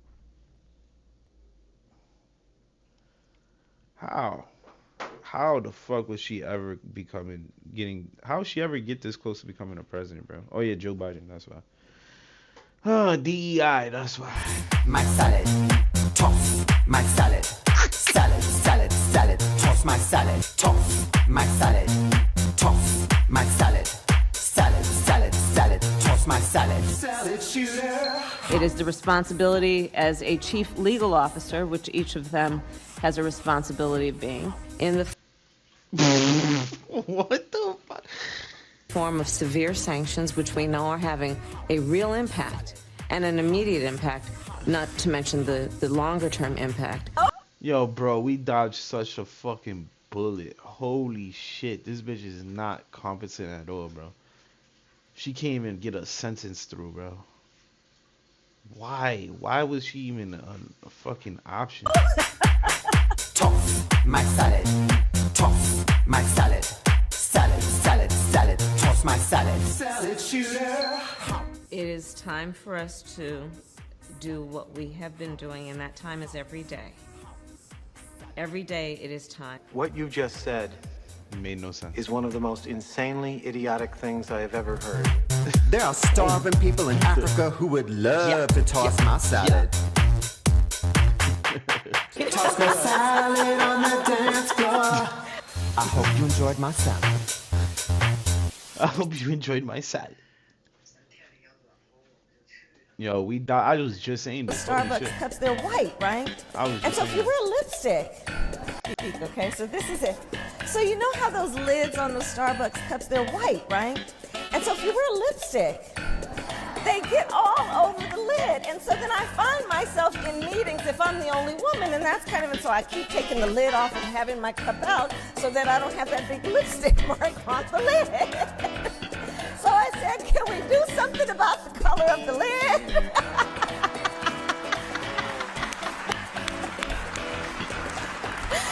So that was, okay, so this is it.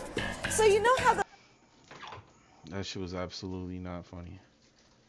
Why did we lose the election in half of America? Why did we lose them? Oh my god. No wonder why young people are confused. You eat? You no hungry? Yeah, me, yeah. Oh, okay. Yo, we dodged such a bullet, but I gotta use the bathroom, so hold on, let me play this video. Get it? Oh my god. Oh my god, she did the thing. Everyone's gonna vote for her now. The woker is actually gonna win this time. Because they put 6-7 in the handle. It's for the youths. Now, you wanna know the funniest thing? Like, leftists melting down over leftists is my favorite thing. It's actually two retards fighting. It's incredible stuff. CNN called her cringe. By the way, the handle they're using, you can see there, we're zooming in on it, at headquarters_67. 67, as the kids used to say. Well, you know, used to say a lot of things. And I think they also used to say, that's probably cringe. CNN called her cringe. I absolutely love it. Like, because these guys are pathetic. They're like, actually, their entire policy is let's not deport the rapists from the country. Like, this is the craziest thing in the world. Like, that's their policy. So they can't talk about their policy because that's insanity. So if you look at the presidential polls for the leftoids, it's the greatest thing ever. It's literally the greatest thing ever. Harris at 34%. They're going to run her again. They're gonna run her again. This is amazing. She did historically the worst campaign in the history of the country, bro. They're actually gonna try to run her again. They are so cooked. Newsom in second place at 20%. This dude destroyed California. Destroyed California. Shapiro at 10%. This is Josh Shapiro. He's probably the best of the people on their actual list. But he's Jewish, so they can't run him because they have to pander to the radical Gaza retards. By the way, that's why they didn't put Shapiro as the vice president seat. During when Kamala was running for president, they ended up taking Tim Walz over Shapiro because Shapiro's too Jewish. I told you, the leftists, they're all the things. They're the racists, they're the anti-Semites. It's honestly incredible. All right, then you have butt sex over here. You have AOC at 7%. You know, that's pretty great. And then no one even knows these people. Like, it's honestly incredible. Like, these guys are so cooked. They are so, like, look at this poll. All right, 2,000 likes, 6 million views. It's the greatest thing ever. Like, they're trying so hard to fight back, but it's not working. The Dems are adorable. Their new talking point is Trump was mentioned 38,000 times in the Epstein files. Yeah, you morons. Because Epstein and the Dems were emailing each other all day about how they must destroy Trump. Epstein was a Democrat puppeteer. It's been totally and utterly exposed. It's so over. It's so over. And they're trying so hard. It's incredible. It's unbelievable. Now, the left is obviously trying all sorts of strategies. This is AOC. Her new strategy is showing her nipples. Baptist Church of Corona on its 100th anniversary. First Baptist is a bedrock of Corona, Queens. It provides a food pantry, tax preparation, summer youth employment, and... Yeah, no one was listening. So that was her new strategy. By the way, this is new. I don't know. I guess she felt like she needed to try something different. She saw Kamala with the 6'7", and she immediately had to show her nipples to the Congress. So this is crazy, dude. This is crazy. It's crazy. This keeps happening. It's unbelievable. Yeah, she's about to hit the wall, so she's trying to make the most of her nipples. Now, meanwhile, CNN blasting Democrats is I can't believe we're living in a timeline where CNN is blasting Democrats more than the Republicans, and not that they're right-wing. They're left-wing. They're clearly left-wing. They're blasting Democrats for not doing enough against Trump. So this is Mayor Frey, the guy that, in my opinion, was leading an insurrection against the government. I think he should be in jail for at least 10 years. Now he's on CNN, and they destroy him. It is worth noting that during the Obama years, the Hennepin County Jail actually had a policy where they let an ICE agent keep an office there and allowed them to talk to immigrants. So the policy has clearly been, under a Democratic president, what now the Trump administration is asking for. I mean, big picture, do you think it's good policy for the jails to follow an ICE detainer and hand someone over if they've committed a crime? And again, this only happens after they've served. Like, you have to understand what this question is and what the left is fighting for, because it's always important to boil this down, because they use a lot of like buzzwords in order to get the retards to think that they're fighting for something moral. But I'll explain to you what they're actually fighting for. They're saying, if there's an illegal alien that comes into our country and rapes a whole lot of kids, all right, then they arrest that guy because, I mean, woke judges would release you after raping one kid, but after raping a whole lot of kids, they'll probably keep you in jail. So then they keep you in jail, all right? So they put you in jail after this happens, all right? So that's the illegal migrant, raped a lot of kids, now he's in jail, all right? Classic stuff. They still don't want to deport him. They still don't want to deport that guy. They want our tax dollars to fund that guy in jail. That's the guy they're currently trying to defend. I'm telling you, the leftist narrative is we have to defend the pedophiles. We need as many of them in our country as we possibly can. I'm just trying to put this into perspective because there's no other way to say this, all right? They try to dance around it, but that is what they're saying. They want our tax dollars to fund rapists in our prisons that shouldn't even be in our country. Okay. Their time, for whatever crime they may have committed against the people of Minnesota. I mean, look, you're asking all the right questions here. You make such a good point, CNN. And while I don't have full expertise in how the operations at the jail are conducted, again, that's not our jurisdiction. What I would say is that there are mechanisms to do this lawfully.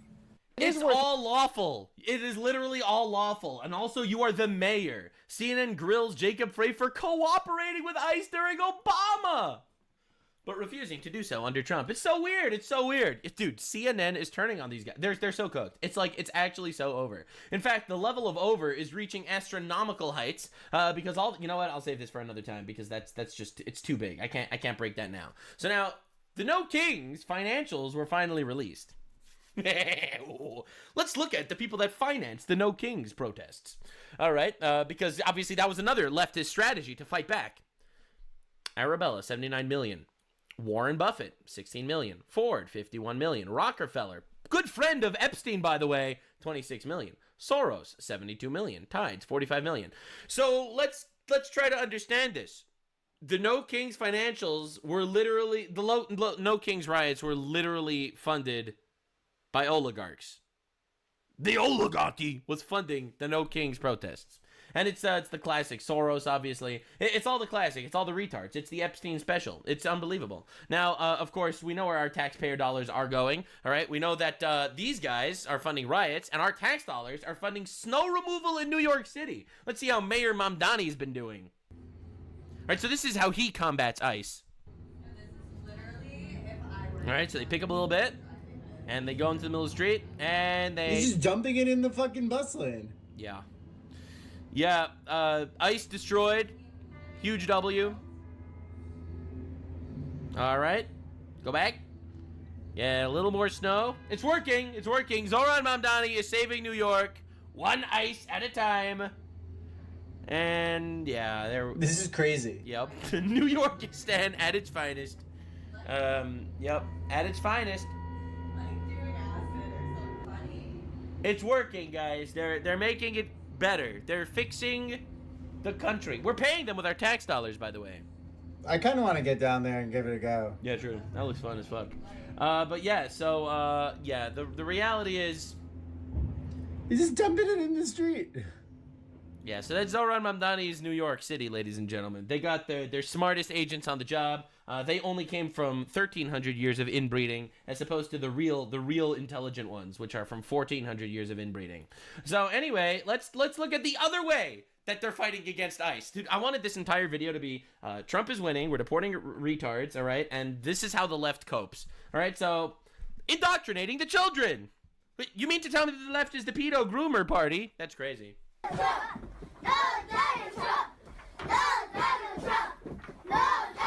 They're literally teaching them to be retards.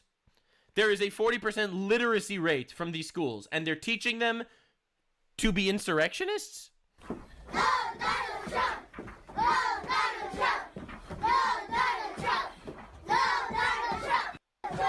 Yeah, this is insane, by the way. Our taxpayer dollars are funding people that are grooming kids into this NPC brain rot. This is the craziest, and this is in Boston. This is the craziest shit in the universe. This is an individual whose name I will not pronounce because she's Nigerian, and Nigerian, names aren't pronounceable by English people, which is why they probably shouldn't ever come into our country. Who was appointed to be you might think that's racist, but it's not. It's logical. Why would we put people in our country if we can't pronounce their names? I'm sorry, man. A lot of people would be like, no, how could you say? No, I don't know, man. I don't know, bro. I don't know. Who was appointed to the state executive committee, and Michigan Governor Gretchen Whitmer pled guilty to stealing $1 million through an early childhood education nonprofit.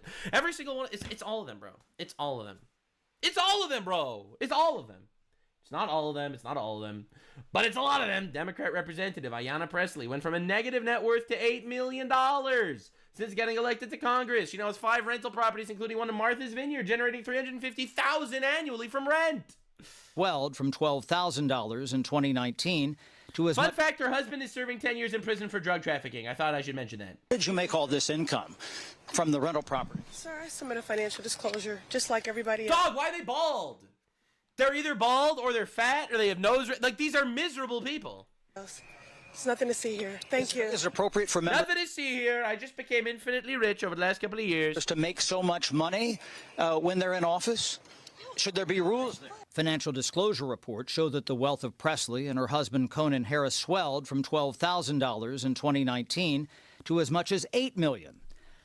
Literally, how? How? We need to start arresting these people. Like, these people need to go.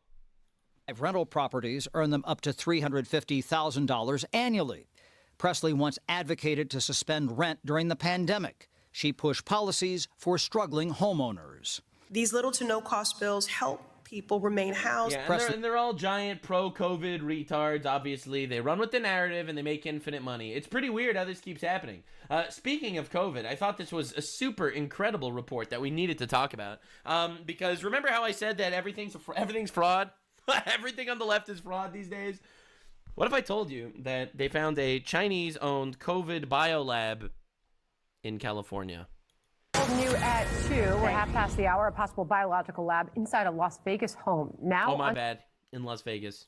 Under investigation, a federal investigation. Agents seizing vials of unknown liquids and probing a potential link to a Chinese national accused of running a similar lab in California that held deadly pathogens. Our senior national correspondent William Lajeunesse is reporting live on this out of Los Angeles for us. Hello, William. Well, Sandra, 2 amazing things about this. It came from bats. It came from bats. Did you not get the news? Bats, they fucked each other, and then bam, COVID happened. Did you not hear the news? Story 1, the man who owns that Vegas lab, he's a Chinese scientist linked to the CCP. It's a coincidence. Is and has been in jail the last 3 years. It's a coincidence. Secondly, the lab is not an FDA licensed facility. It's in a house. Coincidence. In Vegas, raided Saturday morning by the FBI. Right, maybe he was making Chinese food. All right, guys, China was not involved with COVID. I was told. I was reliably told by Dr. Fauci and his army of Nazi scientists that should probably get a Nuremberg trial, that it was quite literally not involved with China. That's what I was told. Pulling out boxes of what police believe are hazardous biological agents and pathogens normally found in a secure university or industrial lab with weird. airlocks designed to prevent an outbreak. Weird. Almost immediately. Yeah, so anyways, that's pretty odd, right? I feel like that's pretty weird. It's like, it's all the lies of the last 4 years, well, 5 years, I guess, of the Biden administration, because we knew we were wading through lies. We were wading through it. We were swimming in lies. And little by little, we're realizing it's worse. It's even worse. It's even worse than we could have possibly imagined.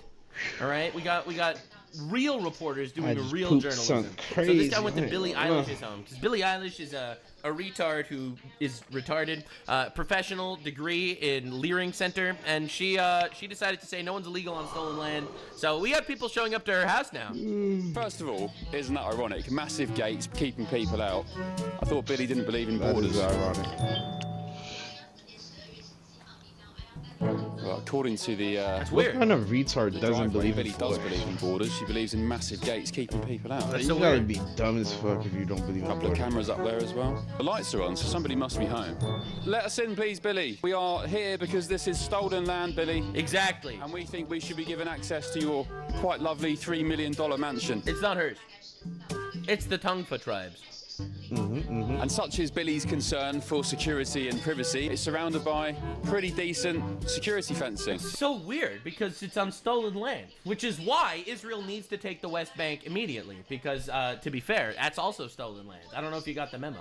So anyway, Scott Bessent is currently in Congress, the financial secretary of the Trump administration, and I don't know how Trump did it. He literally gathered together like the actual fucking Avengers for like his squad.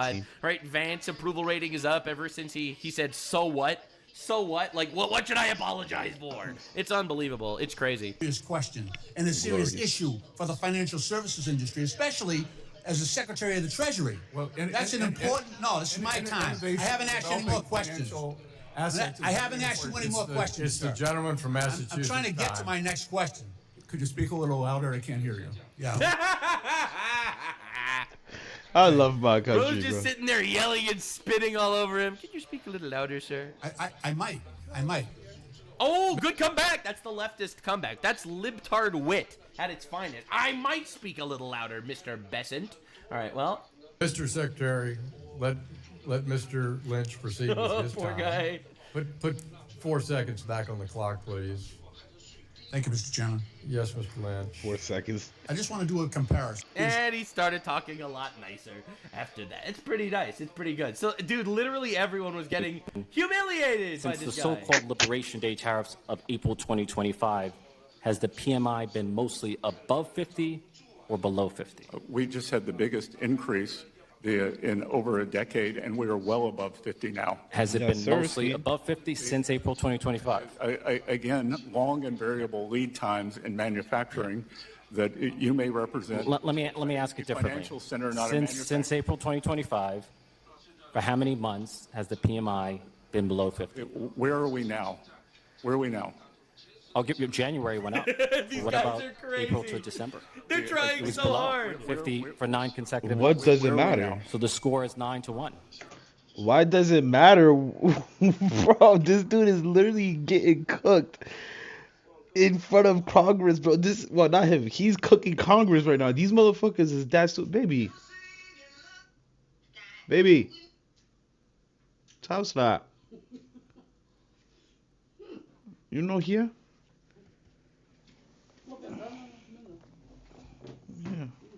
Yeah. Yeah.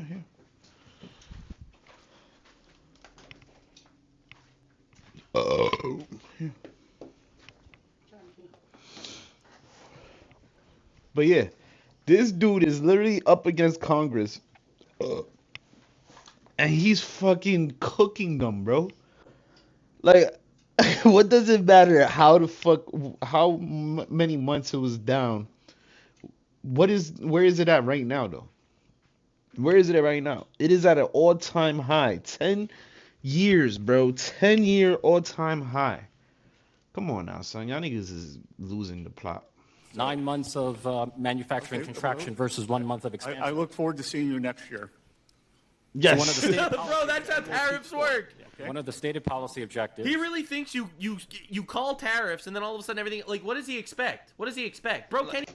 Like, what the fuck do we expect? He thinks that just because we call it tariffs, the money is going to come right away overnight. No, stupid. It takes time.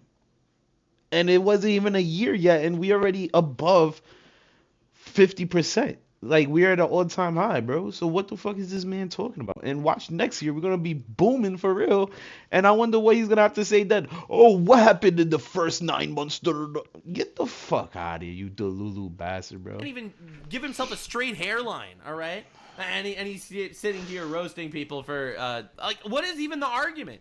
There's no like, argument. Literally, what is There's even the literally argument? no argument. It's 9-1 because it's been getting consecutively better every month, and now it's good. Huh? So anyway. So what's the argument? It gets better. Like, what Don't the worry. fuck? It gets, These it's like this dude dumb is as he's hell. literally slaughtering these people in Congress. Claiming my time. Was a mass. Claiming my Oh time. my God. Mr. Chair, will you let him know that when I asked him The time does belong to the housing woman from California. 10 and 20 million. Dude, how are we voting these people in? For real. Can you shut She up? can't even talk. Can you shut up? She can't even talk, bro. Why is this woman on Congress, bro? Like, what the fuck are we doing, gang? We got real stupid people in office right now. Like, what the fuck? She can't even talk. Like, if you was able to talk up, lady, you would have been able to shut him up. But you can't even talk. He literally just talking normal tone, and you came in over talking. Says the fucking hag. Bro, they got a ghoul from Fallout to debate this guy. She dead as a ghoul. That's crazy. Can you maintain some level of dignity? Can you maintain dignity, please? Stop eating children. All right, do not eat children. She's please. short on adrenochrome. That's why she's looking like a ghoul right now. Your Your time has expired. Yeah, I gotta watch this in full, bro. Holy shit, this is actually entertaining. Shut her up. The gentleman took up my time. No, he's answering my questions and taking my time. I think you should recognize that, Mr. Chair. Mr. Chair. The gentlewoman's time has expired. The gentlewoman's time has Well, expired. if you wanna- Gentlewoman's time has expired. The chair Look at recognizes her. the vice chairman. Bro, but did you not understand? The rules of Congress don't apply when a black woman is speaking. What are we even doing? Chair This thing's stupid. What happened? Go right ahead. You know but him? I would not expect you to do that. What happened? Okay. Anyway, Anyway, dude, this is incredible. These people are so pathetic, it's crazy. And he's just straight up been killing these people. I'm watching murders on the timeline. Senator Warren is doing her best too. Like, they're all trying. Senator, it may be a bit nuanced for you, but what President Trump is referring to is the media saying that the affordability crisis was generated by this administration when it was you and President Biden who destroyed the buying power of the American people. So First of all, straight facts, 100% true. In fact, the housing market actually went down a little bit recently. A lot of people are unaware. It actually got a little bit better. So literally straight facts. There is an affordability crisis, and you were front and center in it. Oh, by the way, can I tell you something? This is going to blow your mind. You're probably not going to understand this because this is hardcore economics. I'm sure that a lot of people that watch my YouTube videos, you're probably not like hardcore, like into econ and stuff like that. But I'm going to try to break this down for you in like a way that, you know, anyone could understand. If there's 30 million illegal people in this country that need houses, then houses get more expensive. It's all right? simple I'm common sorry sense. to be blunt It's here, fucking but if common you sense, import bro. 30 million illegals, then the supply goes down and the demand goes up and everything is expensive. For some reason, people think we have infinite amounts of supplies, bro. We do not have infinite. We don't have infinite land. We do not have infinite property. We do not have infinite money. We do not have infinite none of that, son. Everything is a finite amount. So how the fuck do we look opening our borders for the whole world to choose our country as their shelter? Get the fuck out of here, bro. We just cutting ourselves. We cutting our throats doing that. Like, what the fuck? Anybody with half a brain would know you're cutting your own throats doing that. So what I'm trying to tell you is, all right, deporting 30 million illegals would make the economy better. It would give us better jobs. It would give us cheaper housing. And when it's already happening. Economics, And it's already happening. Look at California. There's California and Miami literally is having a housing boom. Like, there's mad apartments available. There's mad shit available, bro. So prices go down once there's OD amounts of housing available. So we already seen the effects of this shit going down. We already seen the effects of this shit in 1 year. Imagine 4 years. We gonna see shit go down, bro. The prices of everything is gonna go down. It's gonna be a glorious time to live in America. Sit your goy ass down and listen. Get these motherfuckers out of here. We gotta get these guys out of here. All right, it's unbelievable. They're pathetic. Like, you've got to stop. And these people, I don't understand. Housing market. They're literally bringing in all the retards. They're bringing in all the retards. So let me make sure that Also, I'll tell you in a minute. I understand. Donald Trump is not saying that affordability, what's happening to families right now, is a hoax. He is saying that trying to lay the blame at this administration rather than the Biden-Warren economy. So yeah, this been going on, lady. What the fuck? Like, we've been had a housing crisis for fucking years now. Like, the American dream been dead for years now, bro. And that is because we are getting sucked dry, bro. We're getting milked dried to the point that we can't fucking afford to build houses and shit like that and do shit on state money, tax money, because all that shit is going to illegals. Like, what the fuck is that simple? It's a hoax. Okay, so yeah, and he's totally right about this. So yeah, Democrats, they're doing their best. They're trying to make Trump look bad in the Senate and in the Congress, and it really doesn't work. They're trying to make him bad and look bad in preschools, getting kids to do their own little protesting, and it doesn't work. Kamala's trying to get the kids. I mean, leftists like getting kids. What can I say? It's just something about leftists and kids. They just really like kids, I've noticed. All right, groom them young. I mean, if you think about it, they abort their babies, they castrate themselves. All right, they don't get married. How do they introduce the next generation to leftist ideology? Well, they have to groom them, obviously. They're vampires. They have to do it vampirically. So, they got put 6'7" in the handle, and this is obviously working. Everyone's going to freak out, call Trump a pedophile another 30,000 times because he was mentioned in the Epstein files by people that were trying to prevent him from getting elected. Quite literally, I have never seen meltdowns this bad in my entire life. It's honestly incredible. Never forget what is happening to this country. Never forget the actual statistics that 20% of crime decreased, of homicides decreased last year. Never forget that it is an unbelievable W that these people are leaving. 2,085 pages of these retards. 25,000 pedophiles, rapists, and murderers getting deported. All right?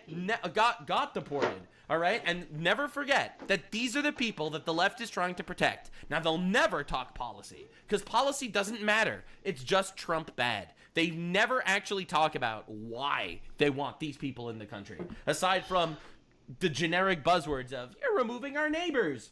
Quite literally, your neighbors have to go. I'm sorry. Only the narrative matters. Only the messaging matters. I call ICE agents N-words. Maybe that'll help. I'll see you in the next one. Thanks for being here. This was my deep dive analysis on retards fighting back. Yeah, I fuck with it's so over. So much, they're bro. literally This so over. grew We on got me, the bro. president of the United States citing crime statistics. Oh my, I love crime statistics. I love crime statistics. They're my favorite thing. Did you know that 13% of the ninjas throw about 50% of the shuriken? I'll see you in the next one. Bye. Yo, this nigga's stupid. Yo, that is hilarious. Oh, we.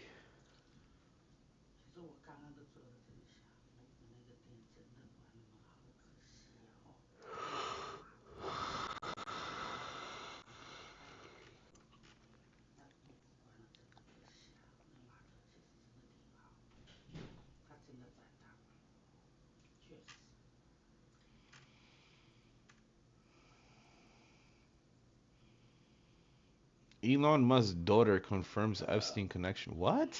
Trapmore gang, it is a very, very bad day for Elon Musk because after all the denials about the Epstein files, he said he never went to that island. He said he wasn't chilling with Epstein. He said, yeah, sure, we sent a couple of emails back and forth, but I never pulled up. Well, apparently now, according to Elon Musk's own daughter, he has been lying. Yes, Elon's daughter is now snitching on him and basically making it very clear that everything Elon is saying as far as his denials is cap. Okay, so before I show you what his daughter said to completely snitch on him, I will just recap with you everything that Elon has put out there to muddy the waters, and then I'm going to show you why it's total baloney and why his daughter is basically just airing him out publicly.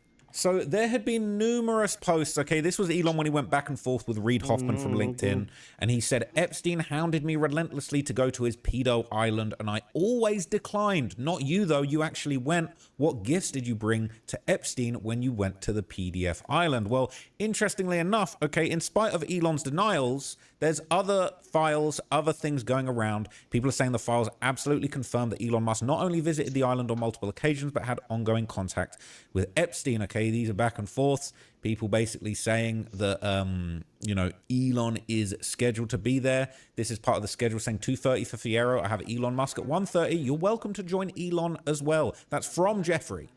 Okay, so emails back and forth. People basically saying Jeffrey, Elon, and Tallulah will come at 1, working on Kimball. Kimball Musk is his brother. Okay, insane. There's other ones. 2 Elon Musk from Jeffrey. Okay, said hopefully the first of many. Sorry for all the typos sent from my phone. Elon saying that was indeed a very enjoyable conversation. Nicholas Pritzker writing, whoa, Elon is doing great as you saw. Thanks for doing another mind-bending time. And this is a crazy message. Okay. Tell Elon the blonde that walked with me is a friend of his mother's that tried to set her up with him. Her name is Yufuk Strum. All right. To Jeffrey Epstein from Elon Musk, probably just Tallulah and me. What day/night will be the wildest party on your island? On your island. All right. So he denied it. He said he never went to the island. Okay. It sounded like Cap. There was a back and forth. It sounded like originally when he was denying it, oh, maybe he just accidentally didn't end up. This is Jeffrey Epstein wrote, you're welcome to come and just stay for the day. Plenty of room. I'll send the helicopter to get you. Do you have any parties planned? I've been working to the edge of sanity. So once my kids come home after Christmas, I want to hit the party scene in St. Bart's or elsewhere to let loose. The invitation's much appreciated, but a peaceful island experience is the opposite of what I'm looking for. Understood. I'll see you on St. Bart. The ratio on my island might make Tallulah uncomfortable. Too many eyes on the island. Yes, baby, yes. To Jeffrey Epstein from Elon Musk, do you want to join us and some others for drinks on the 30th around 10 or 11? Elon Musk appreciates the invitation to the ranch, but he has commitments. Lunch on Friday, 25th at 1 p.m. at SpaceX is confirmed. Pull up! All right? From Elon Musk to Jeffrey Epstein. Yes, the airport is about 100 meters away from the SpaceX HQ. Coming from far, not really worth taking a helicopter from Long Beach. Is there a place to land a helicopter nearby? I've been invited. This is to Elon from Jeffrey. I've been invited to the Milken conference with the New York money people. Would you find it amusing to give them a tour of SpaceX maybe on the Sunday before? On Friday. All right. Hella messages that seem to suggest Elon was there, okay? He denied it. All right. He denied it. There's all these ones where he's saying, oh, I could fly back early on the 3rd. We'll be in St. Bart's. Should we head to your island on the 2nd? Bad news. My schedule will keep me in there, unfortunately. We can't make it to the blah, blah, blah, blah, blah, blah, blah. All right, just a reminder, Elon was asking about coming to your island on January the 2nd. Okay, all of this, all right, all of this.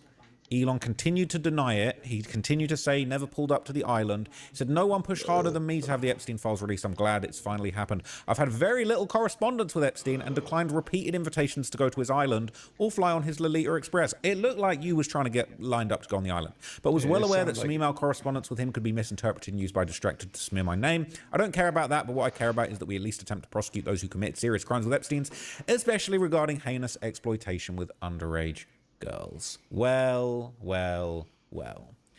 We're now hearing, holy smokes, Elon's daughter confirms the authenticity of Elon and Epstein's email exchange. This has Reddit absolutely on fire right now.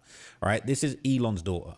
Okay, said, I'm just going to speak directly instead of being vague and cryptic. I can confirm we were in St. Bart's at the time specified in the emails. Therefore, I believe that they're authentic. This has basically already been confirmed through his attempts to paint them as out of context.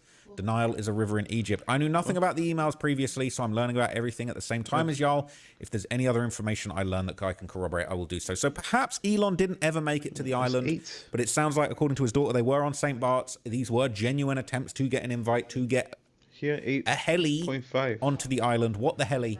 He was apparently trying to get the heli onto the island. His own daughter is corroborating this, right? People in the comments saying, whoops. Yes. Whoops is an Epstein code word. He's in the whoops files, right? He's definitely in the Whoops files. It says he's having an absolute meltdown on Twitter right now. The Epstein thing is making him lean fully into his new personality of blatantly lying to flood the zone. To be clear, the DOJ's own files show that Musk was in touch with Epstein and asking to be invited to the wildest parties on the island, 2012, 2013, and that's after Epstein was already convicted of being an S offender, soliciting minor prosperities, that's one way of putting it, etc. After Epstein went to jail and was released on probation, after Epstein was registered as a level 3 high risk of repeat offense S offender.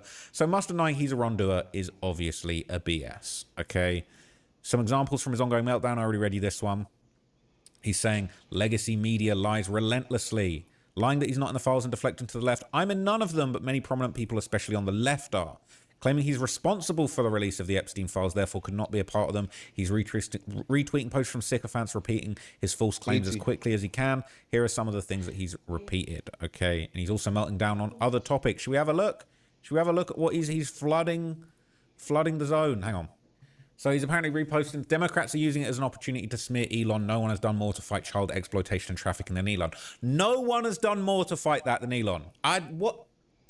Can someone show me, can someone show me him in the Superman costume, fighting crime? Because from what I understand, he's just out here making cars and rockets, okay? It's cool. I rock with the rockets. The cars are mid, okay? He risked his entire life and fortune to get the Epstein files released. X routinely suspends millions of accounts for CP. They're saying Wikipedia hates Elon Musk. Could it be? They're saying Elon would have repeatedly called for all the Epstein files to be released, or if he had anything to hide. Wait, he would not have repeatedly called for them to be released if he had anything to hide. They're trying to deflect responsibility from me to the truly guilty. I've not been to any of his parties, his plane, or his island, but many others have. Those who have committed serious crimes need to be prosecuted, okay? Saying there's so much going on. Elon is just a distraction. It's just don't worry, right? It's him saying true. Fact, Elon Musk is in the Epstein files for rejecting Epstein's offer to go to his island. That's not what I didn't see any rejections. See you on St. Bart's. The ratio on my island might make Tallulah uncomfortable. So they linked up nearby, and he said he didn't want a peaceful island experience. No epic island vacation email thread with Elon Musk and Epstein files. They're saying they're putting out fake and fabricated emails to paint him as the opposite of who he is. He said this. He said yes. This is just him reposting the thing that he already posted up. All right. Wikipedia hates Elon Musk. Wikipedia said Elon Musk had a long-standing relationship with Jeffrey Epstein. I mean, that's just what it looked like, right? Now he's talking about he's done all this great stuff in Ukraine. Some of the stuff he's done for Ukraine's good, okay? He's going back and forth. Wow, that's crazy. Elmo would never help Ukraine out of voluntary motives, would he? He prevented a large satellite drone operation by Ukraine at the time and simply shut down their Starlink. He said, oh, hi, F-tard. That Crimea strike was done before SpaceX received a sanctions exemption and approval from the US government to provide connectivity in Crimea, so it would have been a felony crime for us to turn on Starlink at the time. Okay? It seemed at the time like that wasn't what was going on. But anyway, they were not here to talk about that, okay? Saying 2012 to 13 is after Epstein was convicted, yet JKR invited him to her party in 2018. Certified woman defender JK Rowling, okay? We're gonna have to do some. You're gonna need a couple of wizards to get Elon out of this spot. That's all I can say. I'm saying honestly, love her for doing this. Elon might be dookying in his pants right now. Okay. People saying she's been dropping bombs on the internet for a while now. I'm sure she knows what she's doing. It's not like she's a 5-year-old runaway freight train or anything. Oh God. People saying they hope she stays safe. People saying me too. She's incredibly brave and exactly the kind of heroism I wish existed more in America. But she's dealing powerful forces right now. Cornered animals, and her only safety is a public that doesn't forget her and doesn't let her go. The walls are waiting for the lights to go down. We can't let that happen. They're saying he isn't. He'll see no consequences. Our PDF oligarchs are all safe while we live under this system. Someday we'll look at this like we look at the Panama Papers, unless we can create a better world, which will take more than moderate Democrats winning an election or two. They're saying, what are they discussing? Elon was trying to invite himself to the island in a very cringe manner. The girls for the win post, they're saying that one was fake. Was that fake? Is there proof that it's fake? Maybe the girls for the win one was fake. I mean, at this point, I think they can concoct the fake emails themselves so they can discredit all of them. I think there's too muddy the waters. These people have vile PR firms who have damage control like this down to a formula. Trust they're working overtime through all of this to obscure the truth through any means possible. We should all take time to keyword search and read through the docs ourselves so we can draw our own conclusions. This isn't info you want filtered The guy who made the Girls for the Win email is a notorious shitposter on Twitter, and it's very unlikely he's related to the gov. Okay. Well, I didn't bring that one up. Can we acknowledge that fakes and tip line notes are being churned into the machine to make real information questionable? It's spy shit 101 and we can't let it win. That is what they're saying. Okay. So they're saying shut down the government until a congressionally selected special counsel is appointed with full authority. That ain't ever going to happen, so you might as well just move on. I love it when women bring the receipts against their powerful fathers. Hell yeah, Viv. This is the same daughter that he continues to dead name and keeps painting as if she got some sort of mental illness, by the way. Just another friendly reminder that Elon has always sucked. Elon was subpoenaed in the following lawsuit. First link pasted below. Use Control F and search for Musk, who appears 7 times. This case was filed in the Virgin Islands against JP Morgan for violations of Trafficking Victims Protection Act. What? It's important to note that the DOJ Epstein site uses Exhibit 1 from this case, but these links I've posted are managed by the Virgin Islands and appear to be beyond control of the DOJ. Methinks they're hiding Musk as best as they can. For real? Is that a thing?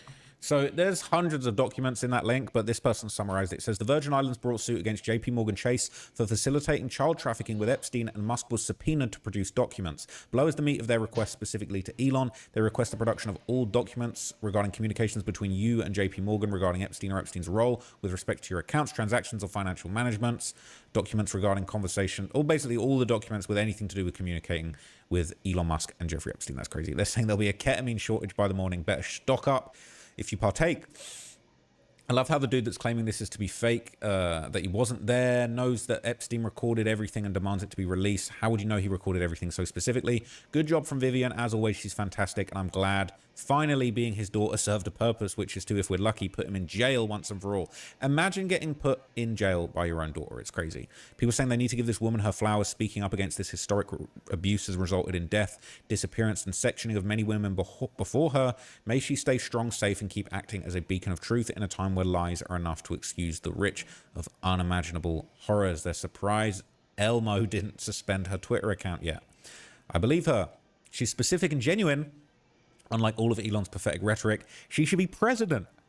Just for the record, it says, well, technically she confirmed that the family was there when the emails say they were at the time at St. Bart's and the British Virgin Islands, and she therefore believes that the emails are authentic. But yes, to repeat, Elon was the richest guy around, begged to be invited to the party, couldn't get in because he's too creepy of a dork, and now his own daughter is ratting him out. Did I miss anything?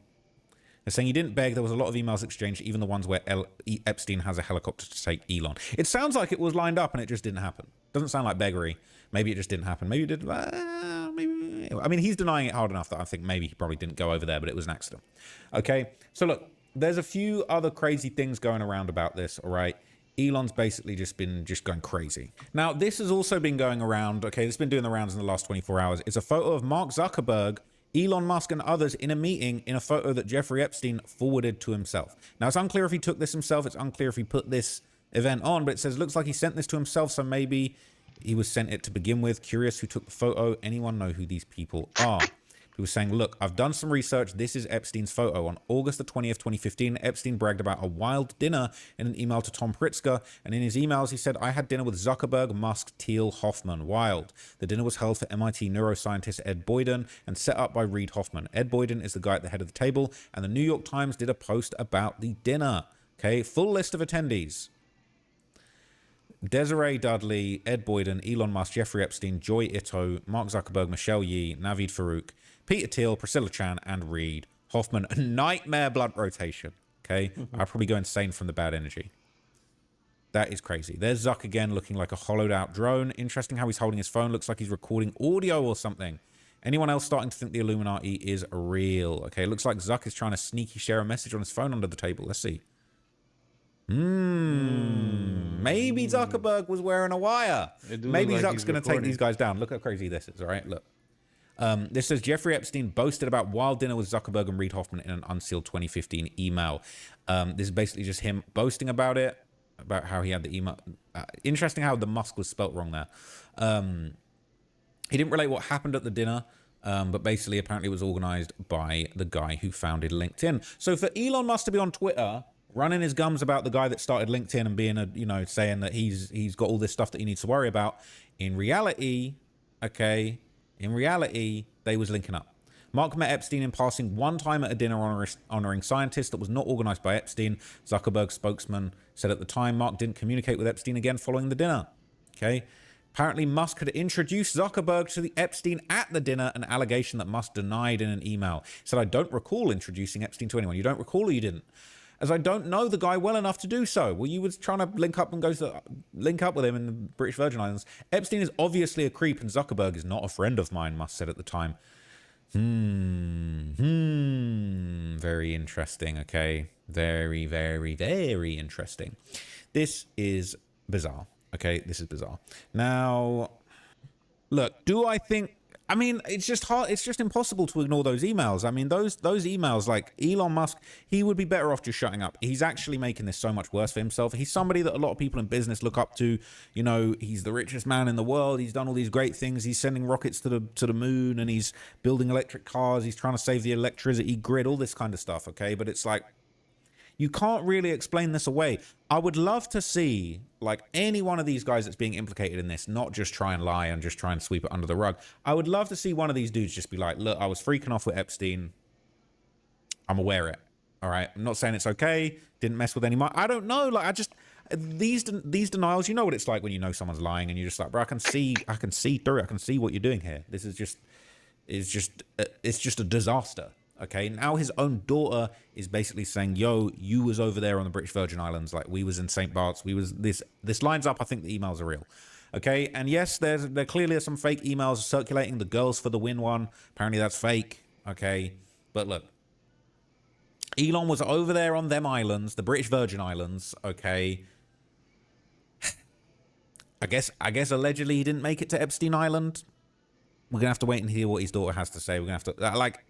I could believe that he didn't go to that island, but I could believe that he was over there in that area. Maybe they met on St. Bart's. They clearly had dinner.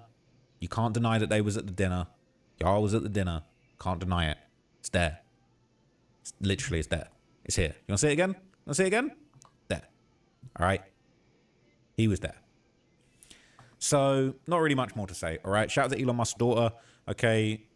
That's brave. All right. And she needs to stay safe in these streets. That's all I'll say, man. But anyway, I'll catch you guys in the next video. Thank you for enjoying all the content today. I might make another video this afternoon. I don't know. I've got nothing else going on. So appreciate you watching, man. Go and tap in with all the content that I uploaded today, and I'll catch you in the next one, gang. I'm out. Peace.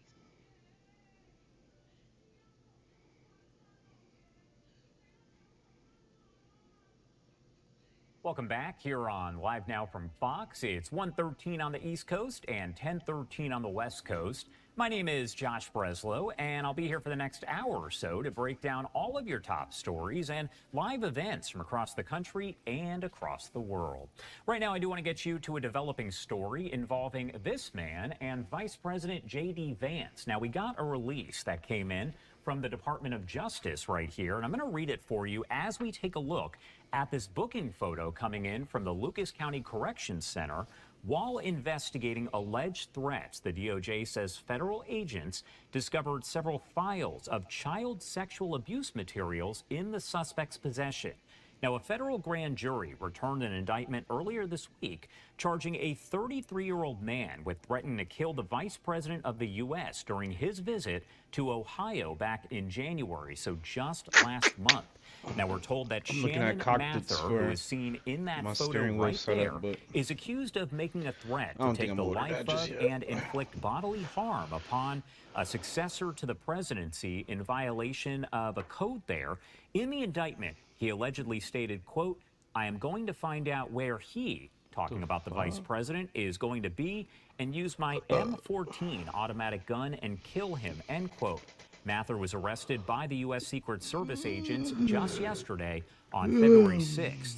Now, that didn't work well, huh, idiot? The grand jury further charges that from about December 31st of last year to January 21st of this year, he was also engaged in the receipt and distribution of images that visually depict minors engaged in...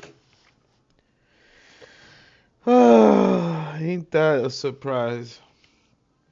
Not really, bro. Holy shit. These days, bro, we can't even trust the leftists with our kids, bro. This shit is bananas. In sexually explicit conduct while investigating the threats. Like, I'm warning y'all right now. If you guys looking for babysitters and shit like that, make sure they not fucking liberals or fucking far right leftists, bro. Cause holy shit, we just don't know nowadays. Allegedly made against the vice president, federal agents discovered several digital files, they say, of child sexual abuse materials in the suspect's possession. Pam Bondi putting out a statement saying, quote, "Our attorneys are vigorously prosecuting this disgusting threat against Vice President Vance. You can hide behind a screen, but you cannot hide from this Department of Justice." We also heard from the Deputy Attorney General Todd Blanche saying, quote, "While arresting this man for allegedly threatening to murder the Vice President of the U.S., a serious crime in and of itself, federal law enforcement discovered that he was also in possession of child sexual abuse materials. Thank you to federal, state, and local partners in working together to bring justice twofold to this depraved individual." Popping this up on your screen right here, coming in from Todd Blanche, that is the entire post that we were just reading from. He again said thank you to federal, state, and local partners in working together to bring justice twofold to this depraved individual. Mather made his initial appearance before a U.S. magistrate judge for the Northern District of Ohio yesterday and remains in custody pending a detention hearing set for next week. That is going to be February 11th. Now, if found guilty as charged, Mather faces a maximum penalty of 5 years in prison and a maximum statutory fine of about $250,000 for threatening the life of Vice President Vance. Mather faces a maximum of 20 years in prison and a statutory fine of $250,000 if found guilty of the child sexual photos they are charged as well. Thank God. I thought they was only gonna give this son of a bitch 5 years for that. 5 years literally will only turn out to be like 3 or 2 years, and then on top of that, that fine, if he's fucking broke as fuck, they ain't gonna be able to get that bread unless he works on the books, and then they might garnish his wages. But that would have been enough if this motherfucker's out here getting child porn and being a pedophile, bro. Fuck that. Throw the book on this nigga. 10 years, that makes more sense. We know this is all under investigation here, so we're going to continue to follow it and 20 years, bring you I think they updates said, as actually. we get it. But again, That makes Fox more News sense. posting breaking. The Secret Service has arrested an Ohio man accused of threatening to kill Vice President J.D. Vance. The suspect allegedly made the threat during Vance's visit to Ohio in January and is charged with threatening the successor to the U.S. presidency. As I mentioned, if we get updated information here, we'll bring it to you on Live Now from Fox. What a glorious fucking time to be alive, bro. The people who's not on my side. Okay, is turning people, so out the to be debate is sick continuing on who is the snitch in the Lil Durk case. Is Lil Durk going down for life? And there is a new... Honestly, I don't give a fuck about that shit no more. Honestly.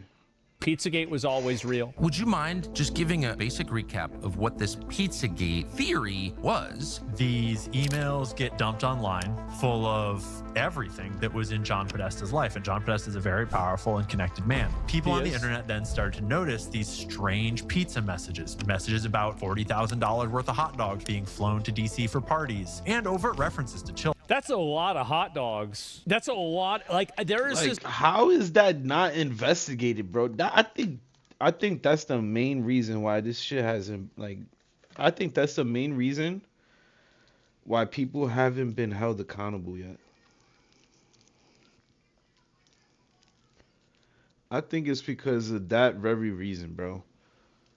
Obama, what the fuck are you doing ordering $50,000 worth of hot dogs?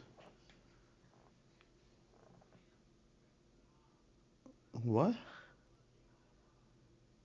Like, I really think they hiding this shit to protect Obama, bro. Cause once Obama gets exposed for that shit, I think all Democrats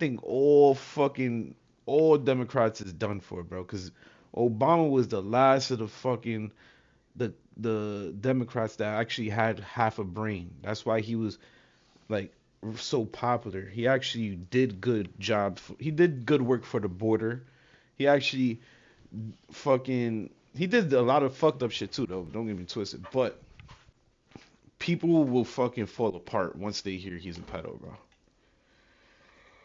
Once they hear that man ordered $50,000 worth of little boys, I think that's when all hell breaks loose and the Democratic Party ceases to exist. Because that's their fucking golden boy. That's the face of the Democratic Party right there. Tell me who else is the face of the Democratic Party? Not Kamala Harris. Not Joe Biden. Who the fuck is the face of the Democratic Party, bro? Who the fuck really got all the voters for the Democrats, bro? Obama. Thank you. So, once again, if this shit comes out to be true and this motherfucker was ordering thousands and thousands of dollars of fucking porn or either porn or actual little boys, then this nigga deserves to rot in jail. And I don't give a fuck about the politics system, bro. Destroy, abolish democratic system if that's the case. I don't give a fuck. This one old man that I watch on Instagram Reels who drives around in a car full of hot dogs, drinking and driving, gambling. And he's great. But like that's like a car full of hot dogs, and that's probably only like $50 at the most. Party. I've seen him. I like him. He's good.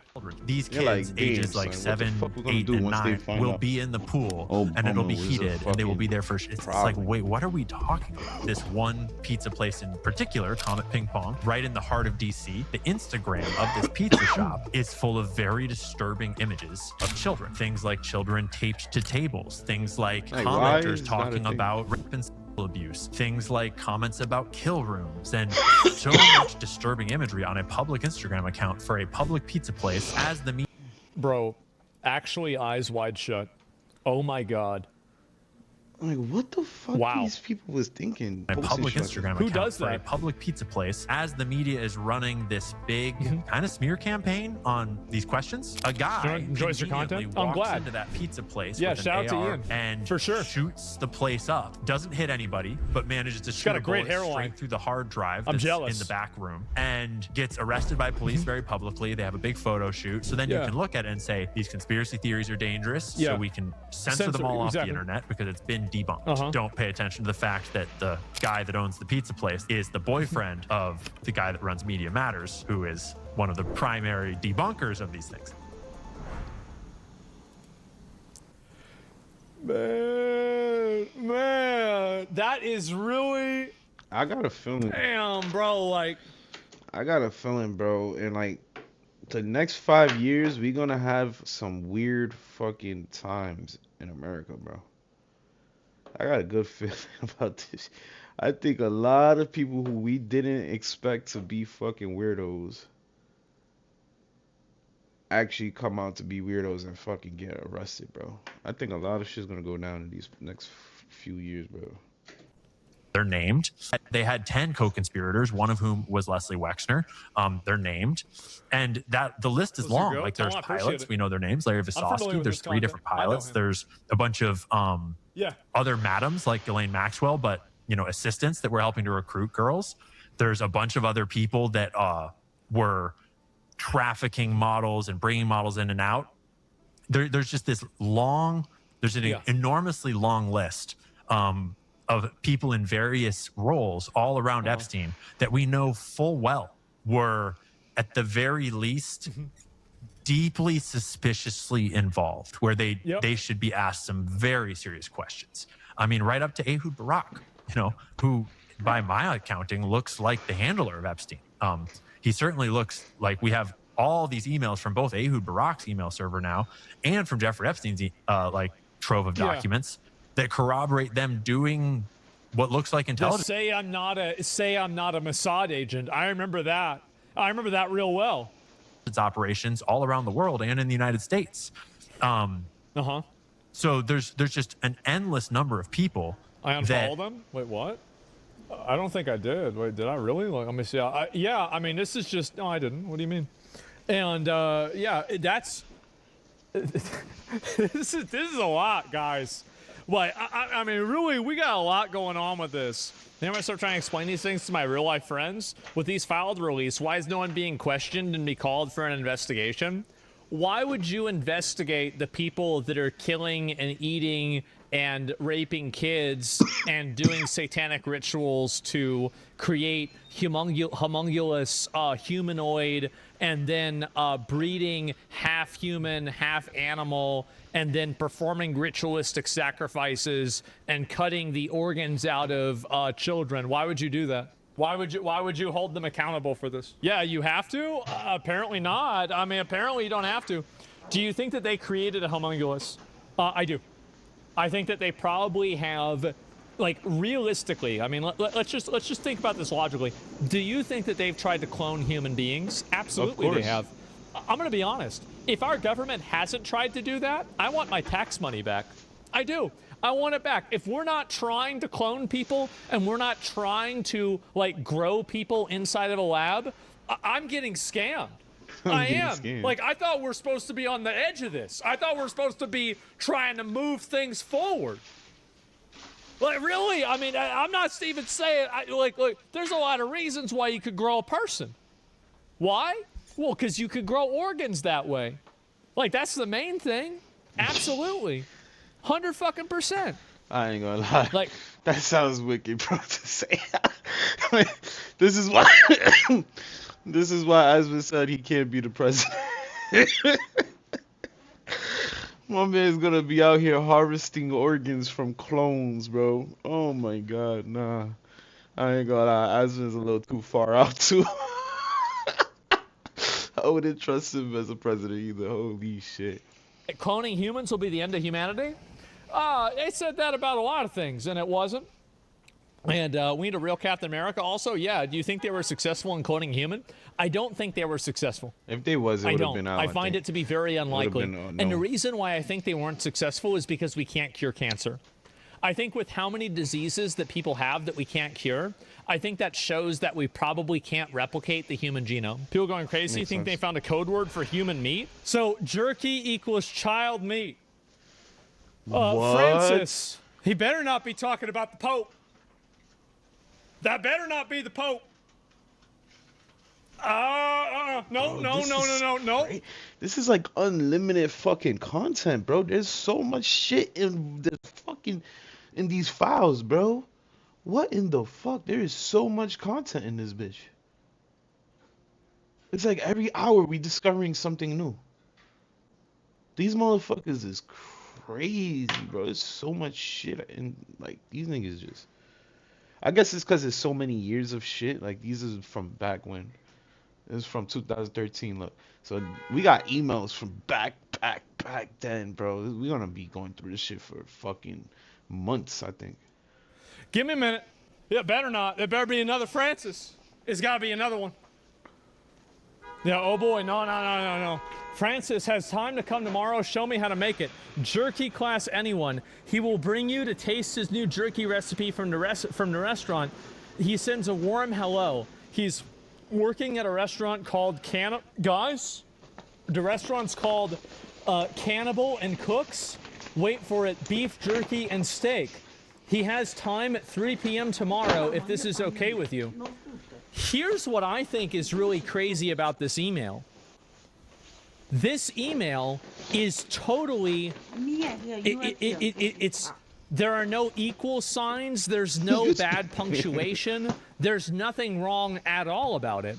And so, is it because he's doing it on an iPhone or not? Like, that's very confusing to me. Because it's normal? I mean, I don't know about someone else sent it to him. Oh, it's two. It's two. Okay, Jeffrey. I'm a big idiot. Okay, I'm so stupid. I didn't know Redacted. that. I read it wrong. Okay, yes, after blank leaves, can blank make some jerky? I think we should landscape all around the house to use the water if possible. Lodge and ranch central if needed. If the main house is not enough. Wait a minute. Wait, what a minute. Didn't he say... Wait a minute. Removed apparently. There's a bonfire right here. Maybe where they burn people alive. Or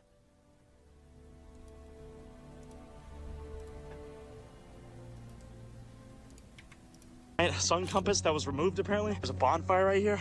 Maybe where they burn people alive.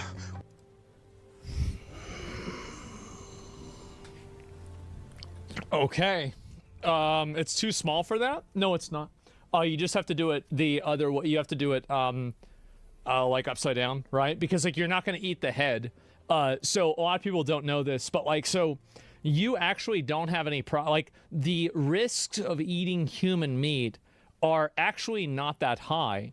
But the big risk is eating a human brain or spinal fluid, because that's obviously connected directly to the brain, because there's special different things called prions inside of the brain that can give you neurological disorders if you eat them yourself. Prions is exactly. And so that's the reason why. And so they could be cooking them that way. Same with animals. Well, I don't know about the animals. Yeah, how do you know this? I looked it up. Yeah, I looked it up. It's a significant risk? Yeah. And mad cow disease, mad human disease? Exactly. And so I'm just saying, pardon? Yeah, I looked it up. I found it out. And I think we should landscape more. BMG, would be possible to have some time discussing the following. Landscaping main house, landscaping windows, Larry's log cabin, vehicles, fall, winter projects, Bryce. Okay, that's fine. Hope you are feeling better. Did we analyze the jerky? What? Why didn't we get jerky this week? You said we could not do it until Friday. Please explain. Thank you. I tried phoning, but it seems like you were sleeping on the couch the whole day so much. I also added more to the jerky and ginger lemongrass. I will know more tomorrow night. Also, the next date seems really great. Thank you so much. This can't be regular jerky they talking about, bro. What the fuck are they talking about? What the hell kind of jerky is this? Thank you. Yo, this is insane. Super cool. What is this here? Setting up surface right now. We're ridiculously excited. And beef jerky, delicious. Wow. Bro, she's a little bit too excited. And maybe she ate the brain part. And JoJo is here, and we'll walk the jerky over to Jeffrey.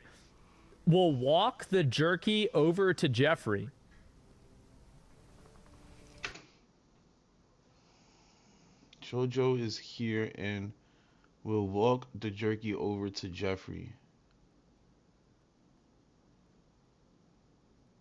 Bro, if that's not telling that this is not jerky we talking about, then what the fuck?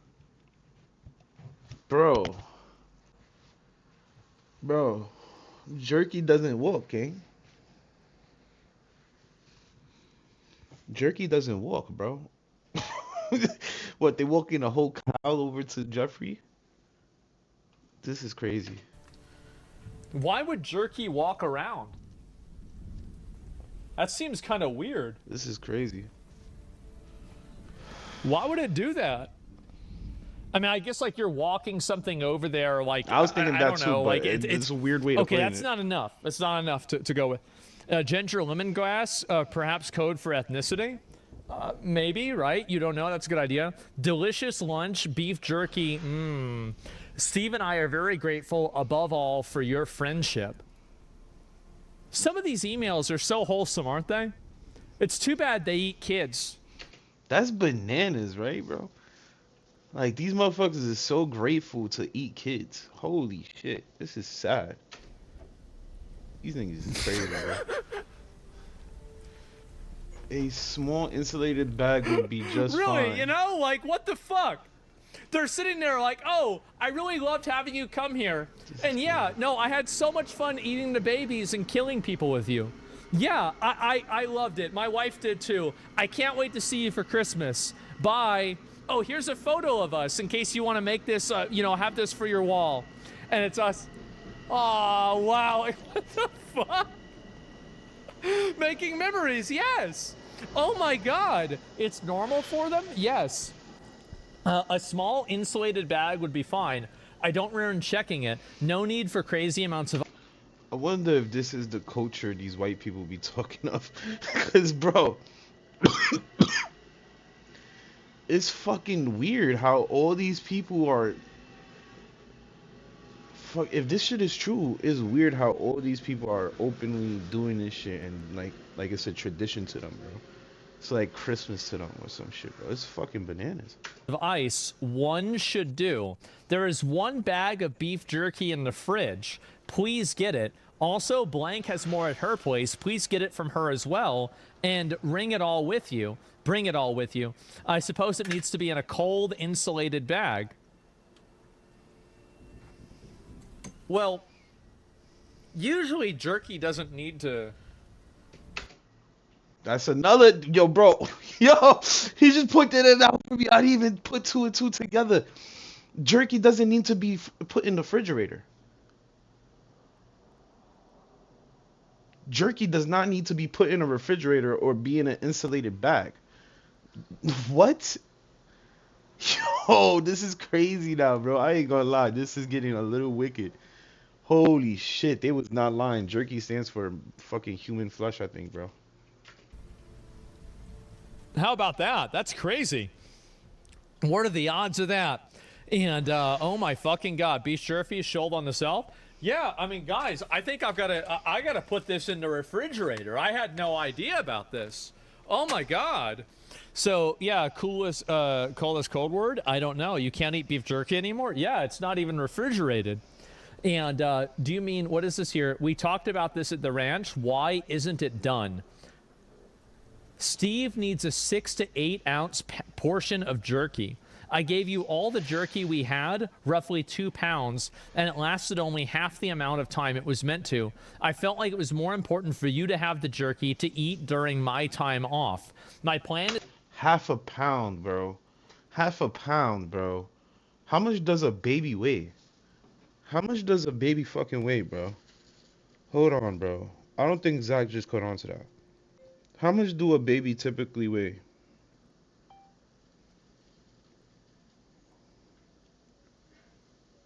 Between 5 pounds, 8 ounces, and 8 pounds. And okay. Hold on, but that's pretty much, that's crazy, bro. Is to make a batch before I leave for LSJ, and some of that will go to Steve, and the rest will go to you crazy, at bro. They got me LSJ when I thinking bananas arrive. now, bro. What the fuck? Little St. James Island. That's what LSJ must mean. Oh, that's the... So wait a minute. So that means that... So logically, that means that they were doing this off of the island. Yes. They weren't doing this on the island, because I will make a batch... He's talking about making the batch at the ranch. The ranch that has tunnels. The ranch that they had 20 girls breeding in there. Come on, bro. And then we found 11 bodies not too far from the ranch. Like, come on. And all females, 1 pregnant. Come on, bro. This is all adding up, bro. This is just all adding up. Before I leave 4. So that would babies. imply that he's somewhere else. Maybe he could be at the ranch. That's it, right? And, oh my fucking god, or the fire pit? Yeah, it's Zorro Ranch, exactly. Do you mean prepared only 3 ounce per day? Steve Hansen is sending jerky to your attention overnight? Just wanted to touch base about jerky.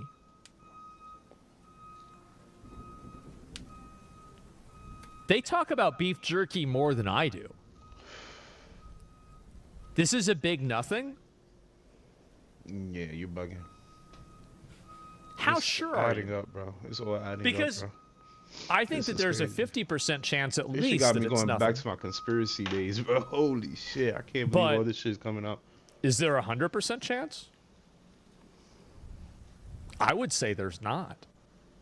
I think there's not. I feel like it's higher than that. Yeah, I mean, I don't know, guys. It's drugs. I mean, I'm not sure about this. Don't you call it beef jerky? Yeah, I do. J.E. said he was going to start eating regular food again, so he might be eating less jerky. He said he has 6 bags of it in a downstairs freezer. Why would you freeze jerky?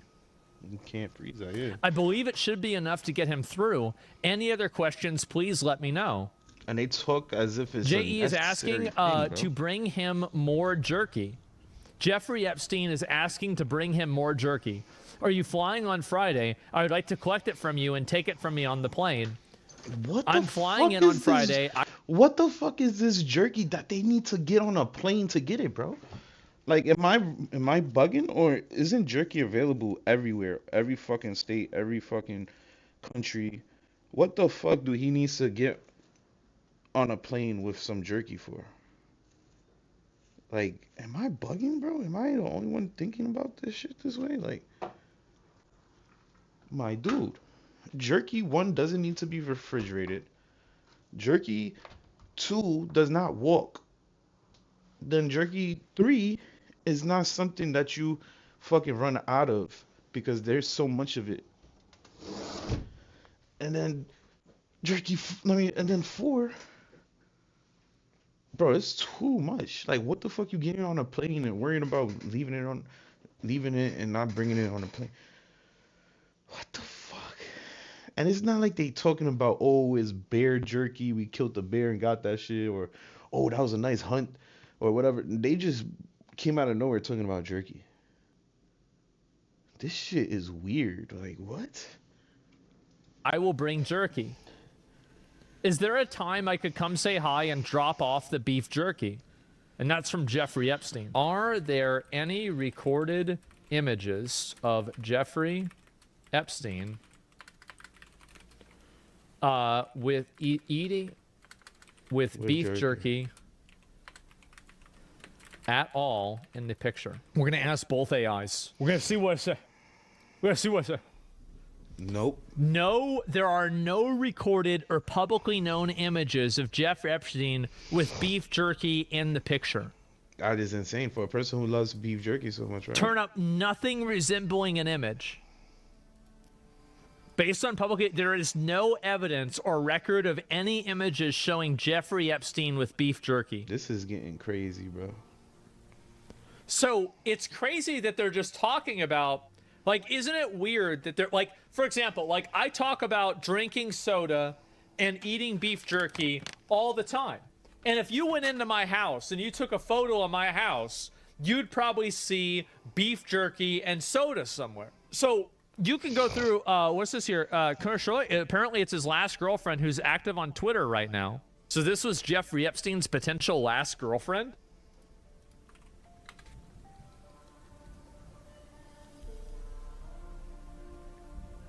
They sacrifice children? I'm not suicidal? What the fuck? This is his ex? What? What? Bro. This is getting crazy. And this was 2 hours ago she posted that. 5 hours ago. What in the fuck is going on, bro? Nah, I feel like this is getting way too deep, bro. Like, I'm fully invested now, bro. This is crazy, bro. This is just too much. How the fuck he searched on Grok? Is there any pictures of this man, Jeffrey Epstein, with beef jerky? No. But then they said something about his ex-girlfriend, right? So we didn't know he had an ex-girlfriend. But Grok put that on us that he has an ex-girlfriend, right?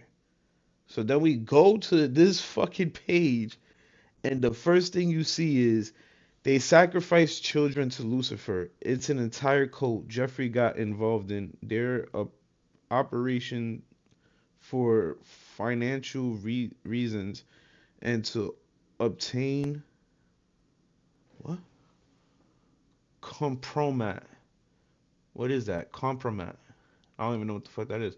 But he never participated in those rituals. And then she said again, I'm not suicidal, just in case you'll know the whole truth soon. After years of silence, the truth, Jeffrey was innocent, trapped by powerful people who silenced him. I was his last confidant, and I have the evidence to prove it. Yo, this is getting deep, bro. This is getting fucking deep, bro. This is literally a movie. How the fuck did we come across this page? Like, what? We do not need to show us on. Wait, what is this? She's the jerky supply. Well, wait a minute. It's highly addictive if it's 6 days. It's an old account. Yeah, joined November 2017. And it's an old account, but she's posting this shit hours ago, bro. This shit's making me itch, bro. I'm really getting nervous, bro. This is crazy.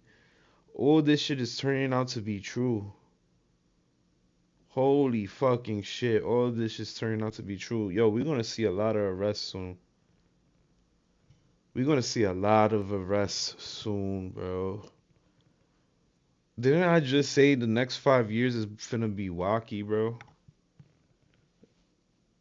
Oh my god, I think that shit starts this year, bro. I think these motherfuckers is gonna start getting held accountable. I can't wait for this shit, bro. I think they was just waiting to get all this fucking evidence and everything, and boom, they just dropped it on us because they already know who they coming for. This is crazy, bro. I can't believe this shit, bro. My mind is blown. One username change sent last on November 2017. So That's her name. How do we know who this person is? I'm not seeing her name. He probably kept her out of this. There. Kenya Shula. A small insulated bag. That was from... Oh boy. Oh my god, this is all becoming true, bro. This is fucking crazy, son. Son. Holy. What's done in the dark must come to light, bro. These people was doing some wicked shit. And I thank God, bro. This is craziness, bro. I thank God we capturing these niggas. Bro, 2016. Think about it. 2016. She made her fucking Twitter in 2017. And she just posted today about this shit, bro. Holy shit. This shit gets real, bro. This shit gets really real. I gotta send this videos for people, bro. This shit's getting really real, bro.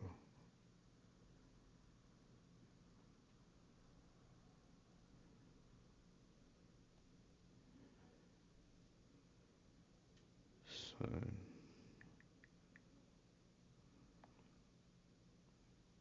Holy fucking shit, bro. I ain't gonna lie, this confirms everything, bro. This shit confirms everything, bro.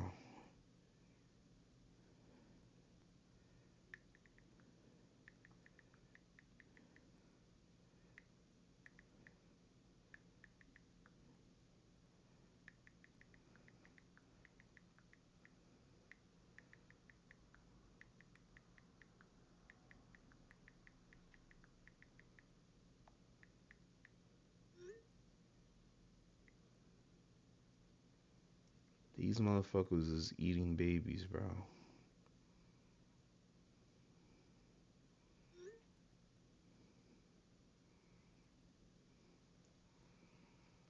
This shit is crazy. This confirms everything, bro.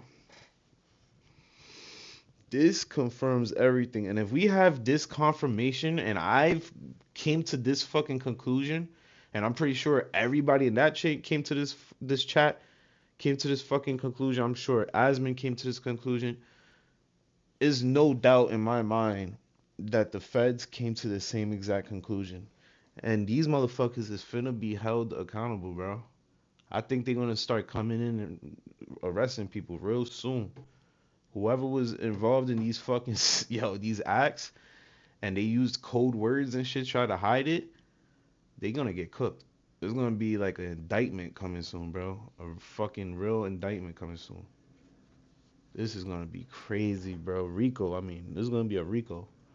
This is gonna be a RICO for sure. We gotta get all these fucking people investigated and off the streets. Who the fuck knows if they still participating in sick shit like this, bro? This is crazy. Boy. So this is bananas. Right there? Yes, apparently. And Francis Derby is literally the executive chef at a restaurant called The Cannibal in New York City. He left. What? Who? So, right there, yes, apparently. And Francis Derby is literally the executive chef at a restaurant called The Cannibal in New York City. He left in 2017. Wait, what? The Cannibal restaurant, New York City? Wait, I what? never heard of this shit. I never heard of that restaurant. Hold up. Hold up. Is a beer and butcher. Where is it here? And its focus is on sustainable meat and the massive inventory of craft beverages. Did their top chef leave after the Epstein... Leave as a result of Epstein. As a result. Well, how would they know that? There's no way, right? Jim and I won't answer that. There's no reference. Yeah. Francis Derby. He left in 2018 simply to return to Long Island. Okay, so he's not... Yeah, it's not. Okay, that's interesting. Wow. Did they serve beef jerky? Does beef jerky.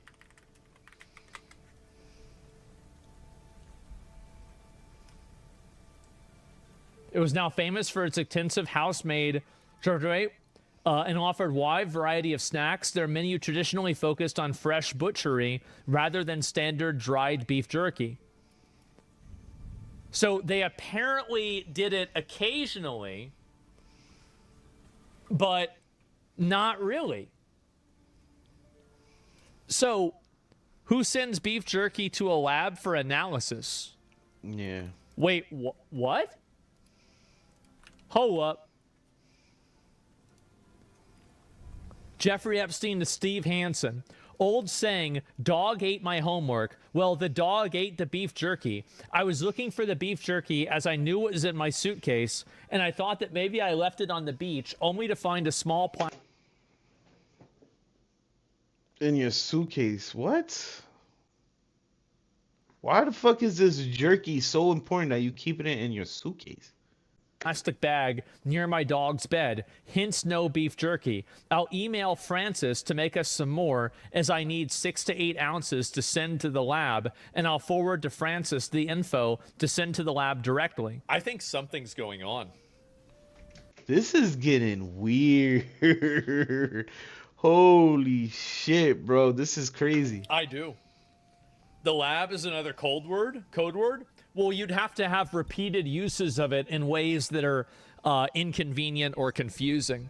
So that's it. Is this beef jerky was adrenochrome? No, I don't think that's it either. I'm just like looking at everything. So what else are these people saying about it? 6 bags of beef jerky in the downstairs freezer. Why would anybody freeze beef jerky? Exactly. Epstein said he was going to start eating regular food again. How is beef jerky not regular food?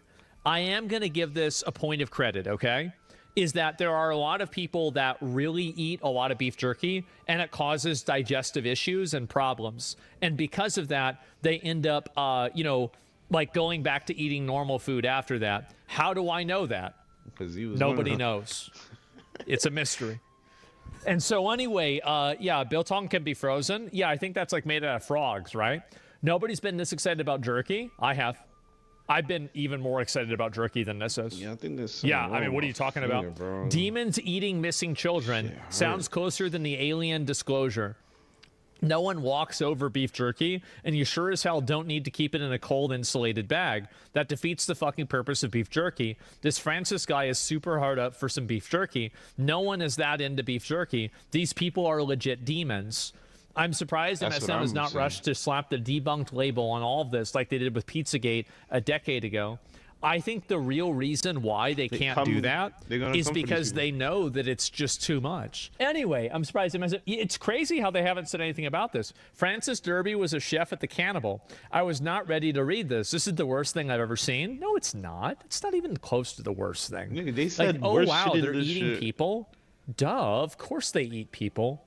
Like, that's not even that bad. They was describing worse shit in here Like, already. really? I mean, I think that there's a lot of stuff that's worse than that. But they This still, is that's probably still like disgusting. number 5 or 6. Yeah, but it's pretty bad. Yeah. But like for Epstein, is it bad though? Right?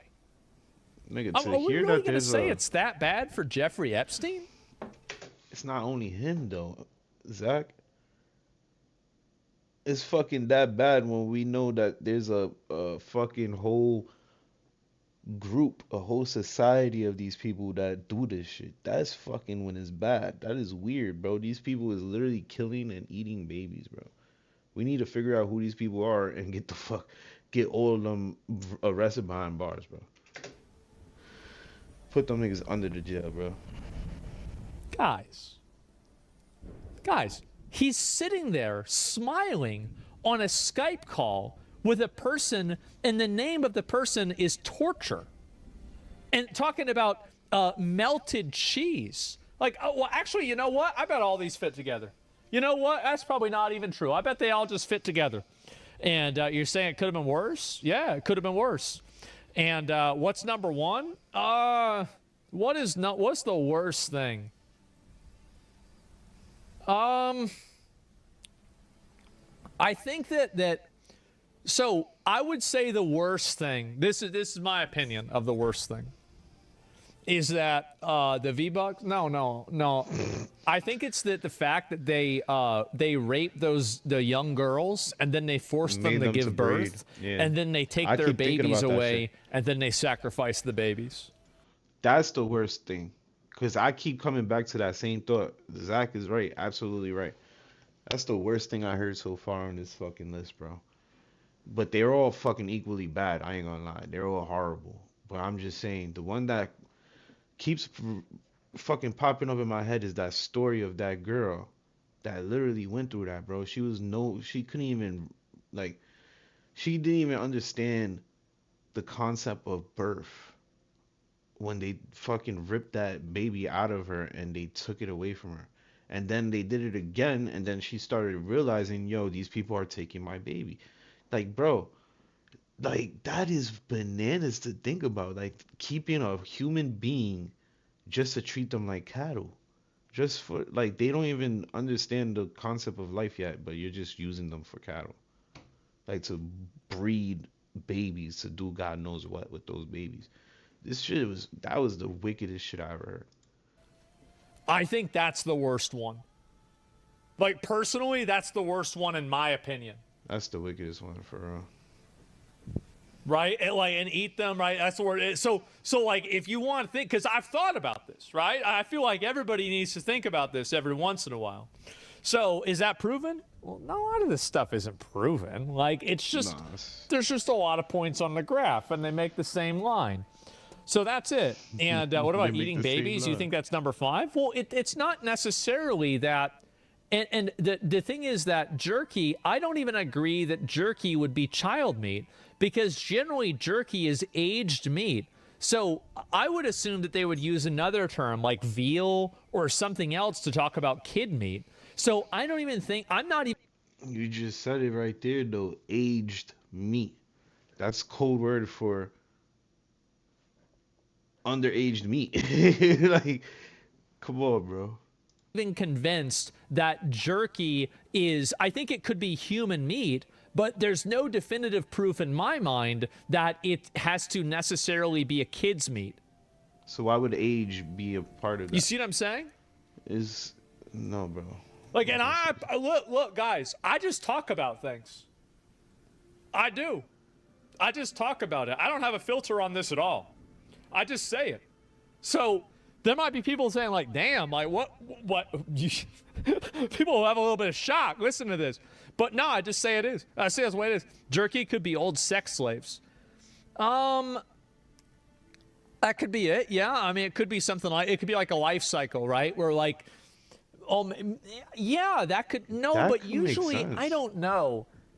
I mean, that could make sense. Holy shit. Like, put it in a full circle. Jerky could be the fucking people that they put through the torture of giving birth. And like they said after, well, that was the Brazil one. Brazil one, they got rid of them after 10 years. So maybe that's the jerky once they turn a certain age and they kill them or some shit. And then I don't know, bro. This is getting too deep. The ounces of it too, not 6 to 8 pounds. It says 6 to 8 ounces. So like theoretically, right? Is that so? You're saying that they use them as sex slaves, and then once they're used up, they kill them and then eat them. I don't know if I'd believe that, and I'm going to give you the logic of why I wouldn't immediately believe that. It's because there's like an unspoken, actually it is a spoken rule. There's a rule that, I forgot where this came from, that you can have sex with a goat, but you can't eat the goat after you have sex with the goat. And I think that in general, a lot of these people probably would not want to eat something that they had sex with. Is that in a wrong? I don't think. Nah, bro. You're bugging.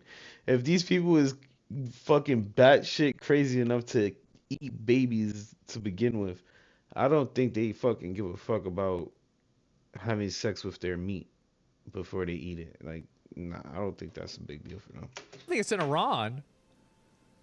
But you could sell the goat to somebody else to eat. So maybe, because you can see what I mean, for wrong religion, but I think that it's like, but like, why did the religion come up with that idea? It's probably because the idea of, but then they were sacrificing babies and eating the shit out of their intestines, so maybe they wouldn't care. I don't know. That's what I'm saying. They don't care, bro. Because the purity of the meat, right? Yeah, exactly. I don't know, because like it's about figuring out the logic for this, right? And it's used as an insult. I'm just thinking about it, right? I'm thinking out loud. I apologize. Conversations left the rails. It's about wishes. Moloch, Baal is a genie personification too. If it's human meat, it's probably baby's meat because of the amounts and the scarcity. Yeah, that's how I'm thinking. Yeah, but like, I mean, so you're saying they could be eating the babies? They're not. Maybe they sacrifice them and then eat them. There's no logic, brother. It's sick. Well, I think that there's usually there's like an internal logic system that people use, even if they don't use the same logic system that everybody else uses. You're trying to, you know, it's 8 ounces a baby. For sick people. I knew it. 8 ounces is a fucking baby, bro. And then not only that, this motherfucker. I know Zach is just trying to fucking make sense of things, but you're literally trying to put logic with what these motherfuckers are doing. These motherfuckers, what they're doing is not logical. It's very irrational. These motherfuckers is not thinking logically at all. They're eating human flesh. Point blank period. They're fucking not logical, bro. They're not thinking that way. I don't think they give a fuck about anything after that point, bro. They willing to eat human flesh. That's true, but also that's including bones and like the skull, which would be removed if you were going to kill somebody and then cook them and eat them. So like really, and that's also the dried meat. Like think about it. You ever put like a hamburger on like on a stove or on a grill, it gets smaller. Like everybody knows this. This conference. No, I'm just thinking about it. What? Well, I'm thinking about it. This could be before? No, because it said it was going to deliver it. It said it was going to deliver the 6 to 8 ounces. So.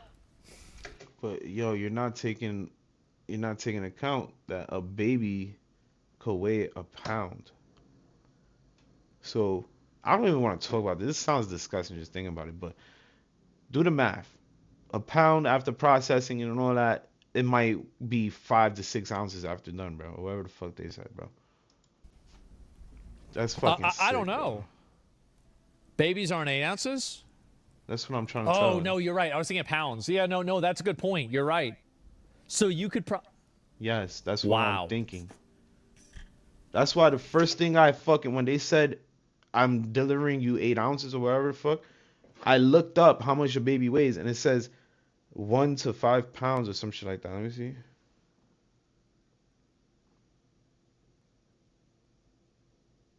How much do a newborn weigh?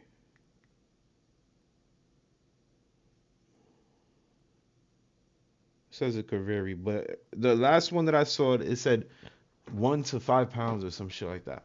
So if you're doing the math, which is kind of sick, that's why I didn't want to talk about this last time. Like what he just said, when you put a burger on a grill, it shrinks to like half of its size. Do the math. How much is a pound? 16 ounces. What is half of that? 8 ounces. Well, no, a pound is more than 16 ounces. Is it? No. Yeah, it's 16 ounces.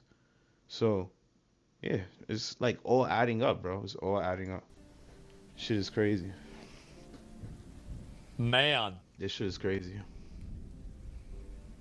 I'm just doing the math in my head. Because, like, okay, this is like a South Park episode about this? I mean, I never seen that. 8 bags, 8 ounces. This is a lot. This is a lot for me to think about. Are there kosher rules for cannibalism? Well, I don't know. I mean, are cattle kosher? I have no idea. We're dealing with pedophiles who worship demons from biblical times that control everything on the planet, and y'all are talking about voting them out. Yeah, it's okay, guys. If you vote for the other side, it'll all go away. I think the sub needs to change from conspiracy to I told you so. This is a lot, huh? Epstein's last girlfriend is posting right now, and it's getting crazier. So This is the other one, right? So this girl, randomly, I don't know who this is, but people are saying this is Jeffrey Epstein's last girlfriend. And this is the same name as inside of the files, and her name change hasn't occurred since 2017, before the files released. And she's following Stephen King, Ricky Gervais. I mean, this doesn't really mean a whole lot, right? I mean, I don't think there's really, I don't know why I'm not following him. And yeah, I don't know. She's following Satan.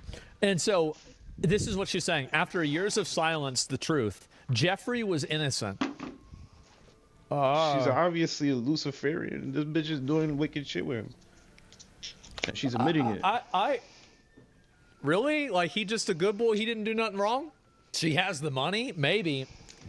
Trapped by powerful people who silenced him. I was his last confidant, and I have the evidence that they're still hiding. I'm not suicidal, just in case. You'll know the whole truth soon. They sacrifice children to Lucifer. It's an entire cult. Jeffrey got involved in their operation for financial reasons and to obtain Comproprot, but never participated in the rituals. This is information that can be used as collateral, right? Like, yeah, and let people know she's not suicidal. It's like a KGB term? Yeah, okay, that's what I thought. And it was a long time ago, so I wasn't really sure. Blackmail. Okay, yeah. So, and I've got frame mogged. Yeah, I hate to say I know that. But yeah, I saw that. Anyway, is it a comment that said Epstein told people to destroy a food dehydrator? Is that it? And I know. Innocent, by the way. Guys, I'm just not sure I believe this. Here's the reason why I don't believe it. Nobody in their right mind, well, nobody in their right mind would date Jeffrey Epstein. So maybe we're not dealing with a rational individual. But like in general, what is this here? I'll pull this one up and see it. Okay, here we go.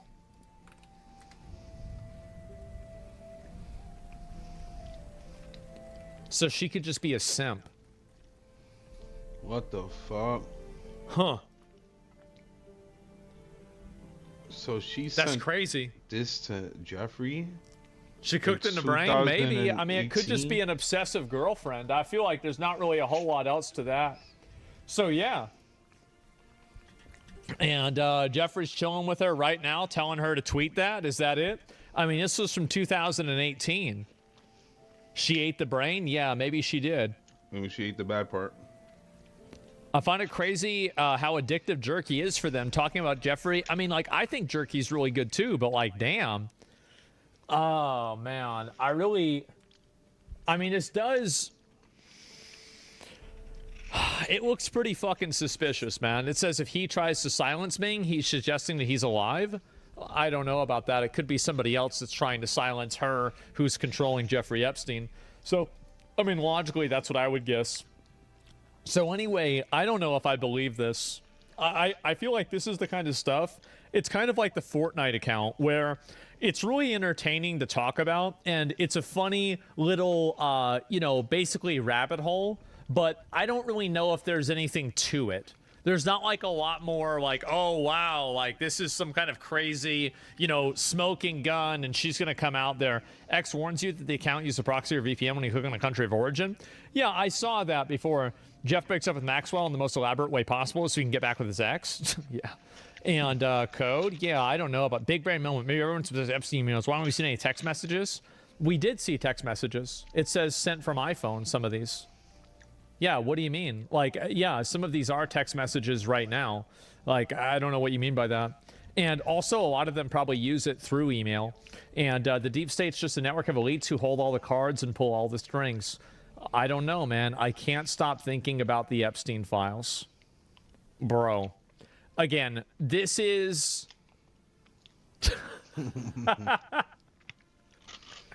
Imagine realizing the God hand is real. Yeah. It's like you read Berserk or watch Berserk. It's like, damn, this shit's crazy. And then you're like, wait a minute, wait, what? What do you mean? What do you mean the eclipse happened in real life?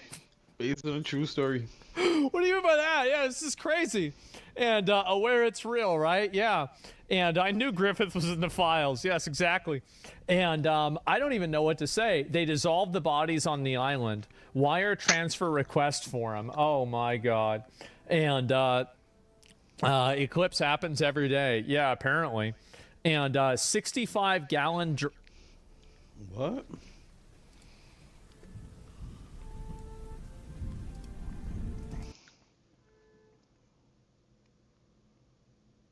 Wire transfer request from...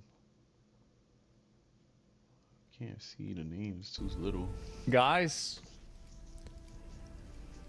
6 55-gallon drums sulfuric acid with fuel and insurance charge. They are dissolving bodies.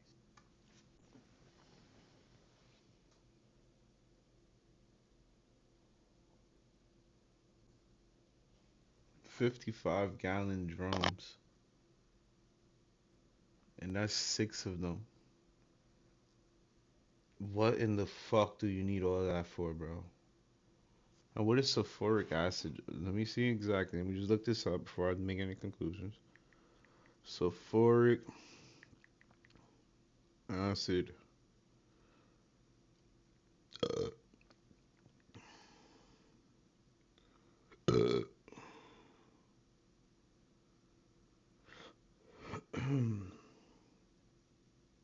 Highly conversive. Yeah, I can't see this word. Colorless, oily, and viscous mineral acid, often called oil of vitriol. Wow, that's crazy.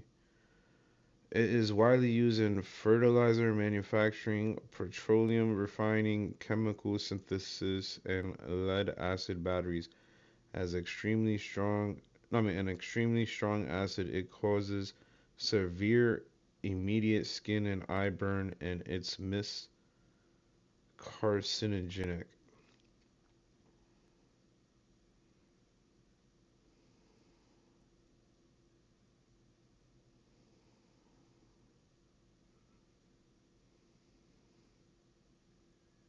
This is crazy.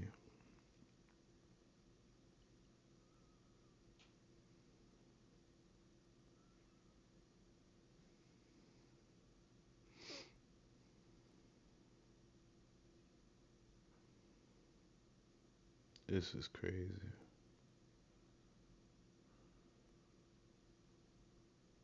Why would this man be ordering literal tons of this shit to his house, bro? Why?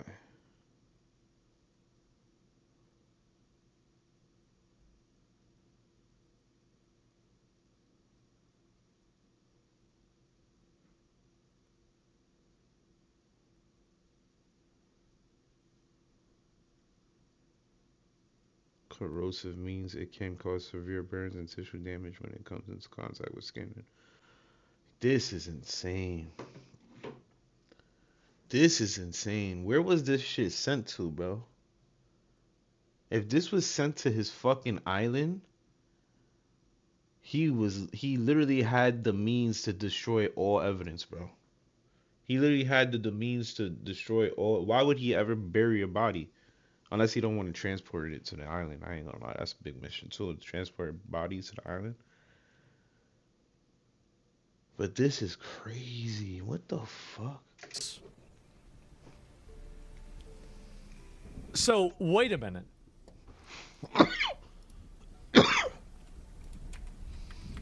That was sent to his island?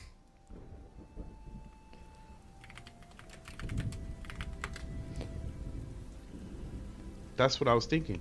So, there's a trap door in Jeffrey Epstein's house that leads directly into the sea.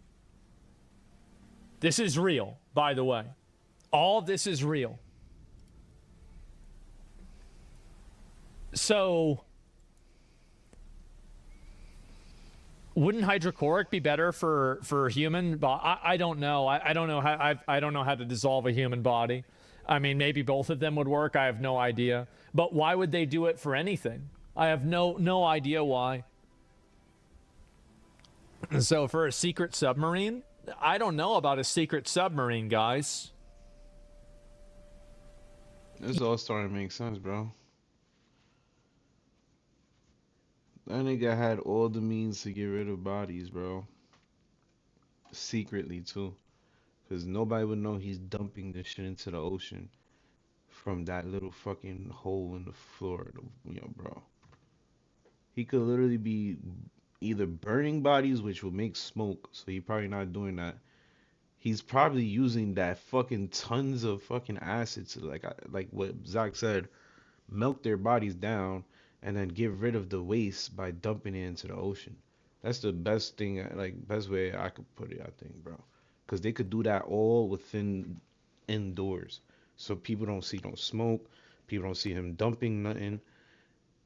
I think that's what they did, bro. Yeah. Now, we used the warehouse for the island. So that could have been hydrochloric acid isn't as strong. Yeah, I just don't know. And did he have sharks down there? Well, people originally thought that they threw the bodies in this hole and then they were eaten by, like animals like sharks or something like that, which I think that's a pretty good theory.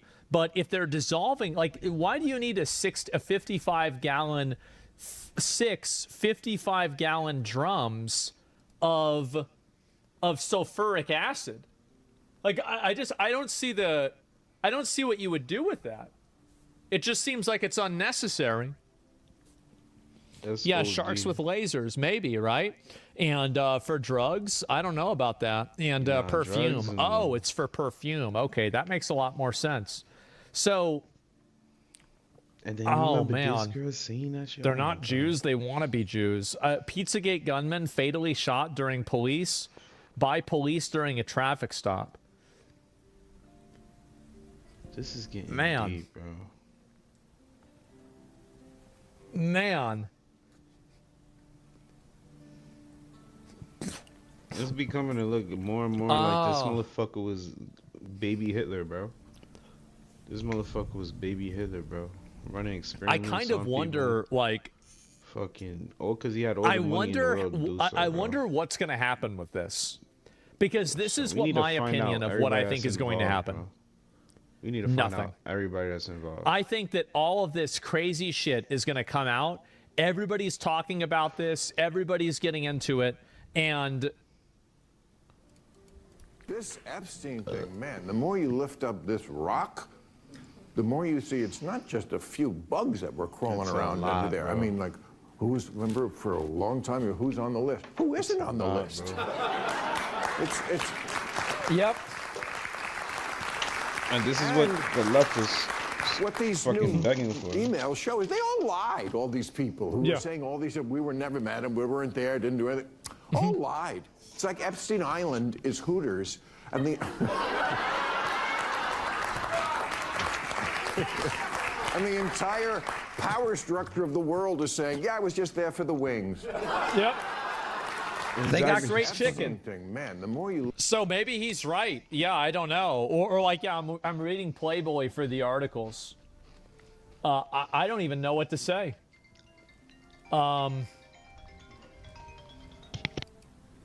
when President Trump speaks for the American people more generally, and he says, guys, don't we have better things to do? You can understand his irritation. The man is trying to negotiate an end to a war in the Gaza Strip. He's trying to negotiate an end to a war in Ukraine. He's attempting to revivify the American economy. He's attempting to crack down on illegal immigration. On a list of American priorities by the polls, the Epstein-Maxwell case comes in pretty close to zero, just on a list of priorities. However, when President Trump speaks for the American people more generally, and he says, guys, don't we have better things to do? You can understand his irritation. The man is trying... Man, I really... So... The gangs didn't just murder, rape, extort. They also worship Satan. The gangs didn't just murder, rape, extort. They also...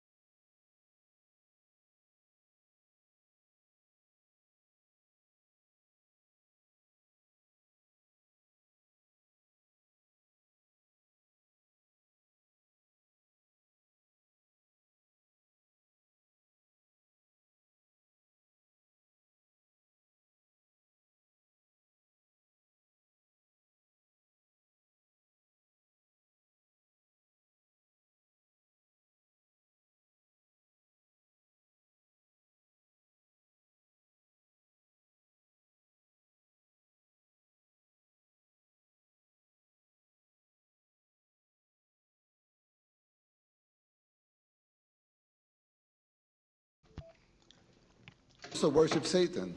Straight up, literally. Many people don't know that our enemy was not just a flesh and blood, but a spiritual as well.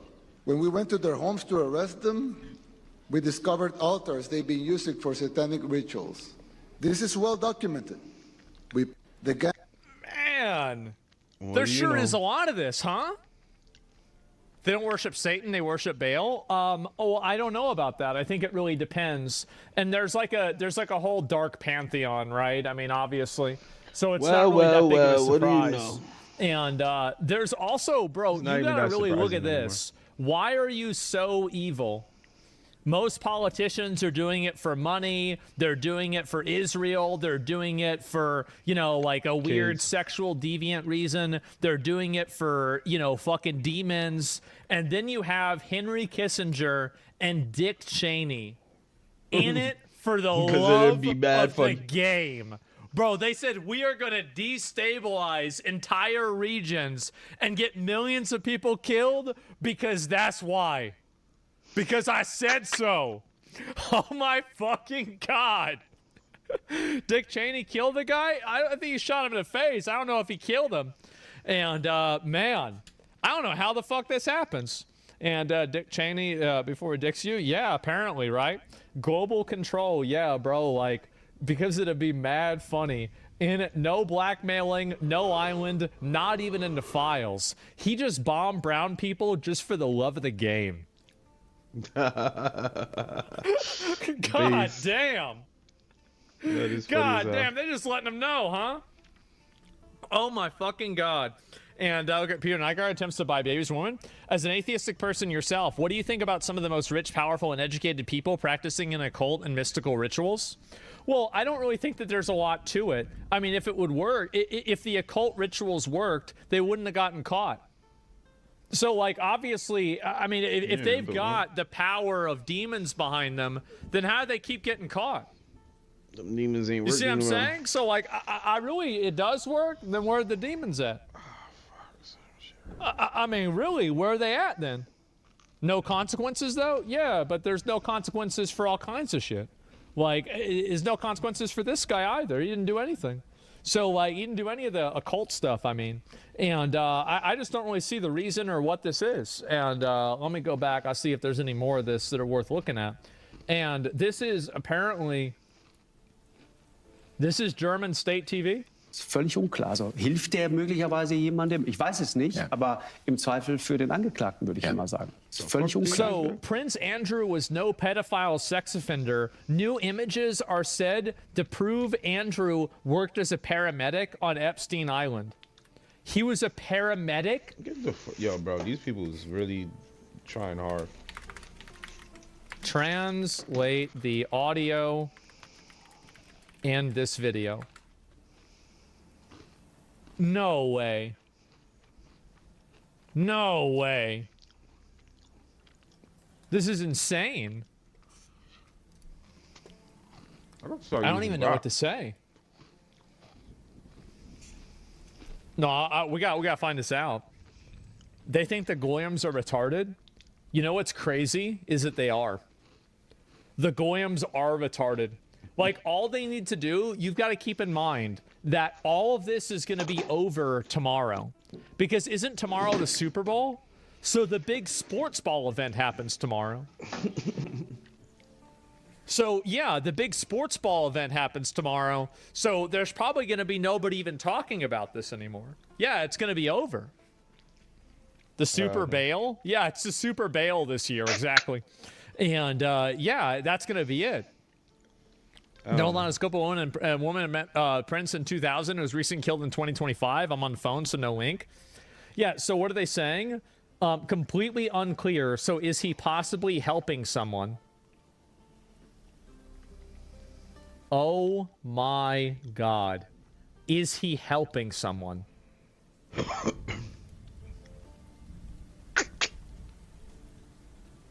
These people are so stupid. It said he's sarcastic? Okay. Never mind. I don't know German media or anything like that. And this is also, remember what I said before about how people are going to warm up to the idea of voting for Hunter Biden? You may not like it, but this is what peak American morality looks like. I would trust Hunter Biden running my country more than any of those pedophile elites. That's sad. I told y'all. No, see, that was the big one, right? A lot of people didn't want to believe me when I said that, but now I think it's becoming more evident that it's happening. He was a PDF? Yeah, he was. I've heard about that. And anyway, so let's go back. I'll see if there's any more of these that are worth looking at. But yeah, apparently this is just getting weirder and more insane. Oh, yeah. Because if you ask me any questions, you're a conspiracy theorist and you'll be shut. Alex Jones in 1996. And then you'll be laughed at for thinking that there could be any manipulation and control. Forget the fact. Don't ever ask any questions. Never look under the water. The World Council of Churches. Let me stop you right there. Every one of those groups is real. I've seen them on C-SPAN. I've read the Council on Foreign Relations bi-monthly book they put out. You can buy it at Barnes & Noble or any major bookstore. And it's called, the name of it is called, Foreign Affairs and World Politics. And the thing in there is, well, New World Order, do you know your way around? And this is the biggest industry in the world, is corrupt international banking. I don't mean local banking. And it's real. They're out in the open. But the little serfs, the little idiots, Peter doesn't tell them. I don't mean to be mean, but they are. They just go, Big Mac cheeseburger, please. That's all I care about. And I'm just trying to say this. He's talking about Goyslop in 1996. You idiot! It's real! It's real! It's right in front of your face. And they just go, no, it's conspiracy. Everything is wonderful. I never question anything. You can't prove one single thread of what you're saying. How dare you? You are a serious travesty. In fact, I am very afraid of you militant type people. He's still the same person. But I remember back then I used to watch Alex Jones heavily, and everybody thought I was bananas for watching. Huh? He really has been. Like, That's crazy. my man He never actually has changed? some points, but he bro. never changed. Like, He always real been that way. ones That's never crazy. change. You Real can ones go never back change. and see videos of any of the real ones. And he got it's the crucified for same one all the mistake. way Okay, through. he fucked up. And let me go but- back. I'll watch this one next. You know they a lot of shit that he said babies. actually came true. That is not bullshit. It's true. So it's not just the dogs and the cats, not just the pets. It's not just the dogs and the cats. They're full-on vampires. And everybody still thinks I'm crazy, but I'm not crazy. They're full-on vampires. They love the taste of human flesh, and they drink human blood. Excuse me, They ma'am, do, it's Tucker. jerky. Stop staring at me like You're that. freaking me out, man. Because They you do. spent your life in the entertainment business, so I think you have some authority on this. Yes. So many kids that I was in mental institutions with over the years, they are all from those cults. And they've covered it all up. They covered it all up. And, you know, I just pray to God. I'm just going to pray to God that he opens everybody's eyes in this country. Man. By the time we go into Man. vote for Trump, that he will open up everybody's eyes and they will stop pretending to be asleep. You know what they say, you can't wake people up that are pretending to be asleep, but I pray to God, Yeah, that's a good point. please I've never wake heard that. up I even like that. those who are pretending to be asleep with the irrefutable truth Man. of what the worst people on this planet are really up to. They are really up to that. They're doing it. Jesus. There are so many victims. There are so many victims. There are so many children victims that are now adults. The epidemic in America is child sexual abuse, and I just want people to see it. I want people to open up their eyes and see how prevalent and horrible it is. 1 of 3 girls, 1 of 4 boys in this country today. It's just horrible, Really? and you just I can't can log imagine, on what the right fuck? away anymore. I can imagine, It's going to bro. get This shit is more getting and sick. more apparent, and you got to choose your side. Yeah, there's no way it's that high, right? Bro, there's really a lot of sick people in this world, bro. Like, there's no way it's much worse. Yeah, and that's probably what gets reported, right? And so you gotta think that, like, if it's that high, that's the bottom, right? There's Not a the lot top. of sick people in this world, bro. I can't believe this. That shit's crazy. What y'all driving like that for? Yo, you fucking up the... Yo! Yo, I'm good.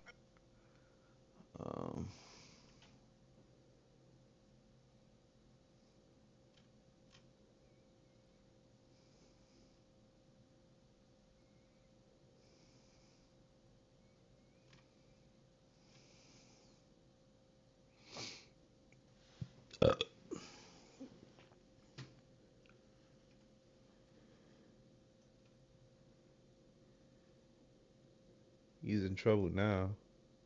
What happened? Over in California, you got this where Gavin Newsom's bragging about the high-speed rail, but apparently he's standing next to a slow-speed cargo train.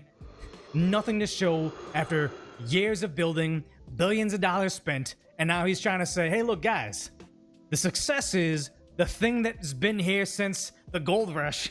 That's why I need more billions. Central Valley and Wasco, right near Shafter, and we just made an announcement of our progress here on the high-speed rail system. We're now in the process of starting to lay track, 119-mile first phase, fully funded because of the investments we'll make. It's almost alluding to this insane. Track fully funded. This is what you've been paying. This is where your billions of dollars have been going to. This freshly built train from the 1949. This is what this is old, but again, if you vote for Newscomb or have voted for Newscomb, you probably want that bright. make through the Cap and Invest program through 2045. 1,700 people every single day. Union jobs. Go to. If there is that, what is it, 1,700 people? Wait, what is it? Job every single day. Union 1,700 people. If there's 1,700 employees laying 0 miles of track, I got an issue, guys.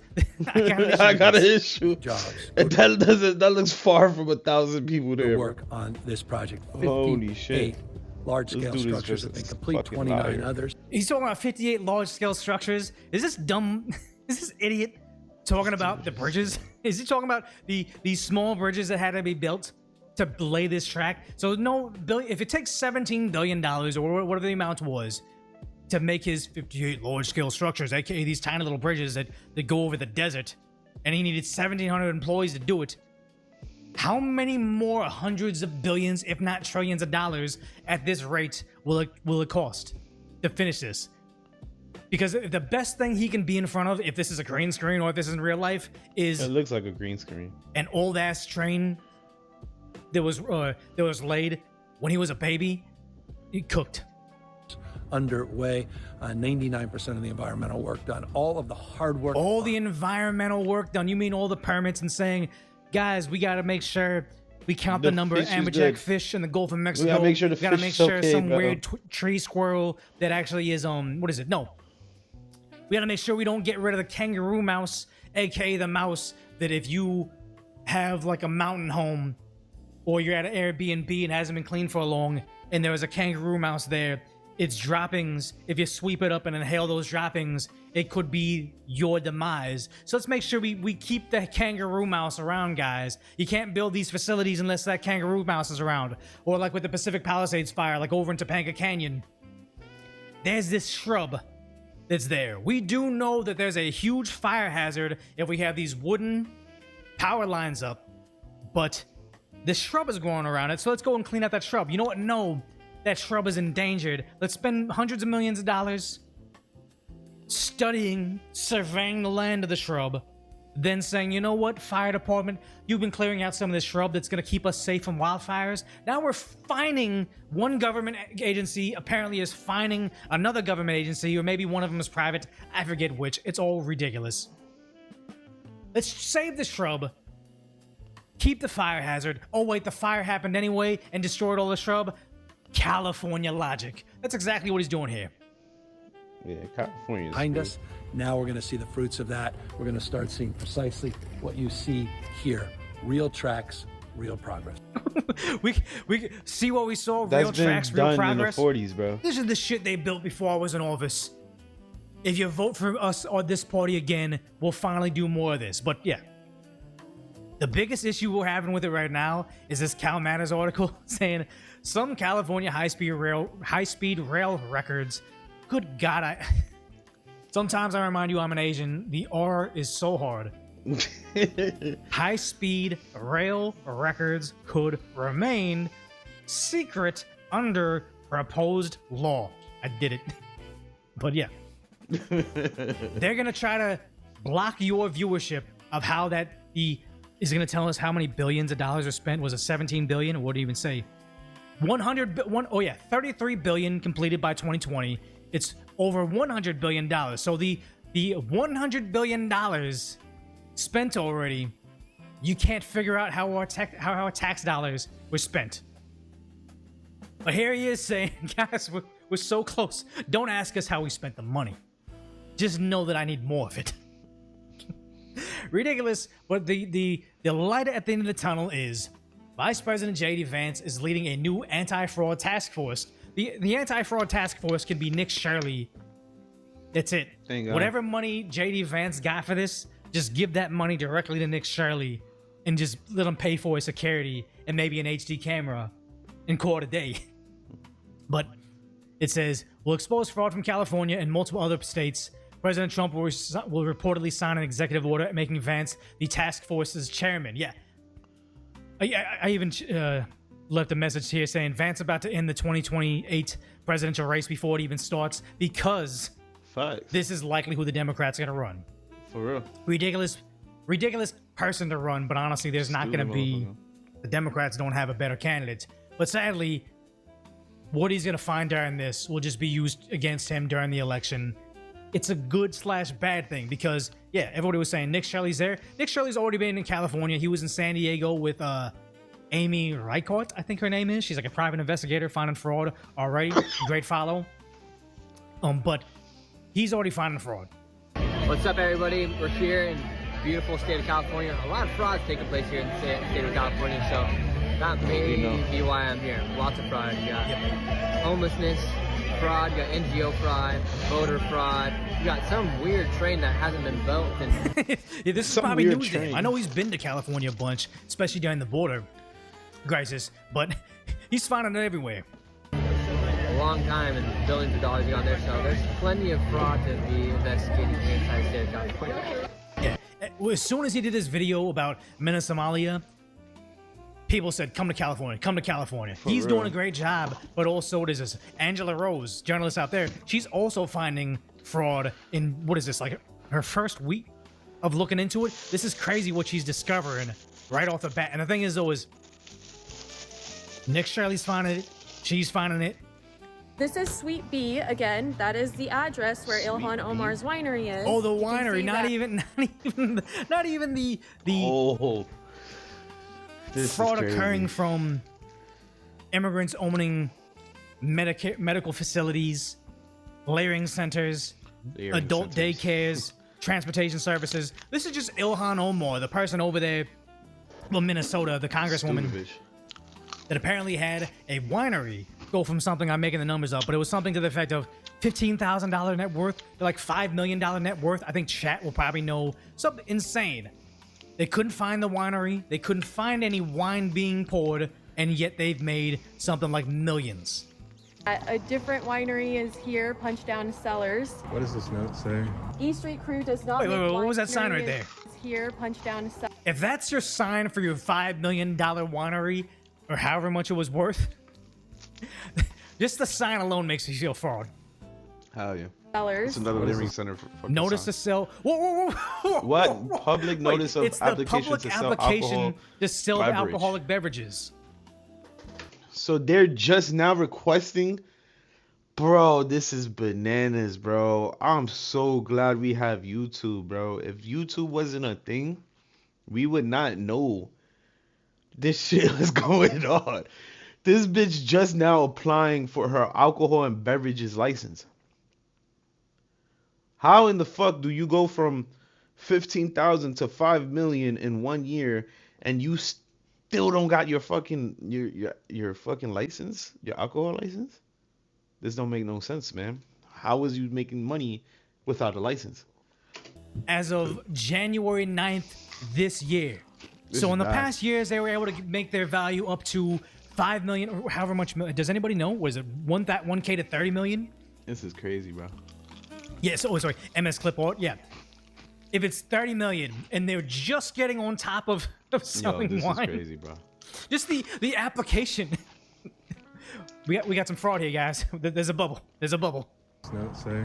E Street Crew does not make wine here. They were a client many years ago and have ceased operation. Their operating address is linked to this address like all other client wineries because of state and federal filings. Oh, it's a new tenant. So I wonder what else sense. they have to show for it.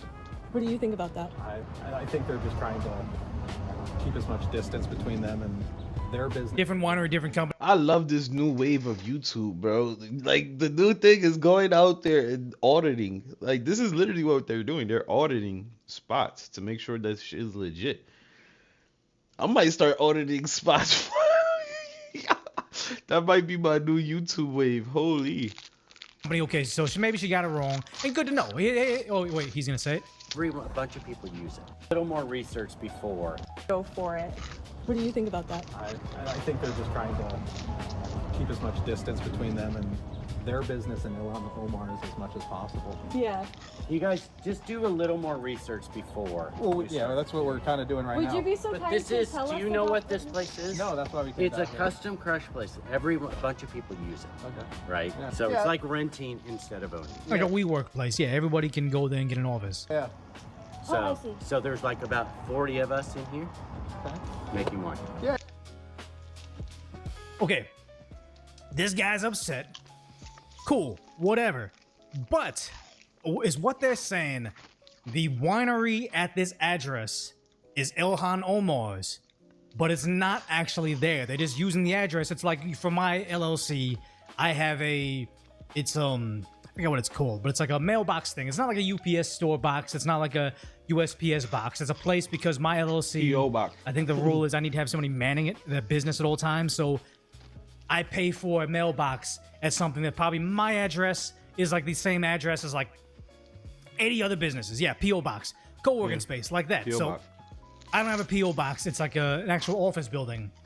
I'm not there. Never been there, but it's still my business. So they'll what do you call them? Registered agent, I think it's called. But yeah, the idea that he's upset about this, but that means that a allegedly $30 million winery is using his address should be an issue, because also he's working hard. Is this a seller? He's trying to sell wine or whatever it is. He's trying to do business, not even knowing. You're being an idiot. You're being an idiot.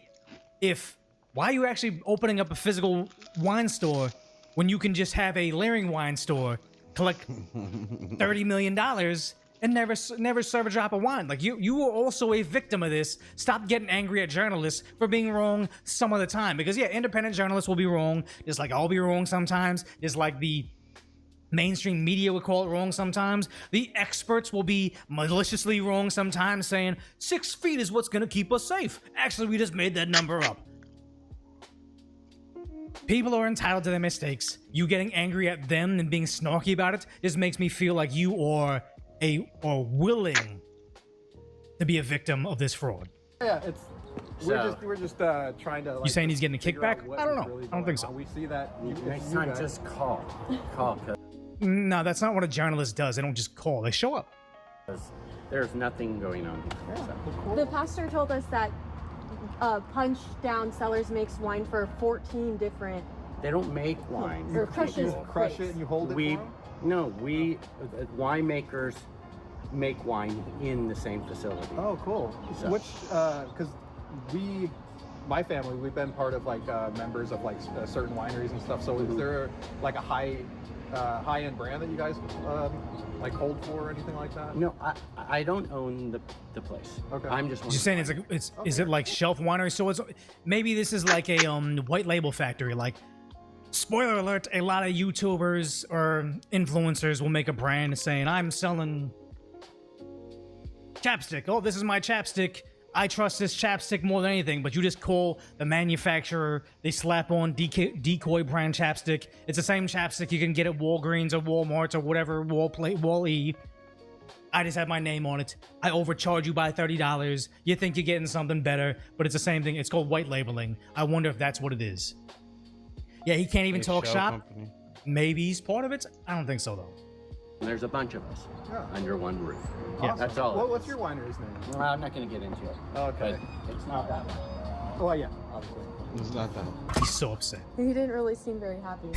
Yeah, he was not happy about this. Coming to check this place out or something that they needed to put a sign on it. I mean, probably. I haven't noticed anything. I would imagine so, because I mean that company's being sued, right? Oh, the company's being sued right now, so okay. Maybe he has a legitimate reason to be upset. I don't know. But the problem is, it's not just Nick Shirley. It's not Angela Rose. It's random. Is he a TikToker? Is this what is this text here? I feel like this text is. This isn't TikTok. Maybe it's not. Maybe it's Facebook. But yeah, he's over there. Okay, you guys. Seriously, I went down the hall, and there's a corner. There's another corner with 3 different hospices. The same thing that happened with the laying center. That's crazy. How in this Same one exact weird thing. office park, there's no kids, but every single unit seems to have 6 to 7 different adult daycares or kid daycare. Like, same exact fraud, same exact scam. It's like the million monkey theory. They didn't all teach each other this. They just started to kind of do it naturally and learn it from the fact that they did it once. The fraud was small. The fraud got larger and larger and larger, to the hundreds of millions of dollars, maybe billions of dollars. It branched and off. Nobody noticed, so why would they stop? They just branched off. And the good old Ring camera. This is insane, dude. There might be 8 or 9 hospice corporations in this business. So, North Hollywood must be booming. Yeah, North Hollywood must be booming. There's nothing up there, guys. The place sucks. But yeah, random guys finding potential fraud. The Senate Aging Committee and Elon Musk actually finding legit fraud. They said, how does LA County have hundreds of thousands fewer seniors than Florida, but over 30 times as many taxpayer-funded hospice care providers? Likely fraud. That's simple math. Simple fucking math. Holy shit! This California is a fuck. I think it's gonna be a bigger version of Minnesota. Bro. Taxpayer money down the drain. It causes higher healthcare costs for American seniors. Thank you, Dr. Oz. He found it. So it's like, yeah, Rick Scott, Dr. Oz, they're finding this fraud. Shout out to Elon Musk for amplifying this, but also it's even Congresswoman finding it. Like, it's crazy how much fraud they're finding and all this. I also want to talk to you and thank you for being willing. This is a little bit.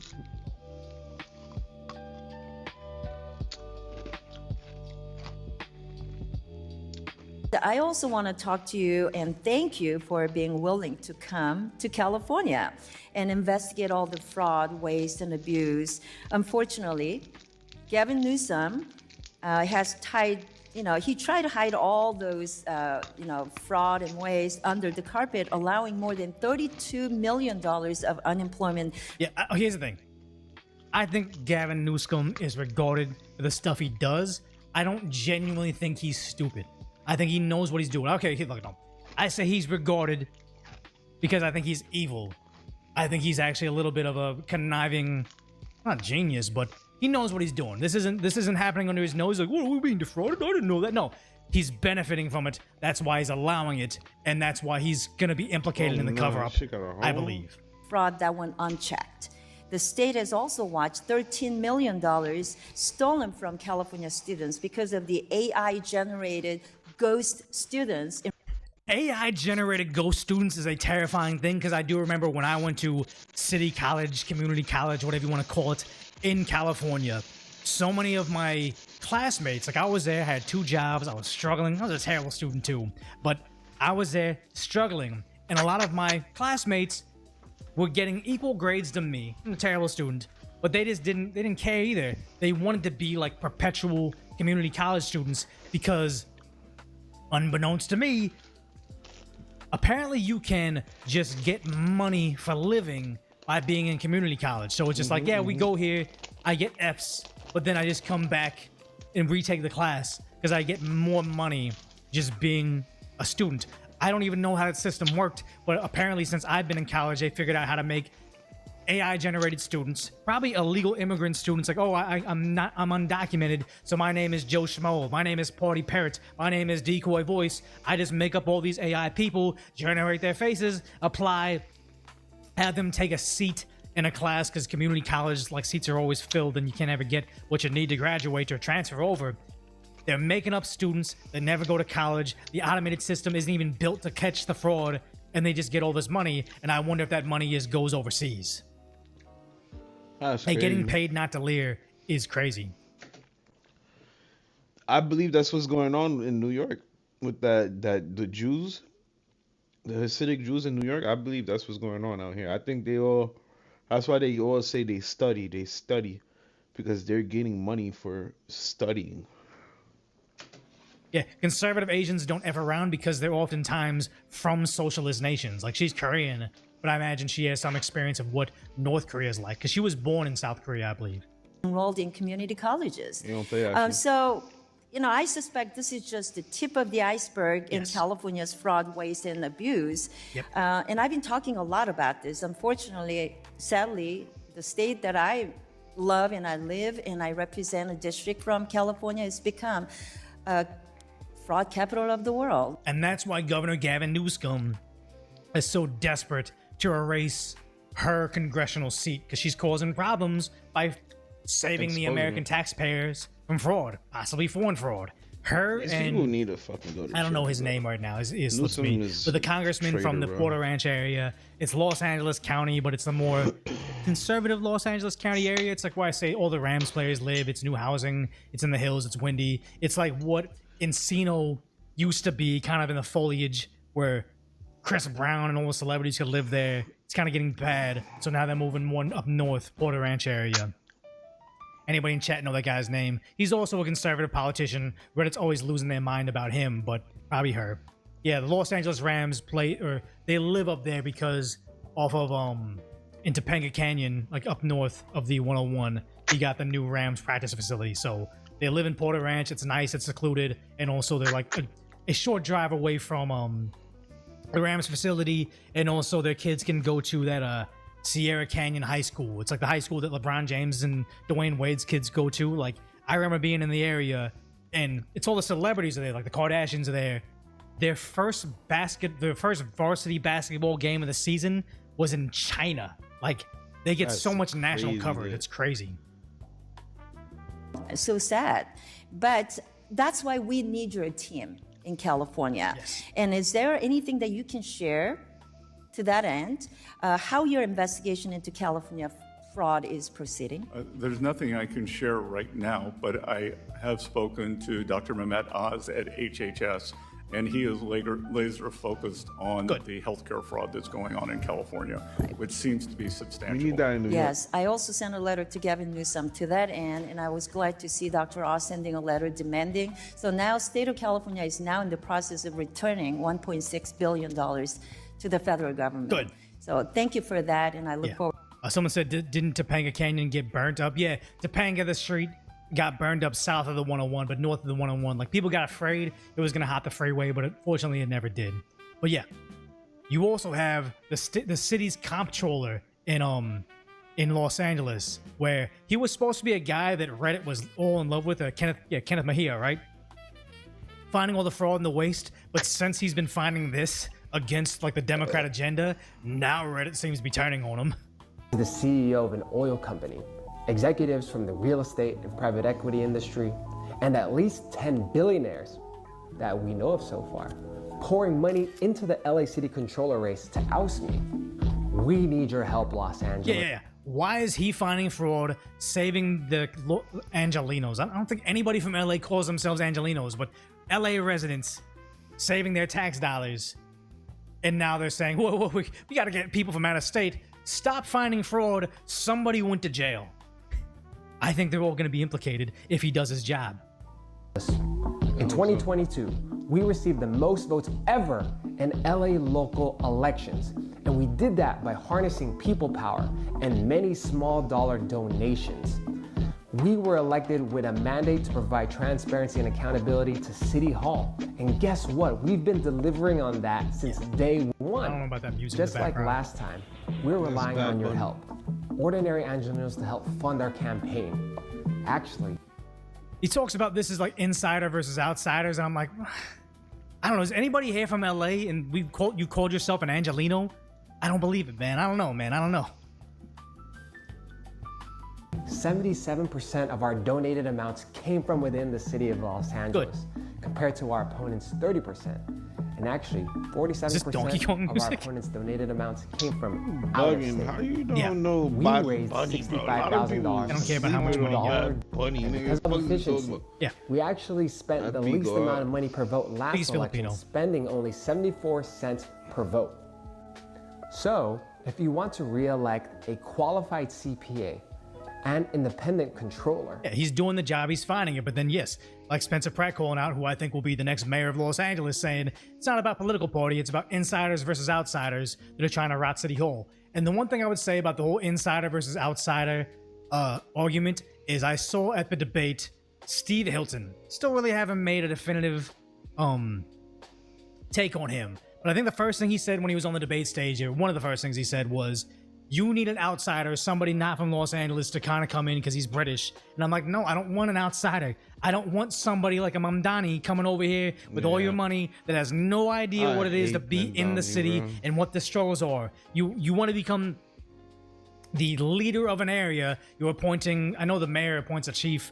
Does the governor appoint the CHP command? I don't know, but okay. But the thing is, you're going to be in charge of all these people. I want you to have experience. I want you to live here for a long time to know what is going on. I don't want outsiders coming in to try to fix things. But here it is. Governor Gavin Newsom, they think he might be wearing mascara. So with all this stuff happening, all the fraud being rampant, people wanting answers, what is Newsom providing in response to all the rampant loss of our tax dollars? Well, this is the same. Oh, this is loud. This is low.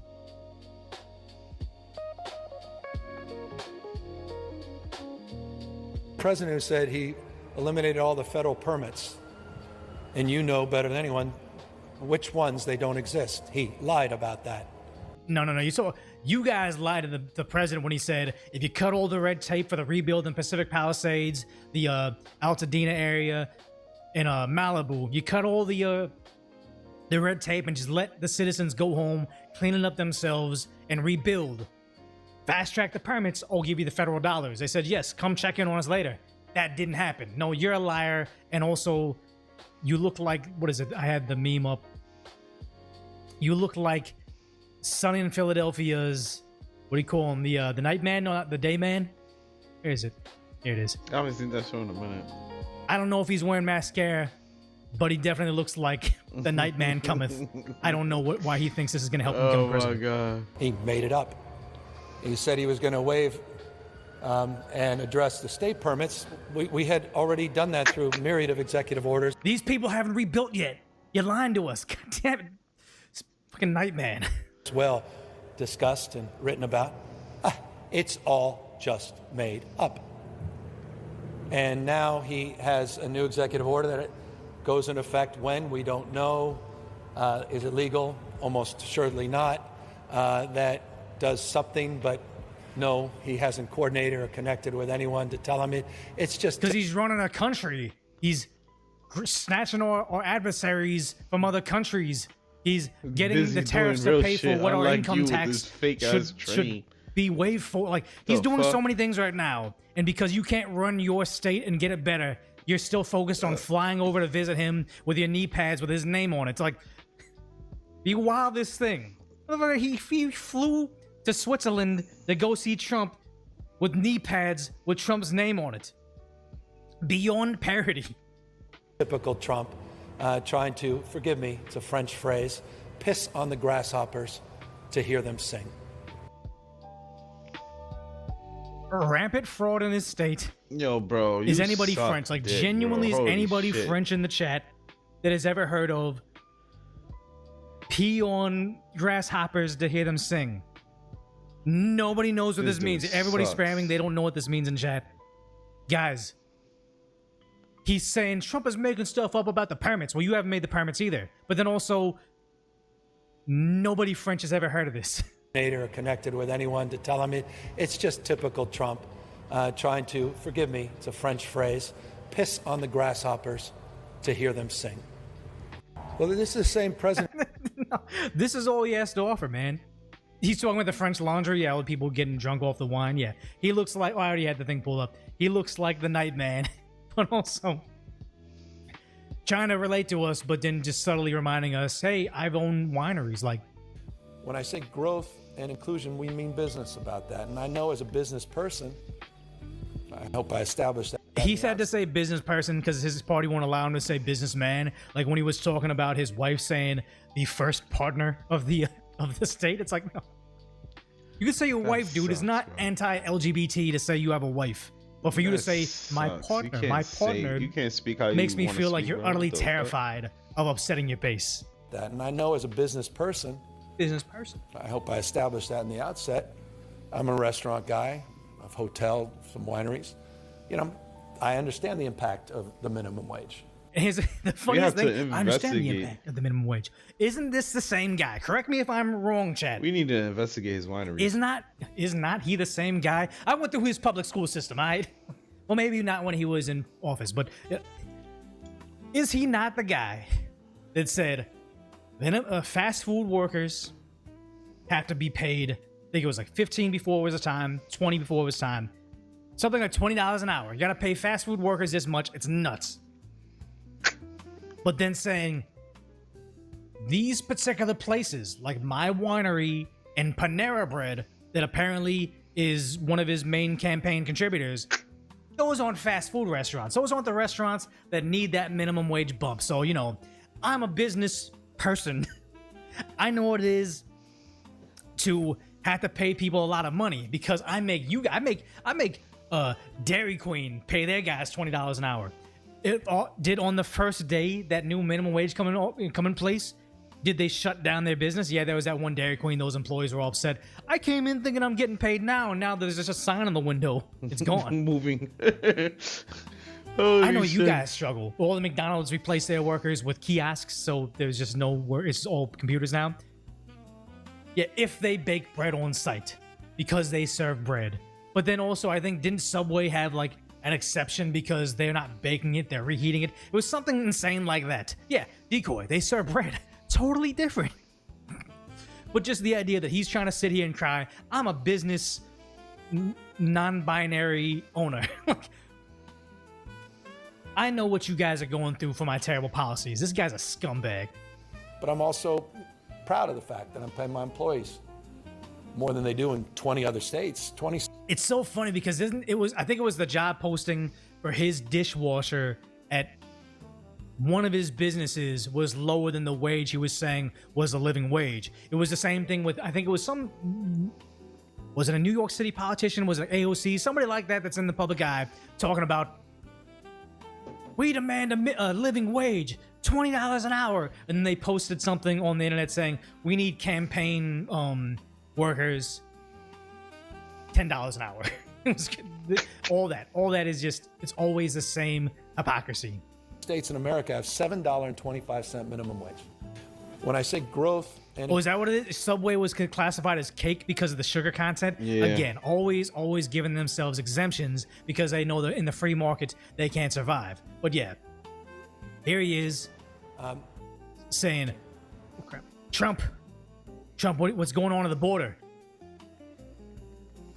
We are fixing it. we have very strong opinions on border security. That's why we sent the National Guard to the border. Oh, wait. He's saying he sent the National Guard to the border. This was, I don't know. My opinion was a little different than the prior administrations on border security. And that's because he realized that once Trump won the popular vote, he can't win the national election unless he flip-flops on it.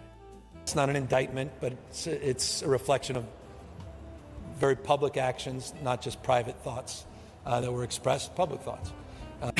He's worse than Karambula. But here he is during Biden's administration. This whole damn border debate is made up. It's made up. This whole damn border debate.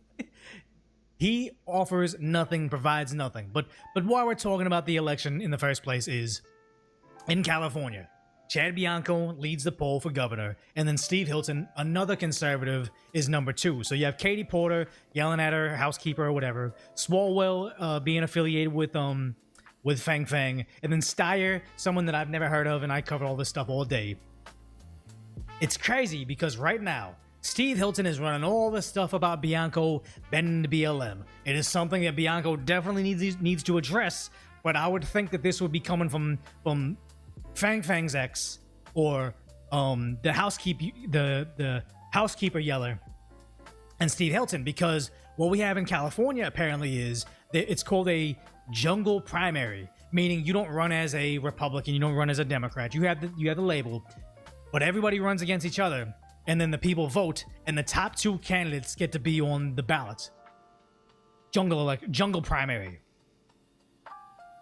Californians might just have an option between the 2 conservative candidates and actually have no Democrat by default person to vote for. And I know that a lot of the regular Democrat by default voters will go for the person that seems the most moderate, but I would be very curious to see, should Steve Hilton's effort to knock down Bianco fail and they win both 1 and 2, like, I don't think they should be running against each other. They should be in unison until the actual election when they win the jungle primary.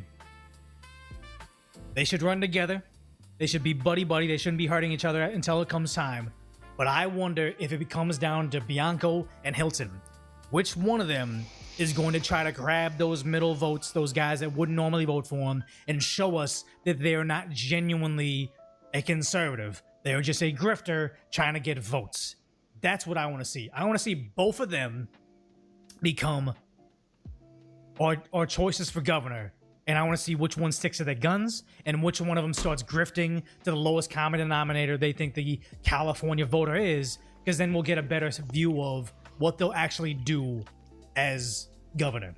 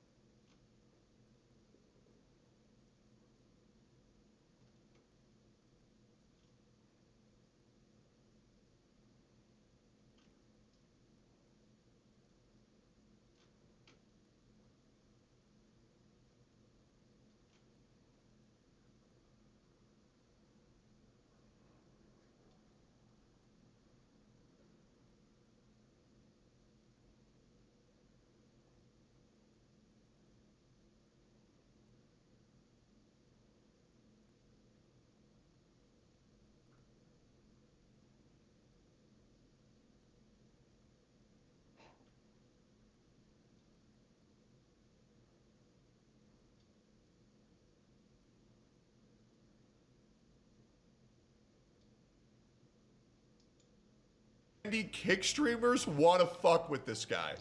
There's no way it's this bad, right? There's no way. This guy. I have not seen this yet. Guy's down.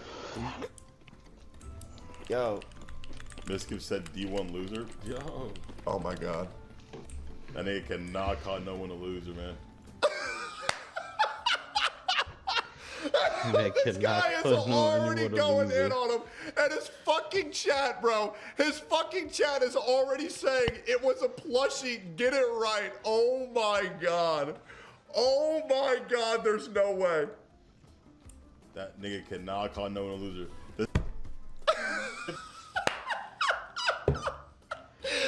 Miskiv's reaction. Dude. I get more viewers than this guy. How is he calling me a loser, dude? How can he be saying this? Oh my god, bro is getting roasted by a guy with 5 viewers. Hey. Every wall in that man's house needs to be on red alert right now. About Trainwreck saying he wanted to kill himself, then join Kick after like being ridiculed on Twitch.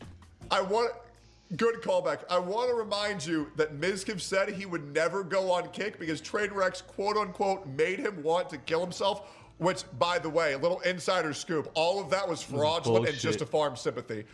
Just a little insider scoop. That whole thing was just for optics, by the way. The reason why Mizkiv will never kill himself is because he's an egotistical moron Anybody who loves himself that much could never dream of committing suicide because Mizkif's the best person ever. He would never do that shit. Let's keep going here. Come on, what are you talking about, dude? What are we talking about here, dude? Keep crying about train wrecks trying to kill yourself, buddy.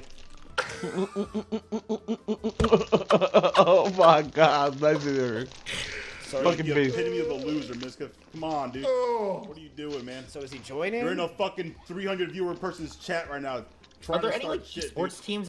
Dude, it's even worse because not only has Mizkif begging this random kick streamer to join his WoW guild, where he thinks he gives a fuck enough to leave Tarkov to play WoW with him just because they have more viewers. They have no rapport. These two don't know each other at all. This shit is so fucking weird. This shit is so fucking weird. The worst thing is Mizkif even went to Sneeko's chat. Fucking Sneeko, which by the way, Sneeko's been nothing but kind to me. But Mizkif has gone on record shitting on Sneeko so much, but even he is going and begging. He is begging Sneeko for collabs as well. But yeah, I mean, this guy is such in a pathetic position right now that he is begging everybody he possibly can for a collab. Anymore? Get out of here, nigga. Said, get out of here, nigga. Dude, fuck you, dude. I'll get 5 plushies right now, dude. Don't even. Yo, this dude is shitting on this kid. On you for the rest of your life, bro. Yo, honestly, fucking based, man. Holy shit. My son is not playing. He's like, get the fuck off my stream. I don't give a fuck about your 300 viewers, Of your nigga. life. Brother said he was abused by being hit by plushies. Holy shit, that's crazy, bro. Good God. Try it, buddy. Don't even try it, bud. Is he Said he got 5. Is he joining? Are you stupid? There's like definitely some. Oh yeah, they're inside. They're inside. Says, join his guild, Big Foe. Listen, man. The reality is, and what he needs to understand is that Mizkif, you have absolutely nowhere left to go. You really don't. You have nowhere left to go. You built your career on collabing with other people, but the problem is everybody fucking hates your ass. Let's continue here. You're joining the guild? What guild, man? What the fuck's a guild, dude? Me and Train are making it. Oh my God, you're begging another man to join your guild. He doesn't even know what the fuck a guild is. He just told you that. And you're still fucking begging him? This is desperate, bro. Holy shit. This is bad. Mizkif is down biggity. That's crazy. You begging motherfuckers to join your guild, bro? No, I'm not fucking playing World of Warcraft. And the worst thing is now Mizkif has to lie and say he's running this shit with Train just to try to bait people. Bro, even if Train was there, Mizkif's aura is so negative that nobody wants to fuck with this guy, even if the most relevant streamer on the platform is also helping him. It's hilarious. The levels of desperation we're getting is nuts. It's actually wild. Miz clowning on me? Well, yo, Mizkif's clowning on me? That's the same nigga who said he started crying because his girlfriend threw a water bottle at him, bro. Yo, base. Shout out Jandro, man. Jandro's fucking base. Go back to sexually assaulting and harassing other people, buddy. Alright, I would like to say I'm not going in on that. I'm not touching that with a 100-foot pole. I'm gonna be honest. I'm not saying nothing. Wait. That's something that I ain't gonna talk about. That's a little bit too much for me, but damn, bro. This guy going in. What do you mean clowning on me, bro? You can't clown on shit, bro. You got hurt by a fucking plushie, lame ass. This is all he from New York. 5'3", bro. Lame ass nigga. Lame ass nigga. See, this is what Demon Time looks like. This is a man who's going on. He's taking off the Rock Lee training weights. This is a man going Demon Time. Holy shit. The fuck? Imagine being clowned by that nigga, man. That's shit that's funny, dude, because he's trying to be like the moral hierarchy against Tectone and shit. Like, nigga, like, what? Yep. You covered sexual assault for like 3 years, dude. What are you talking about? Hey! My fucking man! Holy shit! Real fuck out nigga. Holy What the fuck is he talking about? shit! This guy guy is giga-based. Yeah, shout out Jandro. That's his name, Jandro, man. Shout out that man. This man. That's crazy. We're Mizkif. Dude, holy shit. Getting defended in 2026. W that guy. No, it's crazy, bro. I will say, Mizkif being the one guy who went in on me the hardest, what a blessing in disguise. Like, dude, I thought I would have to waterboard someone to defend me that hard, but Mizkif going in on me, oh my God. That was the best thing to ever save my PR. Like, thank God that loser, rat, fuck, piece of shit was the one guy leading the charge of what's righteous. Trust me, guys, I care so much about women. I'll take care of all of them. Lying ass little clown, ugly ass Italian boy. Sad little miserable fucking man, bro. Sad little miserable fucking man. Regardless, I really don't want to do any more Mizkif videos. I really don't, but that shit was way too funny. That shit was fucking hilarious. And yeah, there's a reason why I was silent during all that Mizkif shit too. And this mod reminded me, never interrupt your enemies when they are in the middle of making a mistake. Dude, Mizkif covering me as much as he did really pulled back the curtain to expose, one, how much of a sociopath he is, two, how much of a blatant disregard for the actual truth there is, because if people were to actually read the publicly available documents, they would realize I just got fucked, and that's the reality. And Mizkif, thank you for being the guy leading the charge. Stupid ass motherfucker, bro. Stupid ass motherfucker. It is a massive day for the unemployed. This is hilarious. Shout out Tactone.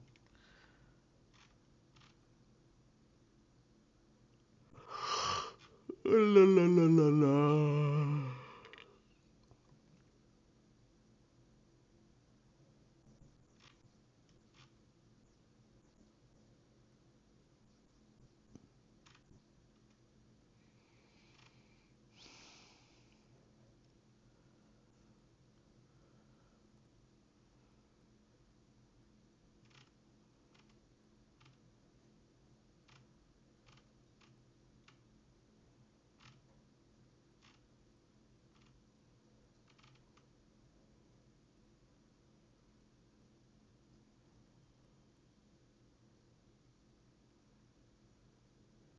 My stomach bossing.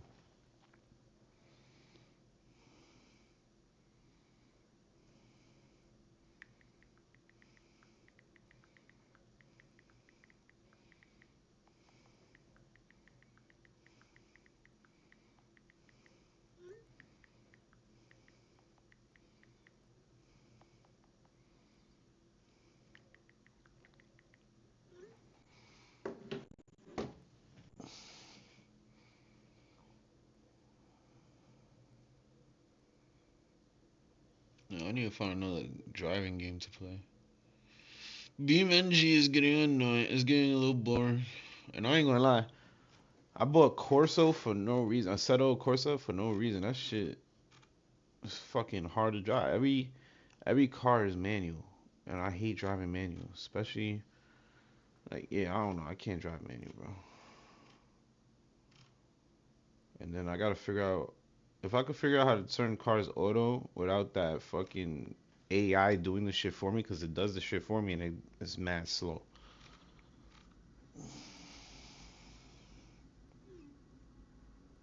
Bill Gates just got caught in 4K. I saw that already.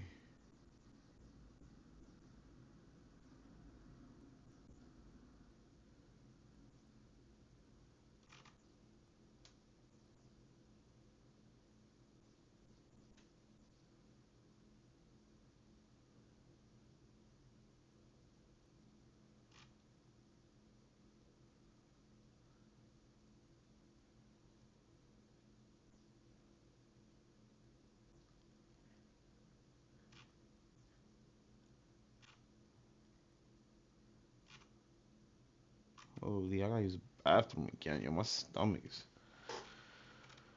Fuck my stomach, bro.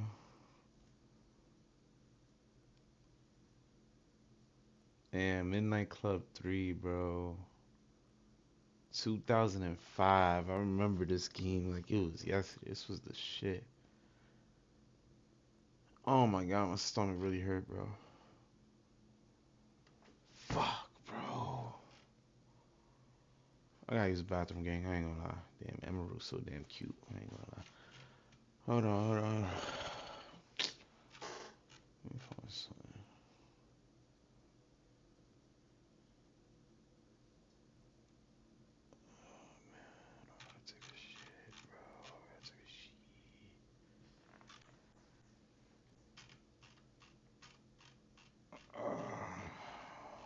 I don't want to end stream because I'm gonna stay up for like another hour or two. But I really gotta use the bathroom. I gotta find something to watch for you guys to watch while I use the bathroom.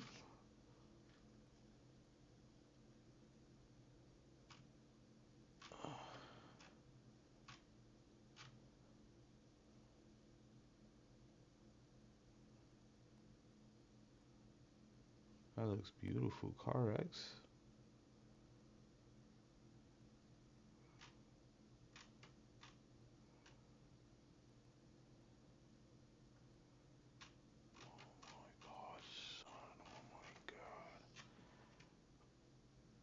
Oh my god, my stomach feel like it's gonna explode, bro.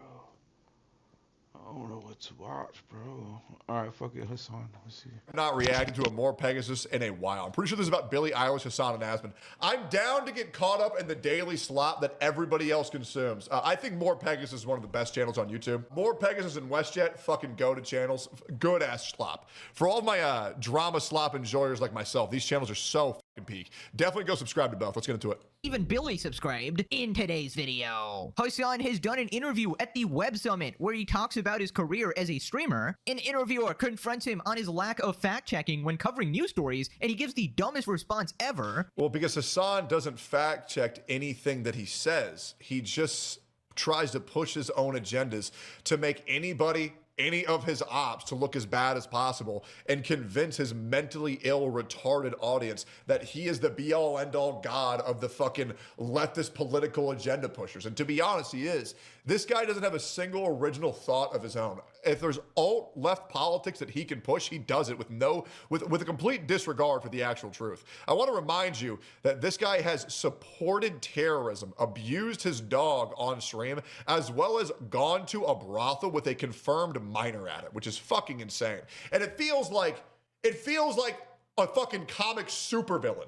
It's crazy how all of these things have been confirmed. It's nuts. He claims he always apologizes and issues retractions when he's wrong. Kaya is shocked right now. Hassan has never apologized.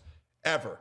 Now, he gets confronted for his champagne socialism and once again claims that he grew up broke. Billie Eilish is in massive drama. After going after billionaires, being a mega multimillionaire herself, she tried to make a political statement about stolen land. It completely backfired and people are asking to give back her $15 million mansion to— I hate all of these overly activist socialists where they say, oh, we should do this, we should do that, America should do this, America should do that. And then people approach them and say, so will you do that? I would if I could, but I'm just really busy right now. Like all these people who are saying like, oh, stop ICE, let the migrants in. Would you let the migrants live with you? I just don't really have the space. It's so easy to say what America should do until you have to do it for yourself. It's all performative. All of these people are performative. The natives. Asmongold has responded. Hassan is like the respect that I have for Asmongold for living like a homeless bum while having more money than like Kai Cenat and Hassan is amazing because he truly does live the life that he preaches, and I think that's admirable. Crying, desperately trying to defend her because the situation is a one-to-one with him and his mansion. He's pulling up random liberals on Twitter trying to ridicule them for calling out Billy's hypocrisy. Good. A 62-month Hassan subscriber claims that you should hate the billionaires, but not the 100 millionaires. Bruh, subscribe or you got a 1v1 Billie Eilish in an out-of-touch celebrity competition. Charcoal, do. The actual number that you need to hit is 5 million. The moment you hit $5 million in your investments, you're the same as every billionaire. Because then you can live off interest, guilt-free, work-free for the rest of your fucking life. So whether you have $5 million, whether you have $1 billion, you are the exact fucking same. And that's why people like Pokimane who want to act like they're not the rich, shut the fuck up, bro. Shut the fuck up. Champagne socialists are the most unbearable people on this fucking earth. Now let's begin. Right, so Hassan is back and he's done an interview at the Web Summit about his career as a streamer, and the amount of bullshit in this interview is shocking, to say the least. I mean, just ask Kaya. So it starts I can't believe that the Hassan shocking his dog meme is still this huge in 2026. It's actually insane. You know, it's legit actually fucking nuts. Off with the guy. And why is his head so small? I hate that I was offline for the whole Kaya arc. It drives me nuts. Asking Hassan about getting the facts right. And I'm sure somebody basically told this guy beforehand that Hassan's usual reporting involves misrepresenting the facts and blatantly lying about everything. Of course. But let's see how Mr. Facts are Facts responds. Facts are still facts. So, you know, we're here to discuss truth and the search for truth in media coverage. You know, that for me relies on getting the facts right. And it's not just about me getting the facts right. I have a system, we have a system in my newspaper, which means that anything that I write goes through two editors who review it to check, for example, whether I spell Hassan right, but also to get the context right and so on. And then if I'm dealing with allegations and so on, we have and you're an unchecked operator. One-man unchecked operator. So exactly what do you feel is your ability to actually get the facts right? Yeah, so the same pressures that...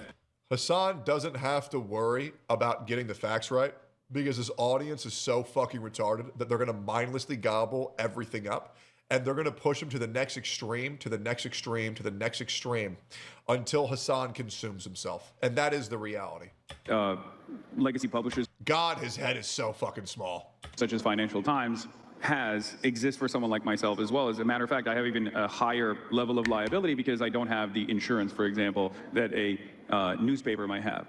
Right. So Hassan's excuse is, I don't have the insurance. So basically trying to say that there's no way, guys, there's no way that I'm actually lying about anything because otherwise I would be getting sued. I mean, this is just bulletproof logic, guys. Like, nobody can debunk that at all. Obviously, if Hassan was ever telling a lie, he would have been sued instantly. If that's true, Hassan, and if all these people were saying that you're violently shocking your dog and that was a lie, why didn't you sue him? If that's how lawsuits work, if that's how defamation works, if that's how your security works, then how come every single person on the internet who is calling you a violent dog abuser is not in jail right now, is not in some legal trouble? Because you know it's bullshit and you know that's not how that works. Just a blatant fucking lie, bro. That's how it works on the internet, right? And it's not like you don't have the money. We've seen your Gucci bags. We've seen your multi-million-dollar mansion. You have tons of money. You could be suing everybody, but you're not suing anyone. So does that mean that they're right? Interesting. Just ignore the fact that he routinely calls people PDF files based on literally nothing. And obviously ignore the fact that nobody has the fucking time or resources to go and sue Hassan. I mean, he literally called me a PDF file supporter based on some random chatter, just making up shit like complete fan fiction. More Pegasus is pro Epstein. Oh, hell yeah. That's great. And no, I'm not going to be suing Hassan here. I don't want to get involved in a fucking year-long lawsuit or whatever. People don't realize that getting involved in litigation, getting involved in defamation, guys, that is like a minimum 3-year-long process. And it's stressful, and it's not fun, and proving intent and proving malice is so fucking hard. It is so guys, I mean this genuinely. Getting away with defamation is so easy because having to prove malice and intent is like near impossible, right? Because malice means you have to prove they were doing that because they wanted to harm you, and then you have to prove damages. You need so much shit to actually punish for defamation. It's uncanny.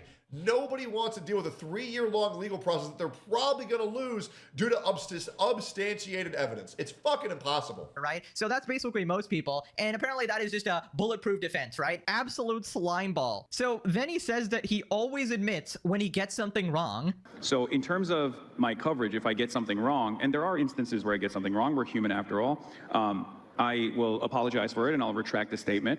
It's crazy how you never retracted for saying that Asmongold's own mother died because of him. Yeah, where's your retractment of statement on that? It didn't fucking happen. Lying piece of shit. And there is this constant back and forth that's always taking place that keeps me as honest as possible with the audience. If there's something that I've gotten wrong, they'll immediately be like, this is something that is incorrect.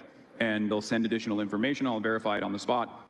And we'll continue with the coverage that way. Bro, there's just no... You can even hear how nervous he is when he had to pause and take that gulp. He knows he's full of shit.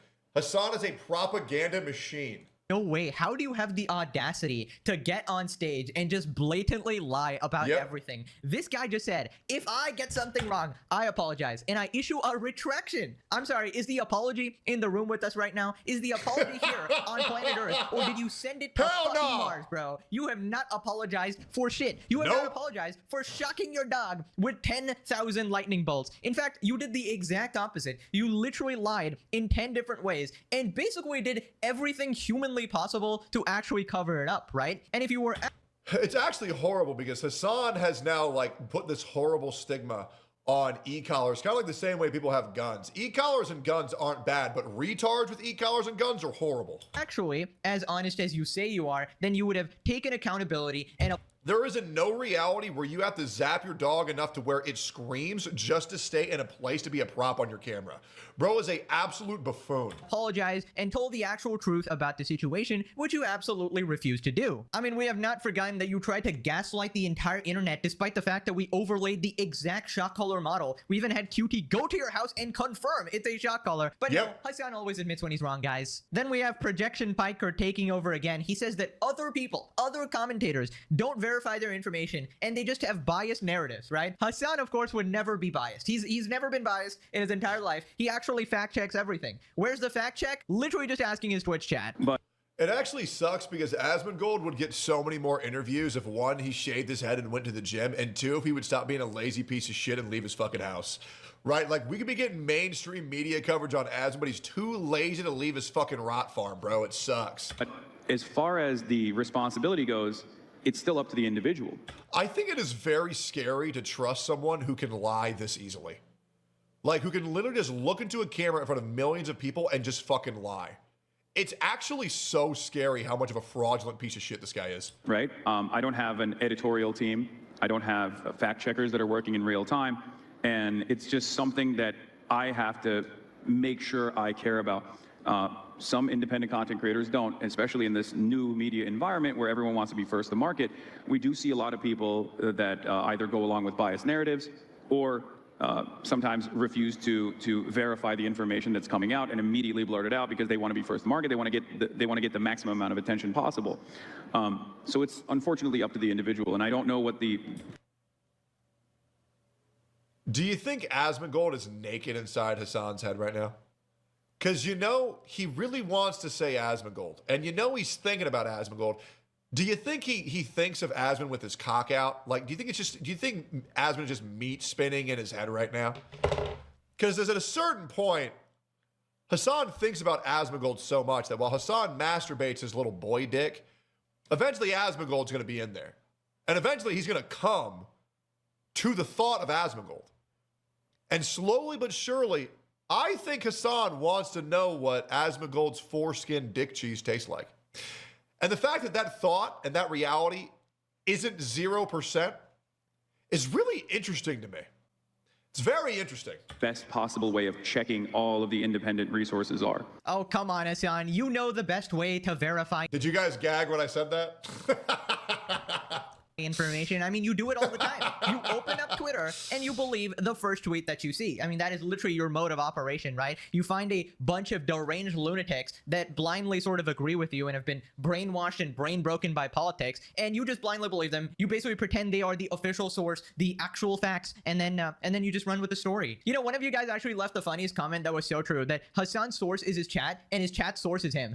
So it's like this never-ending loop of like a snake that eats itself. Also, this guy literally just... The word you're looking for is Ouroboros. When some content creators are very biased and they don't verify their info, and you know he's just dying to spin the wheel, you know, bring up one of the names, bring up Asmund. Yep. He's literally There edging it right now. is. This is the equivalent of edging for Hassan Piker. So then the interviewer guy unintentionally just destroys him. He points out that Hassan literally tries to report the story the second it happens live and essentially gets all the facts wrong. I mean, how much time do you give yourself to fact check this news? I mean, like, you must be constantly wondering, like, I've got to be out there, give my views. Here we go. But I haven't had time. I'm on my own. I don't know whether the actual report is even correct or not. So how do you deal with that? Well, in many instances, I rely on mainstream reporting.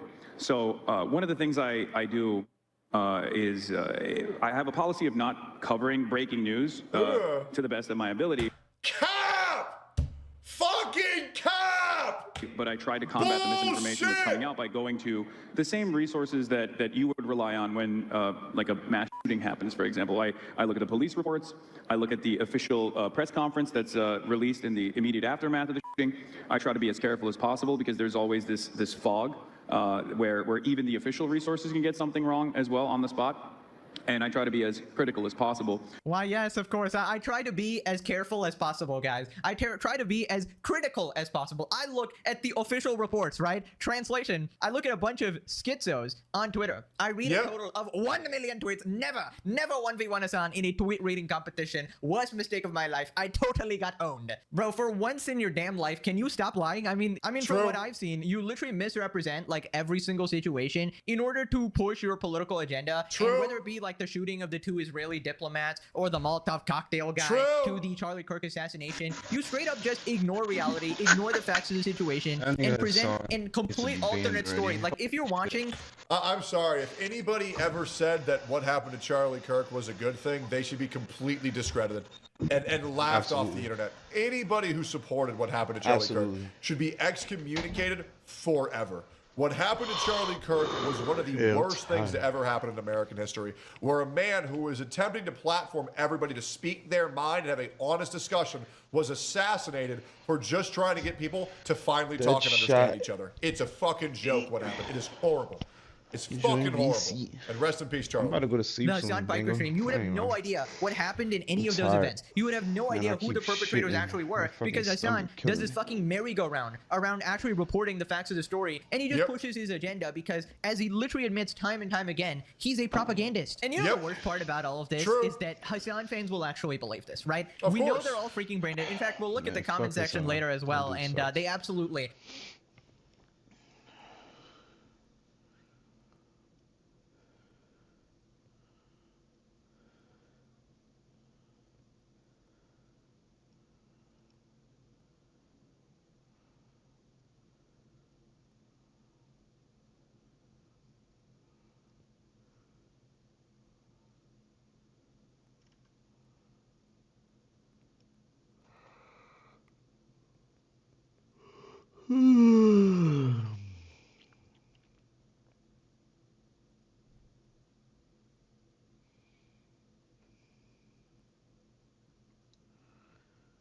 This is crazy. This was on Fox. Based on the information we received, investigators believe that the locked garage was the primary location of the potential biological and hazardous materials. Investigators observed multiple refrigerators, a freezer, and other laboratory-type equipment, along with numerous bottles and jugs containing unknown liquid substances. A biosafety hood, a biosafety sticker, centrifuge, multiple refrigerators, red, brown, unknown liquids in gallon-sized containers, and refrigerated vials with unknown liquids. Welcome back. This is dangerous stuff. That was FBI and Las Vegas police officials on the illegal biological lab they found in a suburban Las Vegas home owned by a Chinese national with ties to the CCP and the Chinese military. The FBI is now testing vials found in refrigerators with no airlocks for deadly viruses like Ebola, Zika, and COVID. Joining us now, veteran NYPD Inspector Did we Paul get the Morrow. Paul, results? you worked on counterterrorism cases. This guy reportedly has multiple other properties. What are you worried about here? This was always the greatest worry that we had when we were doing counterterrorism, was less so a dirty bomb, which of course is dangerous, but a chem or biological weapon can be dispersed, can be created relatively cheaply, especially if you have foreign nation-state involvement. So if you're looking from the counterterrorism perspective here, this is the nightmare scenario. Yeah, Paul, he's got reportedly dozens of other properties. They're now being searched too. We don't know where they are. I mean, he was arrested 3 years ago over an illegal biolab in a warehouse in Fresno, California. Deadly viruses like HIV, hepatitis, COVID, and Ebola were found there. He was already arrested for this shit before? Yeah, so let's see how it all pans out. They're still investigating. There reportedly was one vial labeled Ebola. Look, there's the possibility that this is just an immigration story, because apparently they're all illegals, or at least some are that are identified. They're here out of status. They received money from overseas that's mysterious, and there's apparently some indication that what they were doing was testing people for this stuff, who were mailing in samples. But that allows you to identify people. That allows you to identify people who have certain diseases. So you have to say to yourself, was it that much of a money-making venture that they're receiving large amounts of money from banks in the PRC, that is People's Republic of China? It's very mysterious. And why set it up in the U.S.? Thank you so much, Paul Morrow. It's great to see you. That's crazy. What the fuck? What? You have been watching a press conference that was called, it was very secretive, but going now on with we all know these the terrorist information, shit? and that is Pam Bondi, who's the Attorney General, Kash Patel, the FBI Director, and Jeanine Pirro, the lawyer, the prosecutor for the Washington, D.C. area. They have been working behind the scenes to capture a guy named Zubar al-Bakash. He was involved in the killing of Americans at Benghazi. 4 of them. And one of the things that's amazing to me is America always shows up, and it doesn't matter how long it takes to get justice, but when you say #never forget, America did not forget, and now this man will be brought to justice. 14 years later, the long arm of justice, Dana, murder, terrorism, arson, among other charges. Trey Gowdy is the former chair of the House Benghazi Select Committee. Mark Geis, known as Oz, member of the Annex security team at the Battle of Benghazi. Trey, you go first. Did you think you would see this day? You know, I didn't until John Ratcliffe and Kash Patel were put into positions. I mean, 14 years. Think of the number of FBI directors we've had. Think of the CIA directors. But you have a guy, you know, Johnny was in Congress when this was happening, and Kash was working in Congress. So I'm not at all surprised that they did not forget, and I'm not surprised that it was a really high priority. I think they realized the limitations of what Congress can do, but there are no limitations when it comes to law enforcement. So I think we're really lucky that we had those two folks who truly never forgot, because they lived it when it was happening. Mark, what does this moment mean for you in terms of just justice can sometimes take a while to... Damn. Damn, G. No! I don't feel safe. Gabe, you left your... No, I won't forget all he's done. And you still... All right, you want to play? You want to play? You want to play? And I'm the one that's up. You going to say... That's what you get. All right, hold on. Let me. A ding-a-ling. Don't call me that. Literally, only women call me that. You should never call another man ding-a-ling, man. Don't break. Don't. The camera keeps. Every time I go down, you go. It's not fucking dumbass. I want to see what games is popping right now, like for cars, for the wheel. I want to see BeamNG, Grand Theft Auto. Can a Honda keep up with Supercar? BeamNG.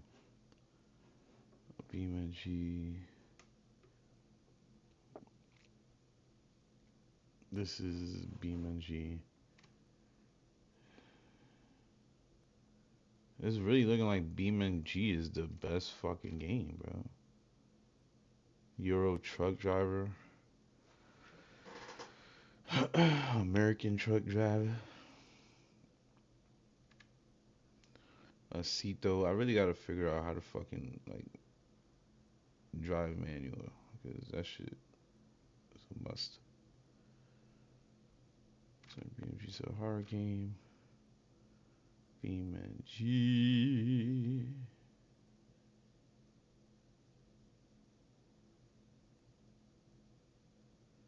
That might be the worst. Oh, come on.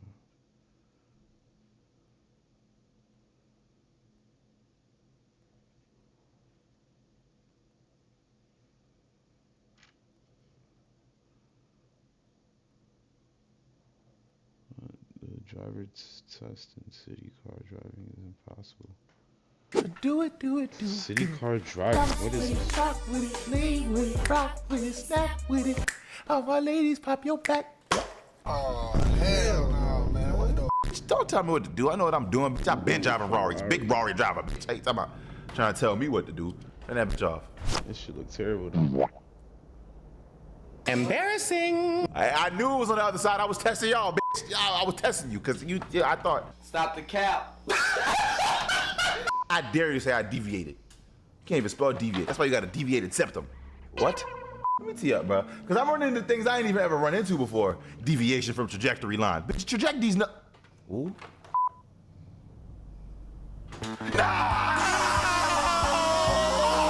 Big Rari driver, I've been. That don't stop nothing. Been driving. I got $5 for gas. Talking about big Rari driver. I am broke.